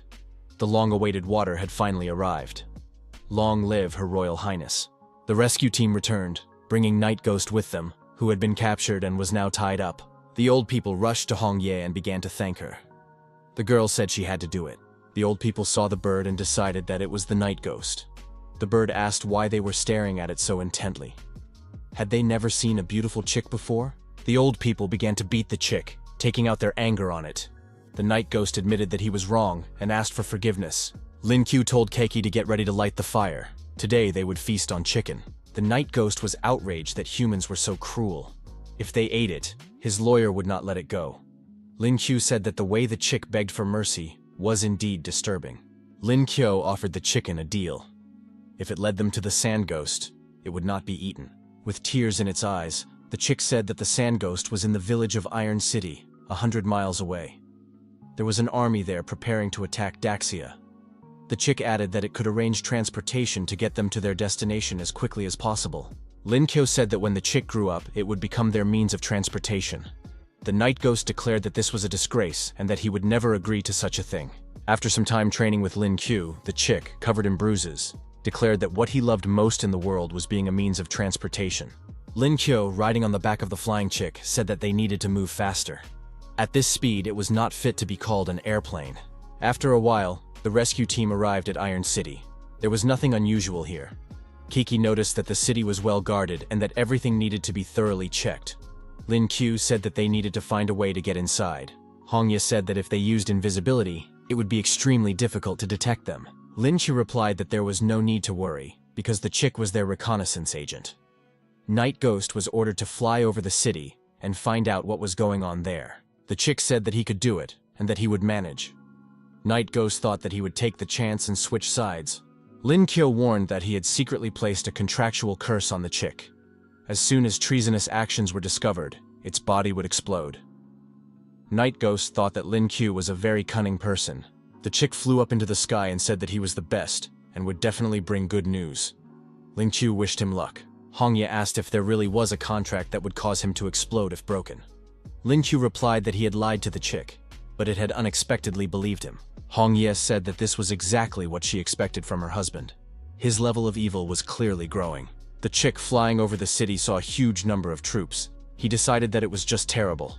The ghost warriors noticed the night watchman in the sky, but how could he be here if he was responsible for guarding the pyramids? One of the warriors said it was just a fat bird flying by. They should shoot it.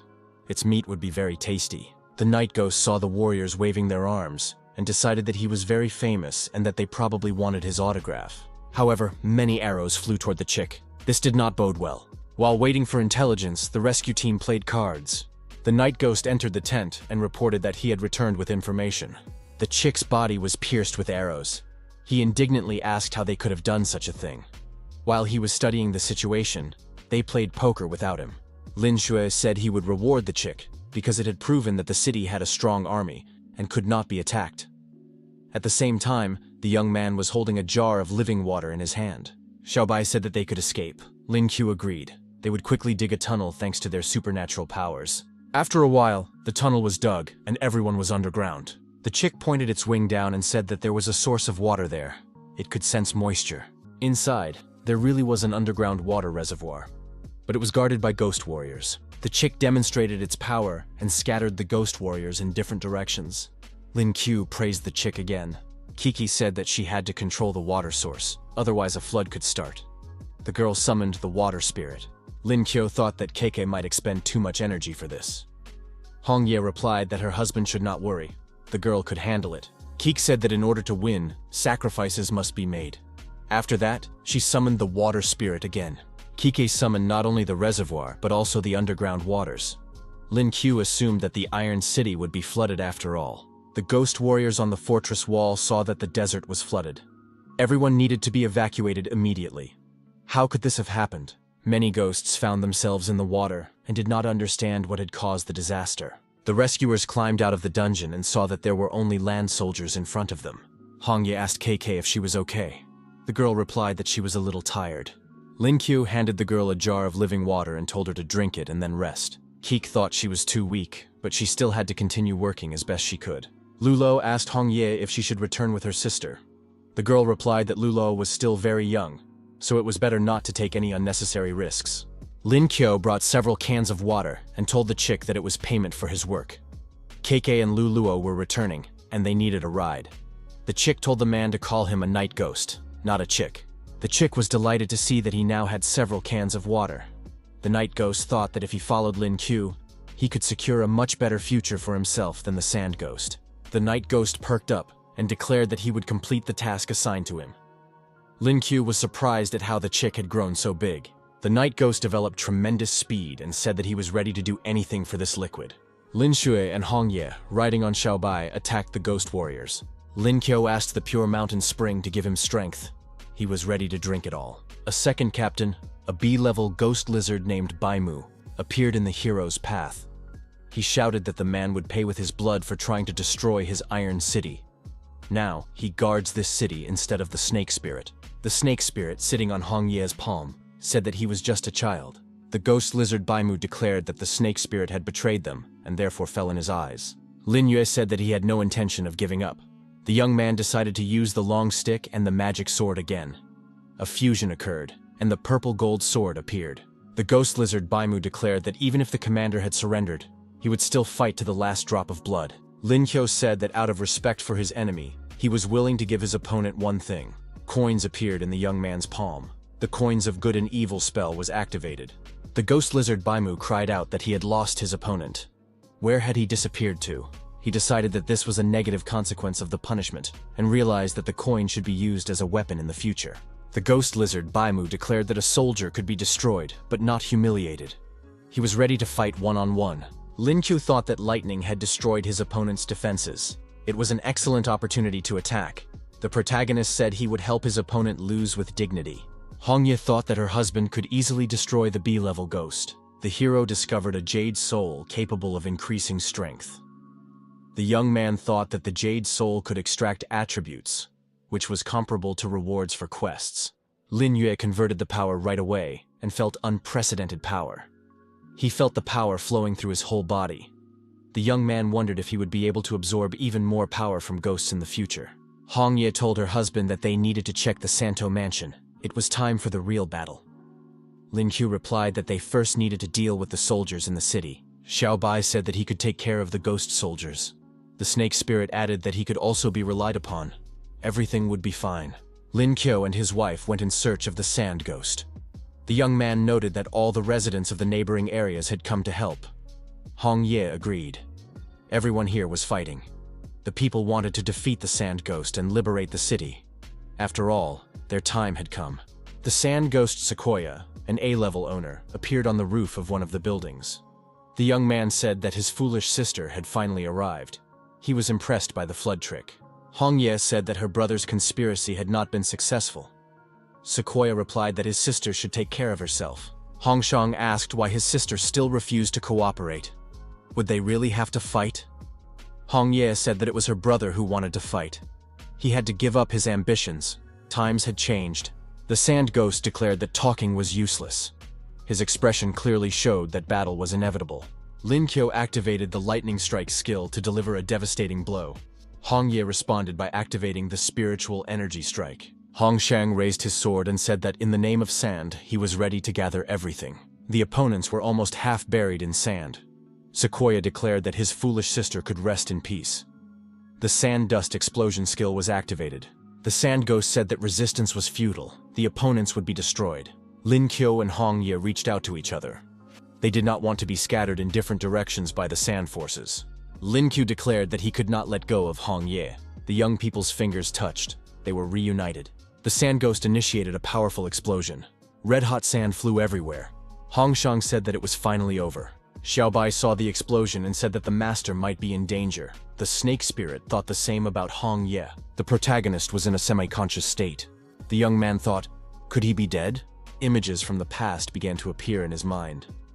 The young man thought that this time he might not be able to bring gifts for his younger sister. Lin Qiu had promised his older sister Hua that he would walk hand in hand with her. But now it seemed that he had let her down. Lin Qiu remembered his mentor Tang Lin Yi and the Fat Man, as well as his other colleagues. The young man was ashamed that he had let down the academy and his team. He deeply regretted what had happened. However, our hero was most concerned about Hong Ye. Lin Qiu believed that, as her husband, he had failed to protect her. But the young man decided that it was too early for him to die. After all, he hadn't even helped his wife restore her body. The sand ghost Sequoia saw a pillar of fire burst from the ground. It was quite unexpected. After that, Lin Qiu and Hong Ye appeared from under the ground.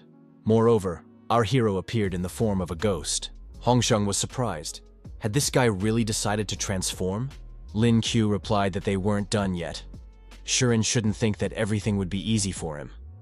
Hong Yi told her husband not to be so careless, because her brother was still full of energy. Hong Shan said that finally, a real battle would take place, and he would be able to feel his full power. Lin Qiu told his wife that he would deal with her brother himself.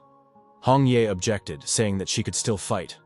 The spirit of the sword suggested joining forces and creating a new weapon. The merge skill was activated, using the Demon Eater option. The spirit of the snake and Xiao Bai also arrived to help their masters. The giant snake suggested that the sand ghost admit the truth. Only if they got along with humans would their race have a future.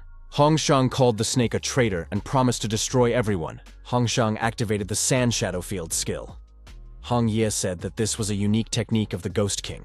Hongshang's opponents lost their bearings and began to fall. Sequoia declared that this sand field would be their grave. Lin Qiu admitted that his opponent had become much stronger. Hongshang ordered his servants to attack the people. Xiaobai told his master that he would deal with these soldiers himself and not let them cause any harm. The sand ghost attacked his opponent, but our hero activated the teleportation skill and was able to quickly dodge. Lin Qiu noticed that the Ghost King liked to cheat. However, it wouldn't help him anyway. He would still be roasted. Hongshang wondered where his opponent got such strength. Hong Ye wanted to sneak up from behind, but Hongshang noticed and said that his sister underestimated him.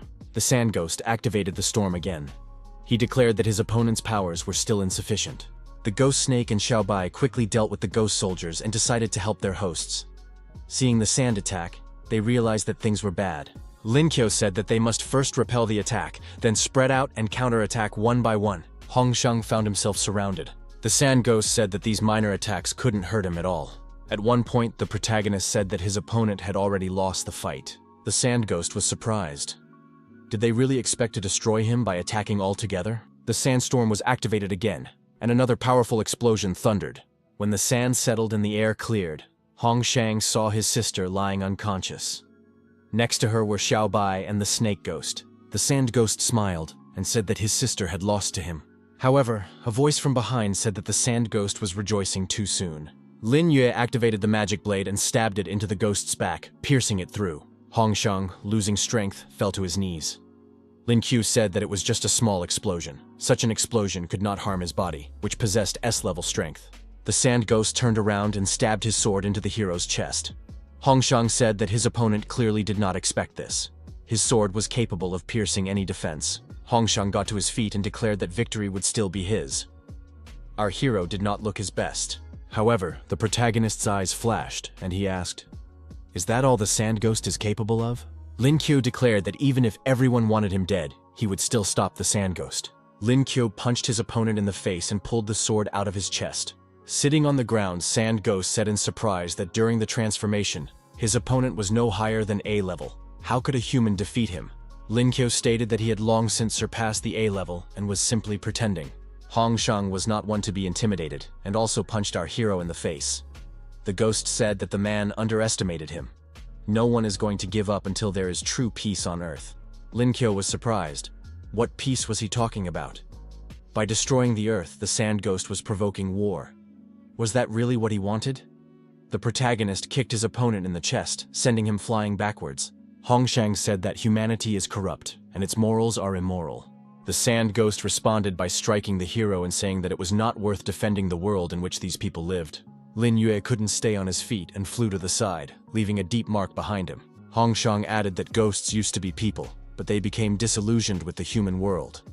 That is why there are more and more of them. It is impossible to endure this pain. Hong Ye approached her brother and said that he only thought that way because he only saw darkness. The Sand Ghost asked what kind of light people see.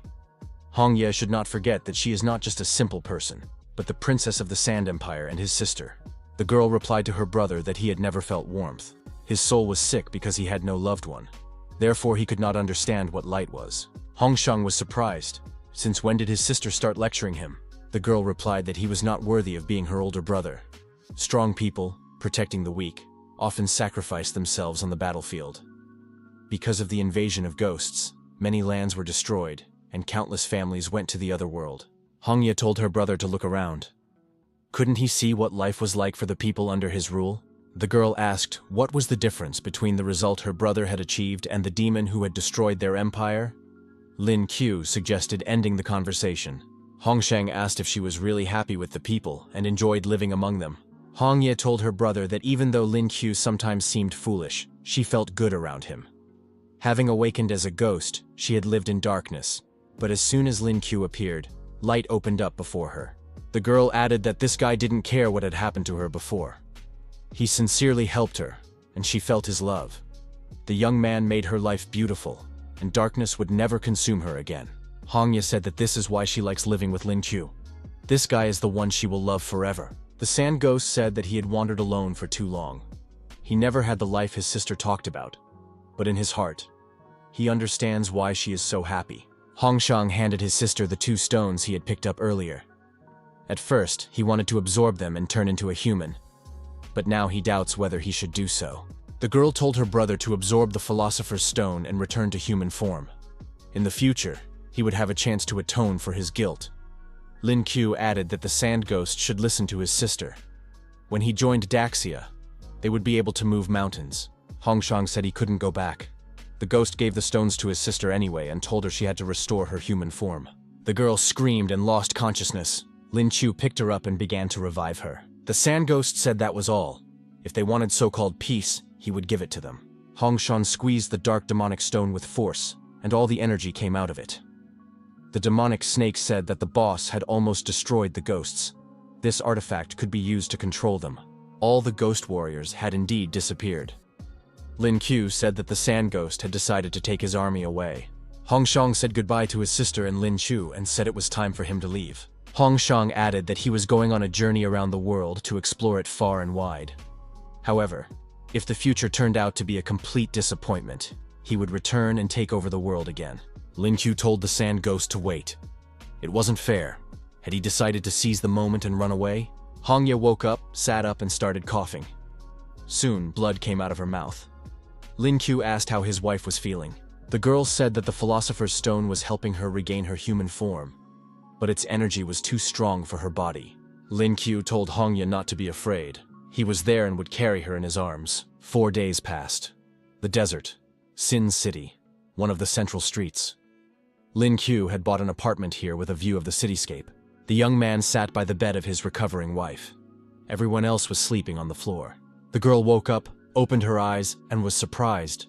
Had Lin Qiu been there all this time? Lin Qiu was delighted to see that Hong Ye had finally come to. The girl said that she had become human again. The young couple embraced. Hong Ye said that her husband needed to rest. Cake and the others also saw that Hong Ye had woken up and become human again. The girl assured everyone that she was fine and feeling well. The young people took each other's hands and felt mutual tenderness. The girl said that this feeling was incomparable to what it had been before. Now it was something else. Hong Ye asked why Lin Qiu had become so shy after her transformation. The young man replied that it was because she was very charming.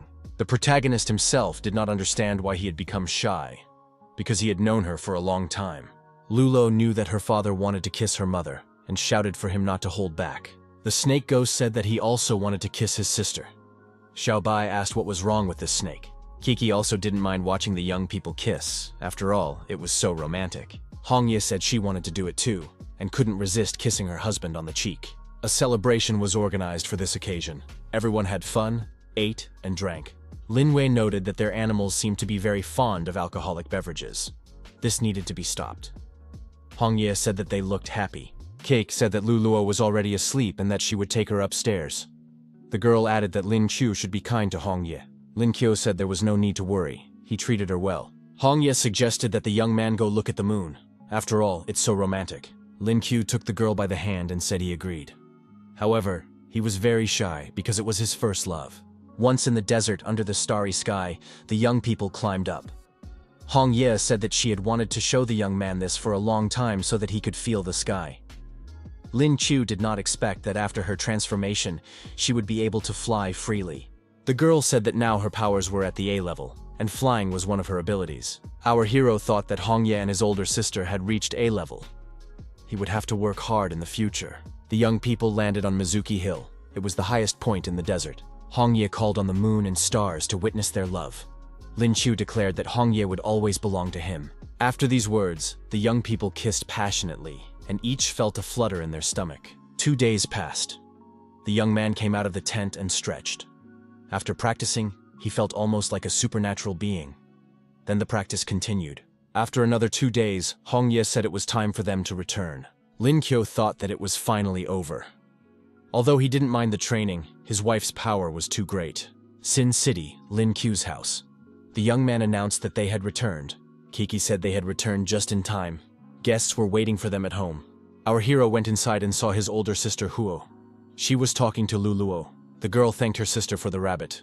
Luluo showed the rabbit to her parents and said that her sister had given it to her. Lin Qiu pointed out that she was her aunt, not her sister. Lin Huo said that Lin Qiu and his team had done a great job. They were asked to investigate everything, but they did not expect to gather so much information. Lin Huo warned that the sand ghost had become a member of the Daxia. She added that the inspector had agreed to accept her brother into the night patrol unit. Lin Qiu said that he actually wanted to be a free man. Besides, he hadn't spent enough time with his wife. Hua Lin said that Night Watch was just a name. Her brother would simply be performing other tasks. Hong Ye knew that her husband dreamed of joining the unit. It is important not to forget your dreams. Men should have their own goals. Our hero decided to join the Night Watch and thanked his wife for her understanding. Hua Lin said that was just great. She didn't expect anything else from her brother. Now that he had chosen this path, he deserved to know some of the world's secrets. Lin Qiu was surprised. Did his sister have some shocking news? Hua Lin said that today's world is much more dangerous than before. Lin Qiu replied that he had already heard about it. Ghosts roam everywhere. The news shows only a small part of what is really happening. The island of Ying is engulfed in wars and natural disasters. The territory is completely overrun by ghosts. The Western Kingdom has also been affected. Many ghosts have disguised themselves as civilians and disappeared into the crowd. How did they manage to get rid of so many enemies? It was a desperate battle in which everyone, despite the shortage of people, sacrificed themselves for the common good. Even the sea areas are not peaceful. Giant ghosts emerge from the water and destroy islands. However, there are many strong people at the border, so it is necessary to resist the invasion of ghosts. Enemy forces do not give the city a break from constant invasions. Lin Hua said that because of this, they need talents like her brother. However, this path is not an easy one. Lin Qiu must be mentally prepared for it. Lin Qiu replied that he was ready. Lin Qiu suggested that his wife return to Kanglin with him. She should also join the Night Watch squad. Hong Ye replied to her husband that she wanted to stay in the desert. Lin Qiu was, of course, surprised. The girl said that they would not be able to live like this. He loves her, but at the same time, he has his own goals. Therefore, she decided to stay in the desert, and he would have the opportunity to achieve success. Lin Qiu thought that they were happy together, but everyone had their own priorities in life. Hua Lin said that it was good for a person to have a goal. The government of Daxia wanted to reclaim the desert. However, Hong Ye could join the Night Watch as a special agent and continue to live in the desert. Hua Lin added that nothing is impossible. However, first it is necessary to rename the City of Sin to the City of Sand, so that people feel safe. This should serve as an example for Hong Ye. She will transform places one by one. Hong Ye said that in that case, she agreed. The protagonist did not expect his wife to take their separation so close to heart. On the one hand, he is happy for her, but at the same time, he is sad to think about the upcoming separation. Hong Ye asked her husband how he felt about her decision. Lin Qiu replied that he would support her no matter what. Lin Hua thought that she was looking at a lovely and happy couple. Before parting, they had become like a family. The next morning arrived. The helicopter was waiting for the passengers. Lin Qiu handed his wife his phone and told her she could call him anytime. WhatsApp and Telegram were also installed. Hong Ye told her husband not to worry, because they were spiritually connected and could exchange souls. They didn't even need the internet for that. Lin Qiu thought that this wasn't very good. His wife would be able to keep track of him. The snake ghost said she wanted to stay with Hong Ye's sister. Keiki noticed that she had abilities related to the water element, so she could be useful in the desert and help with irrigation in certain areas. Lulo told her father not to worry, because she would help her mother. The big chick said he would miss him. However, he had an egg that he had laid himself, and he wanted to give it to him as a gift. The locals offered our hero various souvenirs as mementos. Lin Qiu thanked everyone and said he would gladly accept these gifts. Hong Ye told Lin Qiu to take care of himself and not worry about her. The young man replied that he was no longer the weak boy he used to be.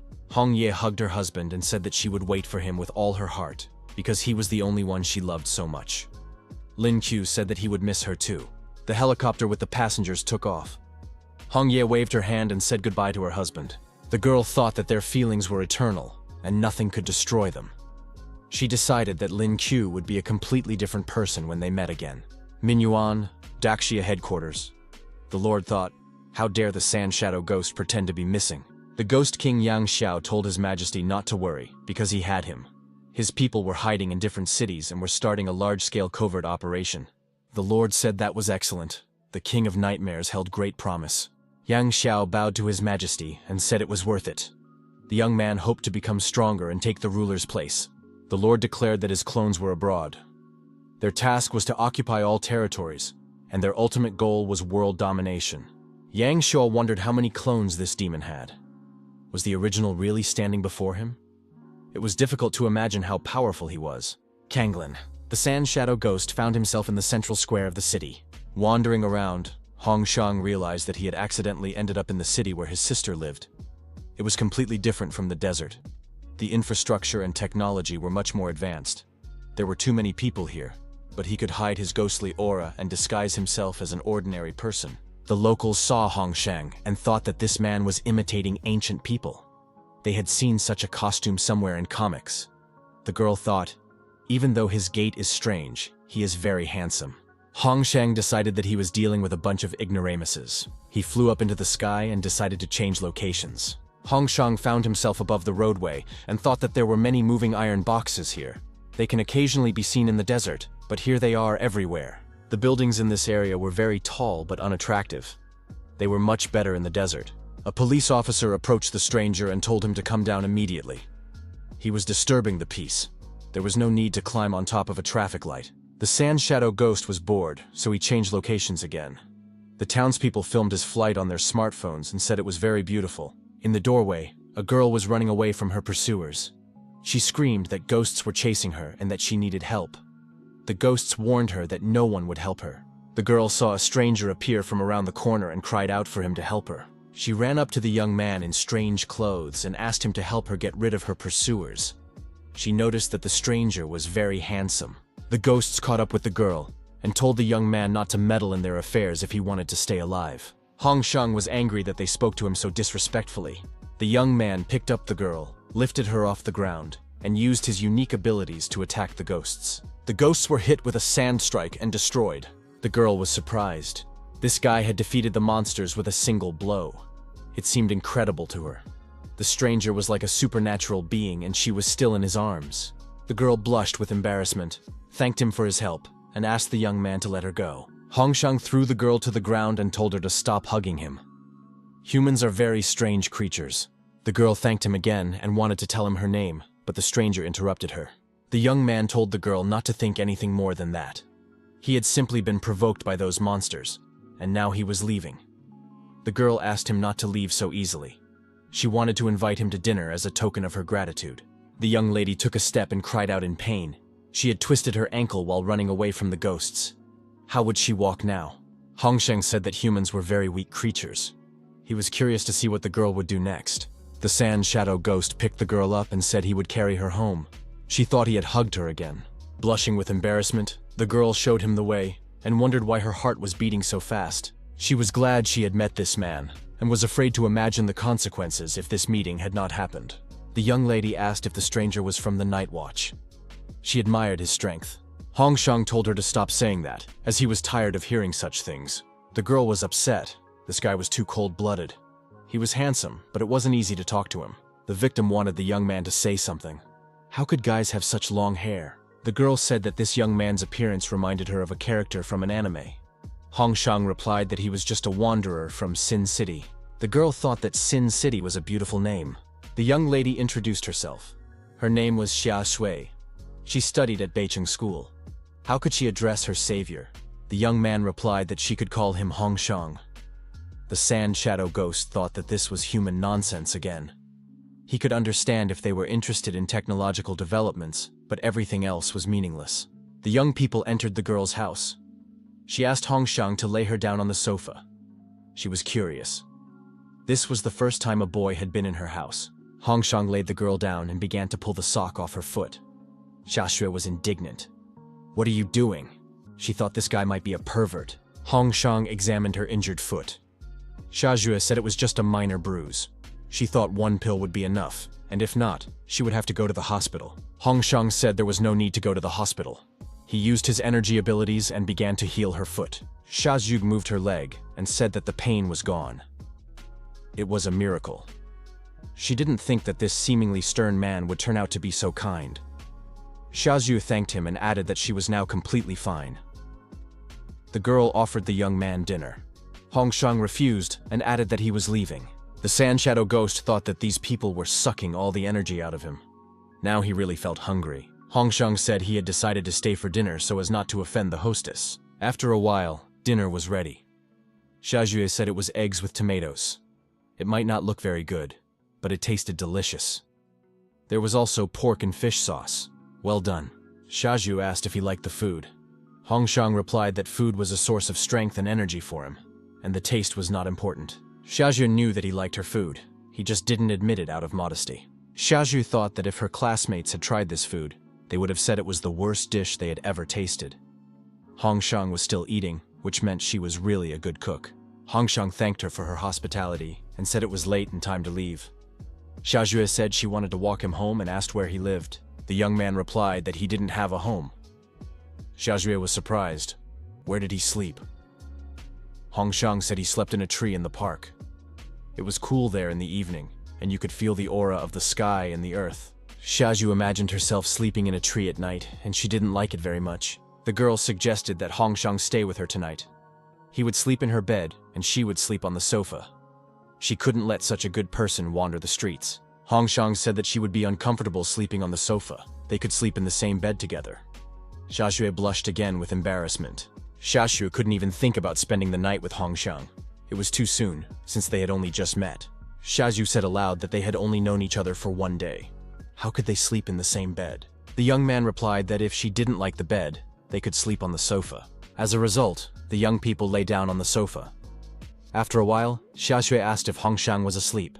Hongshang was asleep. However, Xiaojue couldn't sleep, being so close to the guy. The girl was still awake, so she asked where his parents lived. Hongshang replied that they were also gone. Xiaojue apologized and said she didn't know that. The young man replied that he wasn't angry. Of course she couldn't have known that. Xiaojue said that her father was her only remaining relative. Her mother had died after a long illness, and her father spent his days fighting ghosts. They rarely saw each other. Xiaojue added that she had no superpowers. She went to a normal school, and she couldn't even stand up for herself. The girl admitted that she envied this guy. It's good to be strong and confident. Hongshang said that there was nothing to envy, because being an ordinary person was also quite good. Xiaojue said she wanted to become stronger. Hongshang said he could teach her a few things. Xiaojue was surprised and delighted. Is this really true? She thought. The closer she got to him, the stronger he felt her desire to become stronger. Now she could kiss him. Xiaojue blushed again with embarrassment and moved away. She couldn't do that. Hongshang said that it was very boring. The young people wished each other good night. The next day at school, the students discussed the news that Lin Shi had taken the position of chair of the disciplinary committee. Now she would be patrolling. Someone shouted for everyone to step aside immediately. The chair was coming. The students bowed and greeted the chairperson. They considered Lin Shi to be a low-ranking demon king. Lin Shi said that under her sensitive leadership, all students would become good and polite. One of the upperclassmen said that Lin Shi was just a junior and shouldn't tell the upperclassmen, who broke the rules every day, what to do. What could she do to him? Lin Shi told the student that it was not appropriate to behave in this manner. Huang added that this bully would have to deal with her first. The senior student grabbed a bat and said that no one could beat him at baseball. Another bully said he was a stool warrior. A third said he was the king of slime. Yahello took out a magic bomb and said that times had changed. The girl kicked the bomb and sent it flying toward the bullies. The bomb exploded, and smoke enveloped everything around them. The bullies admitted that there was a terrible smell. What kind of weapon is this? They wondered. The students were frightened. Were all of Lin Shi's subordinates this strong? Lin Shi told Yahello that they were good people and opposed violence. The assistant replied that she liked nuclear weapons. Lin Shi asked how her brother's sales were going. Yahello immediately produced a financial report and told her about the profits. Lin Shi thought her brother would be happy. However, she hadn't called him in a long time because the connection in the desert was unstable. Even Starlink doesn't work there. Suddenly, a car appeared at high speed in the square in front of the school. It braked sharply in front of Lin Shi. Yahello got angry. This wasn't a parking lot. The driver had to get out of the car immediately. The car doors opened, and Lin Qiu got out with a fox cub on his shoulders. Lin Shi was delighted and threw herself into her brother's arms. She said she had missed him very much. Lin Qiu replied that he had missed her too.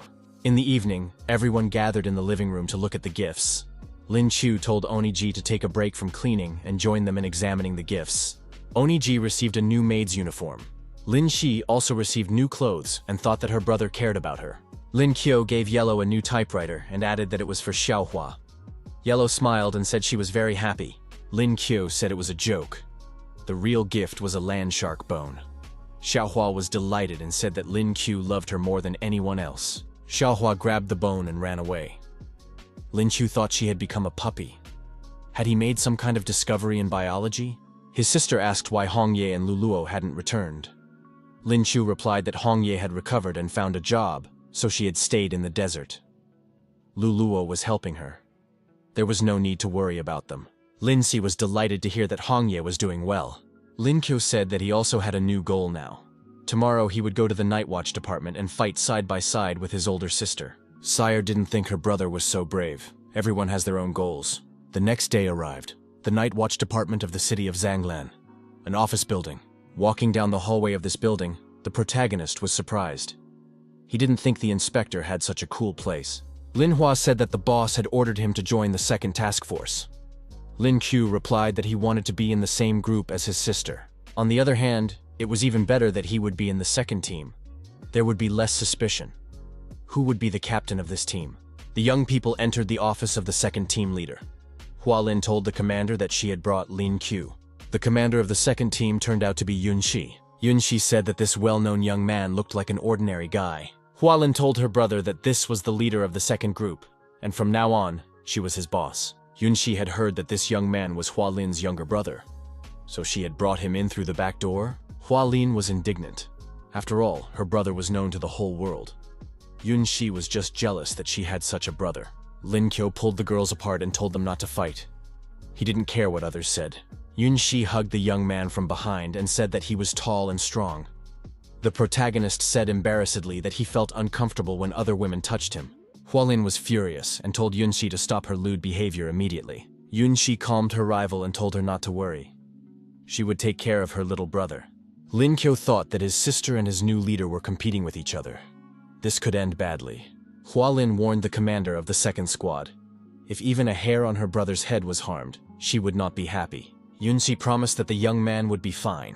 After Hua Lin left the office, Yun Shi hit her subordinate and knocked him to the floor. The commander of the second squad said that if Lin Qiu wanted to work, he had to control himself in the boss's office. The young man had to forget what had happened here before. Lin Qiu thought that she wasn't so hot-headed inside, but she had plenty of strength. Yun Shi had heard about this young man's achievements, but he had to forget about those low-level ghosts. They were nothing compared to what they were doing here. Since the young man had joined the Night Watch, he would be required to do quality work. Lin Qiu replied that he understood everything. Yun Shi said that his salary for 6 months of training would be 5,000. There would be no benefits. There would be a reward for capturing a ghost. It was difficult for the protagonist to disagree with such a leader. The young man thought that his sales were growing by the hour, not by the day. He already had a huge income. He was not interested in money here, but in the desire to become stronger. Yun Shi told the young man not to say anything unnecessary. She needed a diligent subordinate. The commander added that she could give him some perks as a newbie. Would the young man agree to work with such a boss? Lin Qiu thought he would just watch, and Hong Ye wouldn't guess anything. Yun Shi noted that newbies who complete tasks on their own receive good rewards. Lin Qiu thought that first Lin teased him, and now his new boss was doing the same. Why was society treating him this way? The commander handed the young man the documents and the application form. Lin Qiu thought that even though he was an intern, he was already a member of the Night Watch. A new stage of life had begun. Yun Shi said that the first task was to investigate the disappearance of men near Road Number 3 in the Northern District. Something strange was going on there. The Night Watch had already sent people there, but they had gone missing. There was speculation that ghosts were involved. Lin Qiu told his boss not to worry. He would be the best rookie she had ever seen. The protagonist found himself in the North District of Zhanglan. With a can of living water, he thought he had wasted the whole day. There are no clues, even though this is the area with the highest crime rate. Lin Qiu thought that now that Hong Ye was not around, there was no one to even talk to. The protagonist heard a woman's voice behind him. The girl asked why the young man was walking alone here. Lin Qiu saw the girl and thought, could another nighttime fling be waiting for him? However, our hero sensed a ghostly aura about her. Something was wrong here. The stranger said that they were close to each other. Would his girlfriend be angry? The system offered the user a choice. Take the initiative and spend time with the girl. Behave straightforwardly and resist temptation. Attack them and expose the girl. Lin Qiu decided to choose the second option. The stranger said she was very hungry. and the young man probably wouldn't mind having dinner either. The girl suggested he come over to her place. She was a very good cook. The protagonist said he wasn't hungry. If she was hungry, she could go and eat. Why was she here? The girl was upset. Why wasn't he hungry? But even if that was the case, he could still agree. The girl said that she had just lost her appetite too. She suggested taking a walk and going somewhere together to have a drink. Lin Q replied to his older sister that he was faithful to only one girl. The stranger got angry when she heard herself being called older sister. The system reported that the task had been completed, and the reward credited. Lin Q thought that now he could try something different. Lin Q told the girl that he couldn't refuse such a beauty, and suggested that they have a fun night out. The girl suggested that her brother hurry up. She believed that no man could resist such a beauty. Lin Q thought that the disappearance of men in this city was definitely her doing.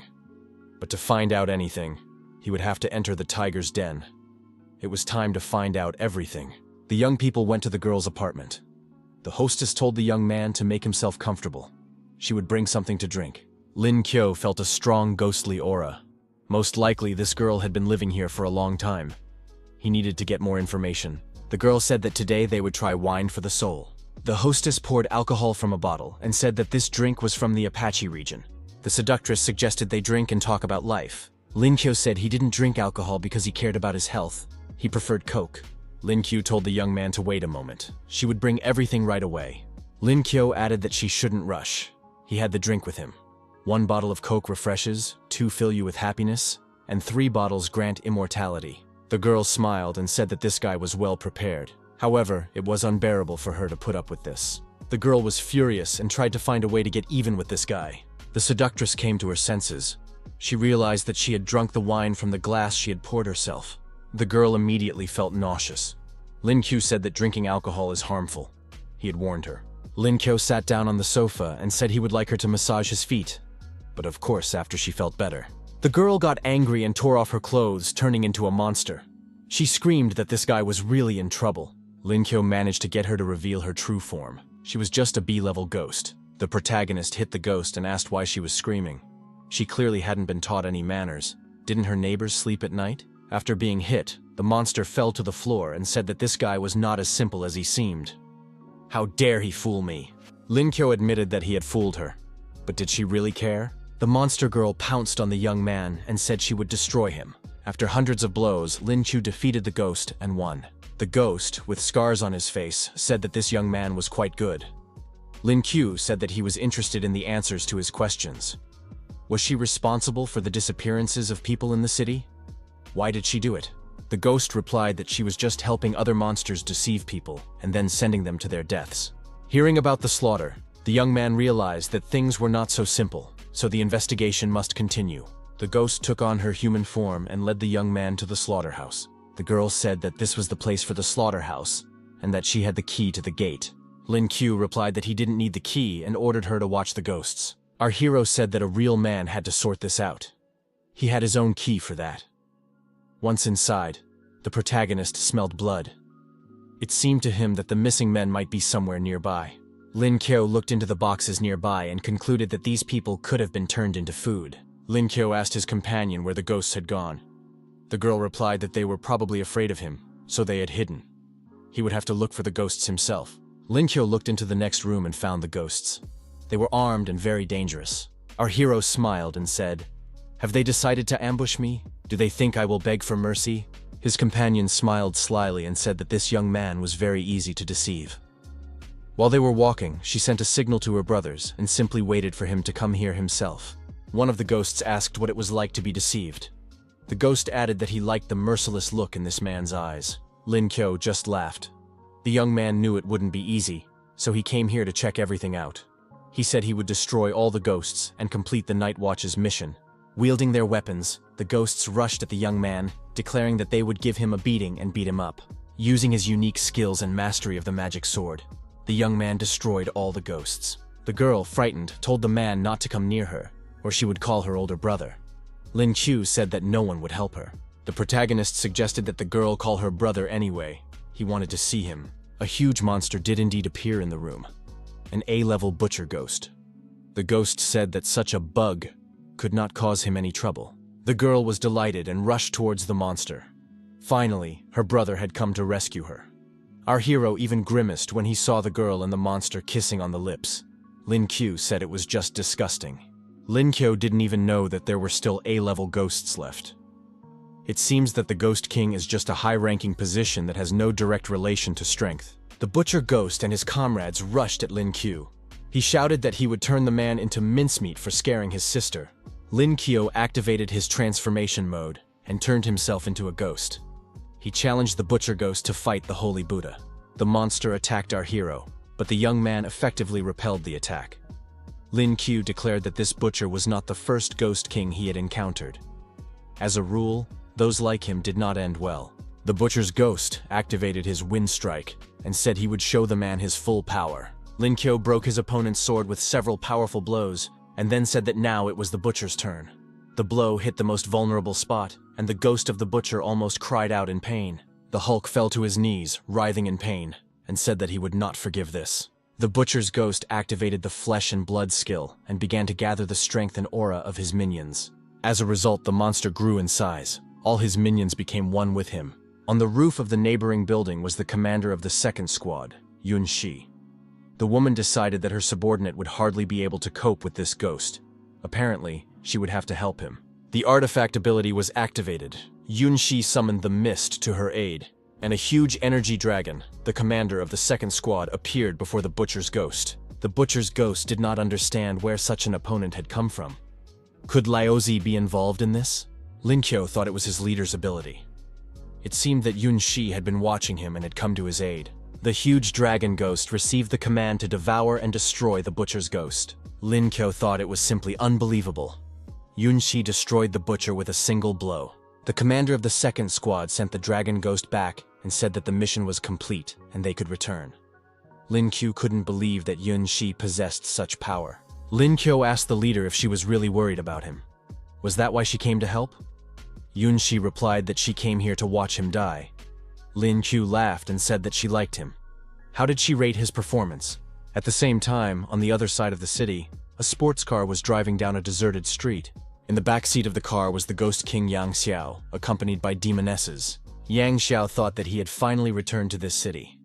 Lin Qiu must be waiting for him. In the conference room of the Xianggong family, a meeting of elders and other officials was taking place. Xiang Qian's fat cousin, Xiang Ji, presided over the meeting. He said that he had convened all the elders to discuss Xiang Qian's performance. Was his behavior worthy of the status of heir to the Xiang family? Xiang Ji said that his cousin was greedy for food and lust. He did not succeed in school and did not become popular, unlike Lin Yue. What good could he do for the family? There was a proposal to replace the heir. The elders of the conservative wing of the family said they did not agree. According to family rules, this was impossible. Although Xiang Qian often acted foolishly, he nevertheless helped in discussing business matters. He could be considered the best diplomat. In addition, he had a good relationship with Lin Qiu. The elders of the reformist wing said they were against it. Times have changed, and Xiang Jie has become too ambitious. He needs to be supported. Besides, he has reached the A level. In this world, the strongest have the final say. Shang Ji said that it doesn't matter what decision is made here. He will still be the heir to the Shang family. All the relatives of those present are under his control and are now locked up. The elders were dissatisfied. Shang Jai said that they just needed to sign the necessary papers, and he would release everyone. The elders said that this was a crime. Shang Jai grabbed one of the elders and said he would force them to do it. Suddenly, the door to the conference room flew open, and a young man accompanied by bodyguards appeared in the doorway. He said it was too hot in there. He had been away for only a month, and already many changes had taken place. Shang Jai was indignant. Who was he and why was he barging into the conference room? The elders thought that they recognized this man's face. The young man asked, "Does brother Xiangji not recognize him?" "It's me, Xiang Qian." Xiang Zhe was, of course, surprised. How did this happen? Xiang Qian had lost a lot of weight and grown stronger. Now he had a muscular body and a strong back. The elders said it was a miracle that the young master had changed so much. Xiang Zhe asked what Xiang Qian had done to himself. Now he looked more like a steel log. Xiang Zhe noticed that the elders were under his control, and that all they had to do was sign the inheritance agreement. Shang Qian said he was sorry, but he knew his cousin's intentions and sent all his subordinates to the hospital. The elders thought that this heir could be relied upon. Shangji became angry and called his cousin a scoundrel. He declared that his time had come, and he would be destroyed. Shangji attacked Shang Qian with his fists. Shang Qian said it was time to stretch his muscles a little and met the attacker with a kick to the chest. Shangji remained on his feet and said that he would not forgive this. He had no equal at school, and Shang Qian was doomed.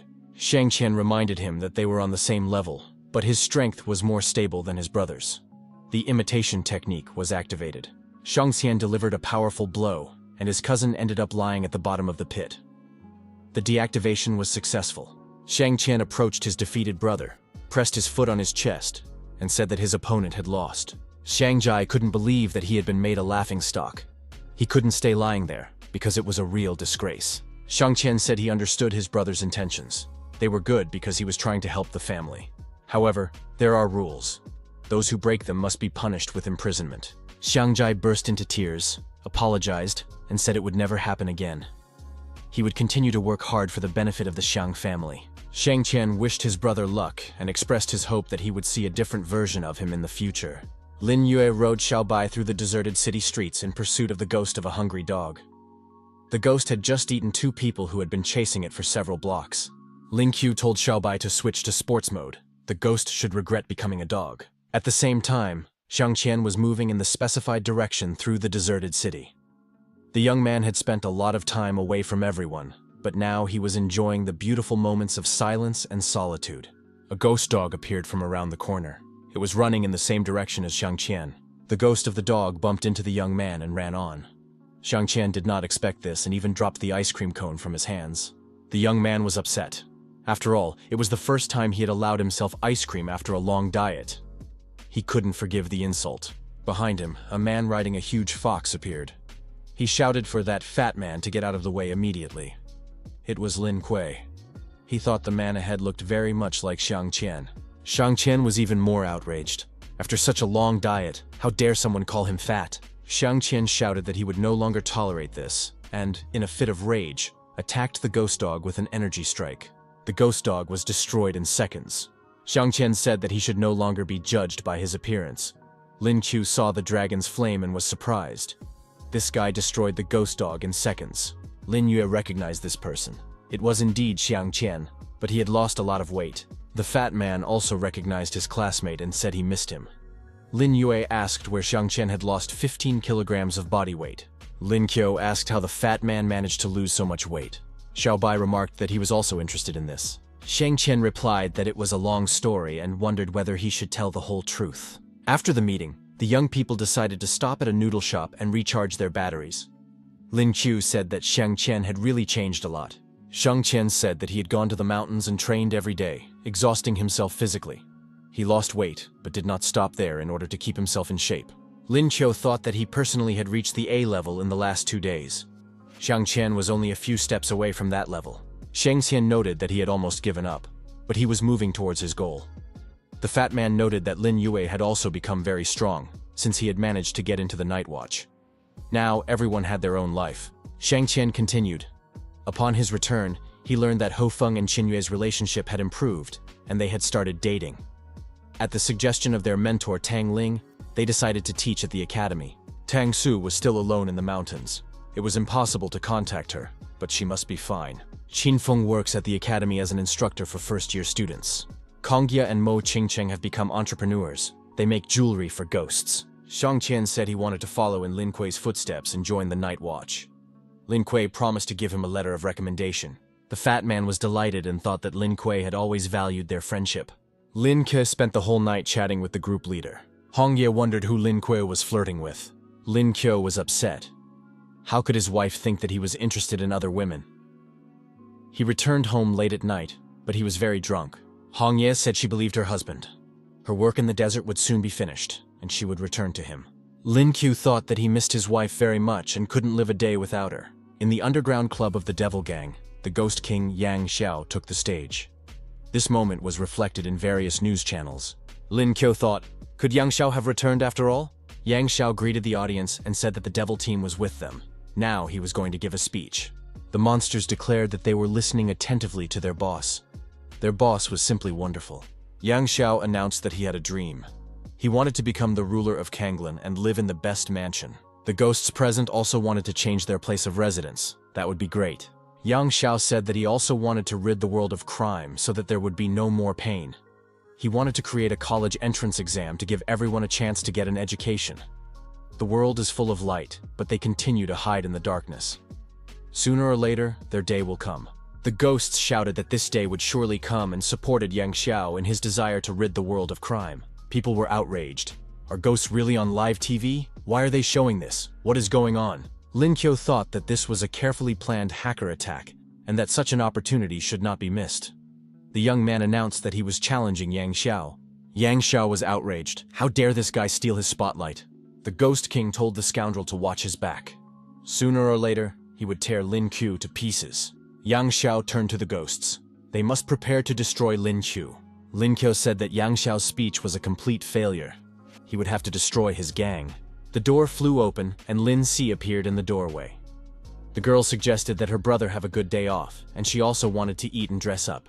Lin Qiu agreed, because he was in a great mood, so he would buy gifts for everyone. The young people went to a shopping center located in the very center of the city. However, the protagonist had a bad feeling that something bad might happen. Lin Shi decided to buy a lot of things. She wasn't interested in money. After that, Lin Shi and her assistants visited a candy store. Again, they didn't care about money. Lin Qiu was upset because he had to spend all his hard-earned savings. At a children's restaurant, Lin Qiu told his younger sister that she only eats children's food, which is why she is not developing and remains short even at 14 years old. Lin Shi asked who was stopping her from eating at an adult restaurant, because her brother could see that there were lots of grown-ups there. Lin Qiu looked away and saw Hong Shang. His brother-in-law was sitting at a table with some girl. The protagonist was surprised. What was this man doing here? Maybe he wanted to deceive this girl? Xiaozhu apologized for bringing Hong Shang to a children's restaurant, but noted that the food here was really delicious. Hong Shang replied that it didn't matter to him. The main thing was to fill his stomach. At one point, Lin Shui and Hong Shang's eyes met, and a spark flew between them. Xiaozhu asked why the young man had become so distracted. Was something wrong? Hong Shang said that everything was fine, but that the people at the table opposite were behaving very strangely. Lin Qiu thought that his time had come, and that he would pay for everything in full. The system offered the user a choice. Save the girl and take her away from Hong Shang, expose his identity, or ignore him. Lin Shui decided not to bother him. Lin Qiu gave his opponent the middle finger and mentally wished him a peaceful meal and no choking. Lin Qiu continued to grimace, while wishing Hong Shang all the best. Xiaozhu suggested that the guy at the next table was crazy. Hong Shang confirmed that this was indeed the case. The task was completed, and the reward was credited. However, the system notification said that before using the skills, it was necessary to create a ghost form. Lin Qiu was surprised. Was the appearance of the ghost really that important? Lin Guo wondered if it could be an inflatable doll. The system reported that the request had been received and the transformation was beginning. Lin Guo was surprised, because he had just said it casually. Why react like that? The task was completed. Now the user could use inflatable ghost dolls. Lin Qiu thought that someone was definitely making fun of him. Suddenly, armed ghosts entered the room. People were frightened by the criminals and decided to run away. The gang leader, with a weapon in his hands, shouted that the people were doomed. In the name of King Yang Xiao, they had come here to take Lin Qiu's life. Lin Qiu breathed a sigh of relief because he was tired of waiting for this. Besides, now he could use new props against these guys. Yahello was surprised.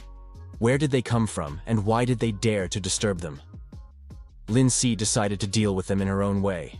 Lin Shi declared that it was time to fight and ordered her ghost assistants to attack. Lin Qiu told his sister not to rush, as he wanted to gain some experience. Xiaoxiu was frightened and asked her companion what they should do. Hong Shang suggested that the girl eat and watch the show. Lin Si attacked, and the ghosts were immediately deactivated. The girl was surprised. Was that all? They should be ashamed. In the future, they must train well. The armed ghosts did not give up and declared that Yang Xiao had shared his power, so humans were doomed. Yahello shouted that she wanted world peace. Lin Shi was outraged. How dare these ghosts interrupt her date? Xiao Bai warned that the enemy was endowed with a ghostly aura. In the underground room, using the video surveillance system, Yang Xiao watched what was happening in the children's restaurant. His ghosts were having a hard time. Yang Xiao was surprised. Was Lin Qiu really such a coward? Instead of entering the battle himself, he left it to his sister and Yahello. Yang Xiao saw that the sand shadow ghost was present in the restaurant and was frightened.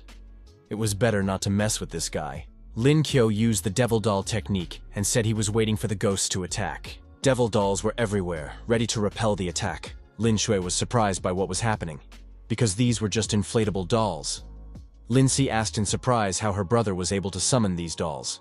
Lin Qiu put on dark glasses and shouted to confuse the others. He called on these dolls to follow him into battle. The ghosts laughed. Did people really think they could defeat them?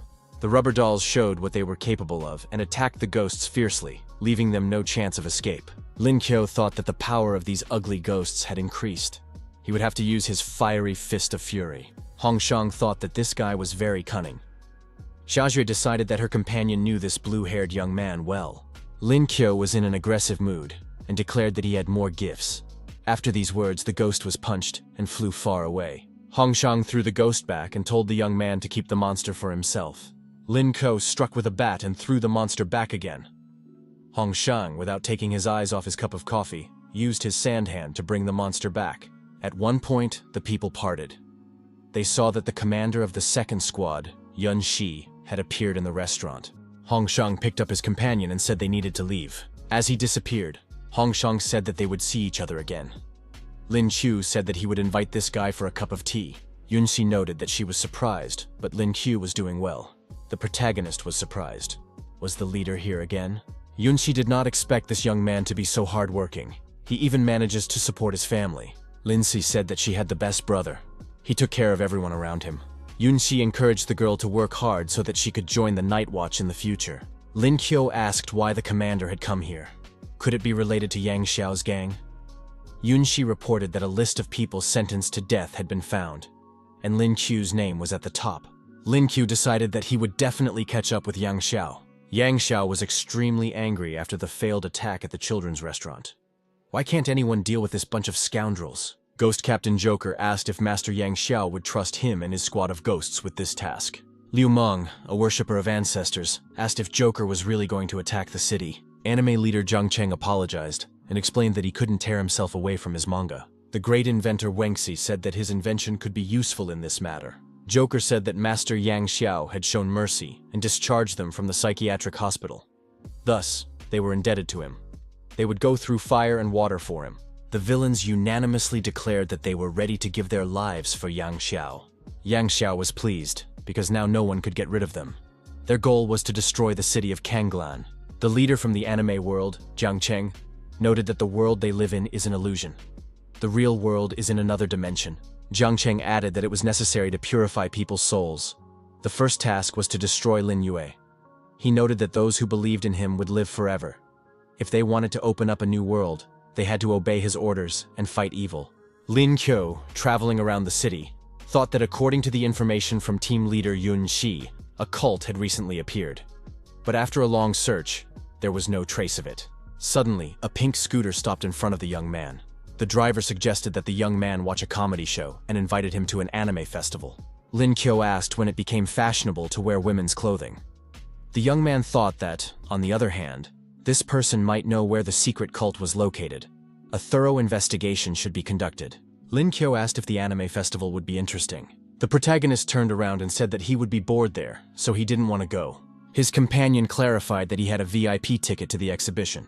In that case, admission would be free. Lin Qiu took the ticket and noted that he would not refuse free admission.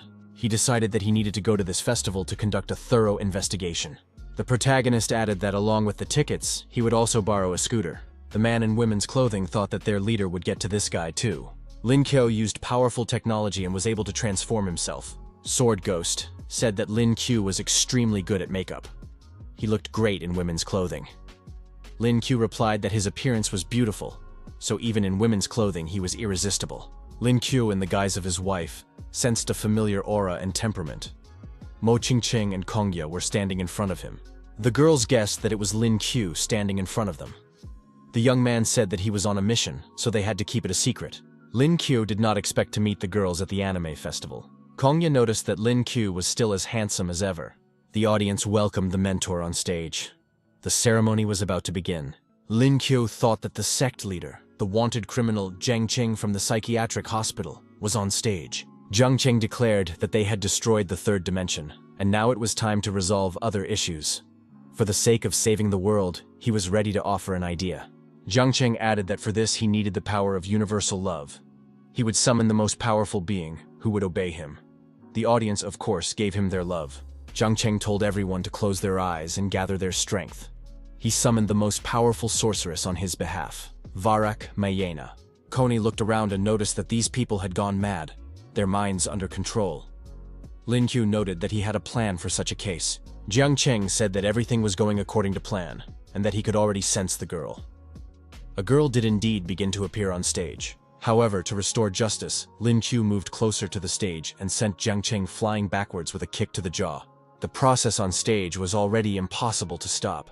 The girl continued to appear from the magic circle. The circle automatically summoned her. The strange girl appeared completely on stage and announced that her name was Xiao Yuan. The girl turned out to be unattractive. Jiang Cheng was outraged and declared that it was Lin Qiu who had disrupted the ceremony and disfigured their sorceress. They needed to hurry up and punish this man. The audience demanded that their goddess be returned. Lin Qiu thought that these people were literally zombified. There was no point in pitying them.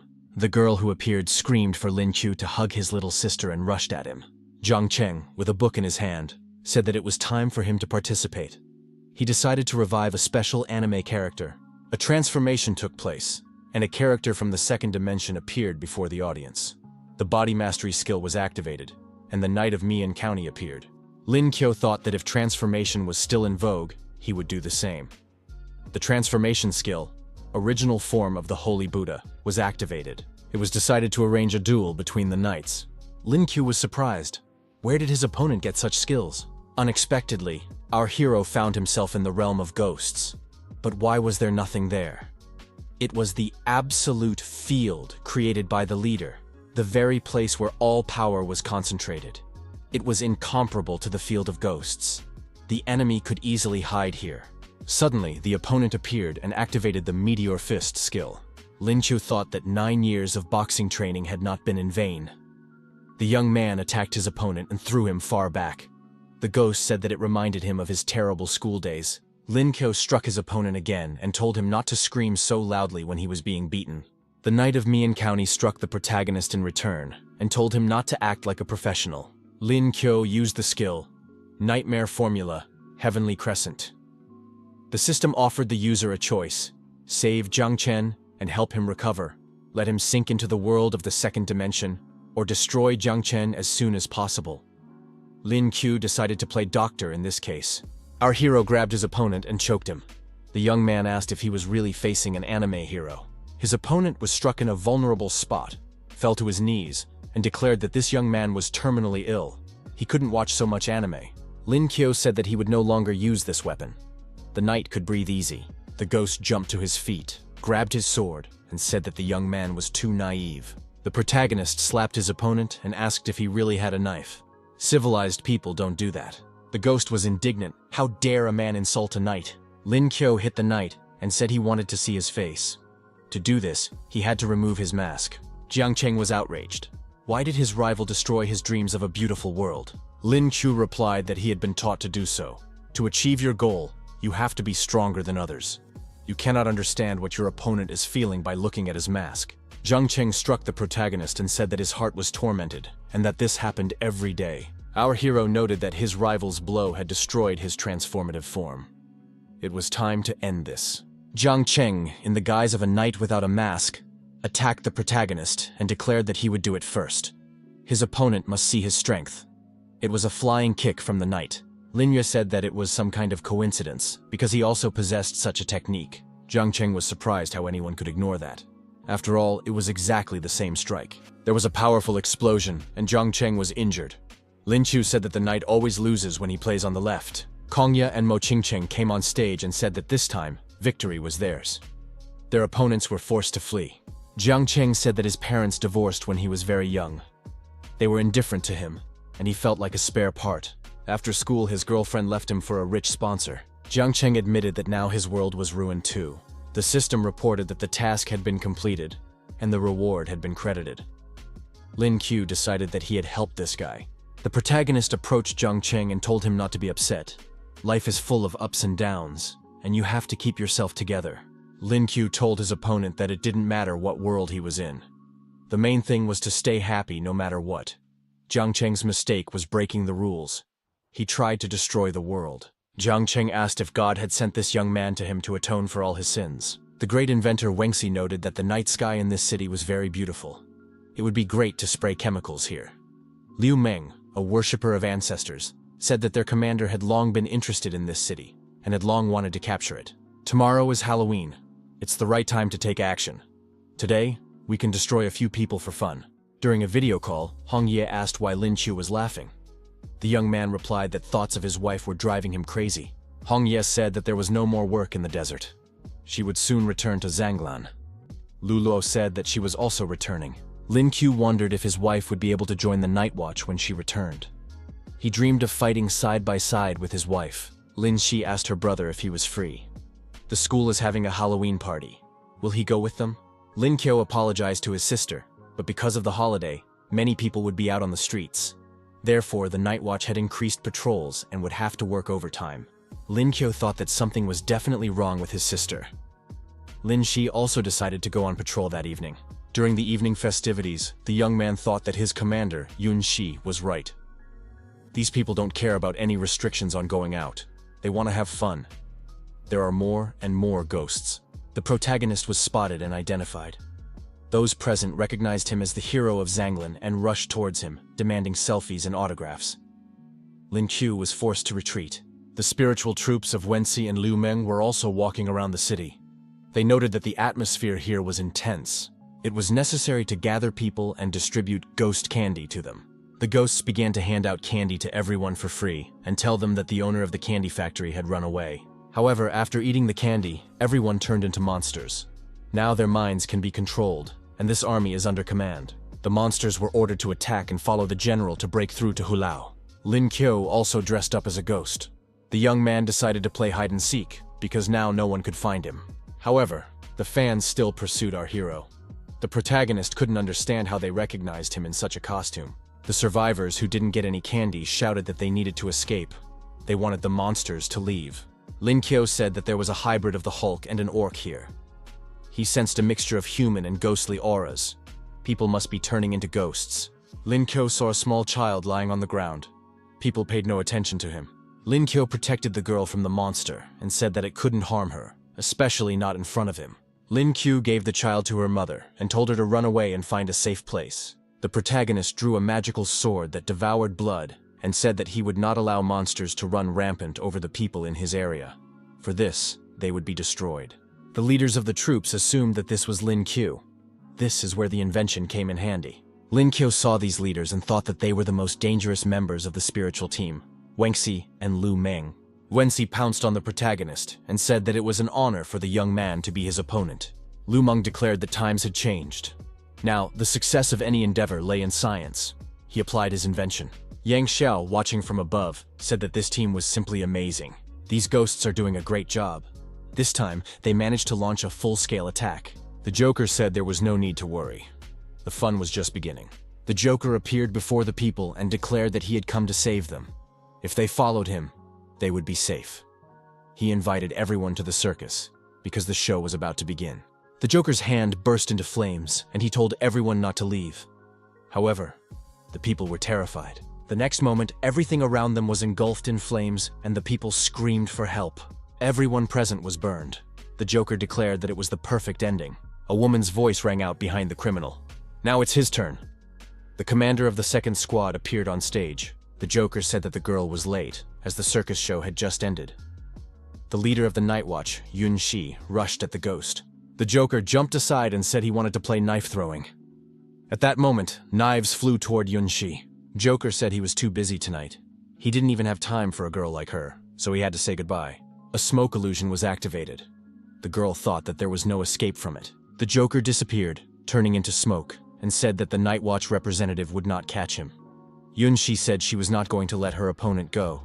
Yun Shi looked at the victims of this tragedy and thought it was her fault because she was late. The ghosts that appeared nearby invited the squad leader to come with them and have some fun. They didn't know they were playing with fire. Yun Shi summoned her ghost dragon, destroyed these monsters, and flying up, said that she and her squad of spirits would never forgive them. Lin Kyo continued to fight the leaders of the spirit squads.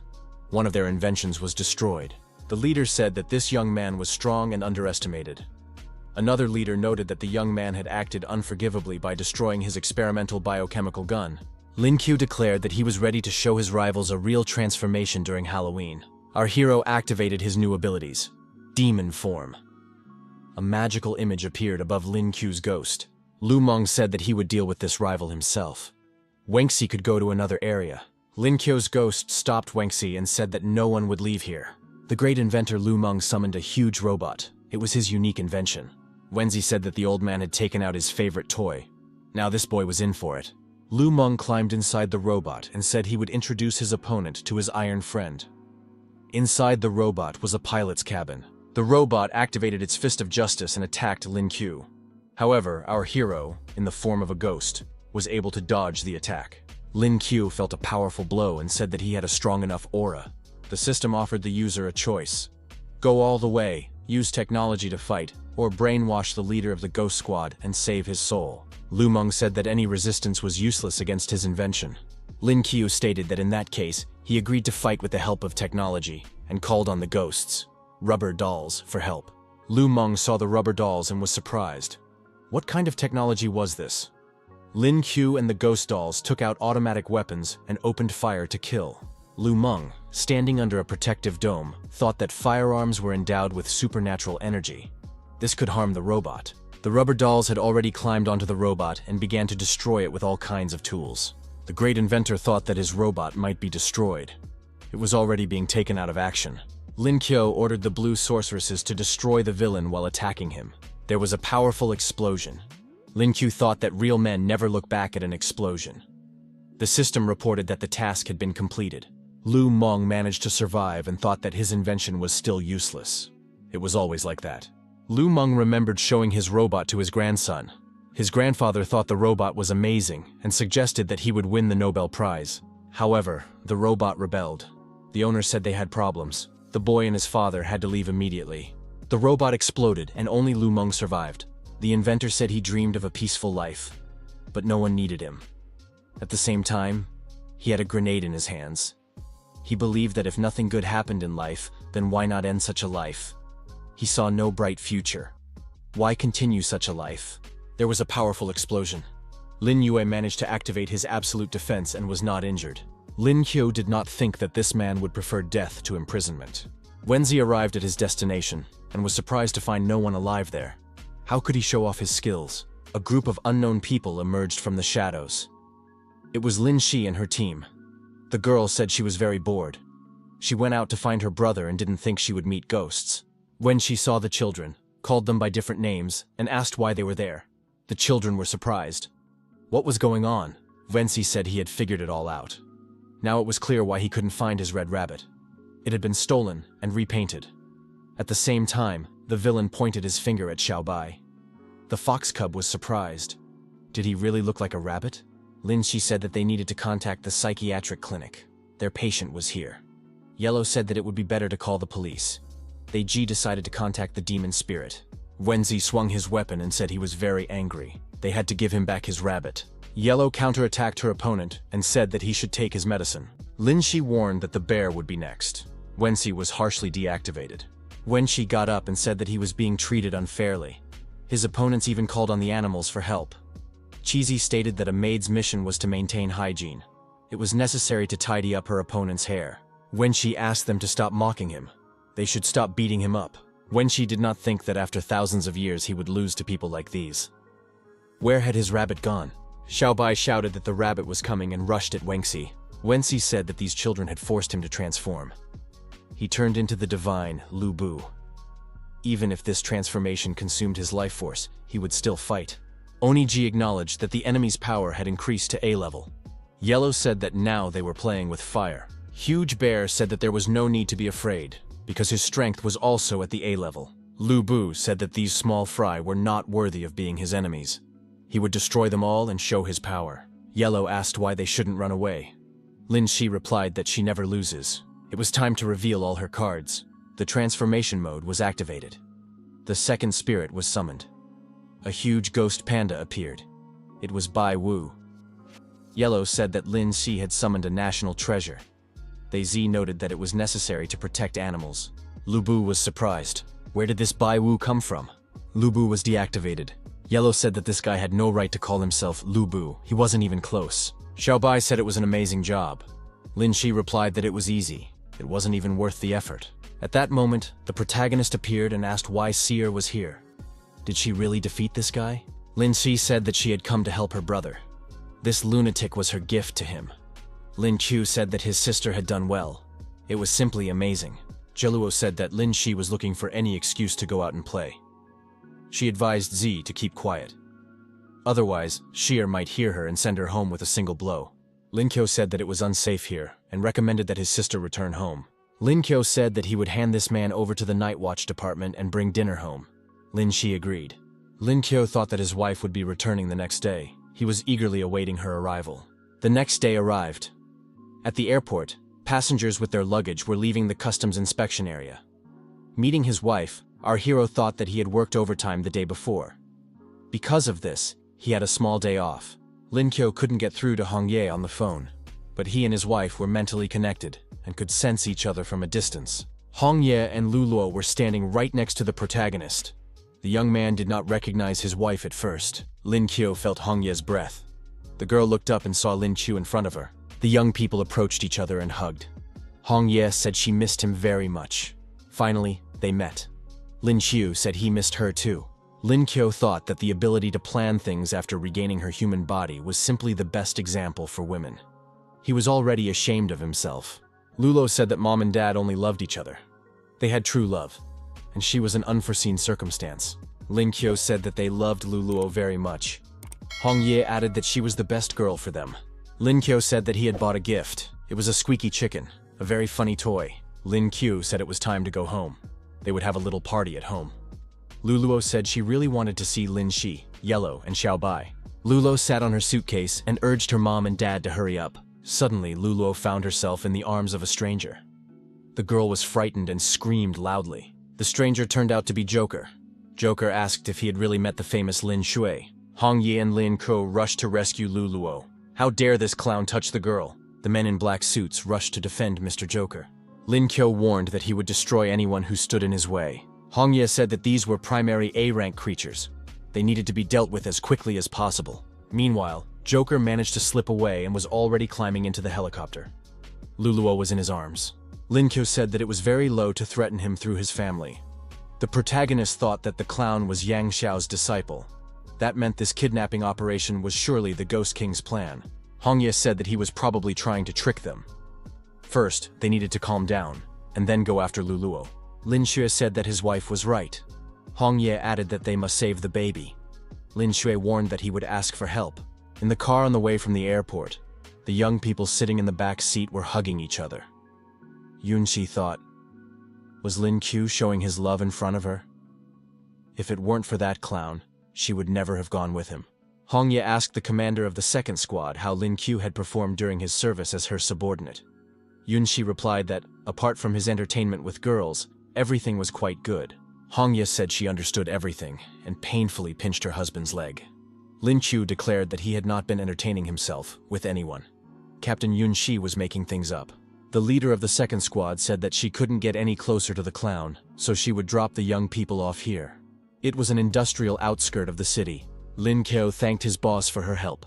Hong Ye thanked the captain for taking care of her Lin Qiu. Yunxi said she would hide nearby and lie in wait. If help was needed, she would provide it. Lulo lay on the ground with her hands tied behind her back. The girl said she was very hungry. One of the villains threw some bread at the girl and told her to eat it and be quiet. If it weren't for Mr. Joker's orders, this girl would have been dealt with long ago. Lulo said she wouldn't eat it. She was usually given donuts and cakes. The villain said that the food was right in front of her. If she wanted to, she could eat it. Although they themselves had not eaten anything yet. They turned around and went to look for food for themselves. Luluo smiled and thought that it wouldn't be so easy to stop her. The girl managed to free herself, approached the robbers, and hit them with all her might with a toy chicken. Lulo entered the next room and saw a huge number of grenades. The other criminals saw the girl and asked in surprise what she was doing there, and how she had escaped from captivity. Luluo said she had something interesting and began throwing grenades at the criminals. After the villains were destroyed, the girl went to the other boxes and decided to blow them up with grenades too. Lin Qiu and Hong Ye saw a huge explosion not far from them. What could it be? They had to hurry and save Lu Luo. Lu Luo was protected by the leaves of a plant and was unharmed. The girl said that there were big fireworks in those boxes. She liked it and wants to do it again. The Joker appeared from the spatial portal and reported to Mr. Yang Xiao that Lin Qiu's daughter was now with him. He was ready to demonstrate this on video. Lu Luo was among the ruins after the explosion, and looking at the camera, asked why the ugly green-haired monster had captured her. Joker and Yang Xiao saw this message from the little girl. Joker said that Lin Qiu had raised a very good daughter. He should be rewarded for that somehow. Joker thought that he really was a clown. Joker returned to his assistants and said that they couldn't even look after a little girl. He had to clean up the mess himself. Lu Luo found herself inside the protective sphere. The Joker turned to the girl and said that she should be punished for disrupting his plans. Lu Luo asked what this monster wanted from her. The girl's mom and dad came to her rescue. The Joker was delighted. Finally, this guy had come here. Lu Luo said that this man was hurting her. Lin Qiu told the Joker that he deserved 10 years in prison for kidnapping a child. The Joker jumped up and said that he would have to entertain these VIP guests. He suggested that they all go to the circus and enjoy an incredible crime. After these words, all three disappeared. Lu Luo was left alone.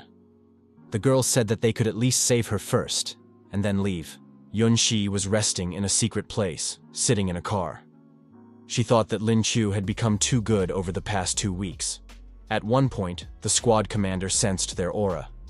What was going on there? Hong Ye and Lin Qiu found themselves in an unfamiliar place. There was nothing around. The young man said that Joker controlled this entire field. Where did it come from? Hong Ye said that some creatures with strong souls, apart from ghosts, gain a dimension. Lin Qiu must try. He will definitely succeed. The young people found themselves in a circus arena. The Joker was standing above them and said he was inviting them to his circus. This place would be paradise for everyone. A huge puppet appeared in front of the young people. Lin Qiu immediately attacked the puppet and damaged it.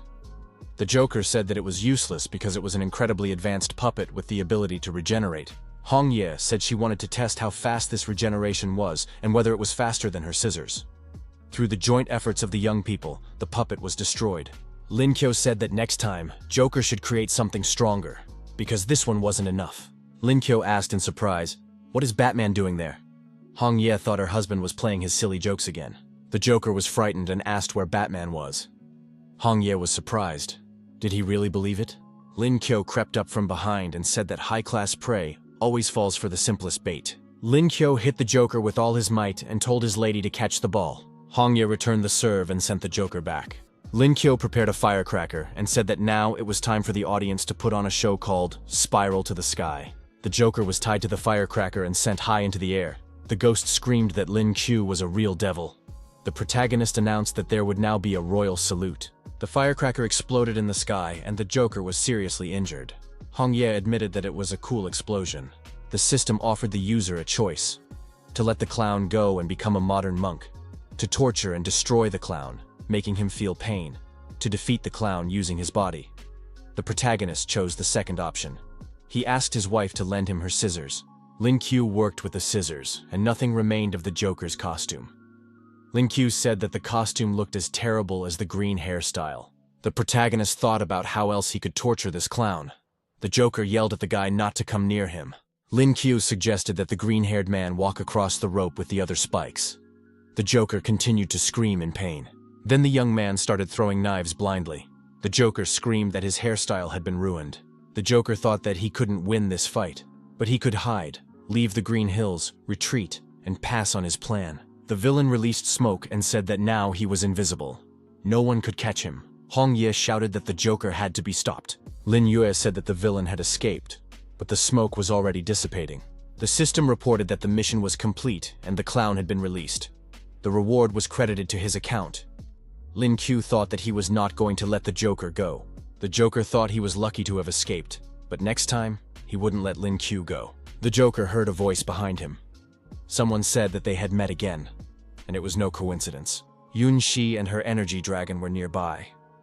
The commander of the second squad said that this scoundrel had destroyed many innocent townspeople and was trying to escape. Today, she would bring him to justice and avenge everyone. The huge energy dragon swallowed the Joker. Lin Qiu and Hong Ye also rushed to the scene. However, Yunxi had already delivered justice. Yunxi admitted that this time, the young people had tried much harder than she had. The commander thought that these two were simply the perfect team, and were also perfectly suited for the role of Night Watch Squad. Lulo watched Lin Qiu and Hong Ye and decided that her mom and dad had forgotten about her. She was definitely not their child. The ghosts reported to their boss that the clown had lost to the night patrol squad. Yang Xiao was angry. Even Lin Qiu was able to defeat this bunch of losers. It seemed he would have to take matters into his own hands. In the evening, our hero celebrated Hong Ye's return and the restoration of her physical body with his family. Hong Ye said that she had brought her sister Shi a big foreign gift. Lu Luo said that she also had a gift for Lin Shi. Lin Shi thanked her for her thoughtfulness and said she was very happy. But what was inside? Lin Shi came to her senses. Why did she fall for this gift? Hong Ye definitely came here to steal her little brother. The box contained a beautiful dress. Lin Shi was very happy and said that Hong Ye was kind to her. She loved the gift because no girl would refuse a beautiful dress. Hong Ye said that there were gifts for everyone, so they should feel free to open the boxes. Huang and Oniji were also very happy. Oniji received a combat version of a maid's outfit. Yellow was surprised. Why did everyone like to give her bones? Did they really think she was a dog? Lin Yue said that he was the only one left without a gift. Had love passed him by? Hong Ye said that she had not forgotten her beloved. The protagonist got the latest model of a silicone scrub board. It would be especially comfortable for him to sit on it on his knees. Lin Qiu suggested that Hong Ye chose this board just to beat him with it. Hong Ye asked, "Does her husband really want her to return the gift?" Lin Qiu said that was not the case. He would gratefully accept the gift. Lin Qiu gave his wife a photo as a memento and said that he thought about her every minute of every day. Hong Ye accepted the gifts and said she was happy. After that, Hong Ye grabbed the board and rushed after her husband. Lin Qiu started to run away and said that there would be no more such jokes, and that tonight he would repay her in full. At night, in bed, the young man said that he missed being close to his beloved. Hong Ye said that the issues in the desert had been resolved, and that she would now be by his side. In the morning, the young man woke up early and checked the latest information on his smartphone. He was interested in what was new on Instagram and TikTok. The young man thought that whenever happiness suddenly appeared, everything seemed like one big dream. Joining the Night Watch Squad was an excellent decision. Hong Ye opened her eyes and asked why Lin Qiu hadn't woken her up. The young man said that she was tired from traveling and had also worked hard at night. He couldn't wake her up so early after that. While getting dressed, the young man said that Captain Yun Shi and Sister Mian had called and said that he needed to go to work, where he would receive all the instructions. Hong Ye remarked that if two beautiful women had called her husband, then it must be important. Yun Shi congratulated the young couple. They had been doing an excellent job lately. Therefore, it was decided to enlist them in the squad earlier than planned. From now on, they are officially part of the Night Watch team. Lin Hua said that her brother was as good as she was. Yun Shi should find someone like him. The commander of the second squad said that he was under her command anyway. Lin Qiu asked if Yun Shi had asked to bring his wife with him, because he also wanted to add her to the squad. The young man decided to quickly change the subject, otherwise his sister and the squad commander would get into a fight. Lin Hua said that Hong Ye had helped them a lot while working in the desert. Therefore, they had decided to make her a full member of the squad. Lin Qiu told his wife that she was so good that the leadership didn't even bother to test her strength. Hong Ye said she was extremely happy about this. Now she would be able to work with her husband in the future. Yun Shi and Lin Hua thought that these young people were deliberately mocking them by hugging each other. The squad commander said that the young people were allowed to form a group of newcomers. They could come up with a name for it. Lin Qiu thought that the Night Watch leadership had a very good opinion of him. He couldn't let this opportunity slip away. The young man suggested naming the squad Hunting Blade. He had originally come up with this name to carry on his father's legacy. But now, Hunting Blade had become something more to him, a symbol of his growth and faith in others. Lin Hua said that her brother had made an excellent choice. She was sure that their father would be proud of them. Lin Qiu said that it was all thanks to his older sister's help. Yun Shi said that the Night Watch Squad and Kanglin College had received many applications for auditions again. Lin Qiu would be responsible for protecting the students and observing the Night Watch. Lin Hua added that recently, many ghosts from In Island had invaded the eastern part of Daxia. Some of them had not yet been caught. This time, her brother would get more people to get rid of these dark creatures. Lin Qiu told his sister not to worry. He guarantees that the task will be completed perfectly. Hongye thought that this would be their first mission together with Lin Q. The young people arrived at the entrance to the trial site. This time, many new students were participating in the autumn trials. Lin Q thought that he would only participate in something like this in order to destroy the night ghost. Before a series of other incidents, a bloody night ghost was spotted here. Tang Ling said that she hadn't seen Lin Q in a long time. Was he sent here from the night patrol squad? Lin Q said that he didn't expect his mentor to be the team leader. Tang Ling said that the young man hadn't changed. Was that his legendary girlfriend next to him? Hongye greeted her and introduced herself. Tang Lin replied that she was glad to meet her. The mentor noted that the young man was not bad. He used to be an FFF class loser, but now he had risen to A class and was making excellent use of his physical abilities. In addition, he had joined the night patrol squad. The young man was looking forward to the upcoming assignment. Those present recognized the young man as the hero himself. What a beautiful girl was next to him. Lin Chu thought he should have worn a mask. Now he felt awkward being such a star. The system offered the user a choice to silently walk past the crowd, enter the gate, and let the students enjoy themselves, or to set an example and force the students to destroy 100 ghosts and monsters. The young man chose the third option, the wild forest on the outskirts of Canlin. Lin Chu told the students that the training would not be easy and asked if they had any dreams or goals. Positive responses followed. Lin Qiu asked if the students wanted to become as strong as him and as beautiful as his wife. If so, he offered them the water of life, which is worth millions on the world market. After drinking it, their souls and bodies would become twice as strong. When everyone gathered and destroyed 100 ghosts, he guaranteed to deliver dozens of bottles as a reward to the best students. The students shouted that they would destroy all the monsters and ghosts. Would they really get this divine water? The Night Watch squad thought that working together wasn't a bad idea. It could make group battles stronger. Lin Guo gave a master class and destroyed 18 ghosts. The students joined in, and 52 ghosts were destroyed. Lin Q noticed that there was nothing difficult about it. The ghosts fled. They did not understand where these bandits in school uniforms had come from. A total of 90 ghosts were destroyed. Lin Q told the students that if they could fight as a team, they should continue to do so. Fighting alone was unwise. The mysterious ghost, watching the young people from behind a tree, said that they were very tasty prey. During the mission, 99 monsters were destroyed. Lin Chu wondered, why are there no more ghosts to be seen? Where are they hiding? It's time to unleash the power of teamwork. Lin Q told the students that victory was just one step away.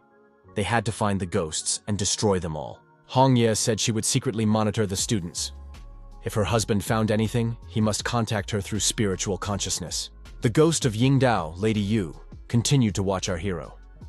Yingdao thought that Mr. Yang Xiao had sent her to Kanglan City to deal with this guy as a sign of gratitude. Lin Yue wondered why it was raining here when it was sunny all around. The young man understood that if something was wrong, it meant that a demon was nearby. On the way, our hero met a girl sitting on the side of the road. She said she was in pain and asked for help. Lin Chu thought that this girl was not a very good actress and was not pretending well. The young man asked her what had happened and decided to teach her some real acting skills. The stranger thanked him for his help and said she felt better. Lin Chu thought that Hong Ye shouldn't be angry. It wasn't real. The girl confessed that she was the goddess of a nearby lake. The young man was surely looking for something here, and she was ready to help him. The ghost of Yingdao, Lady Yu, who had turned into a girl, thought that the guy looked too simple and had easily fallen into her trap. Lin Qiu thanked her for her help and said that would be nice. He thought, does the girl really want to use this old trick on him? What if he doesn't take her to the lake? The girl asked the young man if he had lost one of his axes. He replied that they were not his axes because he had thrown the titanium one.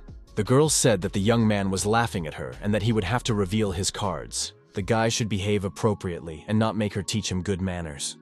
The protagonist immediately slapped the girl. The girl fell down. The young man said that there was a mosquito on her cheek. If she was the goddess of the lake, why was she so weak against physical attacks? Lin Qiu added that he didn't really understand all this. Lin Qiu said that he had only helped her swat the mosquito.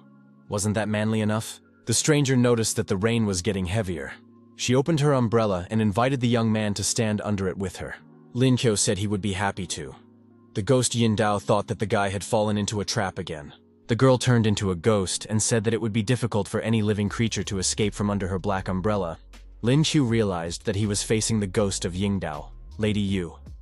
Had she really come here herself? Apparently, Yang Xiao had ordered her to do so. Lady Yu told the young man to be a good boy and experience a painful death. He would not be able to escape from under her black umbrella. Lin Qiu grabbed his rival by the neck and said that such a beautiful personal space could not be left unused. Lady Yu was indignant. What was the young man doing? Lin Qiu replied that they were both lonely, so why ask unnecessary questions? Lady Yu's ghost was surprised. Why was her heart beating so fast? She was, after all, Mr. Yang Xiao's representative. Lin Qiu asked how many ghosts there were in the city of Yingdao. Suddenly, Hong Ye appeared. The girl told the villain to let Lin Qiu go. She did not expect a ghost to knock on her door. Lin Qiu shouted for his wife to save him. This woman was trying to seduce him. Lin Qiu was furious and told his wife to come up with her own punishment. The young man replied that she should forget about it all. He controlled this ghost and had to destroy her black umbrella and magic. Hong Ye activated her red umbrella and said she was not afraid of the little black umbrella. Her umbrellas were much better. There was an explosion, and the black umbrella was destroyed. The young man said that he could finally move. Now this ghost would not be able to seduce him. The protagonist used a hand-to-hand combat technique. Lin Qiu's special technique. Our hero ran up to his wife and said that she had arrived just in time. This ghost had tried to trap him under the umbrella so that he couldn't leave. Hong Ye wondered where Lady Yu had come from and how she could have tried to steal her husband. The ghost screamed that they had already destroyed many people in Daxia. These two might not fare well either. Suddenly, the students appeared. They said that Lin Qiu had found the last ghost. It was time to show their strength. The ghost of Lady Yu screamed that she was forced to use the secret technique, Reign of Harmony. The ghost grew in size and shouted that none of them would leave alive. She possessed the precious water of harmony. The students did not understand what was happening. Why was the rain corroding their weapons and clothes? The ghost said that her will of harmony was stronger than acid. It would corrode not only their clothes, but also their bodies. Hong Ye thought that these students were too weak. They wanted the students to improve their skills in real combat, but they were so easily defeated. Hong Ye told her husband to help them escape, and she would take care of the ghost. Lin Qiu replied that his wife should not worry. The students had their own legs. The system offered the user a choice. Help Hong Ye and the team deal with Lady Yu. Help the students escape successfully. Or use motivational skills to inspire the students to leave on their own. Lin Qiu thought that he'd like to save people. After all, he was a medic at heart. The ghost of Lady Yu thought that these people were using physics. They were very fast. The students were puzzled. Was Lin Qiu himself going to get them out of there? Lady Yu decided that this young man must not be allowed to escape. Hong Ye got angry and told the ghost not to even think about touching her husband. She would have to destroy her. Hong Ye swung her arm and told Lady Yu to keep the water for herself. Then she hit her in the face with a red umbrella. Lady Yu was puzzled. How was this possible? Did her rival also have an umbrella? Hong Ye said that this ghost was still crawling under the table when she was already using an umbrella. Lin Yue saved the students and told them to rest here and always remember that good deeds are done selflessly. The system reported that the mission had been completed, and the reward had been credited to the account. The girl told the protagonist that there were still students left there. Lin Qiu would help them get here, right? The young man replied affirmatively and added that they still had to be able to survive on their own. He still had to fight the ghost. Lin Qiu decided to help his wife, but saw that Hong Ye was easily coping on her own. The young man said that his wife was simply magnificent. Hong Ye added that Lady Yu would no longer dare to mess with Lin Qiu. Hong Ye swung her leg and said that she would destroy the ghost. Lin Qiu asked his wife to spare her, because they needed to get useful information. Lady Yu said that she would not say anything. Lin Qiu noted that he had many ways to make the ghost talk, and his wife would help him. Lin Qiu offered the ghost some pepper oil to drink, and asked what the ghosts of Yingdao had forgotten in Daxia. Lady Yu asked her to spare her. She agreed to tell everything. Lady Yu said that the ghost king Yang Xiao had ordered Lin Qiu's destruction and promised him a job in the underworld in return. The young man was outraged. How dare Yang Xiao involve foreign ghosts? This was beyond the pale. Lady Yu thought she could escape while the two were busy digesting the new information. The ghost cut the ropes on her hands with a knife and tried to resist. Lin Qiu shouted that he would teach Lady Yu the rules of good behavior and swung his stick. The 100 Ghosts mission was complete. The young man received the Jade Stone and said it was worth it. Lin Qiu asked his wife to look at his new skill. The skill was called Tumbling Cloud. Hong Ye was surprised. Was this skill asleep? Lin Qiu thought that was the case. Lin Kyo tapped the cloud and told it to wake up. The cloud opened its eyes and asked who had called it. The tumbling cloud wondered where it was and why it wasn't at home. What kind of place was Huago Mountain? Lin Kyo decided that the tumbling cloud was very useless. Lin Kyo said he wanted to try flying on this cloud. The cloud replied that only rude people do that. Hong Ye said that this cloud was not very obedient. Lin Kyo grabbed the cloud by the top and said that now it would obey him. The cloud was surprised. What was wrong with this person? After a few minutes of peaceful negotiations, the cloud agreed to let the young man ride on it. The phone rang. It was the commander of the Yunxi squad. The commander reported that the Nightmare Gang, along with the ghosts of Yingdao, were wreaking havoc in the streets, and many patrolmen were seriously injured. He needed to leave immediately with his wife. The young people climbed onto the tumbling cloud. The protagonist did not expect to have to use this cloud so soon. Now they needed to get to Kanglin. The cloud said they could count on the best service. Kanglin City, Donggu Street. Monsters are rampaging and acting aggressively. Yang Shao declared that from now on, this was a new city of ghosts. The monsters must serve him, the king of nightmares. In the name of the underworld, the gang of nightmares and Yindao would unite for destruction. All who disagreed would go to hell. Yang Xiao said that he came here for revenge. Today's battle will not end until Lin Qiu is dead. The ghost Yindao, the lantern Qingxin, said that there are no strong people in this city. It's a very boring place. These people are good for nothing except as candles. At that moment, Lin Shui flew over on a cloud and asked if the ghost had decided to use people as candles. That was clearly going too far. Hong Ye said that the vile ghosts should immediately stop tormenting people. Qingxin said that someone interesting had finally appeared. Qingxin demanded that the people give her their lives and become her flame. Lin Yue told his wife to protect the people while he dealt with the ghost. Hong Ye told her husband to be careful. Qingxin said that if this man was a warrior, he should fly after her. Lin Yue replied that he could fly too, so he saw no problem. The ghost said that the people of Daxia were still too weak for her. This man must be prepared for battle. Lin Qiu said that this lantern ghost was too ignorant about the people of Daxia. There were exceptions among them. The tumbling cloud claimed that it was the fastest cloud. Lin Qiu said that his opponent was not yet ready to play with him. Lin Qiu activated the Fire Fist of Fury and prepared to strike. Qingxin shouted for her Devil Bull to come out and fight. It had work to do. The energy beast appeared above the ghost. Qingxin said that this little one belonged to the Ghost Bull tribe and was very strong. All the people here would die. Lin Qiu said that he had indeed almost died from the smell coming from its mouth. The Devil Bull was outraged. What other dirty insults were being hurled at him? Qingxin climbed onto the bull and told the little one to deal with the rebellious man. The bull shouted that the young man was annoying him and rushed to attack. Lin Qiu declared that any criminal who insulted the honor of his country must be punished. The cloud flew over and said that it was always on standby. Lin Ye said that her opponents would have to undergo special therapy. She would send them to heaven. Qingxin told the bull not to be afraid. As long as she was nearby, no one would hurt him. And indeed, all wounds were healed. Lin Qiu asked when she had learned healing. Lin Qiu on the cloud came very close. The bull declared that he would destroy this man. Hong Ye shouted that she was coming to her husband's aid and attacked the Devil Bull. At the same time, Qingxin lost her balance and flew to the side. Lin Qiu said that his wife had arrived just in time, as always. Hong Ye realized that she couldn't leave her husband alone. She had just finished evacuating the civilians. Qingxin said that this girl didn't smell like a real person. Something was wrong here. Lin Qiu asked his wife if they knew each other. Hong Ye replied that when she went mad, she met this woman on the island. She challenged her several times, but to no avail. Qingxin declared that she was the ancient ghost of Yingdao.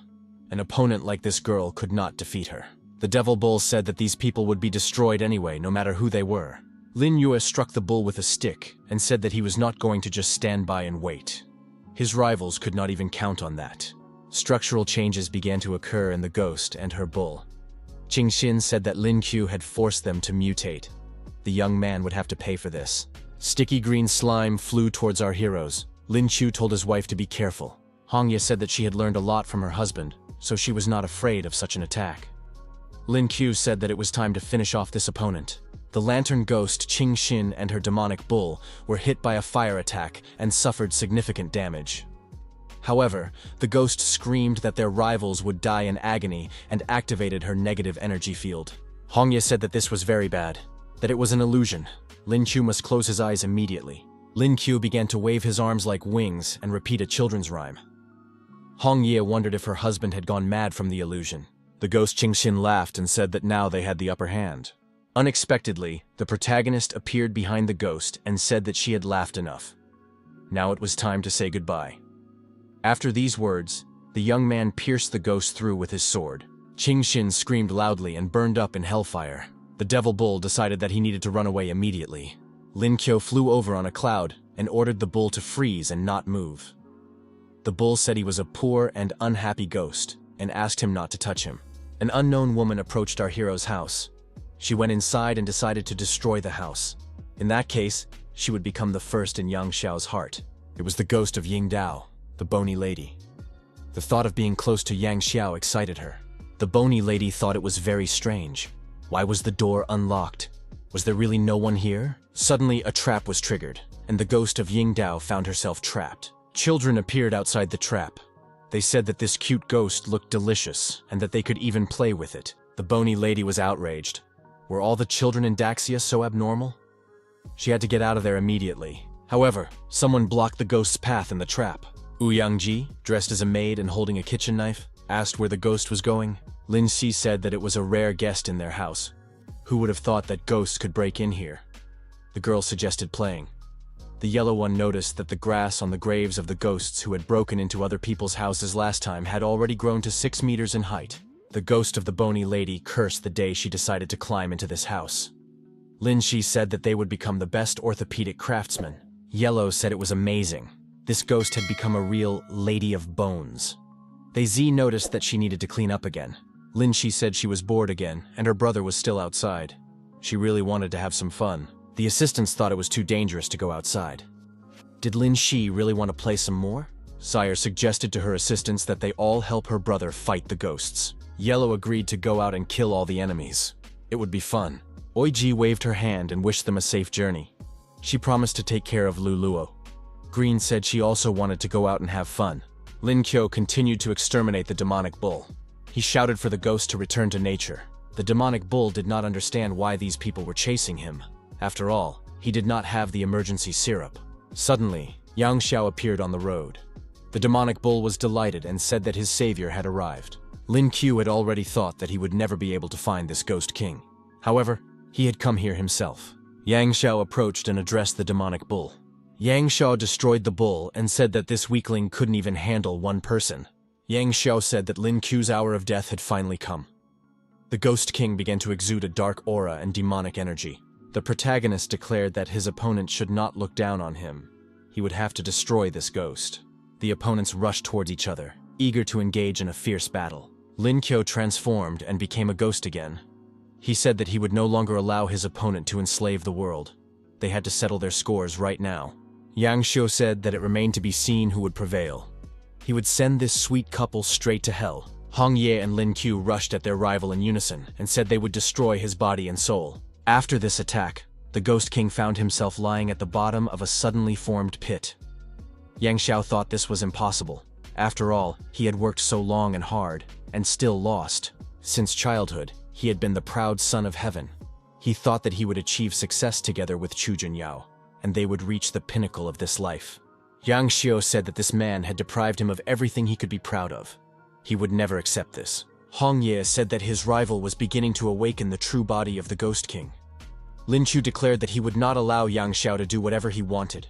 However, the Ghost King Yang Xiao activated a shockwave, and his rivals scattered in different directions. The Ghost King said that as long as he had even the slightest chance to destroy Lin Qiu, he was willing to take it, even at the cost of his own life.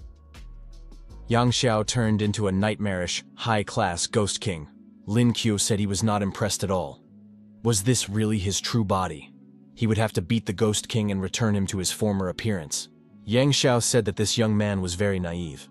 The Ghost King added that he would take great pleasure in beating Lin Qiu. Along the coast of the eastern district of Kanglin City, ghosts invaded the island. The people had a hard time. The night patrol squad regrouped and launched a counterattack. The Ghost Island, the nuclear Ghost King came ashore. The commander of the 2nd Night Patrol Squad, Yun Shi and Lin Hua, attacked the nuclear Ghost King. Yun Shi said she had never imagined such a duo. She had never even dreamed that they would work together. Linhua replied that there were too many enemies now, so they had to fight side by side. Yunqi declared that in that case, they must destroy all these villains. The eastern district of Kanglan City. The battle with the monsters is also in full swing here.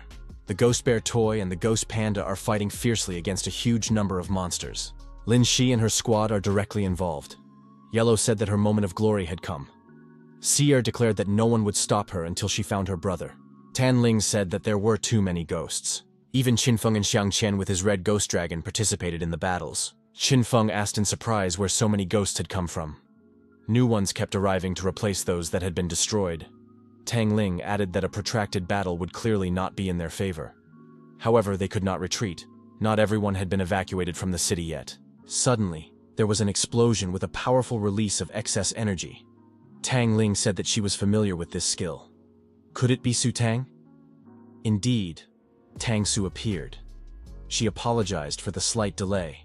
Mentor Tan Lin ordered to stop the ghosts and prevent them from entering the city. After the ghosts were destroyed, it was time to rest. Tang Ling said she was tired. Xiang Qian asked why Tang Su was here. Wasn't she in isolation? The girl replied that she had come out to get some fresh air, but did not expect to encounter the invasion of the ghosts of Yingdao. Xiang Qian noted that too much time had passed, yet Tang Su had not become more feminine. Tang Su became angry and said that Fatso had lost weight but still did not know how to talk. Tang Su asked where Lin Wei and the others were now. Tang Lin replied that they were in the city helping the others. Lin Qiu had joined the Night Watch squad and should now be on the front lines. The young people were delighted. Their friend had become very cool. A new group of ghosts appeared in the square. Fatso said they were ready to fight again. The eastern district of Kanglan City. The girls declared that they were not afraid of anything, and would also defend the city from the invasion of ghosts. Mo Qingcheng rushed into battle to defend the city. Kongya and the others followed her example. The Ghost King Yang Xiao continued the confrontation, and said he wanted to see how long the two would last. Lin Yue replied that he should calm down. He wouldn't be able to defeat them anyway. Hong Ye approached her opponent from behind, but Yang Xiao activated his sphere skill and became invulnerable. The Nightmare Sphere was activated. The Ghost King declared that he was going to torture these people properly. He wanted to see with his own eyes how they would destroy each other. Yang Xiao said that his sphere had a special ability to create clones. Sure enough, ghostly copies of our heroes appeared before them. Yang Xiao said that his ghosts usually begged to be copied. Lin Qiu noted that anyone who dared to copy him would die on the spot.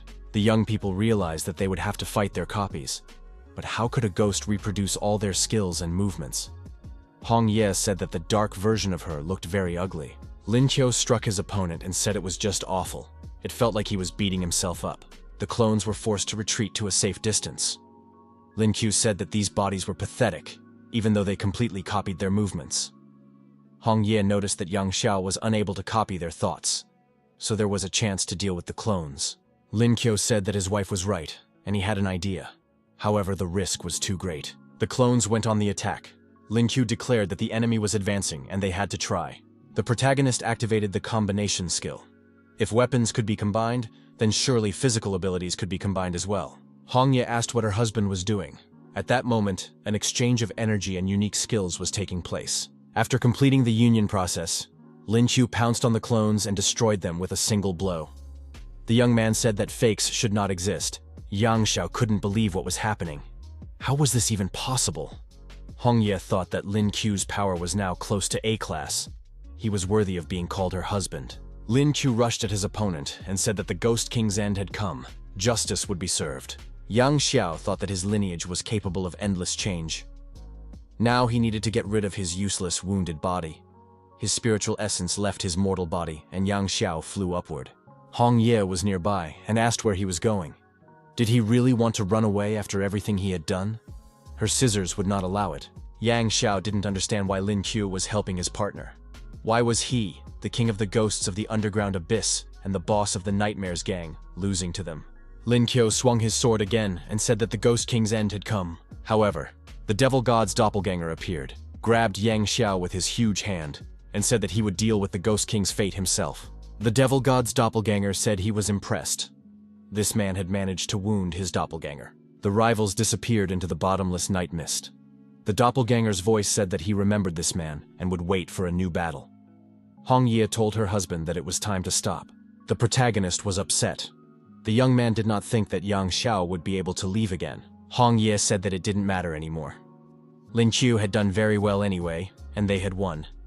Lin Qiu said that Yang Xiao had managed to escape after all, but next time he would be caught and punished to the full extent of the law. Hong Ye promised that she would always be by his side, and that they would fight together until victory. The protagonist acknowledged that his beloved did a lot for him. In the deserted city, against the backdrop of the bodies of destroyed monsters, the young people kissed passionately. Kanglin City, East Coast. Everything here was also destroyed. Yunxi admitted that she was very tired. Now she would need to fully recover.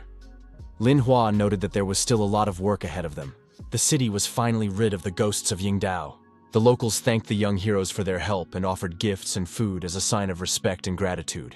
Lin Si accepted everything with joy and said she was very grateful.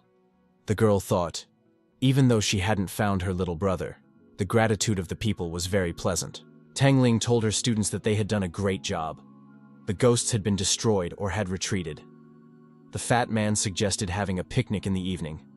Qin Feng declared that the victory belonged to Daxia. Mo Qingqing and her friends acknowledged that it was a perfect victory for the Kanglin women's team. The next day, the protagonist organized a festive dinner with his family. There was a knock at the door, and Lin Hua's older sister appeared on the doorstep. The girl asked, "Is this a family dinner without me?" Lin Hua said she had brought a delicious cake. Seer was delighted and said she loved her older sister. Lin Qiu asked his sister if she had finished her work. Lin Hua replied that it was not so easy to complete the reconstruction after the disaster.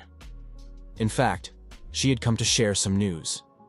Based on the information she had, the devil god's doppelganger had taken Yang Xiao and 2 mystical ghost kings to Ying Island. Hua added that they wanted to make Yingdao the main base of the underworld. In response, Daxia decided to send people to the island to completely destroy the forces of the underworld. Her sister added that other cities would also send people. Kanglin is sending her brother and his wife on this expedition.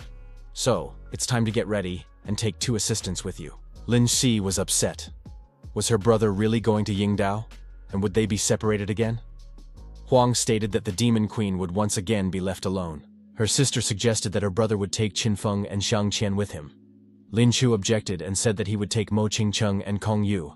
Hong Ye was indignant. Why did her husband only choose girls? Lin Qiu said he had his reasons. Huang Ye said that Lin Qiu was a real charmer. Lin Si decided not to argue. Lin Qiu said that his friends were physically strong, but he and his wife needed more support, so girls would be better suited. Lin Hua said that her brother was right. Hong Ye agreed that it was logical and agreed. Lin Qiu also wanted Fatso and Baldi to join the Night Watch squad. Could they be recommended? Lin Hua said that the Night Watch was currently recruiting new members, so they could be recommended. The older sister noted that family members could also be taken along on missions. Lin Si was, of course, very happy to hear this. Lin Qiu said that in that case, he would take his younger sister with him. The girl had no doubt that her brother would choose her. The protagonist added that he would also take Yahello, Luluo, and Xiaobai with him. Ong Ji was upset. She was the only one not chosen. Why are maids always overlooked? Hong Ye pointed out that only one person could be taken, but her husband had taken 4 places. Lin Chu explained that the yellow-skinned goblin, the divine 3-tailed fox, and the divine spirit of the green vines were not human. All of them strongly disagreed. They were citizens of Daxia. Lin Hua said she agreed. Her brother should follow the plan, and she would report everything. The friends thanked Lin Chu for recommending them to the Night Watch squad. Lin Qiu said there was no need to thank him. They had known each other for a long time and had fought together many times. Besides, they were strong on their own and would have been able to join the night patrol squad without his help, sooner or later. Lin Qiu suggested that they all fulfill the will of the hunting blade together. The fat man said that they would exceed their friend's expectations. Sheng Qian asked why Lin Qiu hadn't brought his girlfriend today. When were they getting married? Tang Su looked at the young people and thought that she had never expected to make such close friends before. The day of the expedition had arrived. Lin Si was playing tennis on the deck of the ship and said she would now demonstrate her fire strike. Ouyang Ji was cooking in the kitchen and noticed that the food reflected all her anger. Mo Qingqing and Kongya took the opportunity to sunbathe and have a good time. Lin Qiu was also in his beachwear, but asked the girls if this was some kind of resort. Hong Ye said that her husband himself looked like a tourist. Lin Yue objected that this was not true. He was just relaxing before the fight. After a while, the protagonist asked everyone to stop playing. They had a serious mission. Hong Ye suggested that her husband had finally remembered his duties. Kongya was surprised. What serious mission was he talking about? Lin Kyo suggested giving the boat a name. Hong Ye thought angrily, is this really a serious mission? Lin Kyo said that playing a naming game would help them work together as a team. Hong Ye thought that her husband was fooling people again. Kong Ye suggested the first name, Golden Fish, so that they would always be young and beautiful. Mo Qingcheng said, Sunshine Miles. She wanted to wish for a bright and smooth journey. Lin Shi suggested naming the boat Black Pearl. Her brother is the invincible captain in her heart. Lu Luo suggested the name Grass God. Huang said that Jai Xing sounded very good. Hong Ye suggested naming it Titanic. It is a symbol of eternal love. No matter what happens, she will be by his side. Lin Yue agreed that it was romantic, but the Titanic sank, so the connotation was not good. Lin Kyo suggested naming the ship Virtue, since they were all upstanding citizens. The passengers' reaction was not very positive. Kong Ye wondered if they were worthy of virtue. She then suggested naming it Absence of Virtue. Lin Qiu said that this name also suited his style as the King of the Sea. Lin Kyo announced that in that case, Absence of Virtue would set sail. Hong Ye thought it was a very appropriate name. Hong Shang traveled on the water in a small boat with his companion. The girl asked if they were really going to Yingdao. She said that Lin Qiu was going to that island. Did Hong Shang decide to follow him? The young man was surprised. How could one follow a guy? He was just tired of living in one place and wanted to see another country. Lin Qiu noticed a small fishing boat from aboard the ship. The fisherman looked at the approaching ship in surprise. What do they want here? The passengers were put on full alert. The protagonist couldn't believe that they would encounter a ghost in the middle of the sea. The old man threw down his nets and told them to stop because he was not a ghost. Hong Ye lowered her weapon and said that it really wasn't a ghost. She didn't feel any ghostly aura coming from him. Lin Yue asked the fisherman who he was. This man was not a ghost, but he looked ugly, almost like a ghost, which seemed suspicious.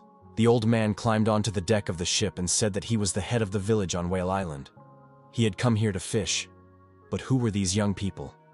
Lin Qiu said that they were psychics from Daxia and had come to free Yingdao. The old man assumed that they were friends and invited the guests to Whale Island. The protagonist said that they were pleased to learn about the customs of the islands adjacent to Yingdao. On Whale Island, the young people were treated to seafood, which was very delicious. However, the locals looked very unusual and strange.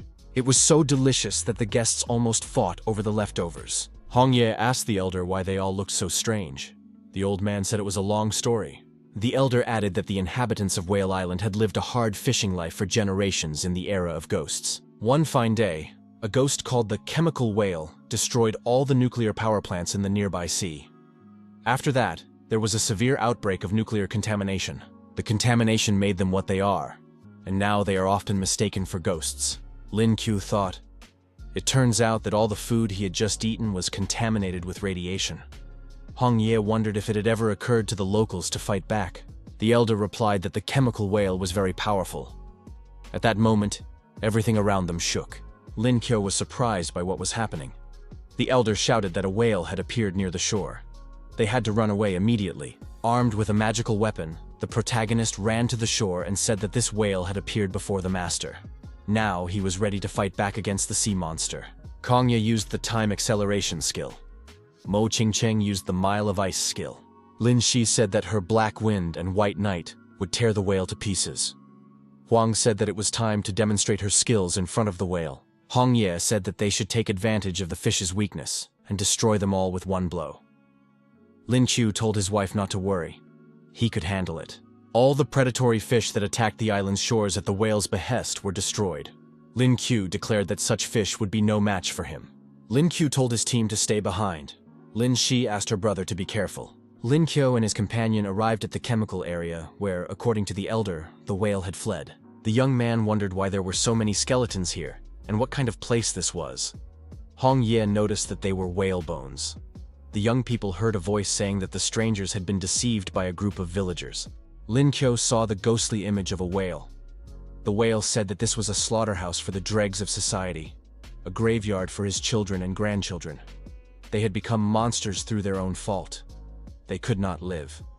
The whale added that it was time to tell the whole truth. Hong Ye reported that this was the world of the chemical whale's memory. The whale said that they were peaceful by nature. Although humans sometimes hunted them, whales were generally able to thrive. but the people of Yingdao began to hunt whales en masse, discovering their enormous value. The destruction of whales led to their near extinction, and this whale also perished in the slaughter. The law of survival was broken, and the people of Yingdao reached the brink of madness. The whale added that his soul had united, becoming the embodiment of revenge. A system task was launched, and the user had to make a choice: help the whale and end the revenge, or trust the villagers and destroy the whale, dividing the world into good and evil. The protagonist chose the first option. He said that their method of extermination was wrong. By destroying each other, they were only exacerbating the problem. He was here to uncover the truth and punish those responsible. The whale asked if these people were really going to help him. The heroes looked back and saw the locals approaching.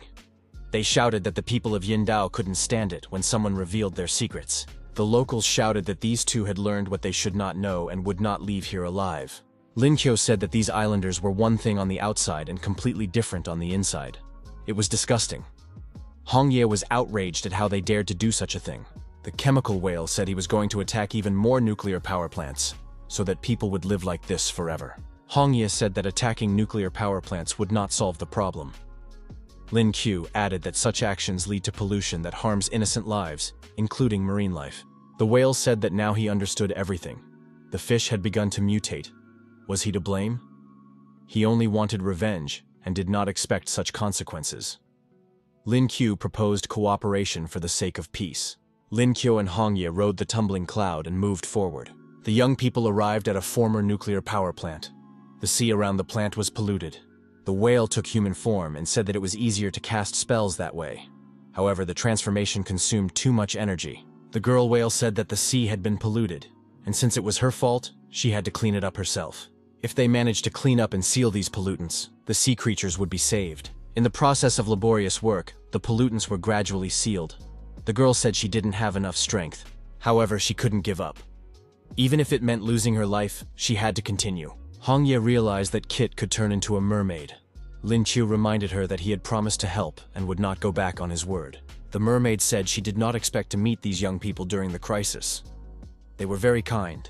After cleaning up the surrounding area, the young people returned to the deck. Lin Qiu said that it wasn't bad. The contamination problem had been solved. Now they had to take care of the villagers. Hong Ye added that the chemical whale was burning up its energy. Lin Qiu looked at the mermaid and told her not to do anything foolish.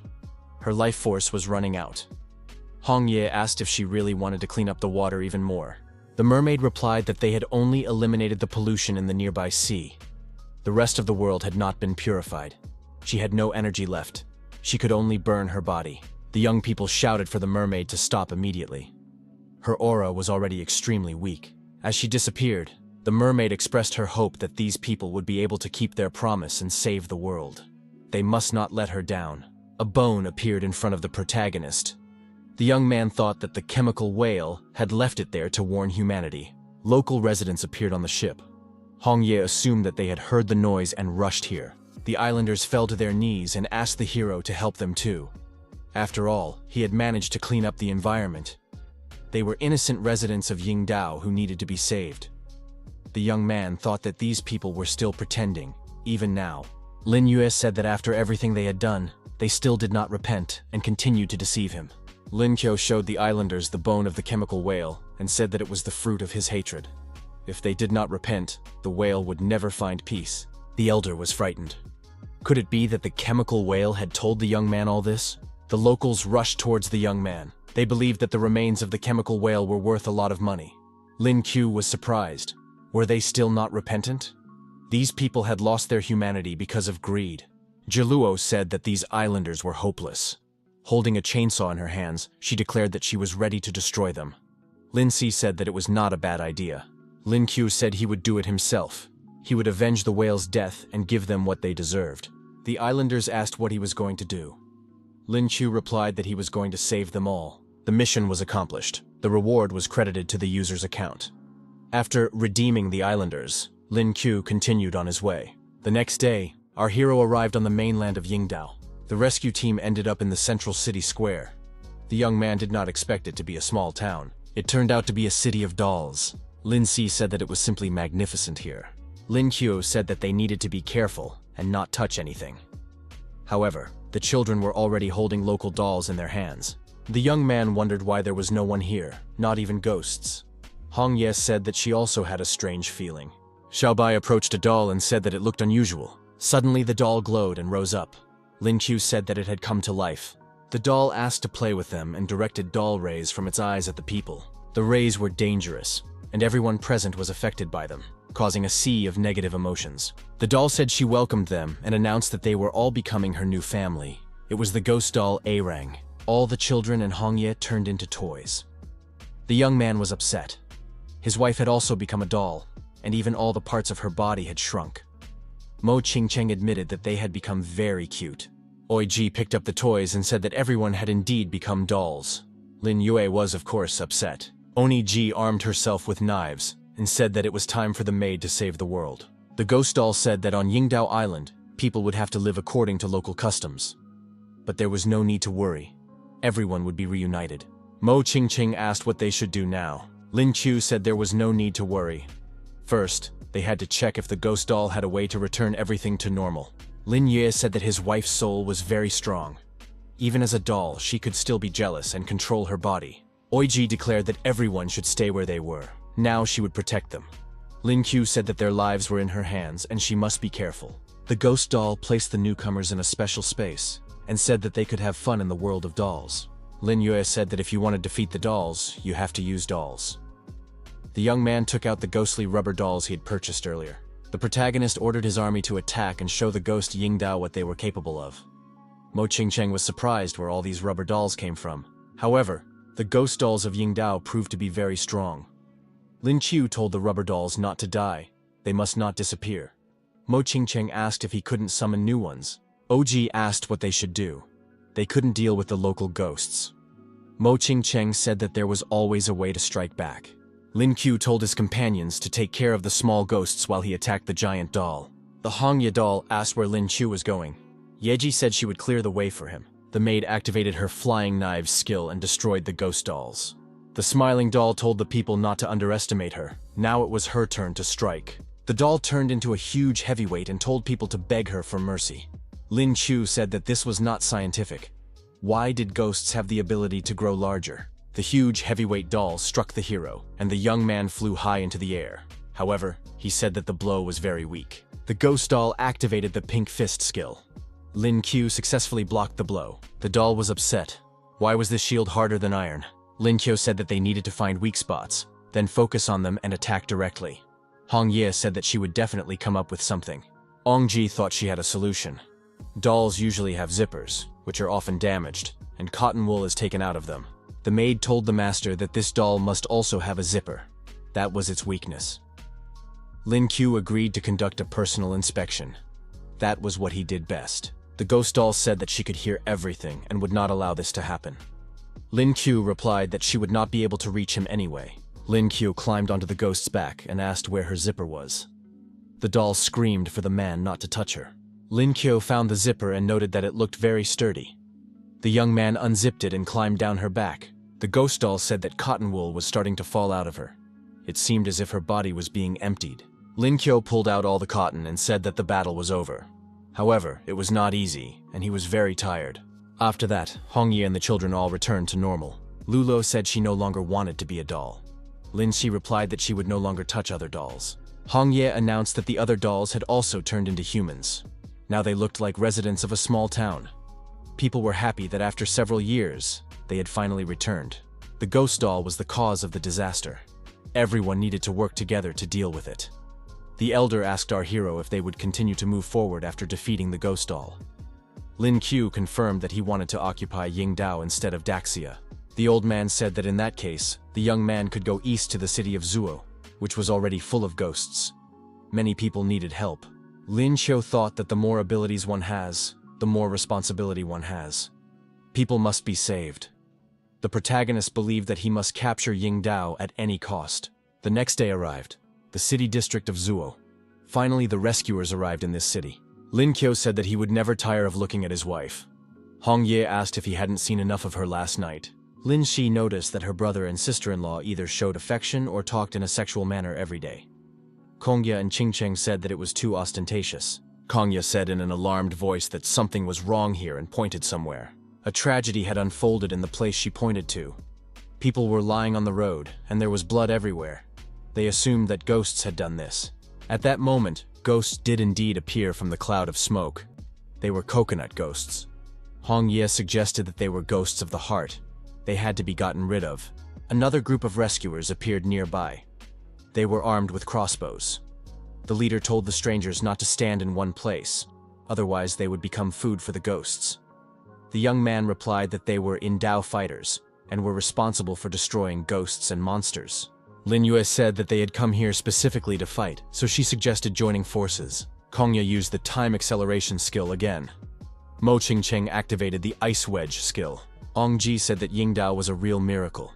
Here, you can cut with a knife wherever you go.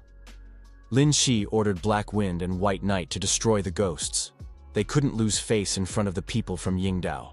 One of the locals said that this guest was a bit like his idol from Daxia, Lin Qiu. Where did such talents come from? Were they really from Daxia? The local rescuers took the guest to a shelter in the subway. Lin Shui thought that by talking to the victims, he would be able to gather the necessary information. The local leader said that these people had been injured after being captured by the ghost's subordinates. They had suffered injuries. Lin Qiu told the victims not to worry. This time, he, Lin Qiu, had brought his team here to liberate the island. The local leader said he was not mistaken. He had seen this face on television. This was his idol. He shook hands with the protagonist and said that he looked up to Lin Qiu. He asked permission to be his younger brother and learn from him. Our hero replied that he was carrying out his mission in the name of liberating Yingdao. The young man said that he had previously studied spirits and went to help a student, but was stopped by ghosts on the way. Fortunately, he met these people, and they helped him. Lin Qiu was surprised. Was the student really trapped? Was she beautiful? Hong Ye said that her husband's true nature had been revealed. Lin Si asked if her brother was really going there because of the girl. The leader of the local liberators asked them to join forces to save the student. Lin Qiu said he couldn't refuse. After all, it was for the sake of the next generation. Our hero said that these guys would go with him, while the rest would stay behind to defend the place. Lin Si was surprised. Did her brother really not want to play with her? The girl added that this time she wanted to punish him. Lin Qiu said that his younger sister was very strong, and only by staying here to protect everyone would she let him leave with peace of mind. Lin Si did not expect her brother to trust her so much. Lin Qiu declared that he was setting off to rescue the students. Hong Ye felt again that something was wrong. Kanya thought that Lin Qiu was upset because of the girl. The young people entered the sewers under the city. The girls had already regretted joining this team several times. Lin Qiu admitted that it smelled very bad here. Through the sewers, they made their way to the city high school. There were soldiers serving the ghosts nearby. Lin Qiu and his team peeked out of the sewer hatch and asked what was going on. The local leader did not expect the guards to be so strong. Kongya said it was her turn now and went outside. The girl activated her slow time skill. Kongya told everyone that they needed to run quickly before the ability wore off. Lin Qiu noted that he hated running fast. The young people crept up to the research building. According to intelligence, the students were there and were being used for experiments. They had to act quickly. Lin Qiu said that these patrol soldiers looked like humans. But how could they be helping ghosts? The rebel leader replied that these beasts were members of the Yingdao self-defense forces. To gain power, they had made deals with ghosts and voluntarily turned themselves into half-ghosts. The ghosts must not be allowed to continue modifying the students. Lin Qiu said that they were just a bunch of idiots. He could handle the villains himself better than anyone else. The local leader was frightened.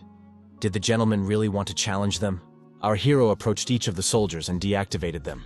He used speed without destruction. The leader was impressed and said that he expected nothing less from Mr. Lin Qiu. Hong Ye added that the residents of Yingdao had always worshipped only the strong. The young people made their way to the entrance of the building. Hong Ye immediately found the entrance. Inside the building, the rescue team walked through the corridors for some time, but encountered neither people nor ghosts. Something was wrong here. Why was there no sound? Kong was surprised. Had everyone really vanished? Lin Qiu told Yahello to help find out where the students were being held. Yahello took offense, saying she wasn't a police dog. Lin Qiu said he had prepared some delicious chicken legs for her, but Yahello refused to work. Then he said he would have to eat everything himself. Yahello said she wasn't a police dog, but a police wolf, and she would complete the task. Kongya noted that their leader knew how to get people interested. Ching Ching added that he knew how to exploit other people's weaknesses. Lin Kyo held out a chicken leg tied to a stick and said it was right in front of Yahello.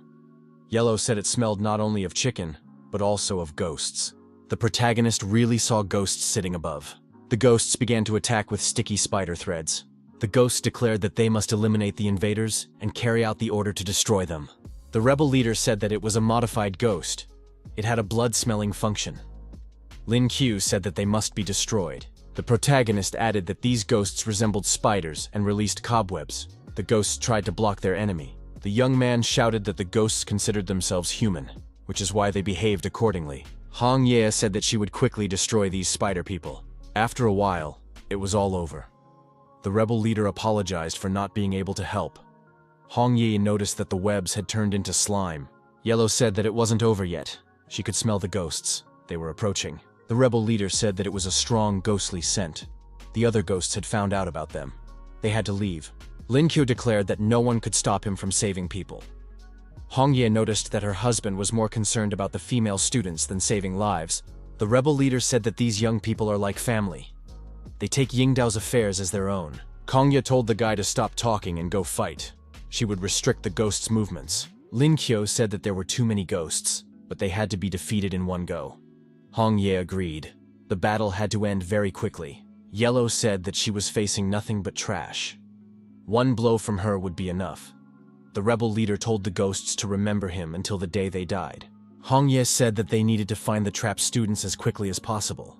After these words, women's voices were heard asking for help. Hong Ye said that it was very strange.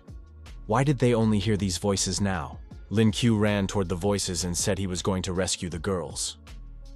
Hong Ye noticed that her husband's true nature had been revealed. Hong Ye asked what Lin Qiu was doing now. Seeing the beautiful students, he was so happy that he couldn't move. The young man replied that this was not the case at all. The girls asked to be saved, but they were inside the monster's body. One of them was above his mouth. The protagonist said he had never seen anything like this before. The students turned into ghosts and told the handsome man to become one of them. They were fusion ghosts. Lin Qiu said that he was already going to help. Hong Ye grabbed her husband by the shoulder and asked where he was going. The young man came to his senses and said that he had almost fallen under the influence of the ghost. Mo Qingcheng said that it was not the influence of the ghost, but of the girls. The rebel leader said that he wanted to help these people and had to deal with it himself. Yahello declared that she would be the first to strike this ghost. In that case, she would be able to get the long-awaited chicken leg. The ghost said that he would attack his opponents with stationery. Of course, everyone was surprised. Was this monster really going to use office supplies as weapons? Kanya said that she would slow down the ghost using her time skill. Hong Ye said that it was necessary to take advantage of Kanya's help and destroy this monster. Lin Qiu supported this idea.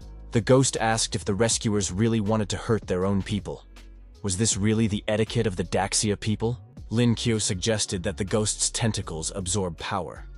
The young man realized this after almost everyone was captured by these tentacles. Hong Ye shouted that she would help her husband now. The ghost said that after digestion, they would all become part of his body. Hong Ye, with an umbrella and scissors in her hands, shouted that the ghost should not dare to harm Lin Qiu and her friends. This monster had messed with the wrong person.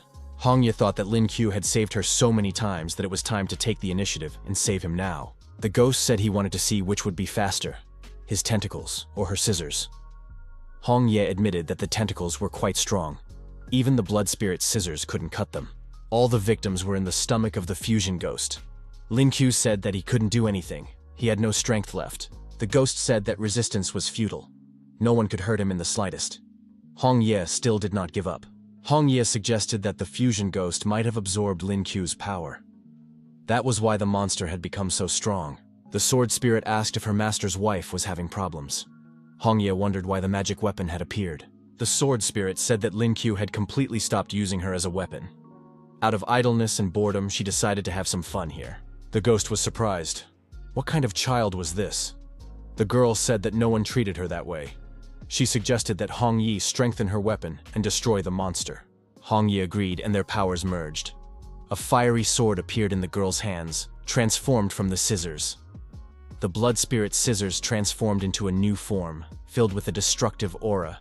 Hong Ye said that because the ghost dared to touch her husband, it must be destroyed. The verdict was final. Ye decisively destroyed the ghost and freed all the captives. The protagonist couldn't believe that his wife was so strong that she was able to save everyone on her own. Ye replied that she had to save him once. They were husband and wife, after all. The young couple embraced. Lin Qiu thought that he should not pay attention to other women. He could no longer be so careless, otherwise he might lose Ye. The rescuers thought they needed to return to the shelter as soon as possible. The young man hoped that his younger sister and the others would not encounter the ghosts. The ghost, the flying head of a barbarian, said he could smell it. They must be underground. Everyone must attack the ground. People continued to hide in the subway. The ghosts managed to dig a passage and ended up in the subway. Panic broke out among the people. People began to scatter in different directions. The ghosts caught up with them and conquered them. Lin Shi shouted for everyone to run outside immediately. Lu Luo promised to stop the ghosts. The townspeople armed themselves and said they couldn't just sit and wait for the ghosts to attack. They had to unite and fight back. Together they could defeat these ghosts. Lin Xi ordered Black Wind and White Night to repel the enemy's attack. The ghosts sensed a demonic aura. Could there really be demons here in the dungeon? Lin Xi said that she was not a demon, but the daughter of the great Lin Yuan. She would fulfill her father's wish to exterminate all ghosts in Yingdao. The senior ghost said that this was a very arrogant statement. However, he liked it. Black Wind and White Night attacked the ghost, but he was unharmed and said that these cubs were too weak for him. The ghost scattered the bears and said that they would make an excellent shield for him. Lulo asked Lin Xi what they should do in this case. Xiaobai said that they needed to call Lin Chu urgently. Lin Xi said that before her brother left, he trusted her and asked her to protect everyone. Now she couldn't ask him for help. It was time to show the power of her body. After these words, Lin Xi took on a demonic form. Lu Luo said she was scared. How could her sister Xi become like this? Xiaobai explained that Lin Xi had unleashed her demonic power, so they had to be careful not to accidentally hurt themselves. Lin Xi thought that the power of the demonic form was too great and could turn against her. Therefore, it could only be used for a short time. Only a quick fight was possible, otherwise she would lose her mind and hurt everyone. This could not be allowed to happen. The ghost was surprised. Is a little doll from Daxia really that strong? But that's good. It means she's delicious. The ghost released dark smoke from its mouth and said that everything should be plunged into darkness. Lin Xi thought that this thing could affect her psyche. The ghost said that the little doll was still too young to fight him. Using the dark smoke, the ghost crept up close and wrapped his body around Lin Xi. He told the girl to prepare for death. Xi'er felt that she was beginning to lose control. If this continued, she would destroy everything around her. That's exactly what happened. So Lin Xi could no longer hold back and began to destroy everything around her. She said that this ghost would not dare to strangle her. The ghost said that the girl had lost control. How can she defeat me now? He thought. Lin Xi wasn't losing control. On the contrary, everything was under her complete control. The girl hit the ghost on the head with a huge rock, then grabbed him by the scruff of his neck. Lin Qiu and his companions, standing outside on the tumbling cloud, noticed that something was happening in the subway. Lin Qiu thought that his younger sister should have organized protection there. Could something have gone wrong? Lin Qiu poured some cheerful water into the cloud and said that he needed nitrogen acceleration. He had to hurry and save the people. The ghost said he would destroy this girl in his world. Lin Xi continued to put up a good fight. The long-necked ghost declared that this was his place, and he was in charge here. Lin Xi said she wasn't afraid of this ghost and was ready to destroy him many times over. She didn't need any extra words. She was a woman of action. Lin Qiu and his assistants descended on a cloud to the ground. The young man was surprised. What kind of whirlwind is this? How could Lin Xi's aura appear there? The rebel leader said that this whirlwind must be the entrance to the flying head ghost's domain. Hong Ye said that Lin Xi must have been captured by this ghost, the flying head. Lin Qiu noticed that the whirlwind was now sealed. They needed to find a way to break the seal in order to safely rescue his sister. The flying, headless ghost still couldn't understand how he could lose to a little girl. The monster decided to go all the way and activated self-destruct mode. However, self-destruction in its area of effect would inevitably destroy everyone. Lin Xi was not afraid, and said that even if she sacrificed the last fragment of her mind or broke her bones, she would still protect everyone. In addition, she unexpectedly saw her brother and decided to protect everyone again. Lin Xi remembered how her brother had protected her as a child, and demanded that the boys not hurt her. Lin Qiu told his sister that a true hero is someone who protects others. That's what his father told him. Lin Shi said that now was the time to protect her brother, because she had grown up and could do many things. Lin Qiu saw his sister and rushed towards her, speeding up the jet cloud. Lin Si looked back and saw her brother rushing toward her at high speed. The girl shouted for Lin Qiu to be careful. Suddenly, there was a powerful explosion. After the flames and smoke cleared, everyone saw that Lin Shi had defeated the flying head. Someone said that something seemed to be falling from the sky. Lin Qiu noticed that it was an egg and rushed after it. The egg emitted an aura of seer. That meant his sister was still alive. Lin Qiu grabbed the egg and held it close to him. Everyone present asked what had happened to Lin Shi. Hong Ye suggested that seer had greatly depleted her strength, which is why she took the form of an egg. She was from the Demon King clan. If the egg was properly cared for, seer would be able to be reborn. Lin Qiu said he would definitely help his sister. Tokyo Yasukuni Shrine, Inoshima Island. The ghost in the shrine said that the experiments on humans had finally yielded some results. Yang Xiao's body began to strengthen. Yang Xiao was in a flask with nutrient fluid. It was decided to turn this guy into a loyal dog who would obey unquestioningly. The assistant reported to the Lord that there had been a clash with enemy forces in the Sapporo area. The flying Golovin had been destroyed. According to the information received, this was done by a group led by Lin Qiu. The leader was surprised. Did Lin Qiu and his men really reach Inoshima Island? However, there was nothing to fear. It was necessary to order 2 of the 8 great demon kings to deal with the invaders. The assistant said he would do as he was told. The leader thought that even Lin Qiu and his minions would not be able to withstand 2 S-rank demon kings. 3 more days passed. With the help of Lin Qiu and his allies, the reconstruction of Sapporo began. A new city governor was appointed. The young people settled on the outskirts of the city, on the edge of the forest, on a small lawn. Lin Qiu said that they needed to come up with a way to wake up his younger sister as soon as possible. Oni Ji decided to use her method. She said that the Demon Queen would wake up. Her favorite strawberry cake had been specially prepared for her. Yahello said she was ready to share her personal stash of treats with the Demon Queen. It was time to get out of the egg. Lulo said that she had started taking care of the bear cub, but he missed Shire very much. He was sad all the time. Lin Qiu said that he would do everything possible to wake Shire up as soon as possible. The young man noted that a mother's love is the best way to awaken human nature. Perhaps Hong Ye would take on this difficult task and feed Shire from her breast. After these words, an awkward silence ensued. After a while, Hong Ye asked, "What kind of words are those? Where would I get milk from since I haven't given birth?" Lin Qiu did not lose his composure and immediately offered to work on it. His wife said that her husband was behaving too vulgarly. Lin Qiu noticed that the egg seemed to have moved. He decided to let the egg try to absorb some spiritual stones. It is unknown whether this was beneficial, but his personal supply of spiritual stones turned into pacifiers. The rebel leader appeared with his followers and said that trouble had struck. Rumor has it that the Demon King Abyss is searching everywhere for Lin Qiu. He is currently in a neighboring city. Lin Qiu said there was no need to panic. He had expected this. They would have to go and rescue another city. At the same time, they would be able to finish off the Demon King. The rebel leader said he wanted to become Lin Qiu's disciple. "Why are you leaving them?" he asked. The protagonist replied that the young man could consider him his spiritual mentor. The rebel leader was delighted and agreed.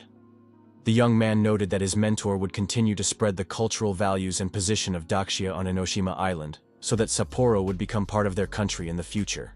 Lin Qiu said that the men's farewell was quick and without tears, and the rescuers left to carry out a new mission. The young man shouted after them that he would remember his teacher's advice. Enoshima Island, Highway number 8. Hongsheng and his companion followed the given directions. The girl asked if they had come here to find Hong Ye and the others. Hongsheng replied that this was not the case. He had simply decided to take a walk around the country and had nothing to do with Hong Ye. The girl thought that this guy was very stubborn. After all, it was obvious that he had come here because he was worried about his sister. How could he be so stubborn? Even after so many days of living together, he had never once shown any initiative. The girl looked at Hongshan and told him to lower his head. The young man asked what she wanted this time. The girl kissed Hongshan on the cheek. The young man turned and kissed her on the lips. The girl blushed with embarrassment. The girl told him not to do that again. "He doesn't understand romance at all," she added. Hongshan said that he really didn't understand girls. The city of Zunxi. Lin Qiu's squad stopped to rest. In the morning, Yahello said she had slept well. The young man noticed that according to the night watch map, They were in a city that was an area with a huge number of demons. Probably, this was where the demon king they had been warned about earlier lived. Suddenly, local girls ran up to the rescuers. On the way, they said that they hadn't seen men in a long time. Now our hearts are pounding. Would the young man like to visit each of us? Lin Yue was surprised. When did these girls manage to surround them? Where did all the men from the city go? This reaction frightened the protagonist too much. A local girl said that there were almost no men left in this town. The terrible Xin Fu had taken them all away. Lin Qiu noted that there were indeed many demon kings in this country. Xin Fu is a spider demon who feeds on the flesh of men. Some time ago, she captured this city and dragged all the local men to her lair. She also often attacks men in nearby cities. Lin Qiu asked if this Xin Fu was a misandrist. Hong Ye said she had heard of this demon. She has S-rank power. She devours men to increase her rank faster. Demons appeared in the sky. An alarm sounded. The girls said that these demons had reappeared. The young man needed to hide until they noticed him. The system offered the user a choice: destroy the demons that appeared, voluntarily allow himself to be captured in order to infiltrate the enemy's lair, or simply run away. Our hero was ready to do anything to complete the task. The young man told the girls to take him away, saying he was ready to sacrifice himself to investigate the case of this demoness. However, the ghosts flew past. Hongya said that her husband was quite brave. However, she thought that he had simply decided to have some fun with the demons in their lair. Lin Yue said that this was a misunderstanding. He actually wanted to be bait so that they would bring him to their lair. There, he could get rid of them all at once. Hongya said that in that case, he could go. She would believe him this time. Lin Qiu thought that his wife would simply destroy him if he decided to go after them. Suddenly, the egg flew up and hovered in the air. Hongye asked if Seer wanted to go with her brother to keep an eye on him. Lin Qiu told his beloved not to worry. His feelings for her were as pure as the sky and as solid as the earth. He would not betray her trust. Seer had to lie down in the hood for now. Lin Ko stood on a cloud and told the squad to wait for good news from him. Hong Ye asked her husband to be careful in every way. The insect ghosts did not expect that there were still surviving men in this city. Moreover, this man is chasing them. He behaves like a normal person. However, this could be a trap. For starters, they should just observe. Lin Yue stretched out on a cloud and said that he had fallen because he was completely defenseless. The ghost said that it was the worst acting he had ever seen. Lin Qiu explained that he had stumbled because of the dazzling beauty of the girls and asked if they could take responsibility. He added that he was ready to go with them. The ghost decided that this guy was crazy. Even the dumbest demon would understand that he was doing this on purpose. Lin Qiu showed his torso and told them to just take him with them to examine his entire body. The ghosts admitted that this guy had great abs. In that case, they could take him with them. The central office of the demon's lair. The ghosts reported to the sisters that they had brought a man. The girls suggested trying out this handsome guy themselves, since the queen was currently absent. The system reported that the task had been completed and the reward had been credited to the user. Lin Qiu thought that now he had to figure out how to escape from here. A sound came from deep within. A bunch of demonesses appeared nearby. They said that the queen had fun with handsome men every day, and they wanted to do the same. Where did this hottie come from? Lin Qiu thought that there were hundreds of demons here. No man could withstand this. He had to escape, or he would surely die. A demoness grabbed the young man by the waist and said that the handsome man in the hood had some kind of strange egg. Was he hungry? The egg popped out of the hood and hit the demoness on the head.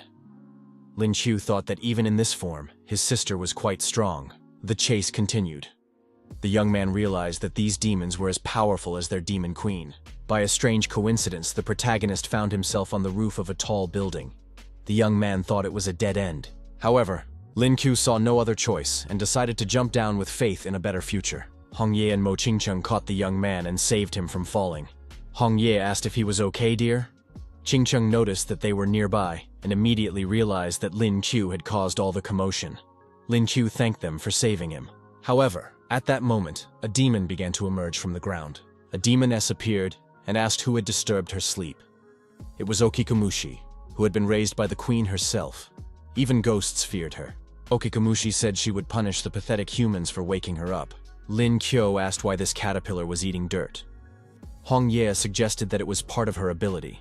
Okikamushi filled her mouth with dirt and attacked the people with poisonous sand, aiming at their shadows. Lin Qiu was surprised. What kind of skill was this? He felt nauseous. The demoness explained that when the poisonous sand hit someone's shadow, a random poison was applied to the owner of the shadow. Apparently, the young man had gotten food poisoning. Hong Ye told her husband that she felt very hot and needed help. Lin Qiu replied that his wife should pull herself together, as this was no time for vulgarities. Most likely, she had been hit with a love poison. Lin Qiu heard snoring coming from the egg and asked why his sister had fallen asleep. It happened to Mo Qingqing. Was she paralyzed? Hong Ye turned to Qingqing and said that this beauty was lying there attractively. It was simply impossible to resist. Lin Qiu got angry and punched the ghost Okikumushi in the face. The ghost asked why he was so aggressive. The young man replied that his resistance to poisons was much higher than the ghost thought. The system's tasks had rewarded him with excellent resistance, so now he could neutralize the poisons in his body very quickly. The young man decided to test which was stronger, his resistance or her poisons. He couldn't drag out the fight. He had to wait for his chance and deliver the decisive blow. The protagonist was upset. Could ordinary spits of earth really have such destructive power? Okikamushi used the Great Poisonous Stone technique, and huge stones flew towards the protagonist. Lin Qiu was surprised. Was it a ball? But he was very good at ball games. The young man kicked the stone away. The next kick hit the caterpillar's body. The young man reminded himself that he was good at soccer. Lin Qiu grabbed the caterpillar by the body and pulled it back. He said that this ghost was quite soft. Okikamushi insisted that the young man let her go. Lin Qiu noticed that the caterpillar had a deformed spine. "I need to stomp on your back a little to make it easier," he said. The ghost screamed, demanding that he get off her immediately. The young man said he was ready to continue because he could see that his massage therapy was giving her pleasure. Okikamushi found this strange, but along with the pain, she also felt some satisfaction. The protagonist announced that he had decided to add a little nourishing ointment. Insecticide from Lin Qiu. The young man told the ghost not to be shy and drink as much as she wanted, as he was ready to bring more. The guy continued to press the ghost and said that she needed to eat. A shovel appeared in his hands, and he reminded her that ghosts like to eat dirt. Lin Qiu threw dirt into the ghost's mouth with the shovel and said that he would spare no effort for her. The ghost cried out that she was giving up. The poison was neutralized.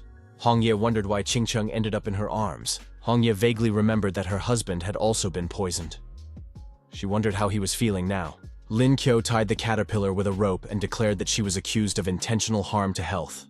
She must be punished in the name of Daxia and all the men in the world. Okikamushi begged for mercy, saying she had done nothing wrong, just slept underground and snacked on soil.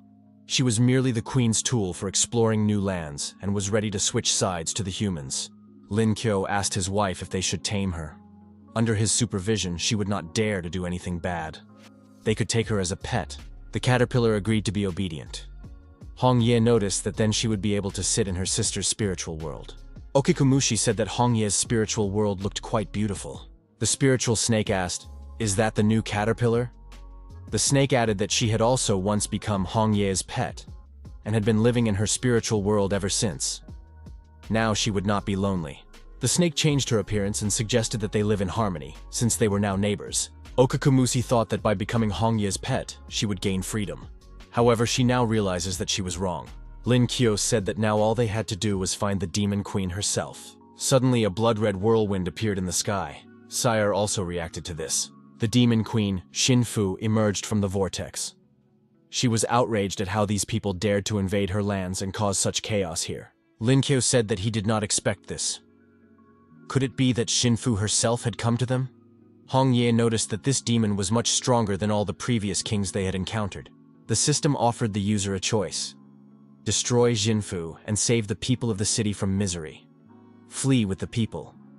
Or become Xinfu's toy and cease to be human. The protagonist chose the first option, because the spirit stones would be useful to him and his younger sister. Xinfu said that the people of Daxia were insignificant insects, unworthy of her attention, and activated the heavenly net. Lin Yue warned that the web should be feared. Xinfu is trying to catch and exhaust them. Ghostly spiders began to move across the web. Lin Qiu was surprised. Where did she get so many offspring? The little spiders are filled with spiritual energy and can explode if they get too close. The young man was outraged at how Xinfu dared to throw bombs at his beloved wife. Hong Ye said she was touched because her husband covered her with his body to protect her from the explosion. Shinfu declared that she did not need to intervene personally to deal with such nobodies. She ordered her slaves to destroy the intruders. The ghost spiders rushed at the rescuers. Mo Qingqing joined the fight and said she would help deal with the spiders. Hong Ye also took action with her scissors. Lin Yue asked the ghosts why they served the queen after death. There was a loud click, and many ghosts were affected by the energy of the egg. The ghosts were destroyed. Lin Qiu said that sea air was great. She destroyed many spiders at once. Qingqing noted that even in the form of an egg, Lin Si remained strong. Hong Ye added that it was not the time to relax, as Shinfu was clearly plotting something. The protagonist approached the demon queen with his weapon and said that now it was his turn. Shinfu laughed. Did the man really think that was the limit of her abilities? Shinfu declared that while the humans were dealing with her subordinates, she had accumulated enough power to transform and would now demonstrate her strongest form. After these words, Shinfu turned into a female demon. She declared that all the people on the island belonged to her. Now she was an S rank. Shinfu said menacingly that people would see their insignificance with their own eyes and must bow down. Lin Yue cursed. The queen had become stronger than a high-level A-rank demon. Qingqing admitted that her web was now much stronger and impossible to cut. Hong Ye suggested that the queen had reached the first level of S rank. The people were bound by the web and could do nothing. Lin Qiu asked what the Spider Queen was up to. Shinfu approached Hong Ye and declared that the young man was incapable of protecting even his own wife, that he was weak and pathetic, unworthy of her. The protagonist said that if the queen was so confident, she should fight him instead of pressuring him through his wife. Shinfu said that this young man was not worthy of fighting him. She put a knife to Hong Ye's throat and suggested that the girl abandon her cowardly husband and become her servant. Hong Ye replied that this would never happen. The queen asked what would happen to the girl if she slowly plunged the blade into her chest. Lin Qiu shouted for the villain to stop. The young man did not understand why he could not break the web. Now he understood the difference between A and S ranks. Was he really incapable of saving his comrades, protecting his loved ones, and keeping his beloved safe? The feeling of helplessness irritated him. That meant he had to become stronger right now. The young man used the fragments of superpowers he had accumulated recently. They responded to his will, began to merge into a single whole, and awaken. A new deity was born. The young man unlocked his third superpower, Pangu. Shinfu was surprised. Why was this man still resisting? He even made her feel threatened. Lin Yue said that the demon queen would now feel the power of an ancient deity. Then he delivered a devastating blow. She would pay for the pain she had caused his wife. The young man lifted Hong Ye in his arms and said that no one but him had the right to touch her. Mo Qingqing noticed that Lin Qiu's power was now close to S rank. Shinfu was surprised. Did the young man really hope to defeat her? He had only just awakened his superpower. Lin Qiu struck the demon queen far back with his fist and asked why she was swinging her small knife at the great and unique Pangu. The young man said that Hong Ye should admire her husband in all his glory. Now he would destroy this spider woman. Shinfu declared that these people should stop showing off. She would send the sweet couple straight to hell. Lin Qiu attacked his rival again and said that she was talking too much. It was time to destroy her. Shinfu was outraged. How could this man break her indestructible spider legs? She was now at her strongest, at the first level of S rank. Lin Qiu said that his power was now far greater than hers, and activated the axe that destroys the heavens. Mo Qingqing said that it was unbelievable. Where did Lin Qiu get such monstrous power? Hong Ye pointed out that now was not the time to think about that. Shinfu was still alive. The young man also acknowledged that the demon queen was very resilient. Shinfu begged for mercy, saying that she was just a harmless little spider. Lin Qiu asked the queen if she knew anything about the last demon kings from the abyss. Hong Ye thought, could it be that the great Shinfu had turned into a poor spider in an instant? Shinfu replied that she knew about one of them, the demon queen Han Mei, who was currently in a neighboring city. Han Mei is an S-rank demon queen who wields the power of fire and can create undead creatures. Wherever she goes, these creatures appear and the land withers away. She has already captured 3 cities, proclaiming them cities of the dead. Shinfu said she knew nothing else and asked if they would let her go now. Lin Qiu confirmed that he would, but straight to hell, because she had insulted Daxia and wounded his beloved. Even her death could not atone for all her sins. The demon queen was destroyed, the task was completed, and the reward was credited to the user's account. Lin Qiu suggested that Seer take the spirit stones for herself. She needed to eat a lot to recover and regain her human form. Lin Qiu approached Hong Ye and asked how she was feeling, because the spider had stung her right in the chest. The young man offered to suck out the poison, as he had high resistance. Hong Ye replied that she had managed on her own, and if her husband wanted to double-check, he could do so tonight. Mo Qingcheng drew attention, and said that Lin Shi seemed to be about to hatch. Would Sheer finally regain his human form? The egg began to crack. A fluffy ball with wings emerged from the egg and said that it could finally speak. Hong Ye said that Sire was really cute. Lin Yue replied that it was simply adorable. Mo Qingcheng added that it was very interesting. She asked what kind of blood flowed in Lin Shi's veins. Lin Qiu said that his adoptive mother's veins flowed with demon blood, so it was not surprising that Sheer had demonic traits. Lulo said that her father had defeated everyone. Kanya added that they had finally caught up with them. Everyone looked at the demon queen and said she was really cute. Ding Si declared that when Seer regained her human form, she would take revenge on them for mocking her. Hong Shang suddenly appeared and said that they had finally met the annoying Lin Qiu and his stupid little sister. Wherever this guy appears, chaos reigns. Nothing changes in the world. Lin Qiu was surprised to see Hong Shang here. Hong Ye suggested that her brother had come with his fiancée. Lin Qiu asked if Hong Shang had followed them all this way out of boredom. Hong Ye showed her cell phone and said that her brother could have just called. Hong Shang said he wasn't bored at all. He just wanted to take a walk on the island and happened to bump into them. The girl thought that the more he justified himself, the sillier he looked. Hong Shan noticed that Han Mei, one of the 8 great demon kings, had recently appeared here. He had planned to meet her in battle, but changed his mind. Lin Qiu pointed out that Hong Shan himself had recently been one of the 8 demon kings. Hong Shang emphasized that Han Mei was not an opponent that Lin Qiu could handle. She was a true S-rank demon queen, so caution was needed. The protagonist thanked him for his concern, but stated that he was obliged to defeat all the local demons and liberate the country at any cost. Lin Qiu suggested that Hong Shan join the team so that they could deal with everything more quickly.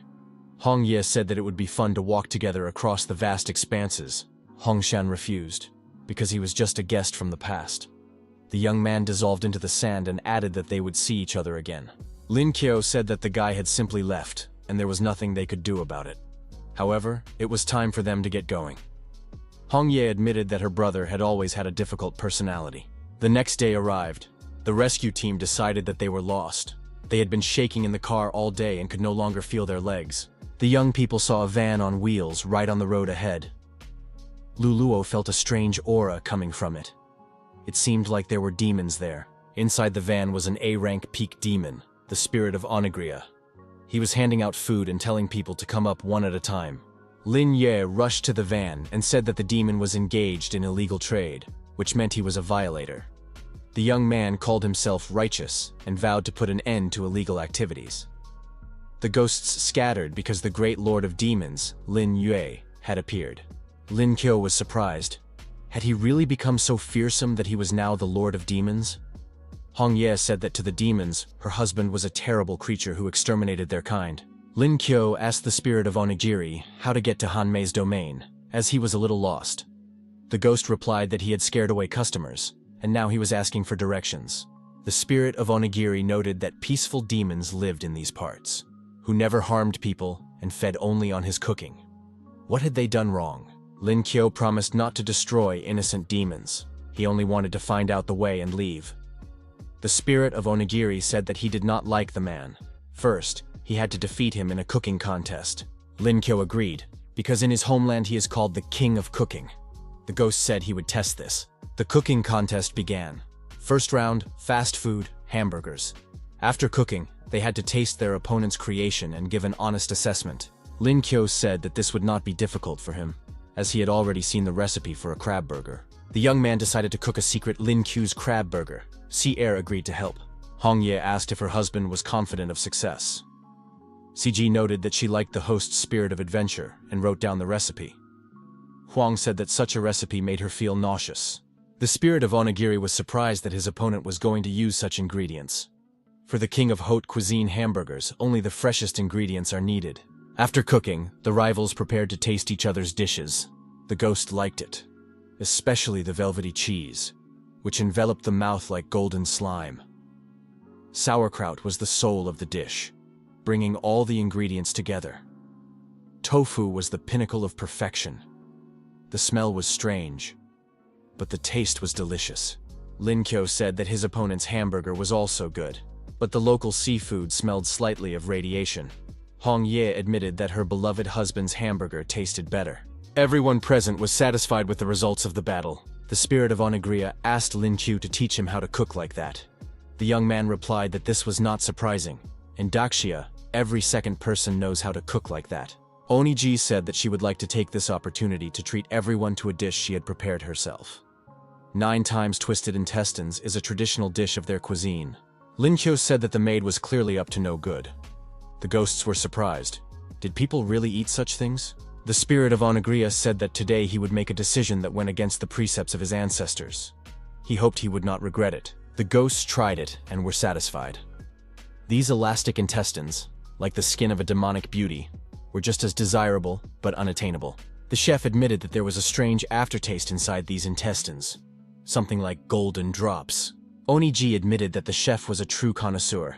She deliberately preserved some of the original flavor of the intestines so that everyone could experience its fullness. The spirit of Onigiri said that he was very grateful, even beyond words. However, it was clear from his expression that he had a desire to kill this demon. Yahello said that now was the time to have a drink and offered chicken broth. The spirit of Onigiri drank it with pleasure and said that there were some good people in this team after all. What he had eaten before definitely needed to be washed down with something. The chef shouted loudly. This was not chicken broth at all. It was undoubtedly some kind of bottomless swamp. Yahello thought that Lin Kyo had constantly tormented her with his dark cuisine in the past. Therefore, she desperately hoped that someday she would be able to share her pain with someone. Today, she finally succeeded. The spirit of Onigiri said that he was giving up and no longer wanted to compete. He was ready to give up the map of the City of the Dead for nothing. That was the end of it. Lin Kyo studied the map and said that it was very detailed, much better than the one provided by Google Maps. He would need to share this map with the Night Watch later. The spirit of Onigiri said he had one more important request. The cook noticed that there was a ghost restaurant on the outskirts of the City of the Dead. It was his legally purchased shop, run by his sons. If Lin Kyo had the opportunity, could he stop by and check on how they were doing? Lin Kyo said he would take care of it, and there was no need to worry. The young man thought that demons also started families and ran businesses. This country was truly a strange place where humans somehow coexisted with demons. After saying goodbye to the ghost of Onigiri, Lin Kyo's group set off and reached the outskirts of the City of the Dead 2 days later. The young man said that thanks to this map, they had reached their destination fairly quickly. Seer asked why her brother didn't use a satellite map. Lin Kyo replied that there were also many demons and spirits in the sky. Many of the satellites were simply destroyed. The astronauts who were sent there to investigate never returned to Earth. No one knows what terrible monsters they encountered. Lin Kyo wondered why this city was so dry. Hongye replied that it was due to Hanmei's ability. The ground she stepped on was immediately cursed and began to dry up. Lin Kyo said that now he had no doubt that this demon queen was S rank. Otherwise, she would not have been able to turn such a vast territory into a desert unfit for life. However, he had to deal with the chef's request first. His children's restaurant seemed to be nearby. Lin Kyo guessed that this shop had been neglected for a long time. The rulers of the suburbs, members of the Tengu clan, were nearby. People were kneeling in front of them. The rulers asked what these people were doing, because they understood that whether they would get water depended on it. One of the unfortunate people asked if they could get some water in advance. They had not drunk for half a month and could not continue working. The ruler became angry. He was not going to give out water in advance. Besides, no one had earned it yet. However, Lin Kyo intervened in the conversation. The young man said that he was the savior and had come here to sow peace and love. The members of the Tengu clan were deactivated. The locals received water for free and thanked the savior. Hongye said that these spirits had gone completely mad. It was all because of the struggle for survival.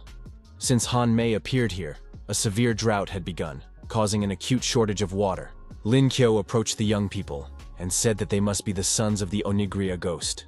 The young man offered them living water and asked them to tell him about the local situation. The young people tasted the water from the jar and said it was very tasty. Then they said that these places were under the control of Tengu. He was Han Mei's subordinate and was responsible for distributing water and managing the workers, simple spirits who were forced to labor. Lin Kyo asked if the two knew where Tengu kept his water supplies. Hong Ye suggested that her husband had decided to visit the enemy's lair again. Having obtained the necessary information, our hero said that the young people needed to leave the city. Their father was trading on the highway nearby.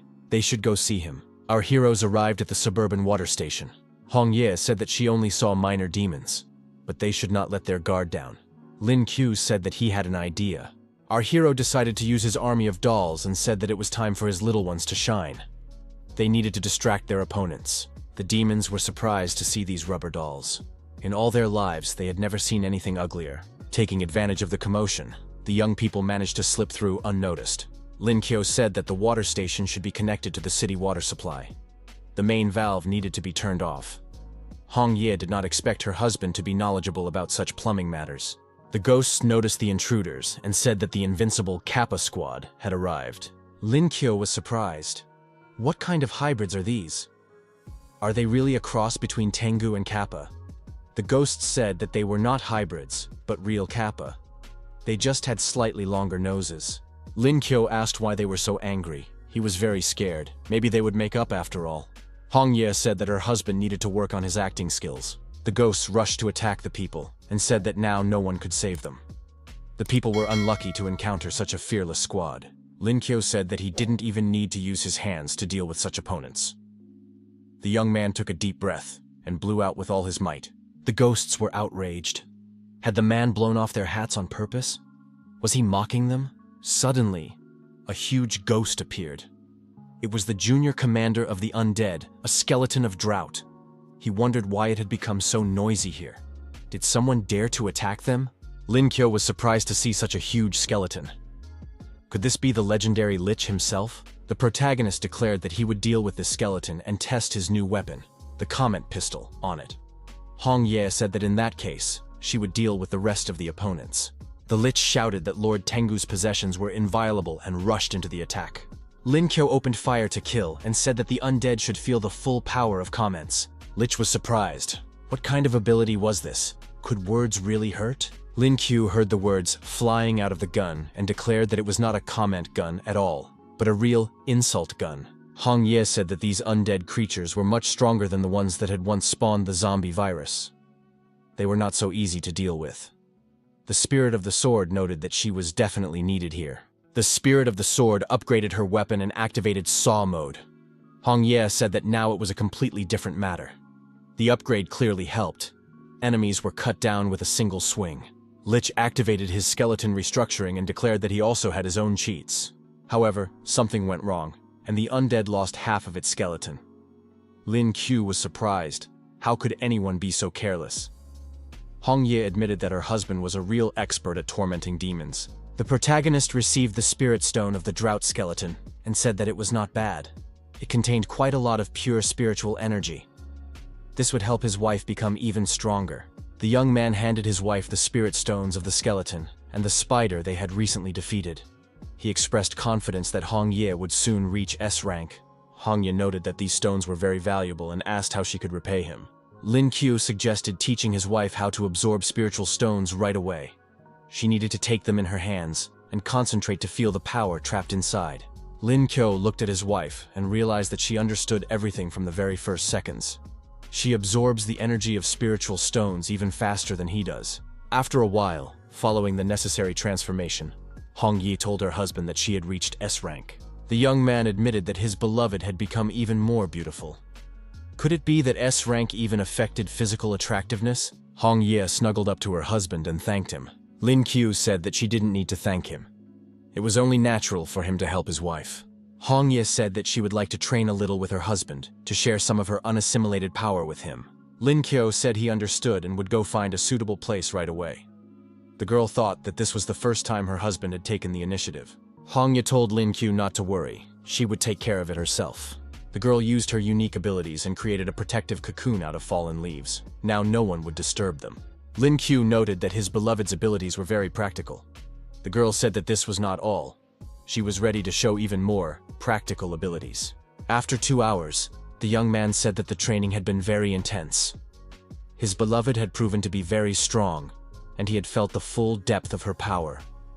Hong Ye said that her husband had also been magnificent. Lin Qiu said that it was time to get down to business. Tang's subordinates had probably already started looking for them. They needed to hurry back and meet with Sheer and the others.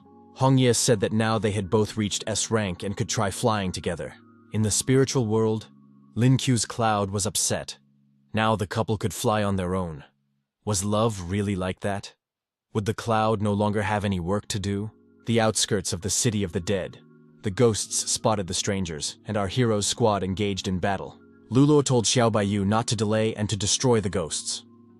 Kongya declared that no one could withstand her eye technique and her sister Qing Cheng's ice element. Lin Qiu was surprised. Had his sister and the others really killed all the enemies? Lin Shi asked where her brother had been.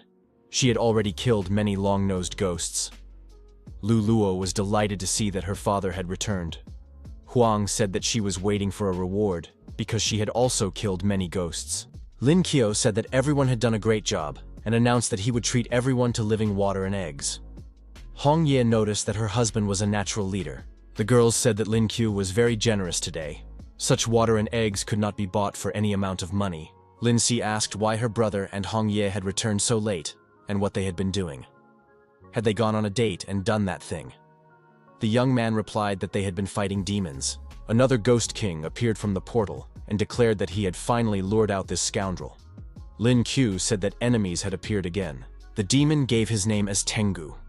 He was the ruler of the outskirts of the city of the dead, sent here by Lady Hanmei herself.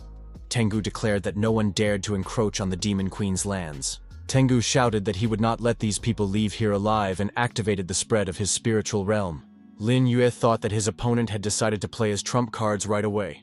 Otherwise, why would he activate his spiritual realm? Lin Yue was immersed in Tengu's spiritual realm and disappeared from the sight of his comrades. The protagonist told his wife that the wind was very strong here. Hong Ye suggested that Tengu's abilities were related to the element of wind. Teng flew up to the hero and said that the real storm was just beginning. Now they would feel the true power of the wind element. Hong Ye told her husband to be careful, because this wind was stronger than a hurricane. Lin Qiu replied that his beloved should not worry. He had already figured out how to deal with it. He needed to redirect his power to his legs and regain his balance. Lin Qiu activated his fiery fists of rage and declared that it was time to counterattack. Now he would knock the spirit out of his opponent. The protagonist used Pangu's superpower. Our hero used the Rising Dragon Fist with jet acceleration and rotation. Tengu flew up and was forced to admit that the blow was powerful. Tengu thought that he had to destroy his opponent here and now, otherwise he would be called a weakling. At that moment, the ghost activated the Wind Blast skill. Hong Ye asked if her husband was okay. Lin Qiu said that he was still standing, but the enemy's wind was indeed strong. It was not easy to approach him. Tengu said that these people would perish in the depths of his storm and disappear forever. Now they would feel the fury of his wind. Hong Ye was outraged and said that she would not allow this ghost to hurt her husband and would finish him off with her own hands. Tengu laughed and suggested she try. His wind was boundless, and he would only lose if she managed to get through to him. Lin Qiu said that the ghost's wind had grown stronger again, and that they needed to focus on defense. Hong Ye told her beloved not to worry. She still had a trick up her sleeve. Hong Ye activated her spiritual armor form. She said that in this form, she was not afraid of the winds of an opponent like Tengu. Hong Ye added that if Tengu liked the wind so much, he would feel something that surpassed him in speed. Tengu saw his opponent's transformation and asked where the girl had gone. She now looked much stronger. Lin Qiu said that his wife was simply charming in her spiritual armor, and with such a wife, no demons could scare him. Tengu began to threaten again, saying that no human could withstand his storm. Hong Ye wondered why she should fight his storm when she could simply ignore it. Tengu was amazed at the speed and power his opponent demonstrated. She cut through his storm, and the wind, absorbing her spiritual energy, turned against its master. It was simply unimaginable. Lin Qiu said that his wife was magnificent, which was to be expected. The young man added that now it was his turn to give a masterclass. The protagonist declared that he wanted to pluck all the feathers from the long-nosed man's wings. Tengu replied that he strongly disagreed. Lin Qiu said that no matter how hard Tengu tried, he would not be able to catch him. Tengu became even more angry and remarked that, in comparison, it was Lin Qiu who was the demon. Lin Qiu plucked feathers from its wings, and Hong Ye delivered a devastating blow to its chest. As a result, Tengu lost its maneuverability and fell to the ground. The ghost was outraged that he was facing a couple of madmen. How could they treat living creatures this way? Why were they mocking him so much? Lin Qiu suggested to his beloved wife that they finish off the ghost, and she agreed. Tengu was surprised that his attacks had no effect on his opponents. Lin Qiu decided that all of the ghost's power came from his staff, which meant that it had to be taken away. Lin Qiu approached Tengu, grabbed the staff, and declared that it would be confiscated. Tengu resisted and admitted that the staff was the source of his power. Lin Qiu said he didn't believe it, but he was willing to test it. After that, the young man broke the staff in two. Teng was horrified, cursed, and declared that now he would not be able to stop the wind. Everyone here would die. Hong Ye told her husband that it was time for them to run away. She had already cut through part of the ghost's spiritual realm. Lin Qiu agreed. This guy's storm had completely gone out of control. Tengu shouted at the two not to leave him there. Without his staff, he could not control the wind in his spiritual realm. He had to sacrifice the last shred of his pride and ask for help. Lin Qiu said that this ghost was destined to rot inside his own spiritual realm. Tengu was unable to leave it, and remained to coexist with the raging winds. The protagonist was glad that his hairstyle was intact. The weather outside was much better than inside Tengu's spiritual realm. Hong Ye said that her husband looked conceited again. Lin Shi and her team were delighted when Lin Qiu and Hong Ye returned safe and sound. Lin Si asked what had happened to the Tengu ghost. The young man replied that he was finished. He was doomed to exist forever alongside his wind. Hong Ye added that it was his own fault. Lin Qiu said that after they taught that demon a lesson, Hong Ye would teach him a lesson tonight as well. Hong Ye asked how she should do that. Lin Shi said that it was disgusting. Her brother was once again thinking about indecent things in relation to his wife. Kanya added that the two were once again flaunting their love. Lin Qiu said that they needed to move on. They had to deal with Han Mei as soon as possible. The central area of the City of the Dead. The rescue team moves according to the information obtained from the map. The protagonist noticed that they were approaching the city center, which meant they would soon be at Han Mei's location. Yahello said she could feel a dark spiritual aura here, but for some reason, there were no demons in sight. Hong Ye pointed to the undead roaming the city. They were repairing streets and even going to work like normal people. It used to seem that zombies had no brains. Lin Qiu told Yahello that even zombies were in love here, and she would remain alone. Yahello asked him not to pressure her mentally. Hong Ye noted that they did not feel any aggression, even though they had come quite close. The zombies continued to live their normal lives, seemingly unaware that they had long since turned into undead creatures. Lin Qiu admitted that the situation was strange. Maybe these zombies had become vegetarians and given up meat? Suddenly, the zombies headed toward the sound of music. Hong Ye suggested following them. Lin Qiu agreed. Something was clearly wrong here. Hong Ye was surprised. Had these newlyweds abandoned them again and rushed off to a concert? Mo Qingcheng declared that they were doomed to loneliness. The young people arrived at the venue and saw that a zombie concert was indeed taking place there. Lu Luo noted that the atmosphere was very lively. But where was the singer herself?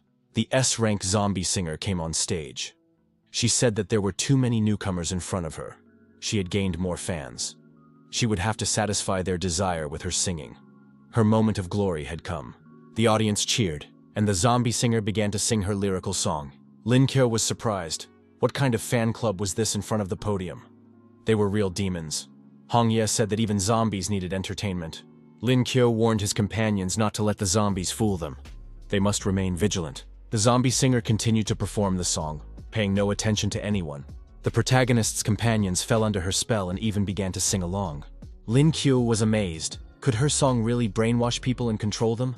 Even his younger sister succumbed to her spell. Hong Ye took her husband by the hand and asked him to dance. Lin Qiu was horrified. Had even his wife succumbed to this spell? The zombie singer said that they had suffered enough from strangers, so they didn't need their help. The invaders had brought nothing but misfortune to this country.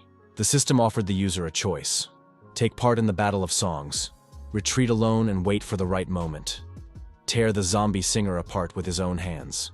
Lin Qiu chose the third option and decided to tear the zombie singer apart with his own hands. The young man lunged at her. The singer asked what he was up to. Lin Qiu grabbed the singer's dress and pulled it toward him. He said that this was his signature move. Torn clothing. The task was completed, and the reward was credited to the user's account. The young man knew it would work.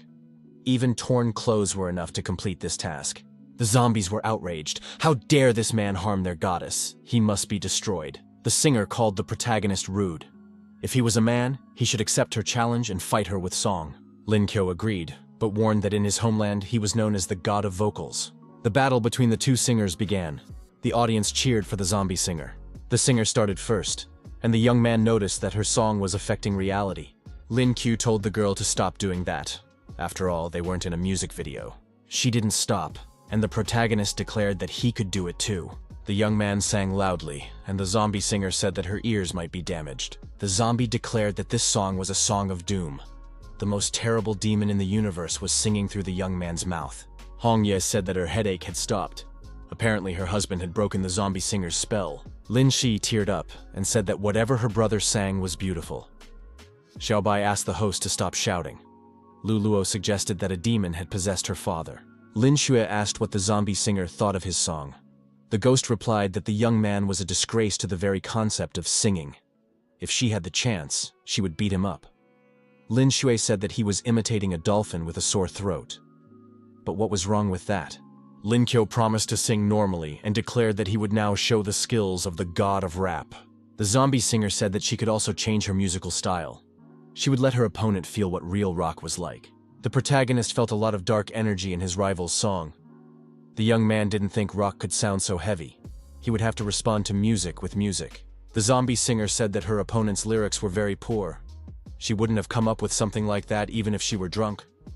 But why was this song so powerful? There wasn't a hint of melody or meaning in the lyrics. Hong Ye asked her husband to stop. At this rate, he would send not only his enemies, but also his allies to the other world. Lin Shi said that her little brother sang well, but it would be better not to do this again.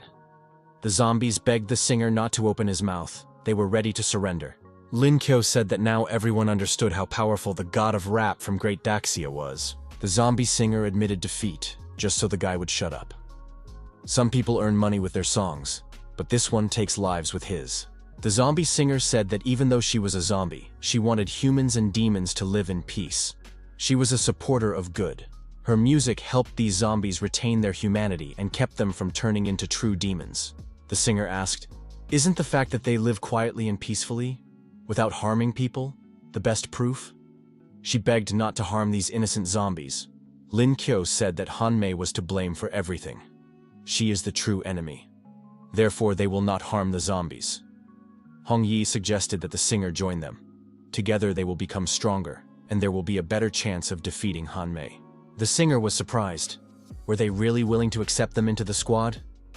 Hong Ye said that they accepted everyone who sought justice and peace, regardless of their background. Mo Qingcheng assumed that the fight was over. They were late again. Lin Yue said that the girls had arrived just in time. The young man added that they were just about to launch an attack on the heart of Han Mei's domain. This demon queen must be punished. At the foot of the Tower of the Dead, there were more zombies than ever before. The seventh demon queen of the 8 great demon kings, Han Mei, an S-rank demon, said that she was having another pleasant day. Delicious food, drink, and the caresses of men. What could be better? It was no wonder she had settled in this country. The 8th demon king, Rakshas, emerged from the portal. He said that the great demon lord had discovered that Lin Qiu and the others had already reached the city of the dead. This raised the question, what was Han Mei still doing here? Han Mei asked what Rakshas was so unhappy about. Wasn't life meant to be enjoyed? She suggested they have a drink and relax. Rakshas became angry and said that it was more important to get rid of Lin Qiu right now. Han Mei replied that he was being too harsh. Han Mei said there was no need to worry. She had already stationed her troops in the city of the dead. Lin Qiu would not be able to escape. Rakshas said that a true demon king must fight relying only on his own strength. Hongshang and his companion appeared from the sand near the central entrance to the city of the dead. Hongshang looked at the destroyed ghosts and was surprised. Did she really hope to stop the invaders with this? Han Mei hadn't gotten any smarter since he left. The Sand Shadow Ghost said he would go deal with Han Mei. The girl must take the amulet and leave the city of the dead, then find a safe place. His companion was frightened. Did Hongshang really want her to leave alone? The girl had already decided that she would follow him wherever Hongshang went. She always wanted to be by his side. Hongshang said that would not happen. She would only get in his way. A woman should not interfere when a man draws his sword. The girl thought that this guy was very stubborn. She knows that he is just worried about her. And she is worried about him too. The ghosts saw the Sandman flying over them. Hongshang moved in the specified direction. There was a powerful explosion, and the central building of the city began to collapse. Rakshas was surprised. Had they been attacked? Apparently, it was one of the demons. Han Mei said it was the ghost of Hong Shang. It was his explosion technique. Hong Shang entered the room through a hole in the wall. The young man said he did not expect to meet Rakshas here. Rakshas admitted that the ghost of the sand shadow had become even stronger. Han Mei told Rakshasa not to interfere. Hong Shang had come to her. Hong Shang asked if the two of them had decided to take his head, but who would let them? The young man activated his sand abilities, and another explosion rang out. Lin Qiu, using the map, finally reached the central part of the city of the dead. The zombie singer asked in surprise what had happened here. Could someone have already dealt with the guards before them? Hong Ye wondered who it could be. A girl ran out of the building and rushed to the rescue team. She said they had to help Hong Shanyu. He had rushed into battle against Han Mei alone. Lin Yue cursed. This guy loves to fight alone. Hong Ye admitted that her brother was quite impulsive. Hong Ye began to calm the girl down and promised to help Hong Shang. Lin Qiu said that if they teamed up with this guy, they could destroy Han Mei in one fell swoop. The protagonist said that there was little time left. They had to go to the rescue. He and Hong Ye would take care of it. The rest had to go through the city and get rid of the remaining zombies. Lin Si told her brother not to worry. They would take care of everything. Someone blocked the young people's path and said that the way was closed to lay people. Lin Qiu asked who he was and why he suddenly appeared, scaring people. The man said he was Qing Fangzhu, an S-rank demon. He was an ordinary demon monk guarding the city of the dead. The lay people must give up their intentions if they did not want to die. Hong Ye was indignant. How dare he block her way? She would destroy this bald demon right now. Lin Qiu thought that it was not worth prolonging the fight. They had to break through by force. The young man did not think that this bald man could catch up with them. The monk reminded them that the path was closed. Lin Qiu was surprised. What was he doing? His energy was like that of a demon. Hong Ye noticed that his power was filled with faith. Most likely he was a demon from a Buddhist sect. The monk dispelled the demon Buddha realm. The heroes once again found themselves in the spiritual realm of demons. Lin Qiu told the monk to come down to them. If he was so afraid of them, he shouldn't have started all this. He had only wasted his time. The monk called the young people a couple of hooligans. The demon Buddha would tame their evil tongues and help them reincarnate. Lin Qiu activated the palm of the pagoda and told his wife that he would deal with the monk himself. Lin Qiu said that he would now show the monk something truly gigantic. The giant staff of the Monkey King was activated. Lin Qiu grabbed the staff and said that now they would start playing whack-a-mole. The bald man would enjoy it. The demon Buddha was outraged. How dare these people treat him with such disrespect? They did not have a shred of faith. Hong Ye told her husband that this monk was beginning to lose ground. Lin Qiu had done well. Now it was her turn. The monk must not be given a moment's respite. She activated her spiritual energy strike. Lin Qiu also attacked his opponent and said that there was not a shred of true Buddhism in this demonic Buddha. The monk said that he would not forgive these people for destroying his demonic Buddha. They would die here. The monk revealed his true abilities. Hong Ye said that he had been hiding his true power. The young people scattered in different directions. Hong Ye noticed that the monk's last attack carried a kind of curse. This curse suppressed their spiritual energy. The monk said that the sea of suffering was boundless, but there was no need to worry.